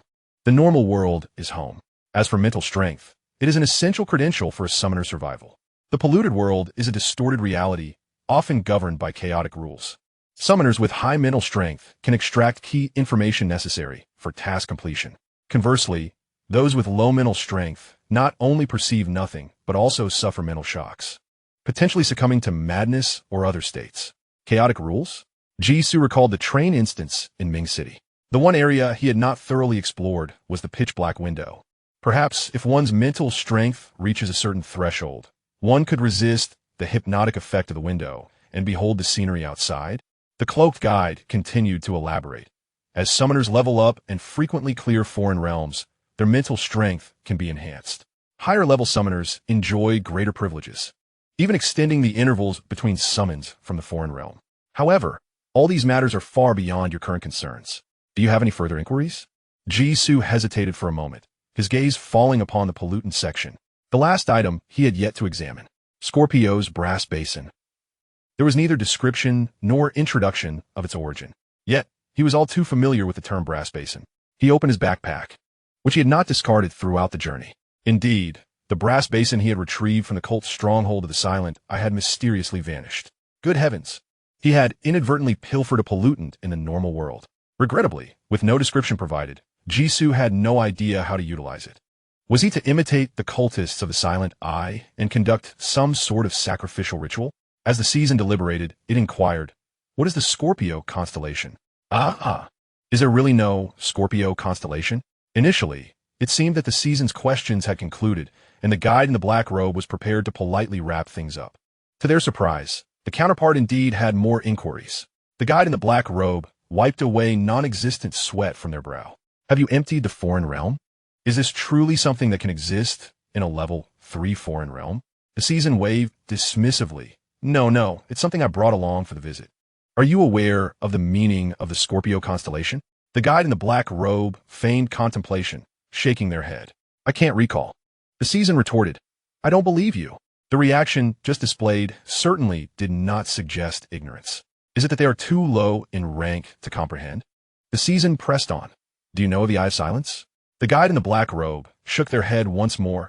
No recollection. Who is currently the strongest summoner? The guide in the black robe replied, I have no knowledge of that. It seemed there were no other answers to be gleaned from the guide. Without a trace of reluctance, the season clicked the exit button on the panel. Farewell. Before the words had fully escaped, the pure white space was left only with the floating black robe. The silence was so profound that one could hear a pin drop. A gentler voice resonated within the space. Has he departed? The guide in the black robe replied. He has likely left. The light in the pure white space suddenly dimmed, as a similarly styled pure white robe detached itself from the guide in the black robe. Two robes, filled with shadows, stood in the boundless stillness of the space. The white robe remarked, the summoners captured from the polluted world are becoming increasingly outrageous. The black robe chuckled darkly. They cannot capture such a significant figure. The counterpart entered voluntarily through an anomaly. The white robe sighed. I truly hope our instincts are mistaken. The black robe reassured. Relax, at least for now. He perceived himself merely as an ordinary summoner. The white robe countered. That is precisely what is most terrifying. Not only has he awakened and appeared in the normal world, but he has also acquired the identity of a summoner. The white robe lamented. Such an existence should not be awake in that world. The black robe replied, others will find a way to handle such matters. We are merely guides. Why ponder so much? The guide in the black robe stretched leisurely. Time to clock out. They turned to leave, their figure dissolving like ink in water, leaving a solitary phrase to dissipate in the air. This stolen time must surely come to an end. The guide in the white robe stood silently for a long while before finally fading away like a shadow. Chapter 58, Anomaly 001 Traveler. Long Kingdom. Outside Minghai City, 300 meters beneath a geological park, white cold light strips were embedded in the seams of the alloy walls, outlining the contours of a corridor. This was the most secretive base of the Supernatural Phenomena Response Bureau of Huagua. Lu Chinzhou leaned against the wall, gazing at the colleagues who awaited outside the corridor. All present were renowned figures on the Foreign Realm leaderboard. 3 hours had elapsed since their arrival, yet none displayed any signs of impatience. At the end of the corridor stood a large white door, which led to a benign anomaly, a telephone booth captured and secured by the Supernormal Bureau. This booth was primarily utilized for communication with the polluted world, enabling members of the Bureau to relay information. Lu Chinzhou awaited the outcome behind the white door with serene composure.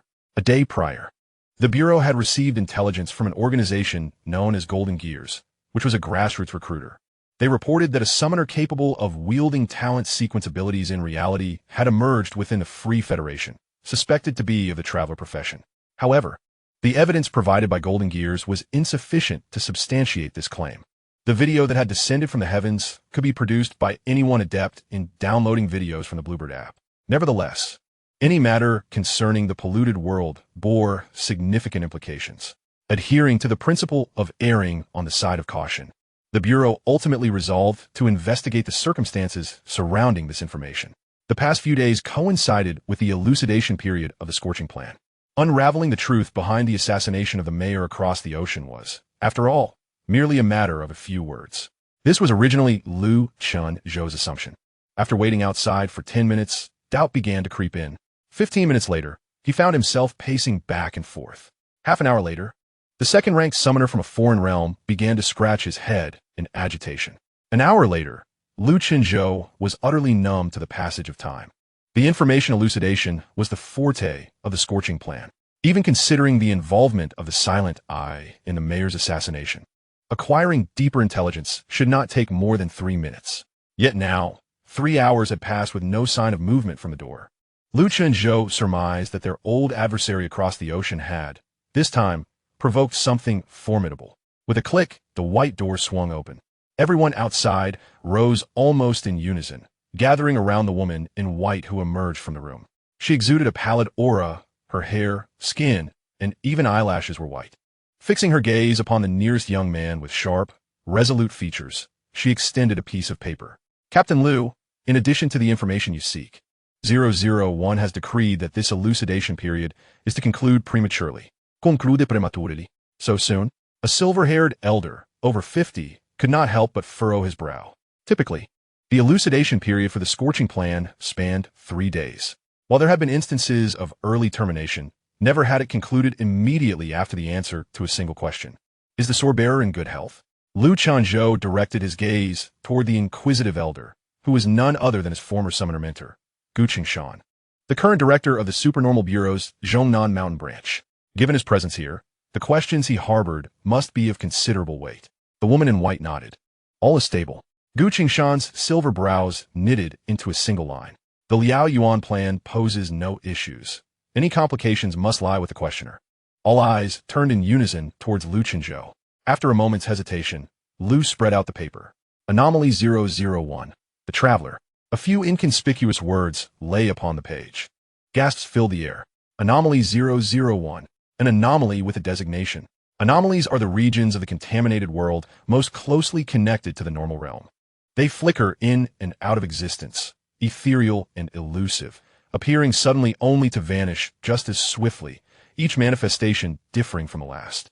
Consequently, most anomalies remain unnumbered, save for solitary instances like the white door before them or a lone phone booth. With a grave tone, someone remarked, numbered anomalies have previously surfaced, all linked to Level 6 otherworlds. Level 6 otherworlds inevitably involve the realm of myth and legend. Another person realized it's those constellations. They're the ones meddling.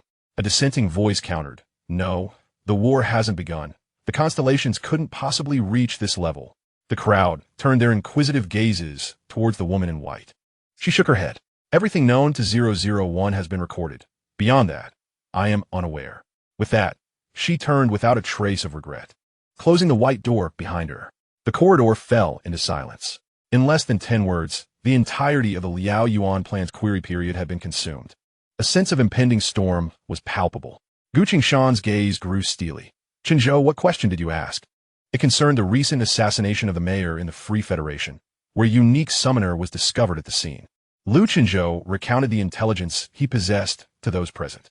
All responses obtained during the query period will be disclosed within the Supernatural Bureau, especially given the nature of this particular question, which had squandered an entire query period. Gu Qingshan's brow furrowed deeper. To wield a talent sequence in reality. Anomaly 001 is actually a mobile humanoid anomaly? Someone muttered. Humanoid anomaly? It would be more accurate to call it an avatar of an evil deity. They spoke of a humanoid entity from the contaminated world, associated with an evil god, possessing normal intelligence and mobility. What else could it be but an avatar of an evil god? A collective heaviness settled in their hearts, leaving them unable to refute. Lu Qinzhou forced himself to muster some spirit. The special nature of Anomaly 001 necessitates my immediate report to the headquarters. I must take my leave. The others expressed their understanding, indicating their urgency to relay the news, bidding each other farewell. The Liao Yuan plan had previously issued numbered anomalies. Yet none bore numbers below 3 digits.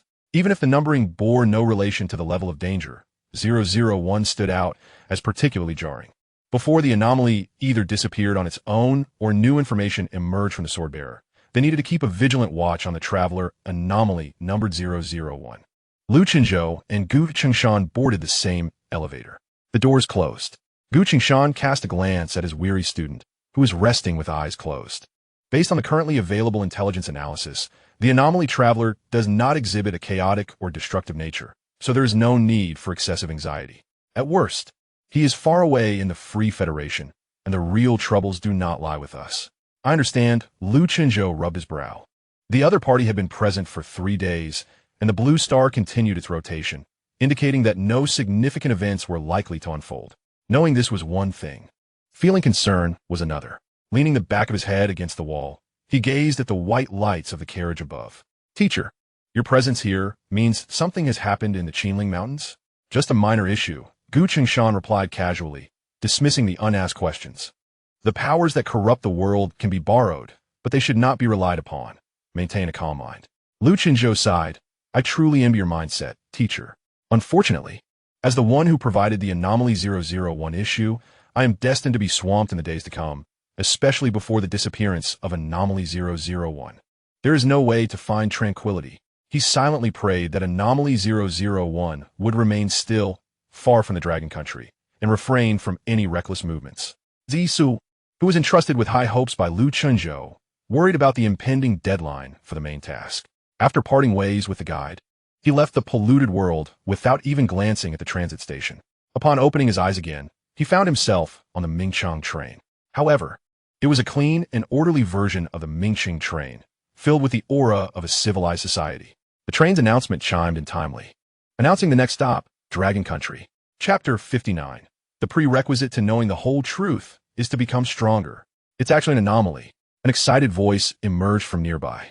Jisoo turned his head to see Su Ching-wan standing not far away, her hands clenched tightly, and her cheeks flushed with exhilaration. The anomaly had transformed into a different realm, and then reverted back to an anomaly. How incredible. She looked at Jisoo. What did you do at the Mingxing station? I chatted with the train driver for a bit, but he seemed completely unaware, so I used the necessary clearance ticket to leave, Jisoo explained, surveying the familiar yet strange carriage around him. There were only the two of them in the entire carriage. Is this situation particularly special? Absolutely special.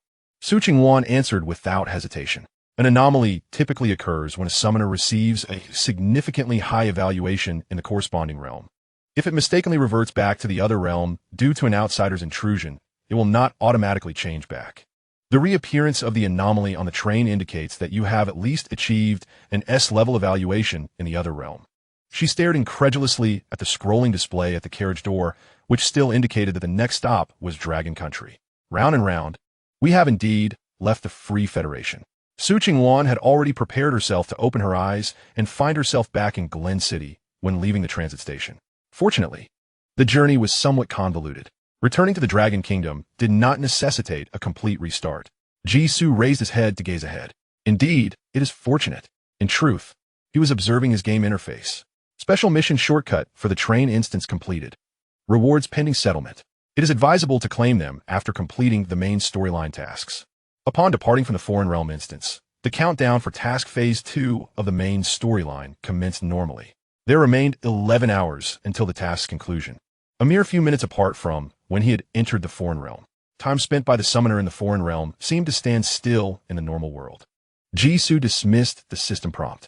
Since they were soon to arrive in the Dragon Kingdom, he resolved to check the rewards for the special mission after disembarking and completing the main storyline tasks. The train began to decelerate.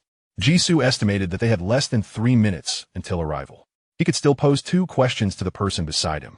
Misu, are you familiar with the Scorpio constellation? Jisoo inquired directly. Beside him, Su Ching-wan was filled with a mixture of homesickness and excitement, exploring her surroundings to observe the peculiarities of the new train compared to the previous one. Upon hearing Jisoo's question, she froze momentarily. The joy on Su Ching-wan's face vanished instantly as she turned back, her expression serious. Where did you hear that name? Indeed, Su Ching-wan recognized that name. Jisoo felt a jolt of exhilaration. Farewell, guide. Even without you, I might still uncover the origins of the Scorpio constellation. Reflecting on it now, the conversation he had initiated with Su Ching-wan was not solely due to his prior interception of the assassin's mental toxin, but also related to the astrological divination he had conducted, a serendipitous misinterpretation that could be mistaken for a summoner's topic. Regardless of the richness of his inner thoughts, Jisoo merely blinked. It is a reward I obtained after completing a task, an anomalous substance. Impossible. Su Ching-wan immediately rejected this, without a moment's hesitation. The anomalous substance produced as a task reward must be intrinsically linked to the Foreign Realm itself. Such a substance could not possibly manifest aboard the train. Does that mean completing a hidden task is insufficient? Jisoo, it is not. A profound silence enveloped them. Ultimately, it was Su Ching-wan who faltered and conceded. She covered her eyes with one hand and let out a silent sigh. The man before her was shrouded in secrets, and this peculiar aspect was not the only one. Yet, despite his blatant fabrications, her innate abilities had yet to activate, rendering her incapable of extracting further information. Su Ching-wan resolved to abandon her reservations. Regardless of how he had come to know that name, she warned, you must immediately distance yourself from anything related to it in the Foreign Realm. The prerequisite for knowing the entire truth is to become stronger. At that moment, a melodious broadcast echoed above. Ding dong, Dragon Kingdom, we have arrived.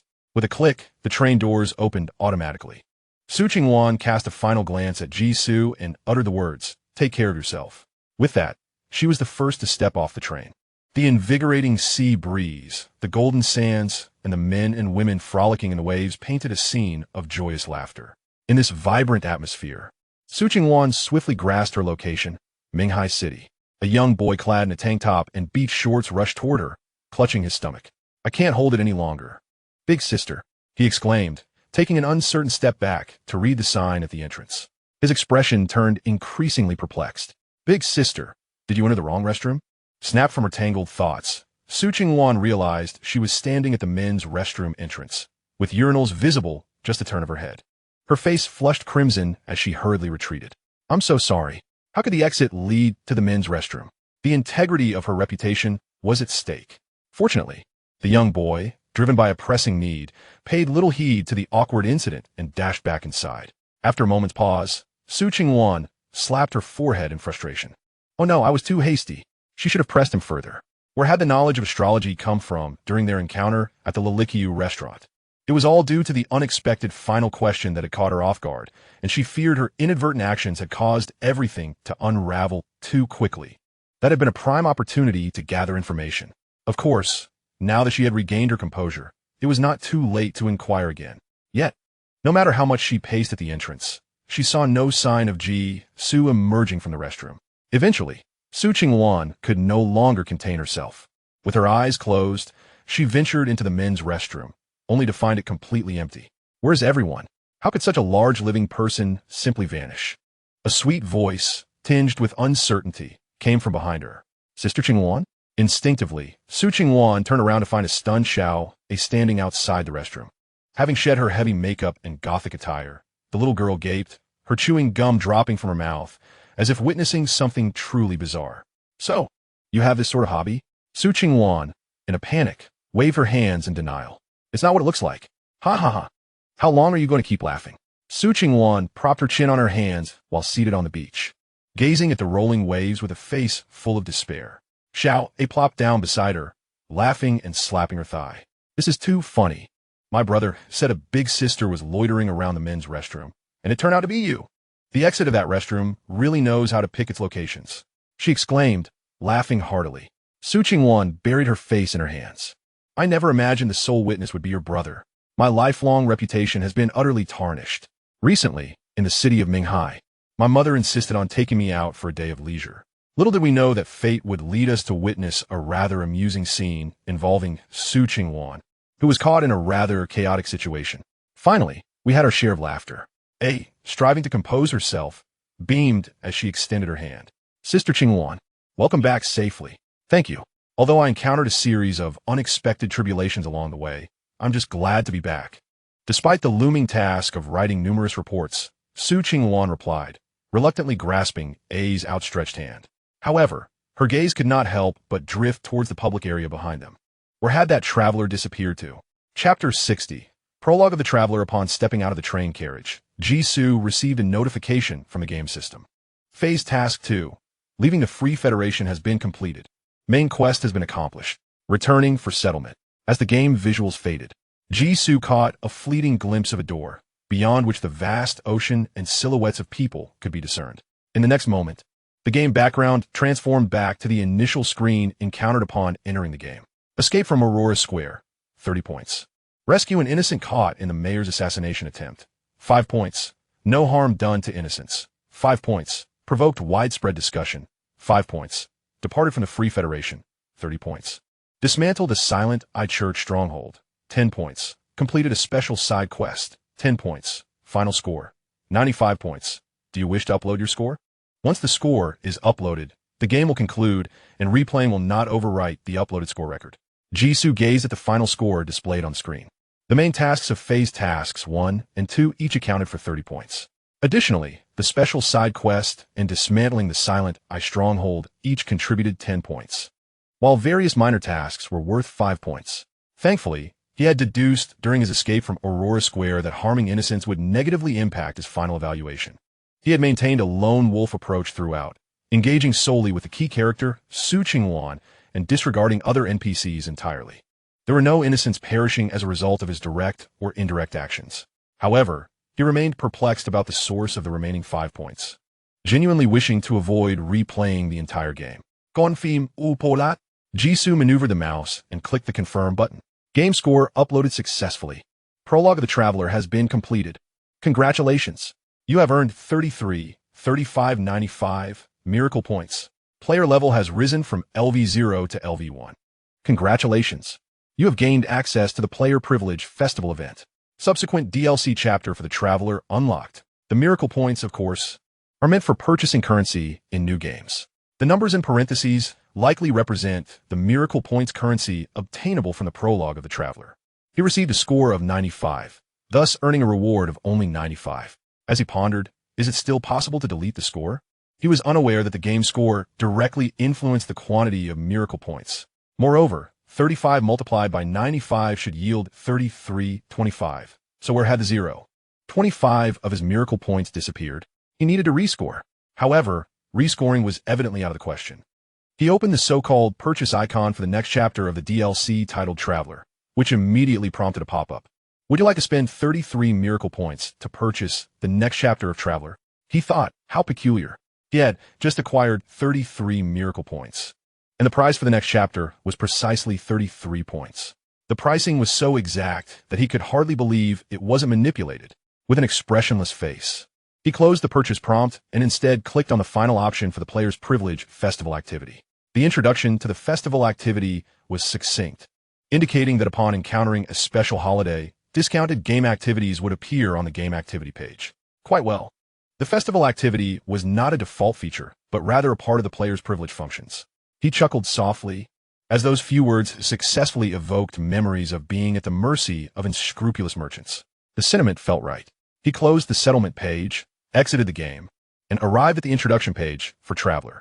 Playable time, 9 days, 3 hours, and 1 minute. The time span for Stage Task 2 was significantly longer than that for Task 1. However, thanks to the experience gained from Stage Task 1, the game time did not equate to reality on a pure one basis. Even if he had taken the time to obliterate a stronghold of the Silent Church, it hadn't consumed much time. As Traveler was the free game of the month, he could replay it for another 9 days. This meant that within those 9 days, he retained the eligibility to purchase the subsequent DLC chapters of Traveler. He closed the page and reclined on the sofa, exhaling deeply. The game had ended. With the conclusion of the game, the adrenaline rush of the past few days began to subside, replaced by a profound sense of emptiness. It felt as if a part of his soul lingered in that virtual realm. If only it were all real, he murmured to himself. The cities of free civilization, the enchanting foreign lands, the looming world crisis. This was where a traveler like him truly belonged. He gazed at the game controller on the coffee table. Could it be real? The exceptionally intelligent NPCs in the game world bore striking similarities to the foreign lands shrouded in mist. Alas, based on the current clues, both realms remained merely at the stage of resemblance. The foreign lands were rife with summons for escape. Having spent 3 months in the misty world, he had yet to encounter a single living soul. It was destined that these were 2 entirely different worlds. After a brief respite, Jisoo opened the player homepage, which had been updated to unique player, Jisoo. Level, LV1. Miracle points, 33. Player privilege, festival event. Detected that special task rewards are yet to be unlocked. Would you like to activate them now? The special rewards for completing the train dungeon had not yet been accessed. It turned out they were located here. Jisoo manipulated the controller to click and unlock.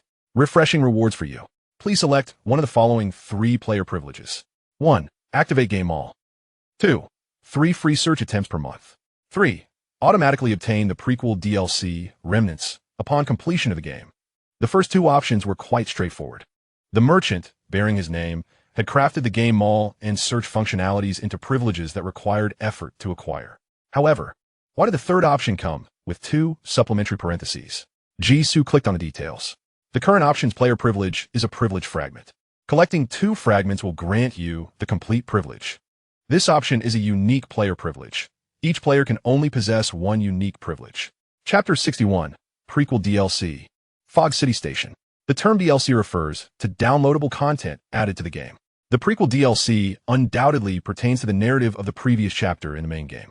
Jisoo pondered over the 2 lines of prompts. If all the games I purchased are merely prologues, and there are no other DLCs, then this player privilege is rendered futile. Who begins playing a game halfway through? Unless it's a series where the connection between previous and subsequent works is minimal. Wouldn't a sensible person always start with the first installment? Although the sole game Jisoo possessed was not purchased, it too was a prologue, making this privilege unnecessary. Moreover, the third option as player privilege is incomplete. One must collect 2 fragments to utilize it. The text did not indicate where player privilege fragments could be acquired. What if the other fragment is forever elusive? An unusable reward is tantamount to no reward at all. After contemplating for quite some time, Jisoo finally made the decision to select the prequel DLC player privilege. How absurd. A player privilege that can only be equipped once and requires fragment collection. To directly obtain the prequel DLC instead of merely the purchasing eligibility for it is entirely inconsistent with the merchant-like nature of the game controller. The combination of these three conditions perfectly illustrates the rarity of the prequel DLC privilege, while being a mere trifle and difficult to collect. If one does not pursue high-rarity rewards in gaming, then they must have experienced a significant addiction. The game mall and search attempts hold little value for Jisoo, who possesses a substantial 33 miracle points. His funds are barely sufficient to purchase one subsequent chapter of The Traveler. He unearthed a new game, yet all he could do was watch. He clicked confirm. Congratulations. You have acquired player privilege pre-DLC, incomplete. Automatically granted one opportunity for pre-DLC experience. Searching for DLC. The final system prompt incessantly spun, reminiscent of a poor signal connection. Jisoo paid it no mind. In his possession was merely the game Traveler, so encountering pre-DLC was rather dubious. He rubbed his weary eyes and stood up, swaying slightly. Remaining seated was no longer an option. A brief respite was in order. While the game was engaging, balance between effort and leisure was essential. He approached his desk, where a simple glass tank rested. Inside was the blue jellyfish he had salvaged a few days prior.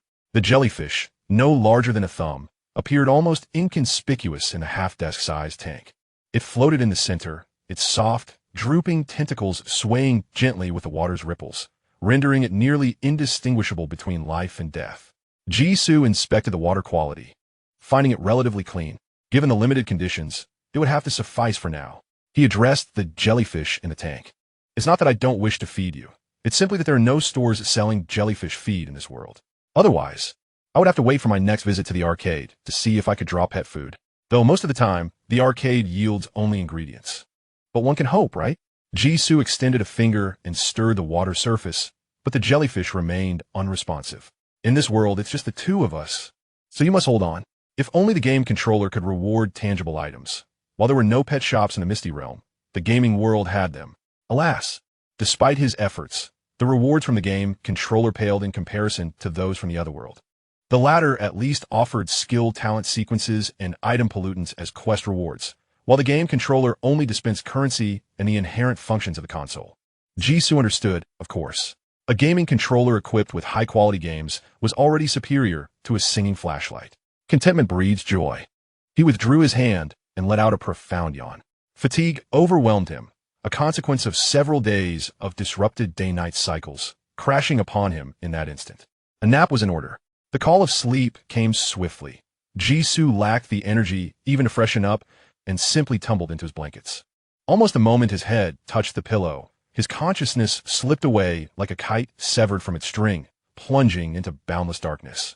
In the unseen living room, the gaming controller casually illuminated with a blue glow on the coffee table. The display screen on the wall flickered to life. Pre-DLC found importing. Import successful. Jisoo opened his eyes. A warm breeze, laden with dust and the acrid scent of disinfectant, rushed toward him. Before him lay a bustling crowd in the square. The cacophony of broadcast announcements, human voices, and the friction of trains on the tracks melded into a symphony of sound. A group of masked pedestrians hurriedly passed by Jisoo, who stood at the bottom of the staircase. Beneath the imposing steel structure adorned with the 4 characters, Mist City Station. Is this a lucid dream? Jisoo pondered, his mind clear as he recalled finishing the documentary on jellyfish and retreating to bed. In the blink of an eye, he found himself in this peculiar place. An inexplicable sensation suggested that this reality was not a mere traversal through time. When it all concluded, he would awaken once more in his bed. The icy touch of the tiled floor beneath his feet was strikingly vivid, and the warmth of sunlight upon his skin felt profoundly authentic. Jisoo furrowed his brow in contemplation. Why would I dream something like this? His memory offered no information regarding Mist City, and he had no recollection of the ordinary yet bustling platform before him. Why was he dawdling at the station entrance? A thought crossed his mind, and a semi-transparent panel unfurled before him. Character tags 55. Grounded blue, Gale Strider green, Optimal Choice green, Martial Arts Master white, disguised graffiti green, pending equipment, firearm proficiency white, illusionist white, silver tongue white, new era lockmaster white. A panel of tags from the game traveler? Jisoo's eyes widened in astonishment. He sought a secluded spot to test his abilities, and indeed, the tag powers were functional. With the assistance of these abilities, he successfully infiltrated the station's grand hall. Above, an electronic screen scrolled the train schedule. The crowd around him swelled, growing louder with most donning masks. Two students whispered to each other as they passed by Jisoo, vaguely mentioning the worsening flu and school closures. The scent of disinfectant lingered in the air, almost suffocating. How curious. Jisoo glanced at his hands, which he held in a loose grip. The sensation of wielding game abilities was truly remarkable. But why could he exercise the skills of a game character within a dream? Nevertheless, dreams are inherently bizarre and illogical. Just as Jisoo contemplated where to explore next, an announcement echoed throughout the hall. Attention, all passengers. The last train to Ming City is about to commence ticket sales. Please proceed to Window 1 for identity verification. A reminder, due to recent circumstances in the Ming City area, ordinary travelers are advised against unnecessary visits. The announcement repeated, and Jisoo's heart skipped a beat. Ming City? The last train? This is not an ordinary station. It is an exotic quest realm. The light-hearted mood that had enveloped him dissipated, and Jisoo dashed towards ticket window 1. If the station before him were indeed real, in the future, the master of the Mingchang train, which traverses the realms between the ordinary world and the extraordinary, Lin Che, is nearby. Fragments of memory surge wildly in his mind. Yixui's gaze, sharp as that of a hawk, sweeps over the throng of people around him. In his 30s, he appears weary, likely due to sleepless nights spent contemplating the recent news from Mingxiang. Accompanying him is a rescue team of over a dozen, burdened with considerable luggage. There he is, not far from the ticket checkpoint. A man stands with his head bowed, fixated on his phone, which emits a busy signal indicating an unanswered call. His profile is etched with fatigue, weighed down by substantial luggage meant for check-in. A bespectacled man with a sincere demeanor approaches, carrying a stack of photocopied documents. Bradarke. We collected all the ticket declarations from the team. Lin Che shifts his gaze from the phone, nodding with little enthusiasm. Thank you for your hard work, Li Shuo. Just hand me the documents. I can queue alone. Everyone else should eat first. Once we board this afternoon, it will be difficult to find a hot meal. Mingxiang is currently a disaster zone. It's uncertain whether regular meals can be guaranteed amidst the chaos. Although the authorities have advised the public to avoid Mingxiang, there is no enforcement. There remains one last train. As long as the required procedures are submitted, tickets to Mingxiang can be obtained. All right, Li Shu Shuklas. Pulling out his phone. Let me transfer the others' ticket fees to you first. No need, Lin Che replies, forcing a smile. Everyone is accompanying me on this adventure. I can't ask you to cover the fare. His eyes, partly obscured by long bangs, reflect a resolute spirit. Regardless of the outcome, I will forever cherish the kindness of my brothers and sisters in the rescue team. Brother Che. Li Shuo is deeply moved. At that moment, the first window opens, and Lin Che hurries to join the queue. Li Shuo refrains from further interruption, exchanging a few brief words before departing. Lin Che gathers the scattered papers, preparing to rise, when his peripheral vision catches a movement behind him, causing him to pause abruptly. Sir, is there something you need? He inquires politely of the young man behind him. The stranger seems to have been standing there since Lin Che's conversation with Li Shuo, silently observing him with an unsettling intensity. It is difficult not to notice him. Jisoo smiles. Lin Che, a resident of Mingcheng, 30 years old, with a birthday perhaps tomorrow or shortly thereafter. Orphaned at a young age, raised solely by his mother.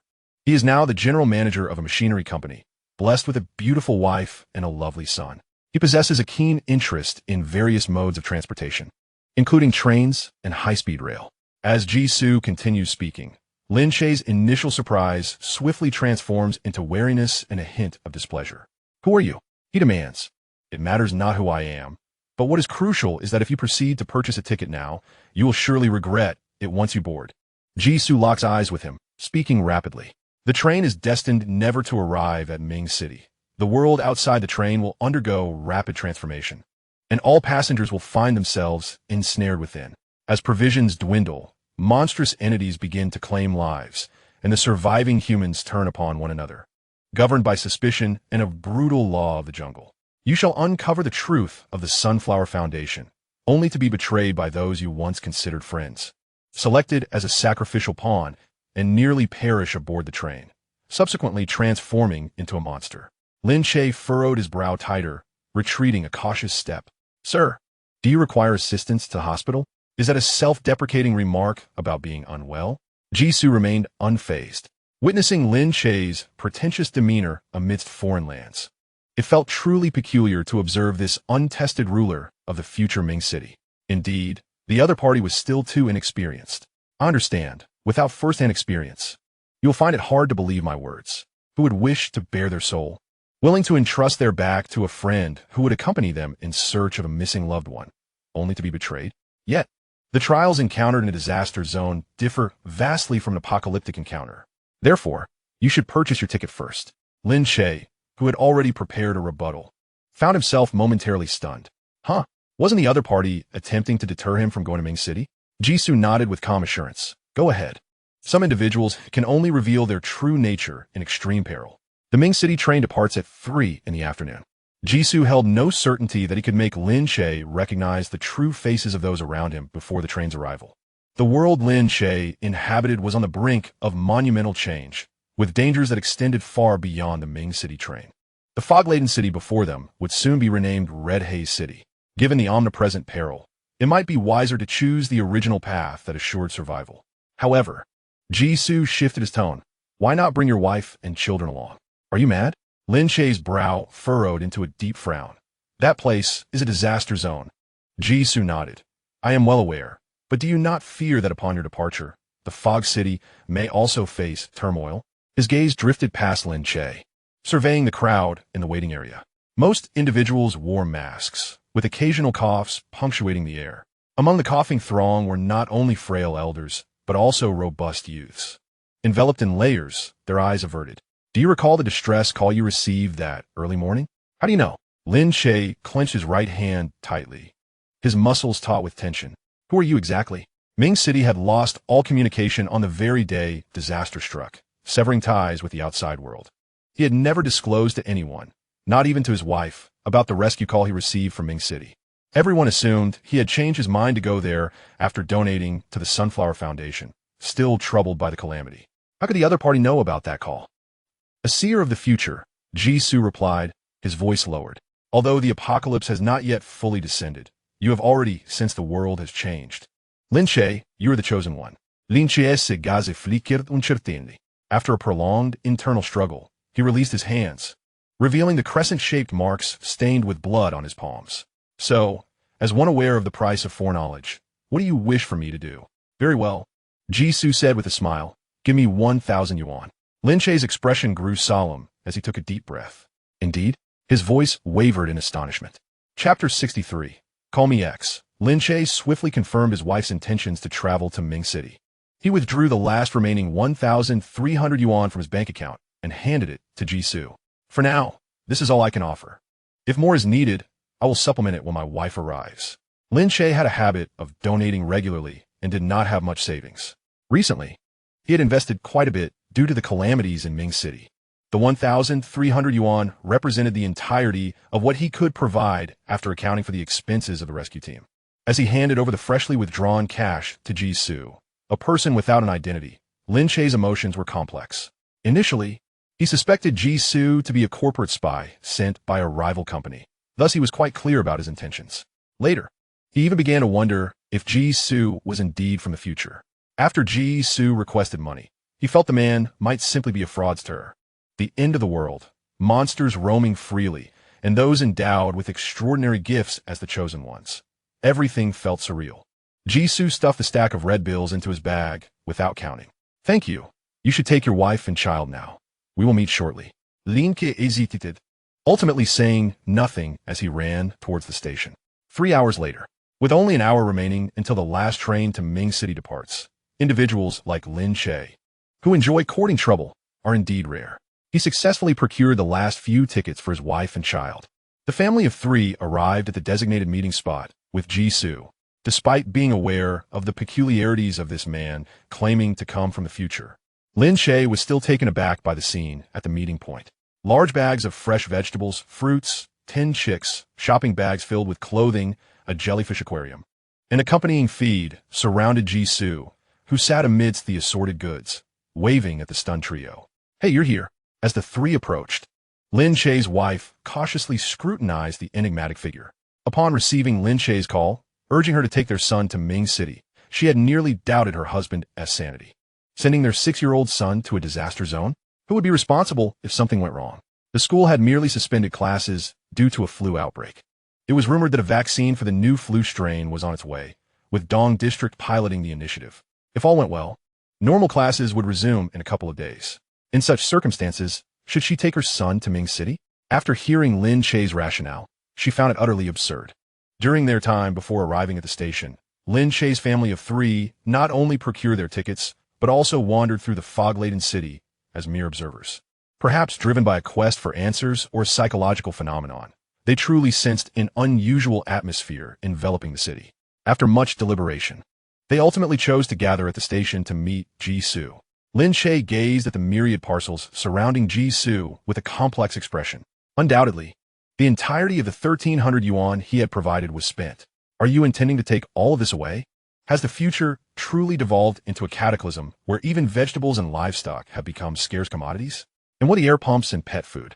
Does he still find the time to care for pets amidst the apocalypse? Jisoo, indifferent, nodded. Just trying my luck. After all, there's no cost of failure.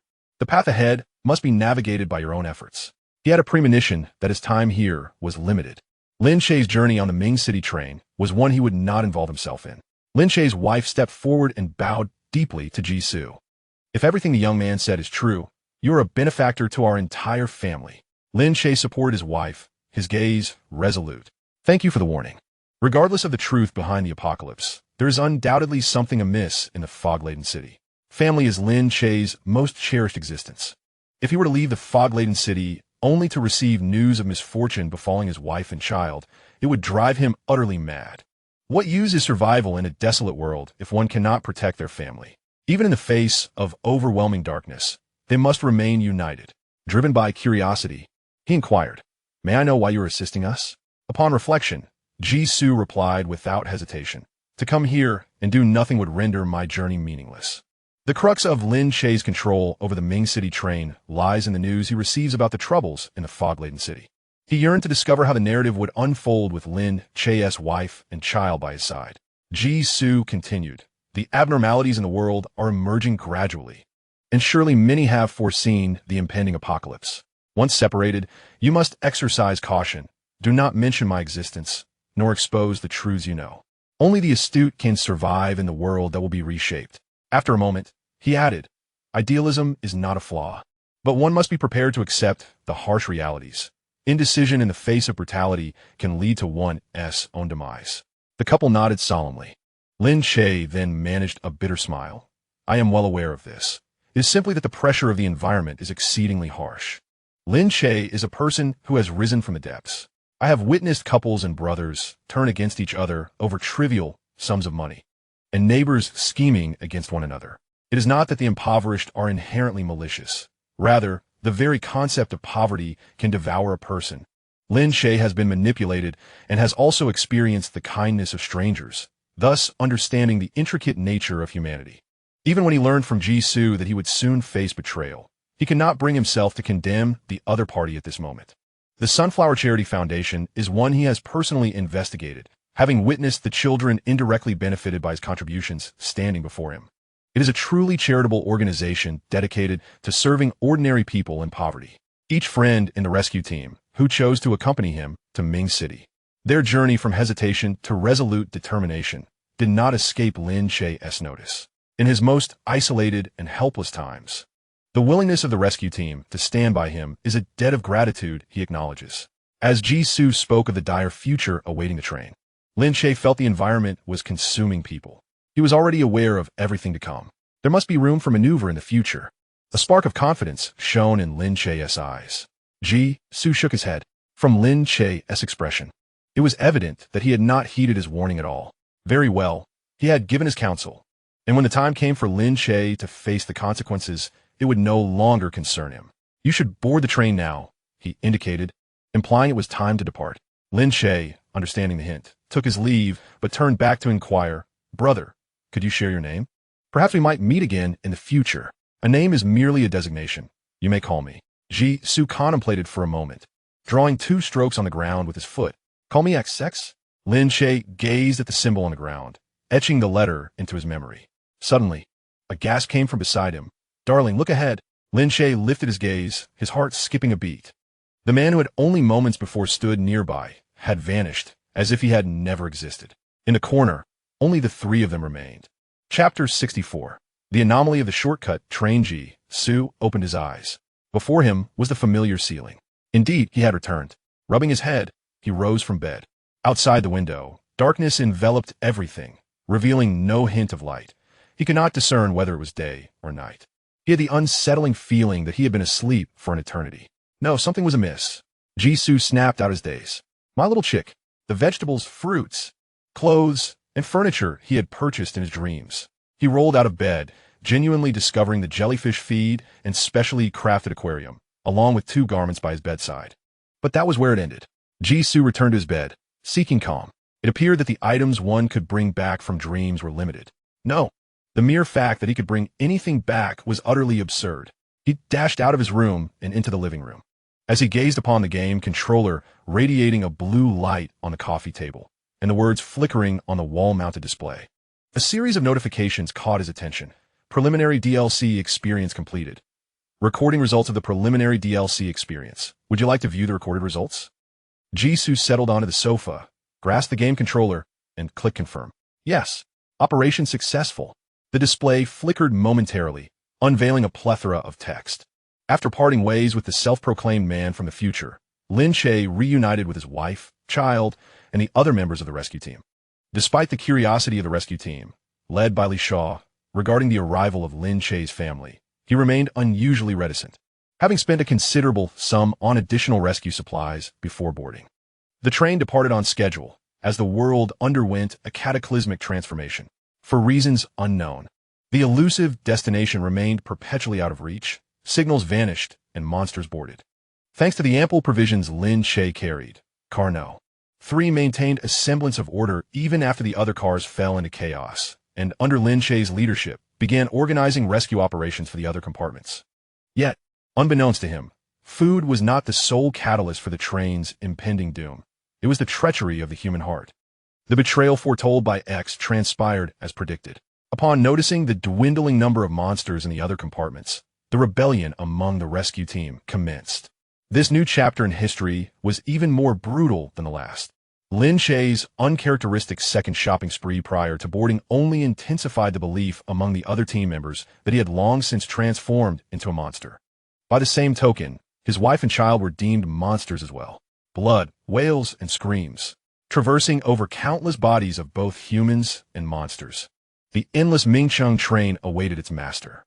However, this time, the train's master harbored no naive thoughts of resisting the apocalypse from a secluded corner. No longer were their attendants maintaining order on the train, nor did they reject the entry of outsiders. This was a miniature battlefield of the apocalypse. As long as one possessed sufficient strength, they could survive and reach their desired destination. The Mingcheng train ascended to the 4th level of the slaughter domain, while the aberrant Lin Che was elevated to the status of sovereign, distributing preliminary DLC rewards. Congratulations on receiving the reward, Mingcheng train, to be granted once player privileges are fully collected. The overwhelming influx of information left Jisoo in contemplation for quite some time. His presence, no, more precisely, the loading of the preliminary DLC, had led to a transformation in the narrative backdrop of the game, leaving him uncertain. Lin Che still commanded the shortcut train, yet the manner of its utilization had shifted. It had transitioned from a puzzle-solving domain to one purely defined by slaughter. Anyone could board, engage in combat, and the victor would choose the next destination. It seems that all members of Lin Che's former rescue team have perished. The changes are not trivial. The pollution level of the foreign city train has surged from a maximum of level 3 to a baseline of level 4. Lin Che's prowess has also escalated. Is the Dominator the next phase of the metamorphic entity? Literally speaking, it does not appear to be an enhancement of intellect, but rather a focus on dominion and control. What does this signify? Has slaughter rendered me more powerful? Thus, Jisoo has gained a new understanding of the strength levels of the 4 monsters, from weakest to strongest. They are as follows: irrational pollution entities, aberrations with some instinct or primitive intelligence, the metamorphic entities endowed with complete human intellect, and finally, the Dominator, whose evolved skills remain uncertain. Regaining his composure, Jisoo turned his attention to the final DLC reward. The merchant's gaming controller necessitates the complete corresponding player privileges to unlock rewards. Jisoo accepted this notion well. In fact, upon rising, he had already prepared for the rewards from his descent, which consisted of a few bags of jellyfish feed by the bedside. Is the reward of the foreign city train truly the one I envision? Jisoo pondered. If it is indeed the foreign city train, how would the gaming controller deliver the physical reward? Would it descend from the heavens? What would become of his home? Moreover, is Lin Che not the owner of the foreign city train? If he has indeed amassed the player privileges from the preceding DLC, and the foreign city train is his reward, what of Lin Che? Can train have two masters? Jisoo shook his head, forcing himself to halt the spiraling thoughts. Everything would be addressed once he has gathered the preceding DLC privileges. He gazed at the gaming controller in his hand and suddenly smiled. He had initially thought it was a Tier 3 reward superior to mere gratitude, but it turned out to be a hidden, limited edition grand prize. A gaming device capable of producing tangible rewards. Does this imply that the gaming world is merely a figment of imagination? The display screen automatically transitioned to the main page of the gaming console. Beneath the sole game in the library, Traveler, a conspicuous green button appeared. Would you like to purchase the next chapter DLC? Jisoo ignored it and switched off the gaming console. He still required time to thoroughly contemplate the capabilities of the gaming controller.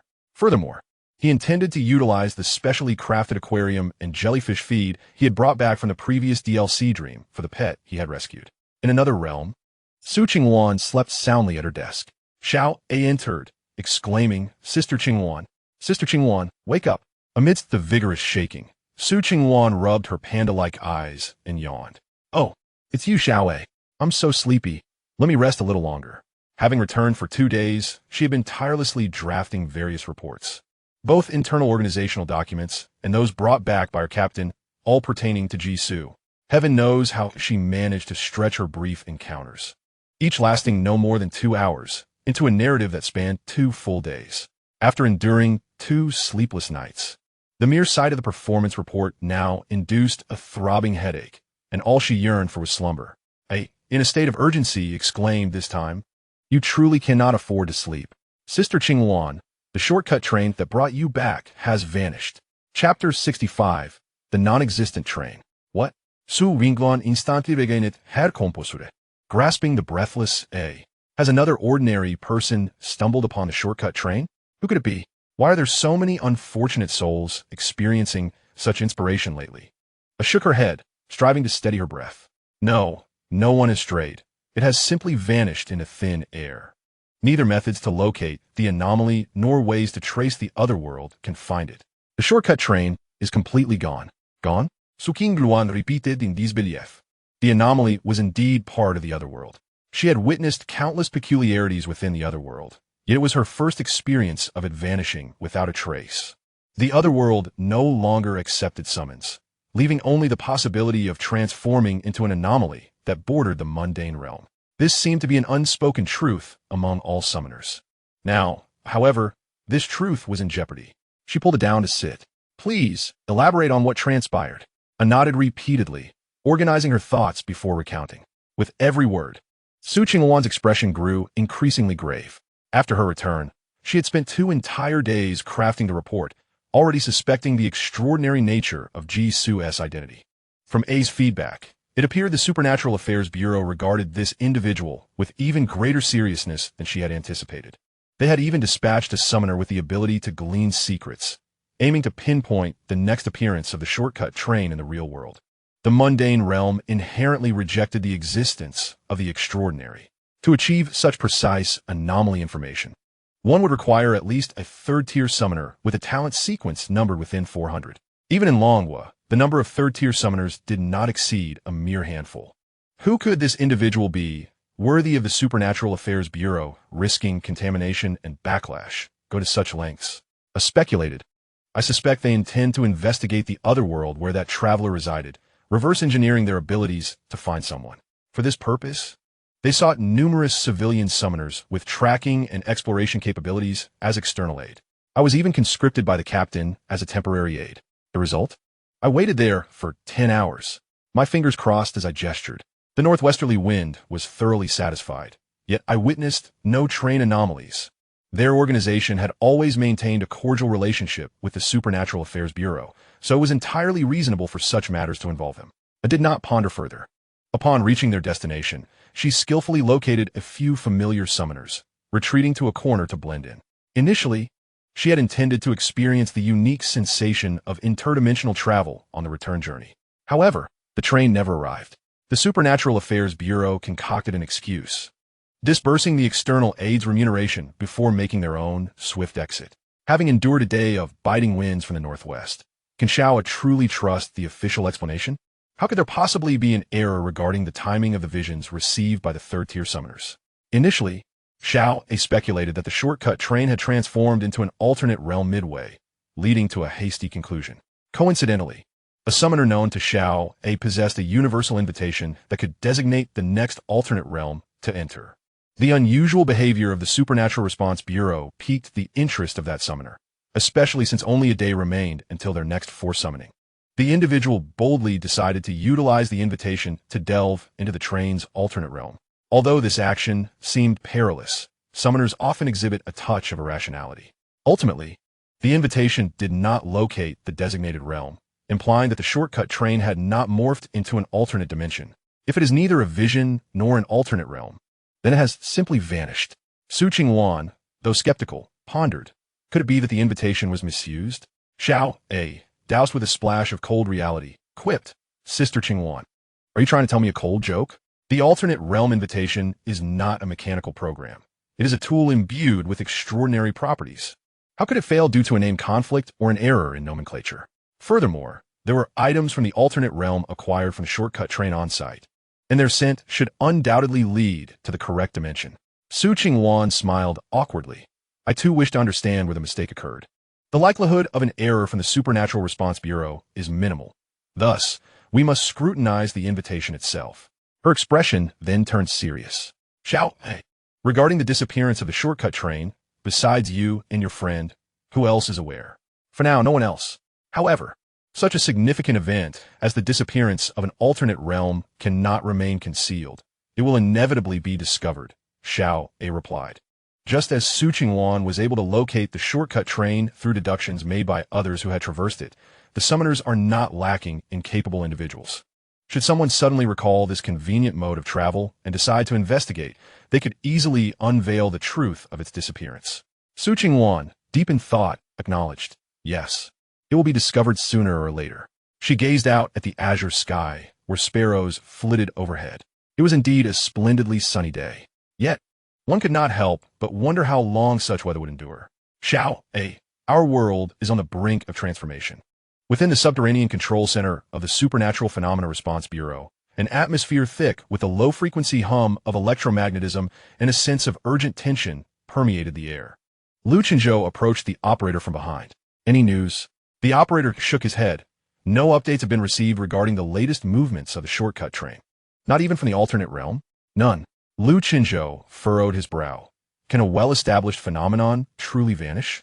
Following Su Qingwan's emergence, they immediately conducted a lockdown investigation of the areas where the shortcut train might have appeared, confirming that no one has approached the corresponding location since then. One wonders why the phenomenon has abruptly vanished. A hurried investigator bursts in. "Captain, there's news from the Free Federation." Lu Chenzhou snaps back to attention, eagerly inquiring, "Are they willing to cooperate with us, allowing our personnel to investigate the situation in Glen City?" The shortcut train was last seen with the Traveler Anomaly and Su Qingwan, journeying from Glen City in the Free Federation to Minghai City in the Dragon Nation. The men's restroom at the exit of Minghai City has already been taken over by the Bureau of Supernormal Affairs. Coordinating with the entrance in Glen City might yield some clues. The reporting investigator's face reveals a troubled expression.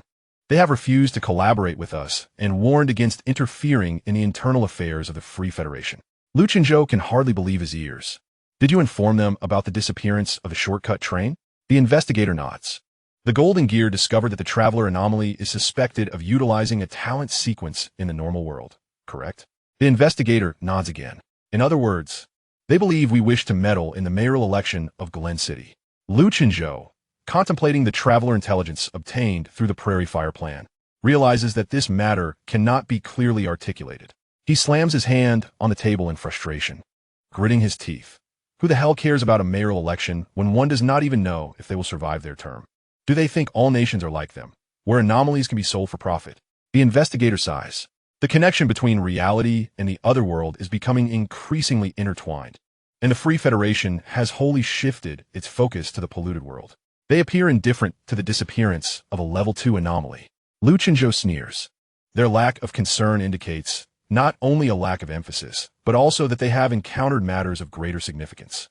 He grabs the coat draped over the chair's back and strides out without a backward glance. Prepare yourselves. We are heading to the Free Federation. Of course, this is in my personal capacity. In the misty world, within a circular aquarium, pale blue jellyfish drift gracefully with the current. Their translucent fringes emit a faint blue halo, expanding and contracting like a breath, light and elegant. Jisoo admires his creation with satisfaction. Not bad. After being fed and relocated, the jellyfish are visibly more vibrant. With the jellyfish settled, it is time to attend to business. Jisoo returns to the sofa, and the familiar startup music plays. Welcome to Ixua's handheld gaming console. Chapter 66, New Game, The Traveler Part 2. The Traveler page opens. Remaining playtime, 8 days, 20 hours, 17 minutes. Would you like to spend 33 miracle points to purchase the subsequent DLC? Confirm. Ding. Purchase successful. Successfully entering the game. Jisoo takes a deep breath before the dark screen. I hope to earn more miracle points this time. After settling the payment for the subsequent DLC, his miracle point balance reverted to 0. Regardless of how exploitative the game controller may be, he was determined to achieve a perfect score of 100, fully reaping the rewards. Following the black screen, the character customization option did not appear. Instead, he was thrust directly into the game. The scene transformed into a corner of a street at night. Chilling raindrops permeated through the game character, clinging to the lens of the game. Jisoo blinked, and the blurry visuals gradually solidified before his eyes. The sky was a somber shade of deep violet, with persistent strands of rain weaving through the glow of traffic lights and neon signs. The rain coalesced into small streams, rushing along the roadside towards the drainage, producing a gurgling sound. Pedestrians passed through the curtain of rain, resembling patches of color stitched together by raincoats and umbrellas. Conversations tinged with foreign accents reached Jisoo's ears, only to be drowned out by the sound of rain and the city's hum. Another foreign land? Jisoo mused in surprise. He deftly opened the game console to check the character's configurations. Indeed, it was the same character attributes he had utilized in Prologue of the Traveler. However, had he not ventured to the Dragon Kingdom at the end of the previous chapter? Why was everything around him in English? How much time had elapsed between the two chapters? A line of system prompts emerged. Main quest, witness. Description: proceed to the City Hall Square to witness the final results of the mayoral election. Current location: Free Federation, Glen City. Great, back to the Free Federation again. The mayor had just died, and the election for the new mayor was nearing its conclusion.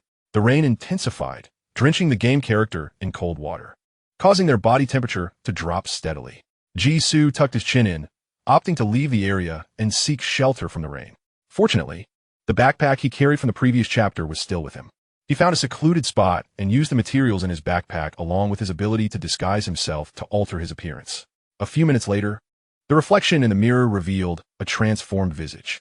His brow appeared slightly higher, the bridge of his nose more pronounced, and his eyes, under deliberate embellishment, conveyed a sense of fatigue and mediocrity. He was a far cry from the previously sharp-eyed youth. Once ready, Jisoo discovered a 24-hour convenience store by the roadside. He knocked on the glass door. Is anyone there? The red glow from the neon sign flickered upon his damp face. The cashier behind the counter yawned. The door's not locked. Just come in, he mumbled softly. What a surprise. Someone actually showed up at this hour. Initially, it seemed absurd that the owner would choose to open a 24-hour convenience store in Glen City, which had recently been plagued by mysterious disappearances.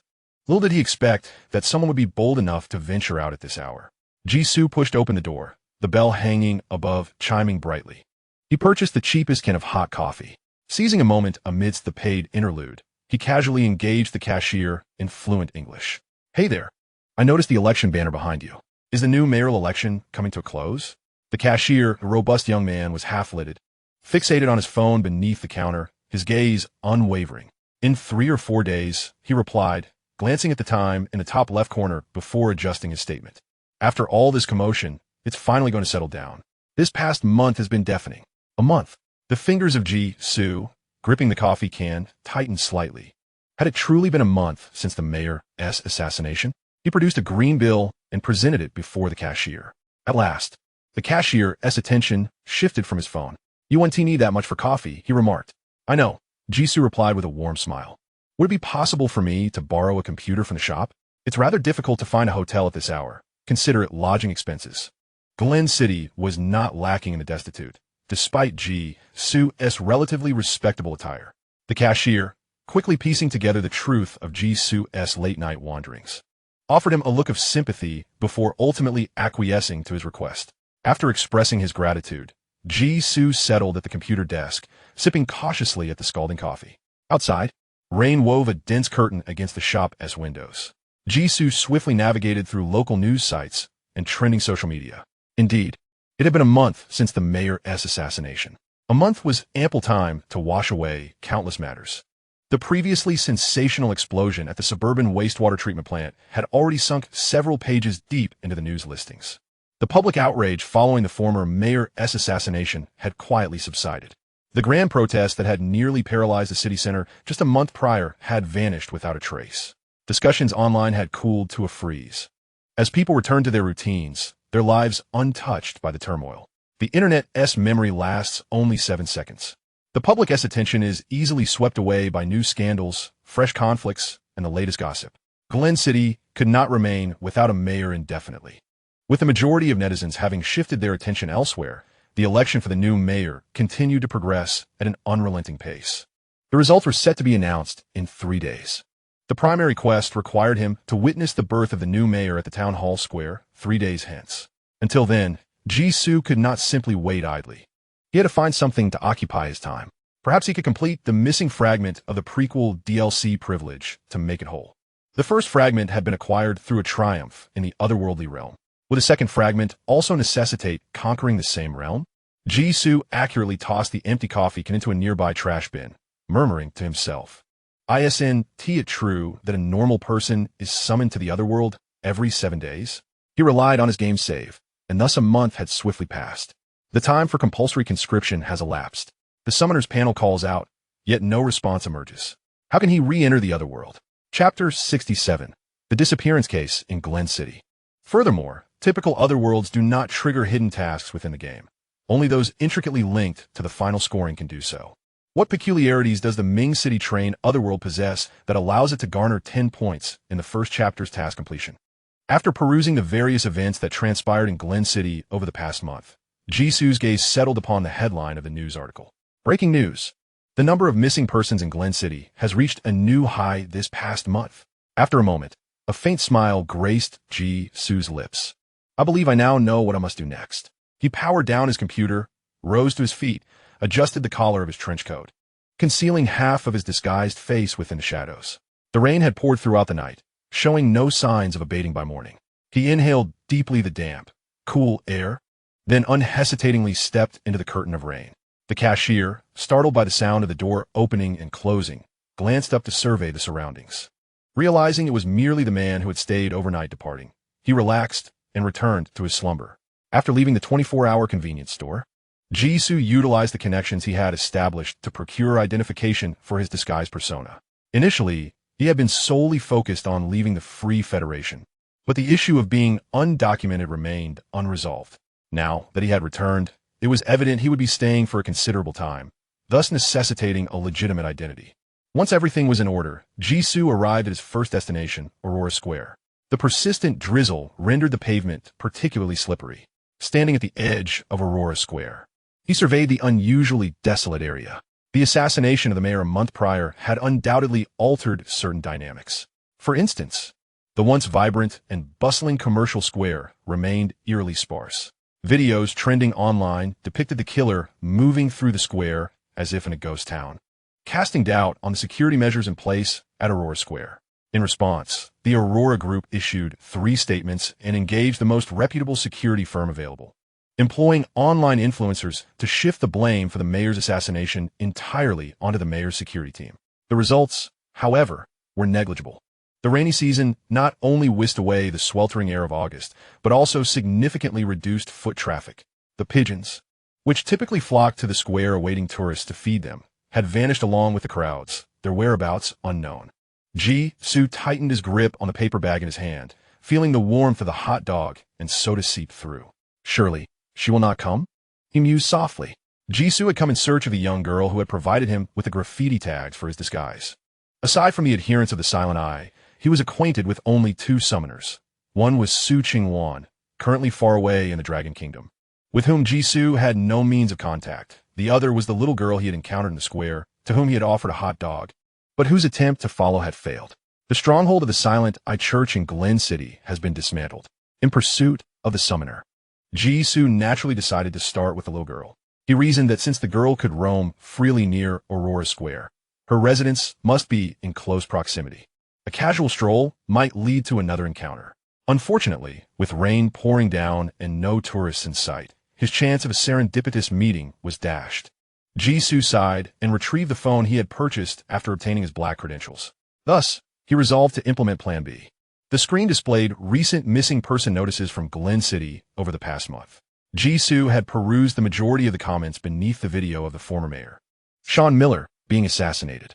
Aside from the usual discussions on healthcare, taxation, corporate interests, and the absurdities of the new laws, the most frequent criticism leveled against the former mayor was his inaction regarding the increasing number of missing persons cases.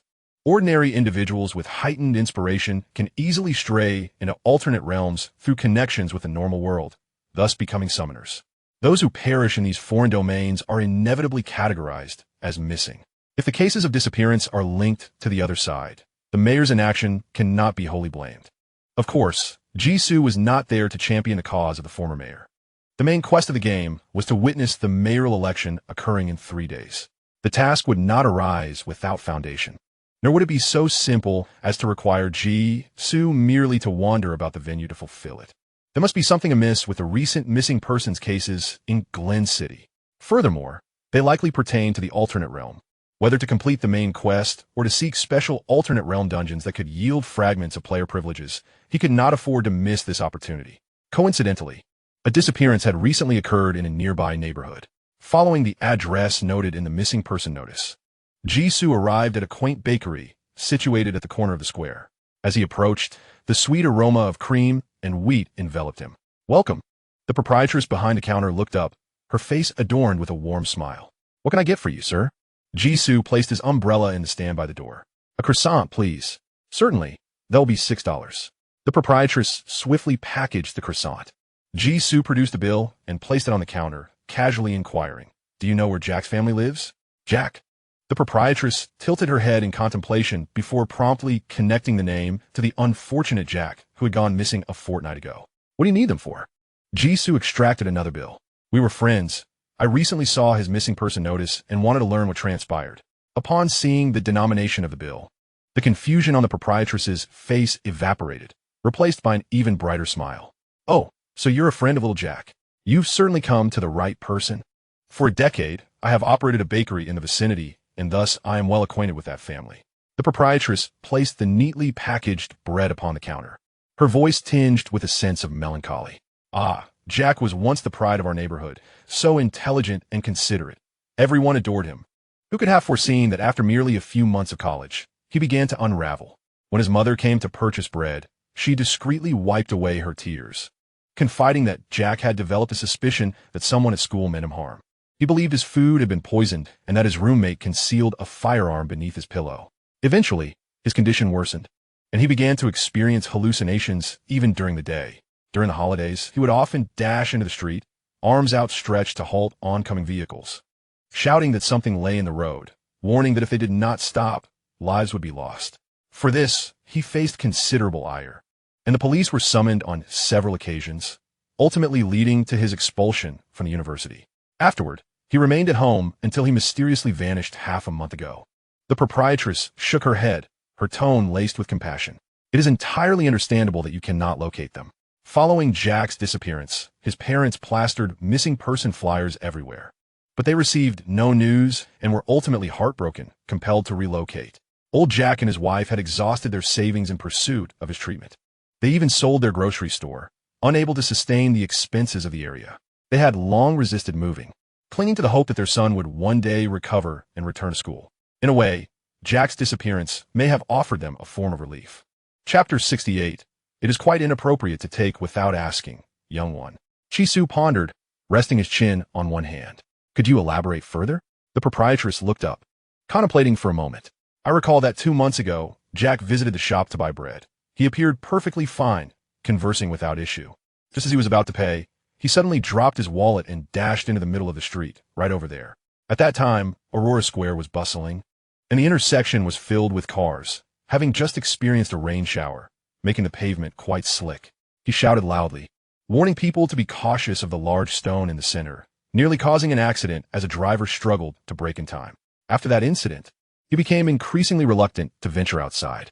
The sound of raindrops diminishing from the eaves grew softer, and Jisoo gazed contemplatively towards the nearby intersection. It has just stopped raining. Unbeknownst to him, the rain had ceased. The world appeared as though it had been washed anew, radiating vibrant clarity. Vehicles flowed continuously along the street. In the center of the intersection, surrounded by 4 traffic lights, stood an imposing gray monolith, approximately 5 meters high. Atop the stone, a long sword, glimmering with a faint golden light, was driven straight into the rock, leaving only the hilt exposed. Cars passed effortlessly through the stone, as if it were an illusion. The golden glow emanating from the sword was mesmerizing, making it difficult for Jisoo to avert his gaze. Perhaps Jack truly did see something, he murmured softly. Manifesting solely after rainfall, an extraordinary phenomenon imperceptible to the ordinary, is referred to as an anomaly. Is this the world as perceived by the summoner? Jisoo pondered inwardly. In a modern city, a peculiar area has unexpectedly emerged, replete with incongruities, evoking a sense of wonder. Pardon? What did you just say? The proprietress leaned in, having failed to catch the earlier words. Nothing of consequence. Jisoo deftly shifted the topic. What have the police said regarding Jack's disappearance? The proprietress's attention redirected. She let out a chuckle. They couldn't care less. They only showed up for a couple of days after he went missing, merely for appearances, and then nothing followed. In Glen City, the annual tally of accidental deaths surpasses 10,000, with thousands of missing persons cases. Car accidents, gun violence, smuggling, overdoses, tornadoes, the perils are numerous. Who can ascertain whether the newly assigned missing persons case involves a young runaway, or if it concerns an undocumented immigrant being deported? The number of fatalities from medical malpractice each year eclipses that of missing persons. As long as one isn't affluent or influential, the police hardly expend their efforts. She gestured toward the direction of Aurora Square. Even the mayor was stabbed in broad daylight. In this world, surviving is a feat in itself. Who has the leisure to concern themselves with others? Her words dripped with a cold, unyielding cynicism. For instance, she displayed no interest in whether the man before her was Jack's acquaintance. If he was willing to pay, she would readily divulge every detail of unfortunate Jack's story. No sooner had the proprietress finished speaking than her gaze sharpened, and she hurled a pair of tongs at someone behind Jisoo.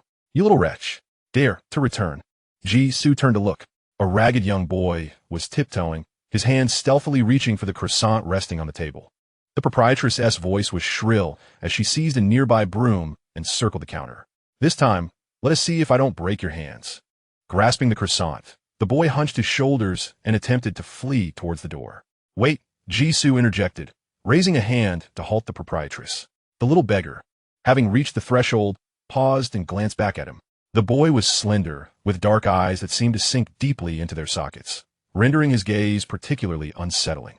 Judging by their demeanor, the little beggar appeared to be a habitual offender. Yet, it was undeniably pitiable for a child to be reduced to such a state. Jisoo lifted the hot dog and soda he held. If you desire, take this along, consider it my treat. Originally meant for a summoner girl who never arrived. The snacks would now serve the young beggar. As long as he accepted the offering and departed promptly, it would not hinder his further inquiries.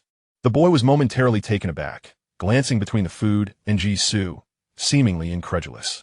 Regaining his composure, he nearly lunged to accept the food. Despite Jisoo's swift maneuver to evade, he still stumbled slightly. His mouth stuffed with bread, he mumbled incoherently, Thank you, sir. May the Lord bless such a good person as you.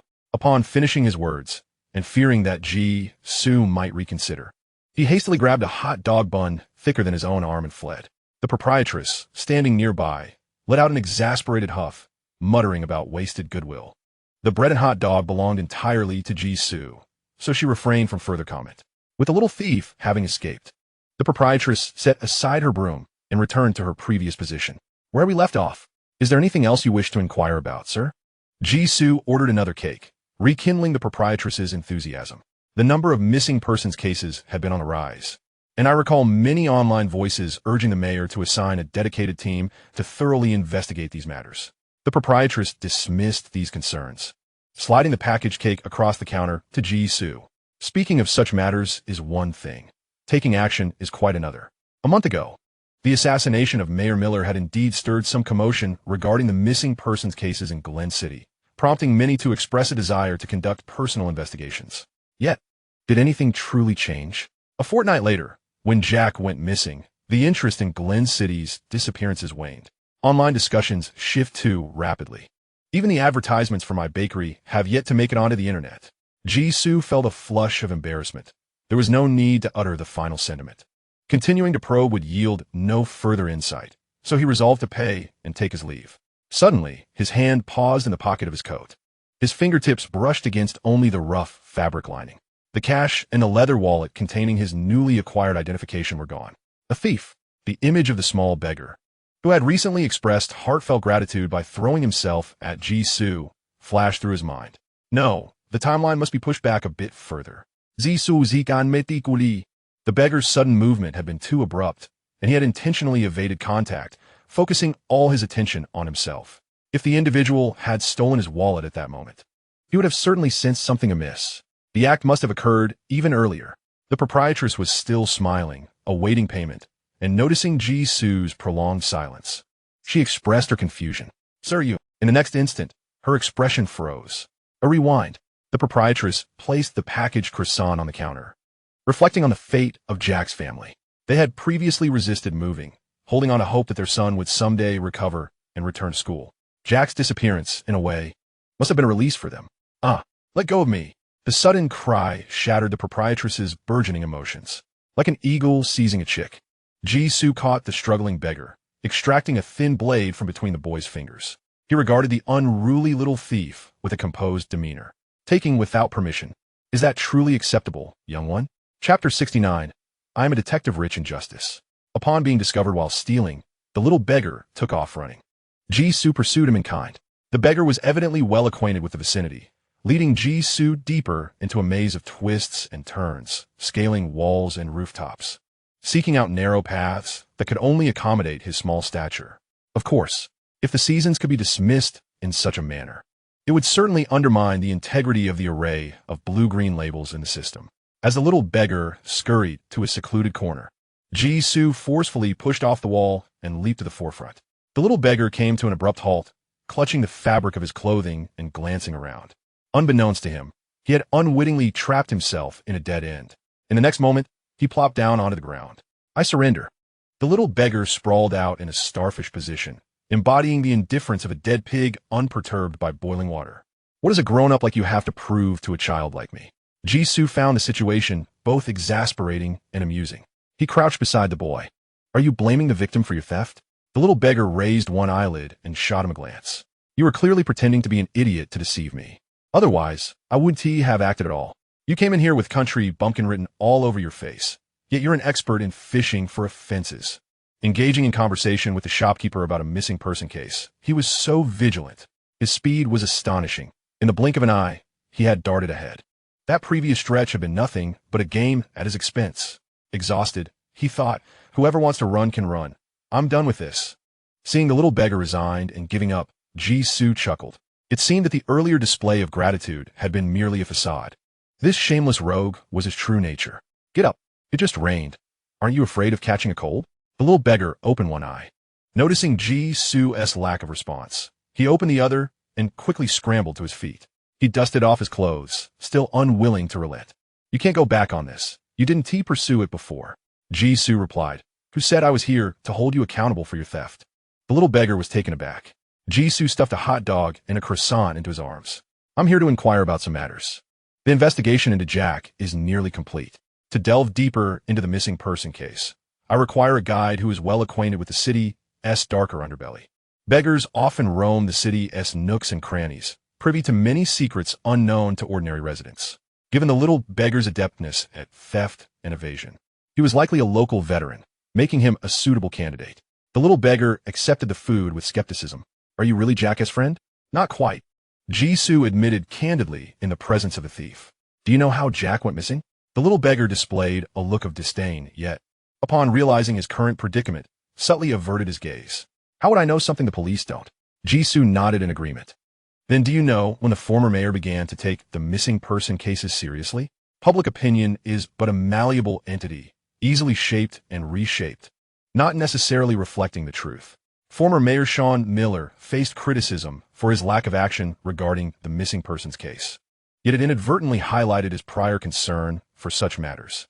Otherwise, the seemingly trivial incident recounted by the bakery owner would not have provoked such a vehement backlash from netizens.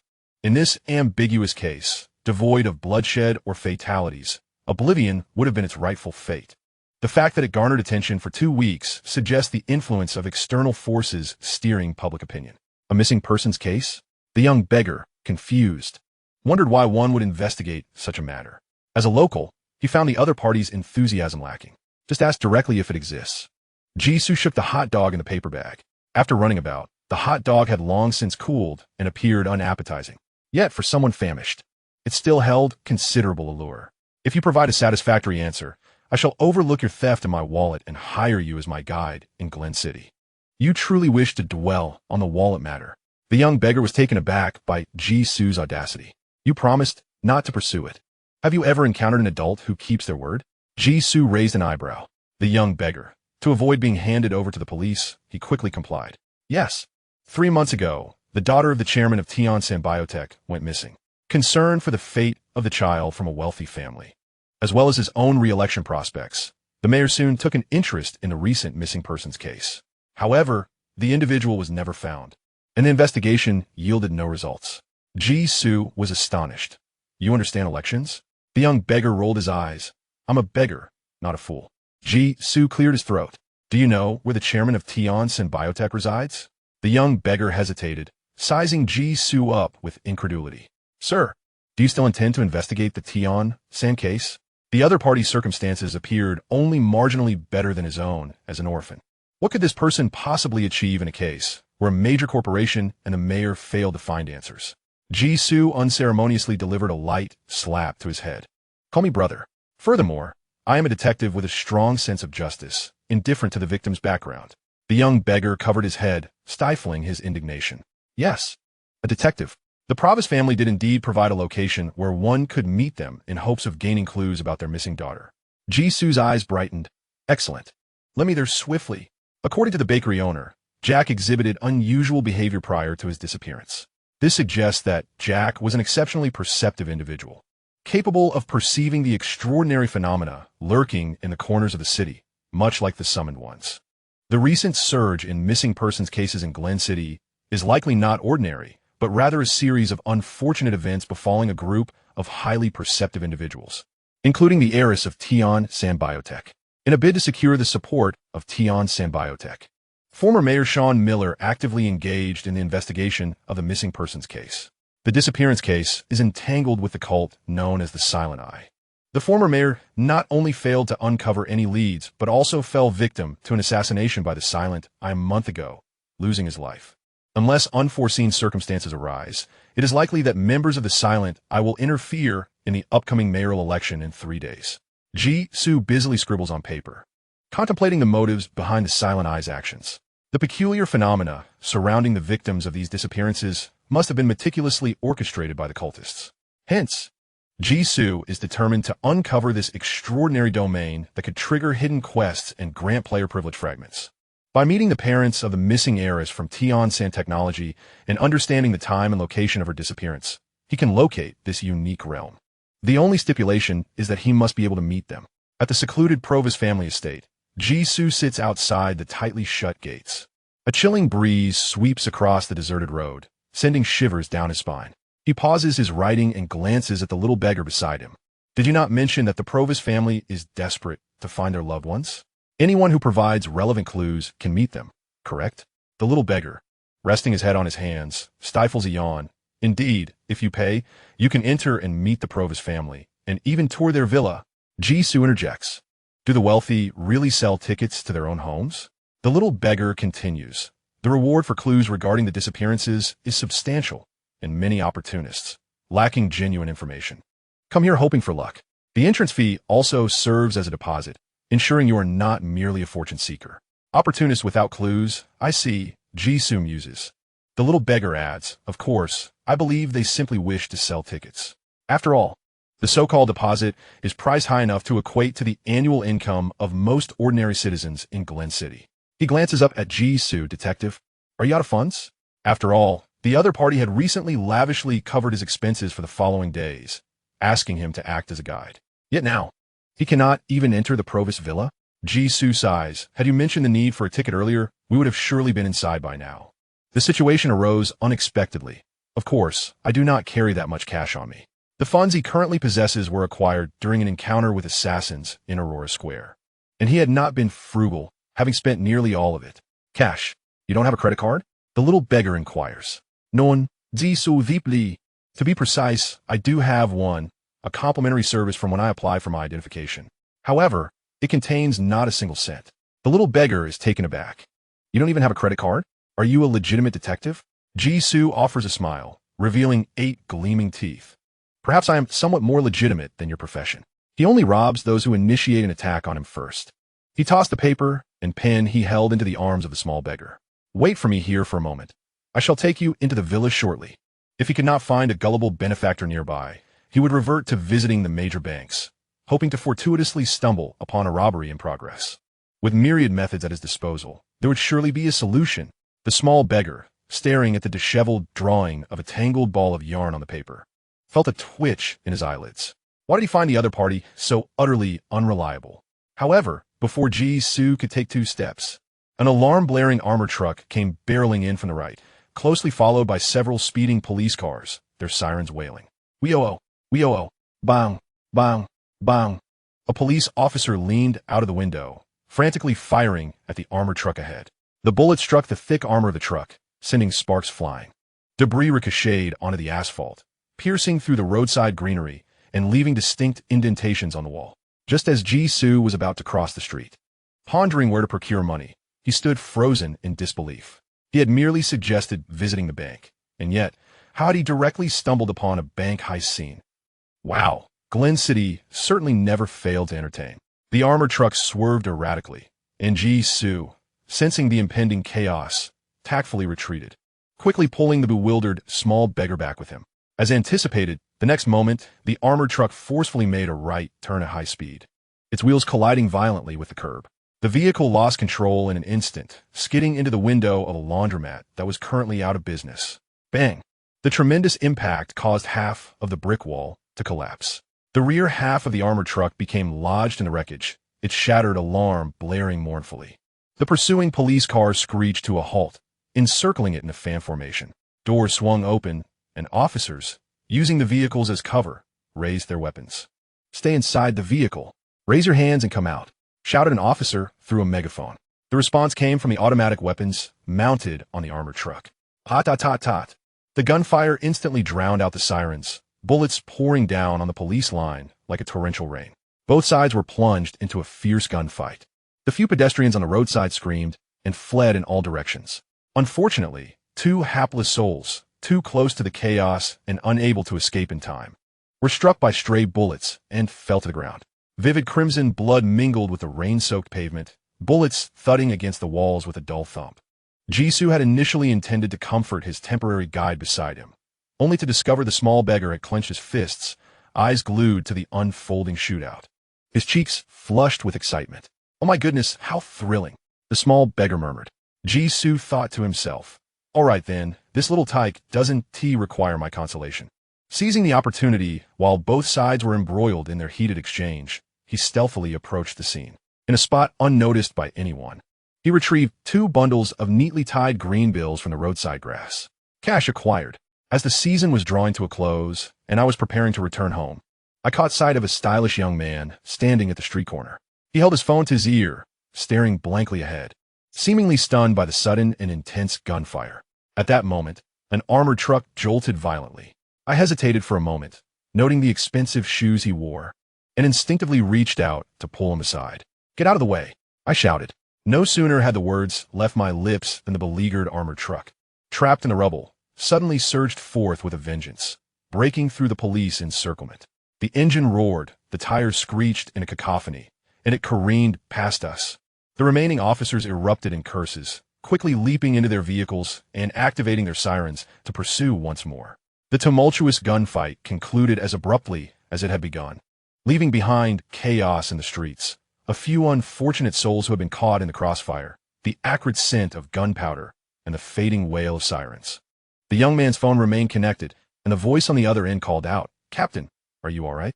What was that gunfire?" He glanced at me and the small beggar peeking from the corner, swiftly diverting his gaze. "Me fine. I stumbled into a robbery, but it's over now." The voice on the line sighed in relief. "That is good to hear. By the way, Captain, when do you plan to return? I really can't hold the fort here any longer. I beg you spare me." The man replied, "Wait 3 more days. If I haven't found any new leads after the mayoral election, I'll come back." The other end erupted in cheers, indicating that several had been eavesdropping. He shook his head and hung up the call. Then, he approached us and extended his right hand towards me. "Thank you for saving me earlier. It's a pleasure to meet you. I'm Lu Chinzhou." I smiled and took his hand. "I'm Xavier. It was merely a trifling act." Lu Chinzhou paused for a moment, then chuckled. "Ah, so we are fellow countrymen." Chapter 71. The Provis family is absolutely not insane. Without hesitation, I acknowledged my identity as a citizen of the Dragon Kingdom after obtaining the fake documents. I then pushed the small beggar forward to introduce him. "This is my guide in Glen City. His name is Charlie." The small beggar interjected, crossing his arms. "Yes, Charlie," I continued seamlessly, recalling what I had momentarily forgotten. After exchanging a few pleasantries, Lu Chinzhou and I successfully fostered a camaraderie that allowed us to comfortably dine together. Lu Chinzhou tucked his phone away and expressed his gratitude once more. "Thank you for earlier." I smiled lightly. It was my first time witnessing such an event. It's only natural to be a bit slow to react. After all, who would expect an armored truck and several police cars to suddenly appear on the roadside and put on a live-action shootout? I had been just as taken aback. Having experienced such a dramatic scene, even if a bank were to come sprinting out before me tomorrow to stage a robbery, I would not be surprised. Seasons can face challenges with calm composure. Lu Chinzhou's lips curled slightly, revealing a favorable impression of Jisoo. Were it not for Xavier's timely intervention, the number of individuals lying on the ground would likely have increased. "It appears you have been wandering nearby for quite some time. Is there anything I can assist you with?" In truth, even without Jisoo's involvement, Lu Chinzhou would not remain idle. Given his capabilities, evading a runaway armored vehicle would be a simple task. However, his identity is rather sensitive. Even during private outings, exposure could easily attract the attention of the Federal Bureau of Investigation, leading to unnecessary complications. Thus, expressions of gratitude are warranted. Jisoo's eyes brightened. "How fortuitous. We have encountered a bit of trouble. We have unearthed some clues regarding the disappearance of the Provis heiress and are contemplating how to gain access to the Provis estate." If the sentence remained unfinished as the little beggar, "No," Charlie, tugged at his sleeve with urgency. Jisoo glanced down, questioning. Charlie made a series of exaggerated facial expressions, whispering in a tone only they could hear, "Do not push your luck too far. The entry fee to the Provis estate is more exorbitant than a hospital visit for him. One cannot be so shamelessly audacious. Others might only demand equivalent medical expenses. Yet Jisoo is outright demanding a life. Are detectives truly reliant on their audacity to earn their keep?" Jisoo responded with an innocent gaze. "There's no cost in trying." His intentions to save someone were thoroughly contemplated. The man before him appeared to be in his late 20s, possessing a handsome yet understated countenance. He exuded a gentle demeanor, reminiscent of a harmless Good Samaritan. However, Jisoo did not miss the indifference in the man's eyes as he glanced at the approaching armored vehicle during the unexpected turn of events. This man bore a tale of his own, dressed as a person of wealth, likely possessing insights into how to connect with the Provis family. If the challenge is manageable, he may very well lend them a hand. Charlie covered his face in embarrassment. Adults can be utterly shameful. Lu Chenzhou observed the two exchanging glances behind his back, their expressions shifting, and he couldn't help but find it amusing. He had not anticipated that this recently acquainted fellow would be so audacious. However, this matter is not beyond negotiation. Lu Chenzhou smiled slightly and spoke. What a coincidence. I happen to have an appointment to visit the Provis estate to inquire about the details of the disappearance. If you do not mind, you may join me. Appointment? Jisoo turned once more to Charlie. Charlie shook his head vigorously. I have not paid any fees. How was I to know an appointment was necessary? How could he have guessed that such exorbitant ticket prices would prompt people to willingly pay and even require an appointment to gain entry? There are simply too many wealthy individuals in this world. Charlie silently lamented the inequity. Jisoo's gaze reflected a mixture of numbness and exasperation. If the tickets to the Provis estate were even slightly more sought after, they would be sold out for 3 days, leaving the wealthy with nothing but a wasted journey. The silver lining, however, was that the individual they encountered along the way was truly an unsuspecting dupe. Without hesitation, Jisoo acquiesced to Lu Chenzhou's suggestion. The two companions entered the estate with mutual delight and were greeted in the parlor by a meticulously dressed steward. The steward's face bore deep lines, and his piercing gaze suggested he was not to be trifled with. He nodded slightly to the three newcomers, welcoming them with the words, "You have 1 hour to provide me with clues regarding the missing person or to explore the estate." From a moment, Charlie stepped through the entrance. He had been incessantly chattering, and upon hearing the stewardess' words, he expressed his astonishment with an enthusiastic wow, setting aside the matter of Provis selling their own tickets. The lavish decor throughout the estate was indeed a testament to their wealth and indulgence. Even the parlor captivated Charlie's attention, rendering him unable to look away. Unconsciously, he found himself drawn in by the steward's words. Jisoo inquired, "We possess leads regarding the disappearance of Miss Provis. Will the other members of the family?" The steward replied, "The lady and the young masters and mistresses do occasionally visit the estate, but unfortunately, your timing is rather poor today. Yiksu mused, so. The Provis family is merely a decoy, and we cannot expect to see them? Are they truly invested in this missing person case?" Nonetheless, the three settled onto the sofa. The stewardess gaze, sharp as an eagle's, honed in on Jisoo. "I understand you have information regarding the missing lady," he stated. Jisoo confirmed without hesitation and introduced Charlie. He had encountered the missing Miss Provis, who at the time seemed to be experiencing hallucinations invisible to others and appeared mentally unstable. Charlie, bewildered at being thrust into the spotlight, stammered. Under the weight of the steward's penetrating gaze, he steeled himself and nodded. "Yes, I saw her in the Harbor District 3 months and 21 days ago." The steward scrutinized Charlie for a lengthy moment before retrieving a thick, brown leather-bound ledger from the low table beside the sofa. After a brief search, his expression shifted from skepticism to confusion. Finally, he reluctantly conceded. On that day, the lady did indeed visit the Harbor District. However, he swiftly altered his tone. "Nevertheless, she never exhibited any hallucinations. Your provided clues are unfounded." "No, you truly encountered her?" Jisoo, lacking the time to marvel at Charlie's hidden depths, retorted immediately. "Are you certain? We haven't even discussed other details." He was 90% confident that the missing Miss Provis possessed extraordinary intuition, capable of perceiving phenomena visible only to the summoned. The steward interjected with authority. "Of course." Jisoo pressed on. "Did she ever mention a house that seemed eerie or out of place? For instance?" "No." The steward interrupted before Jisoo could finish, his brows furrowing in a clear display of menace. "Dear guest, are you suggesting that the daughter of the renowned chairman of Tion Umbrella Biotechnology is mentally unstable? That is rather amusing. How could a prestigious medical company possibly fail to address the ailments of its own daughter?" Chapter 72. A familiar face again. Concerning the legends of stars. Jisoo elongated his tone with a sigh. Initially, he merely sought a casual pretext to infiltrate and extract information regarding the missing person case. To his surprise, the other party did not inquire about his motives and resolutely dismissed his conjectures.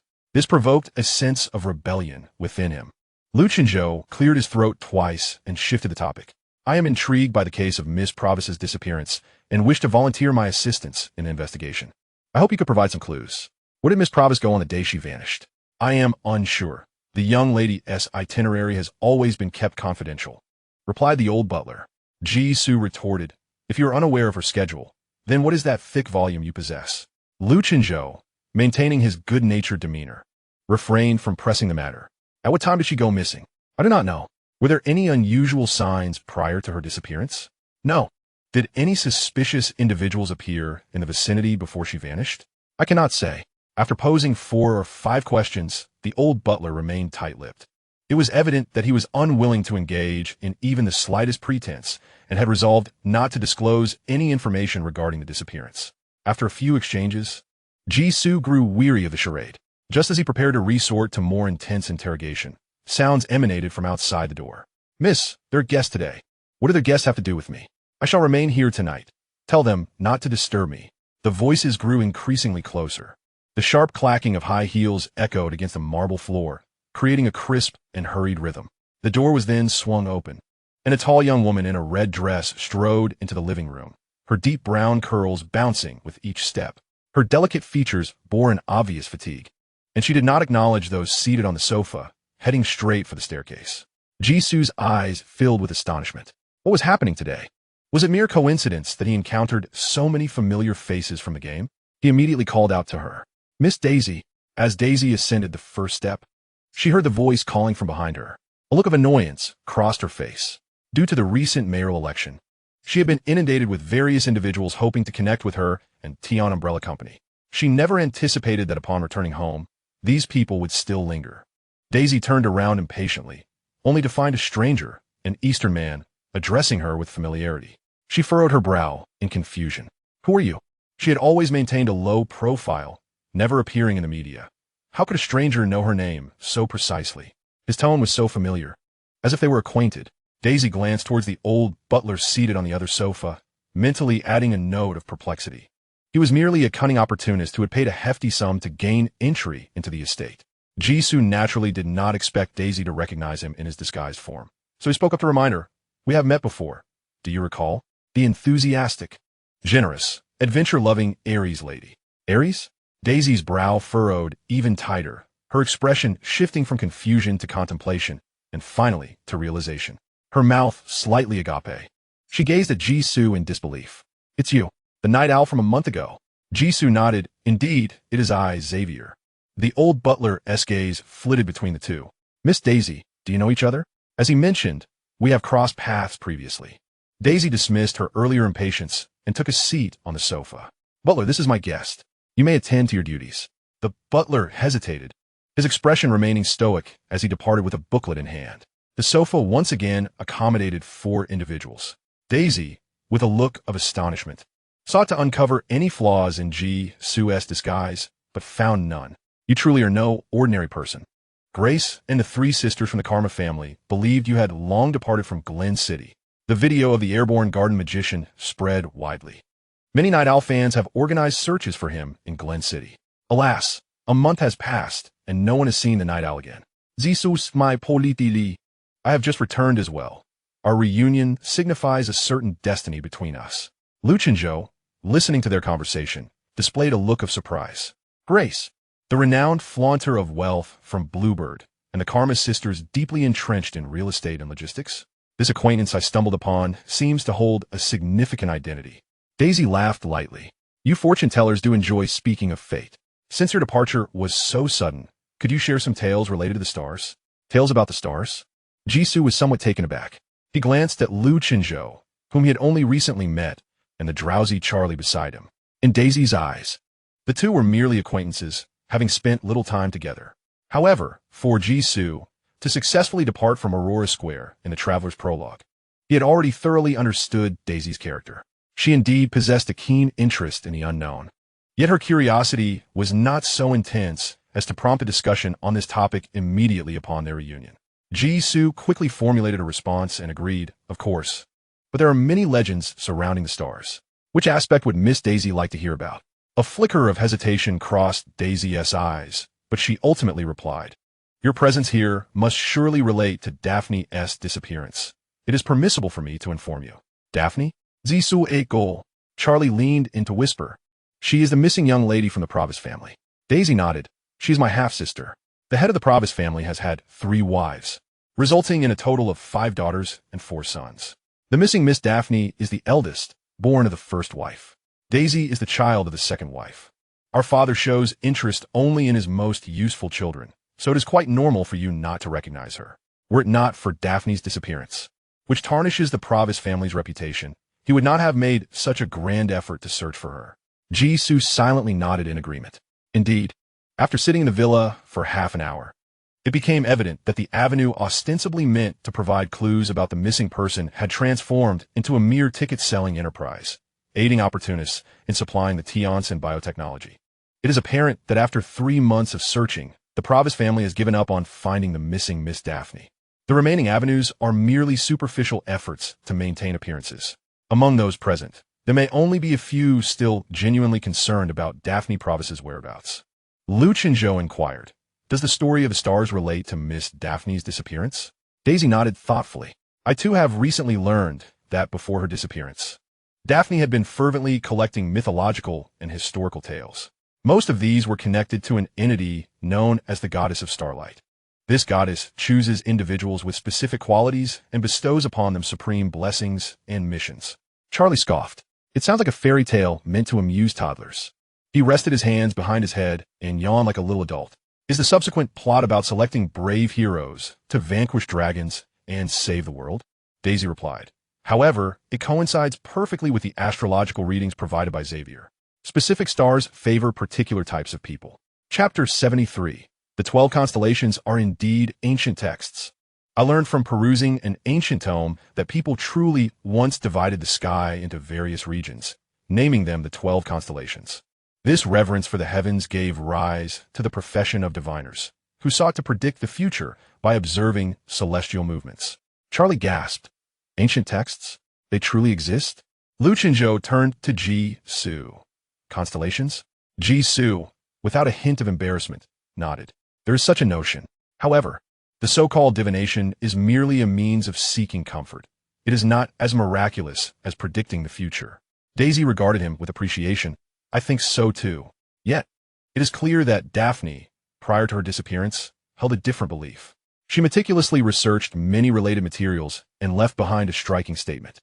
With that, she pulled out an ancient book from her bag. The brownish-yellow cover, protected by a film, exuded a sense of antiquity, and the edges were worn due to frequent use. Daisy flipped to the page marked by a bookmark. There, a hasty scrawl in black ink read, "No, I am among the chosen ones. He is coming to find me." The inscriptions beside the handwriting reveal the ancient kingdom of Babylon's understanding of the constellations. Only a vague paragraph summarizing this knowledge, accompanied by the names of the 12 zodiac signs, remains. Once everyone had read it, Daisy continued, "Perhaps it is an inescapable bond woven into my very essence that led me to discover the book left by Daphne, and to encounter you, who also understands the constellations. Thus, I yearn to uncover what she might have known before her disappearance." The Provis family shares tenuous ties, each a rival in the inheritance stakes. While Daisy might long for her elder sister's return, it is not necessarily the case. However, a series of coincidental events have afforded Daisy the opportunity to delve deeper into the truth, compelling her to take action. Daisy shrugged. "Although I have confidence in my mental state and the security team I have employed, the ongoing disappearances in Glen City linger in my mind. What if the chosen one she mentioned includes me?" After a prolonged silence, Jisoo slowly inquired, "So, prior to this, you possessed known knowledge of the constellations?" Daisy, perplexed, responded, "Should I be expected to know such obscure and esoteric knowledge?" Jisoo took a deep breath. "At last, I understand where the issue lies. It is indeed a case of ignorance in the light. The modern world within the game bears an uncanny resemblance to the world I traversed before. The technological advancements, culture, and nations can all be directly correlated or substituted. Therefore, I had assumed that constellations were merely a facet of popular culture in my world. It turns out they're ancient texts that no one comprehends."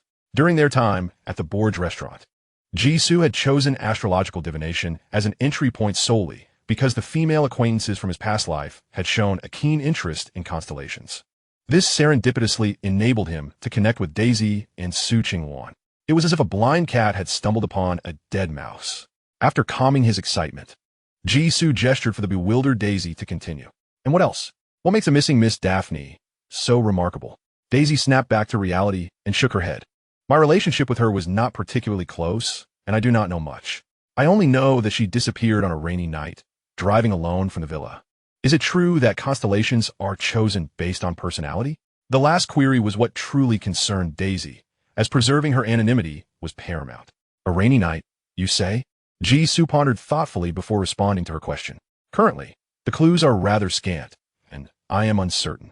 However, I believe no one wishes to provoke the wrath of the Provis family again. His understanding of the 12 zodiac signs is derived solely from the influence of friends and mobile notifications, never having contemplated a day when such knowledge might be practically applicable. Furthermore, this knowledge belongs to an alternate world. Who knows how it compares to my previous life?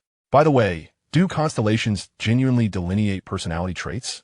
Jisoo's mind raced with myriad thoughts, though they were unstructured and disjointed. Subsequently, the group inquired further from Daisy about the likes and habits of the missing Daphne Provis. Upon Daphne's birth, the Provis family had not yet reached its current prominence. The relatively modest upbringing fostered in her a demeanor of quiet reserve, rendering her presence within the household rather insubstantial. Disinclined to venture outside, her passions lay in the realms of anime and online gaming, truly a quintessential outsider. After inquiring about these matters, Jisoo and the others prepared to take their leave, with Daisy personally escorting the trio from the estate. Once Daisy departed, Lu Chenzhou spoke up unexpectedly. The summoner? Jisoo nearly choked on his words, hastily glancing at Charlie beside him. Lu Chenzhou reassured him, do not fret. Ordinary individuals cannot perceive matters pertaining to the other side of the world. Observing Charlie, who remained visibly fatigued and unresponsive, Jisoo found himself at a loss for words. This ability was indeed remarkable. If someone were to inadvertently conjure the term summoner without understanding its implications, would they too be rendered mute? Lu Chenzhou, his smile gentle. Discernet hic suis contemplation. If we could fully elucidate the principles of extraordinary powers, we would not be so helpless in the face of the encroaching, contaminated world. Should a summoner attempt to breach this force and disclose knowledge of the other side to ordinary people, those who grasp the truth will become new summoners. Yet in the next moment, they themselves would vanish from this world. It is a mutually destructive choice, one he would certainly avoid. Jisoo interjected. Yet there are still those who artificially create summoners. Lu Chenzhou's gaze deepened, indeed. What appears as a fog of mystery to outsiders in the missing persons cases can be largely deciphered by summoners who delve into the lives of a few of the disappeared. This matter likely bears the marks of the Church of the Silent Eye. They are employing this method to mass-produce summoners. Those who perish in foreign realms are, by nature, counted as missing. The current number of summoners in Glen City is unknown. What perplexes Lu Chenzhou, however, is the FBI's stance on this issue. The Bureau seems utterly disinclined to intervene in the actions of the Silent Eye. It is for this reason that he intends to remain until 3 days hence. The assassination of the former mayor is inextricably linked to the Silent Eye. Therefore, during the upcoming mayoral election, the Silent Eye will undoubtedly act once more. If, at that time, the reason for the FBI's inaction remains elusive, the Dragon Kingdom may have to temporarily abandon this already tenuous ally and independently investigate the malevolent deity behind Anomaly 001, the Traveler. Jisoo extended his right hand. Since we are to investigate the missing persons case, why not collaborate? Chapter 74, Anomalies Related to Rain. Jisoo showed little interest in how the Silent Eye mass-produces highly perceptive ordinary individuals. He simply sought to uncover the special foreign realm that accommodates the majority of the missing populace to successfully undertake a hidden mission. Having fortuitously encountered another amicable summoner colleague, he was determined to find a way to work together, facilitating a deeper understanding of summoner knowledge. Lu Chenzhou grasped his hand, his deep brown eyes glimmering with a hint of mirth. To the utmost delight, he harbored no genuine interest in the missing persons case, nor did he possess a particular penchant for solving mysteries. His primary concern lay in averting potential chaos 3 days hence. Thus he sought to familiarize himself with the situation and prepare for a safe evacuation. However, he found a foreign compatriot before him, named Xavier, quite intriguing, and had no objections to collaborating in the future. Charlie raised his gaze to the two men who exchanged forced smiles and handshakes, internally lamenting the burdens of adulthood while pulling at Jisoo. Stop dawdling. The Provis family has concluded their business. Where shall we venture next? At present, Jisoo was his benefactor, and being compelled to investigate the missing persons case entailed his involvement as well. Jisoo surveyed his surroundings. The laundry, recently damaged by an armored truck, remained unchanged, and not a soul wandered the streets. With daylight still lingering, it was prudent to seek a meal first. Hot pot is here. Jisoo assisted in placing the electric stove and pot upon the long table in the center of the living room. The red and white broth, divided in two, soon bubbled vigorously, its spicy aroma dispelling the room's chilly ambience. Jisoo pulled Charlie, who was drooling at the table's edge, away. The chicken needs to simmer a bit longer. You can help me first. After all, Liu Chanzhou provided the venue. We can't just partake in a free meal, can we? Due to the need to discuss the intricacies of the missing persons case, dining at an external restaurant proved rather inconvenient. Liu Chanzhou had graciously invited Jisoo and Charlie to partake in dinner at his temporarily rented abode. The two young men, steeped in Dragon Kingdom culture, quickly hit it off and decided to indulge in hot pot that evening. Once preparations were complete, the trio feasted heartily. As a piece of beef entered his mouth, Liu Chanzhou's eyes lit up. Xavier, I had no idea you were such a culinary maestro. Utilizing only ingredients from the supermarket, he had managed to concoct an exquisite hot pot broth bursting with flavor. Spicy and fragrant, it was utterly delightful. Jisoo modestly nodded. I'm glad you enjoy it. In order to showcase his skills, he had deliberately saved up to acquire a label as a Sichuan chef on his way here. Regrettably, the white label had limitations, preventing him from achieving the status of a culinary god. One cannot bite the hand that feeds. Although Jisoo could not savor his own culinary creations through the screen, he believed that if the game possessed a strategy system, Liu Chanzhou's favorability rating would surely soar, while his defenses would rise to 11. This moment was indeed opportune for conversation. However, Jisoo's attention was irresistibly drawn to Charlie, who was voraciously devouring food with his chopsticks, his mouth greased with oil. How come you wield your chopsticks with such finesse? Initially, he had intended to teach Charlie the proper use of chopsticks, had he truly struggled. He had even prepared a knife and fork in advance. Yet, Charlie required no instruction whatsoever, as he devoured his meal faster than anyone else. Jisoo discovered that this little fellow constantly surprised him. Initially an orphan, bereft of parents and without a permanent home, he was now not only aware of the Provis family's eldest daughter, but also of her whereabouts from 3 months prior. As a citizen of the Free Federation, it was astonishing that he could adeptly use chopsticks. Charlie continued to wrestle with the beef in his bowl, his voice muffled.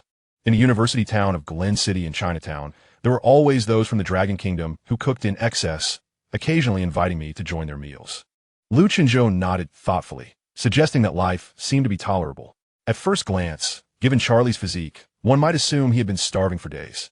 Charlie scoffed coldly. Tolerable, you say? After 2 visits, I was chased away by the local police under the pretext of affecting the city's appearance. Liu Chanzhou frowned. Is there no Child Assistance Association in Glen City? A deep disdain crossed Charlie's face. Don't mention them. It seemed he had suffered at their hands. Jisoo and Liu Chanzhou exchanged a glance, opting not to pursue the topic further. Let us discuss the matter at hand. With his hunger nearly satiated, Jisoo set down his chopsticks. I have reviewed the missing persons case files that Brother Liu compiled. 70 of the disappearances occurred during rain or immediately after it stopped. Coincidentally, in the pivotal case of the Provis family's disappearance, it was noted that Miss Daphne vanished after driving away alone on a rainy night. The mastermind behind these events must be connected to the rain. This mastermind, of course, is the Silent Eye, a faction deeply entwined with another realm, having resorted to publicly assassinating the mayor when cornered. This underscores the significance of the Provis family's case. Liu Chanzhou's prior investigations into other missing persons cases saved Jisoo considerable time that would have otherwise been spent running around. They could now proceed directly to seeking the key anomalies. The number of missing persons in Glen City had only recently begun to surge. The additional individuals ensnared by these anomalies were certainly not due to natural causes leading to heightened sensitivity. Rather, they were victims of external interference. Su Chingwan had previously mentioned to Jisoo that cults, including the Silent Eye, aim to embrace and hasten the arrival of a polluted world. The cultivation of more summoners undoubtedly accelerates the transition from a normal world to the polluted one. After all this time, it is not inconceivable that they have devised a means to artificially induce heightened sensitivity in ordinary individuals. However, the recent emergence of these missing persons cases suggests that the Silent Eye's methods are likely still immature, resulting in an unusually high frequency of disappearances on rainy days. There must be some anomaly that has absorbed a majority of the missing individuals. Liu Chanzhou, however, was not as optimistic as Jisoo, sipping juice to alleviate the spiciness. He calmly remarked, "It is the rainy season in Glen City, so a high occurrence of rainy days is quite normal. What if Miss Daphne's disappearance on a rainy night was merely a coincidence? The presence of vehicles in all these cases is also notably high. Of course, cars are more common than rainy weather, and I do not perceive them as indicative of any connection. A glimmer of inquiry flickered in Lu Chenzhou's eyes, obscured by the glass. Why are you so convinced that they share a common origin? Certainly, it is due to the absence of any extraordinary realm, where the privileges and rewards designated for players like oneself would evaporate. Even in the absence of such, one must first seek before speaking. Jisoo bore an enigmatic expression. His intuition peaked. He tidied the utensils before him and produced a map of Glen City. Let me share my discovery. I learned about a missing person named Jack, who was last seen near Aurora Square. He had encountered a massive pile of stones obstructing the intersection after a rainfall, upon which sat a sword gleaming with golden light. This location raises suspicions. He circled the spot on the map, precisely where the bakery intersection was located not long ago. Charlie swallowed his food, momentarily lifting his head. Where did you acquire this information? Did you not just engage in conversation with the landlady about Jack before coming to confront me? Of course. It is intel gleaned from the previous save file where you had pilfered a wallet. Jisoo refrained from voicing his thoughts, offering a smile devoid of emotion. This is because I am an observant detective. Chapter 75, The Fated Summoner. TSH, Charlie rolled his eyes. To investigate a missing person case without fear of death. Believing the other party to be an ordinary detective is quite absurd. He dismissed the two mysterious individuals and focused on his meal. Meanwhile, Lu Chenzhou gazed at Jisoo, perhaps lost in thought, suddenly uttering, "Observer? Zisoo pauset moment dia." Observer?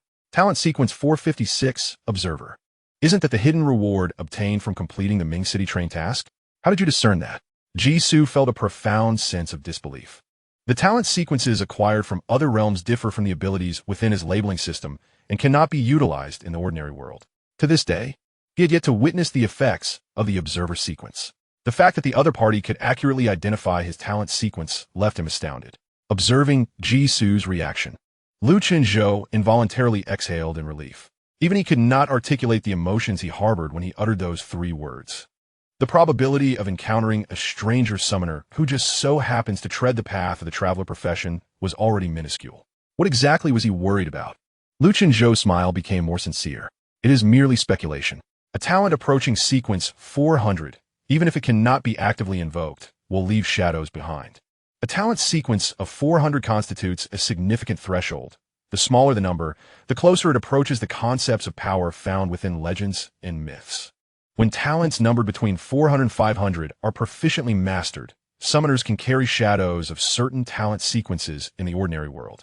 For instance, a summoner of the lucky path may find themselves winning multiple times in a row when drinking soda, or encountering an unusually clear route when in a hurry, or narrowly avoiding falling objects from above. These abilities are not initiated by the summoner, but lean more towards coincidence and intuition, easily replicated by ordinary individuals. Thus, one would not be ostracized by the ordinary world, a rare benefit for the summoned. The gifted sequence 456 observers possess the ability to perceive details that elude the average individual, making them particularly suited for the role of detectives. Jisoo suddenly comprehended the situation. So that is the case. It appears that the hidden reward he obtained during the Mingchang train mission is not as worthless as it seemed. The person across from him is likely a summoner even more seasoned than Su Qingwan. Engaging in conversation with a professional makes things considerably easier. In any case, let's first identify the suspicious areas. With a stroke of luck, we might dismantle the scheming of the mastermind before it fully manifests.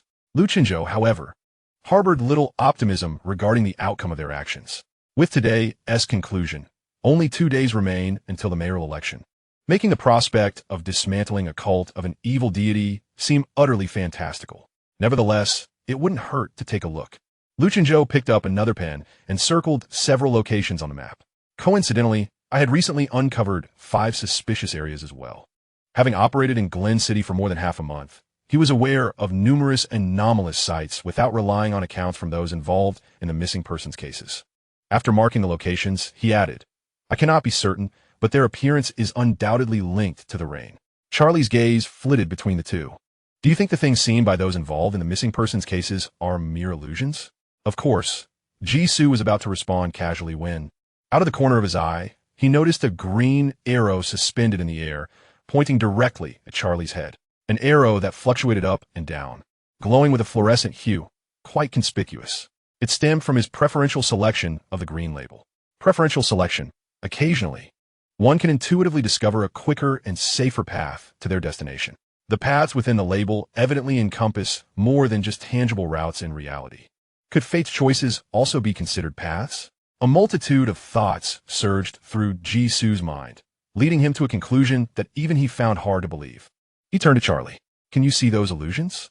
Charlie took a sip of juice and replied in a leisurely manner. If you are referring to the stone hill in the middle of the road, the house ablaze in the rain, and the church that suddenly appears and vanishes, then yes, I can indeed see them. Liu Chenzhou's expression shifted dramatically, unable to suppress his inclination to lean closer. What? When did you begin to see these things? Inspiration, a peculiar trait distinguishing a specific group of individuals, could be interpreted as an innate sensitivity to supernatural forces. In horror films, it is akin to the person who, while others are just discovering the haunted doll in the first movie, has already encountered the hidden boss in the sequel. The advantage lies in the ability to grasp the truth of the story several times sooner than others. The drawback, however, is that the mortality rate is also exponentially higher. Charlie tilted his head, contemplating the ceiling. For years? 5 years? Either way, after that old bastard who named me kicked the bucket, I was able to see them. From the lips of the bakery owner, Jisoo learned that Charlie once had an adoptive father who tragically succumbed to substance abuse 5 years ago. Liu Chenzhou inhaled deeply, pondering the innate high sensitivity Charlie possessed. To witness such otherworldly visions at such a tender age was remarkable. Once he reached adulthood, or perhaps stumbled into an unfamiliar realm, he would undoubtedly become a summoner. With concern, Liu Chenzhou inquired, "You haven't ventured near those places, have you?"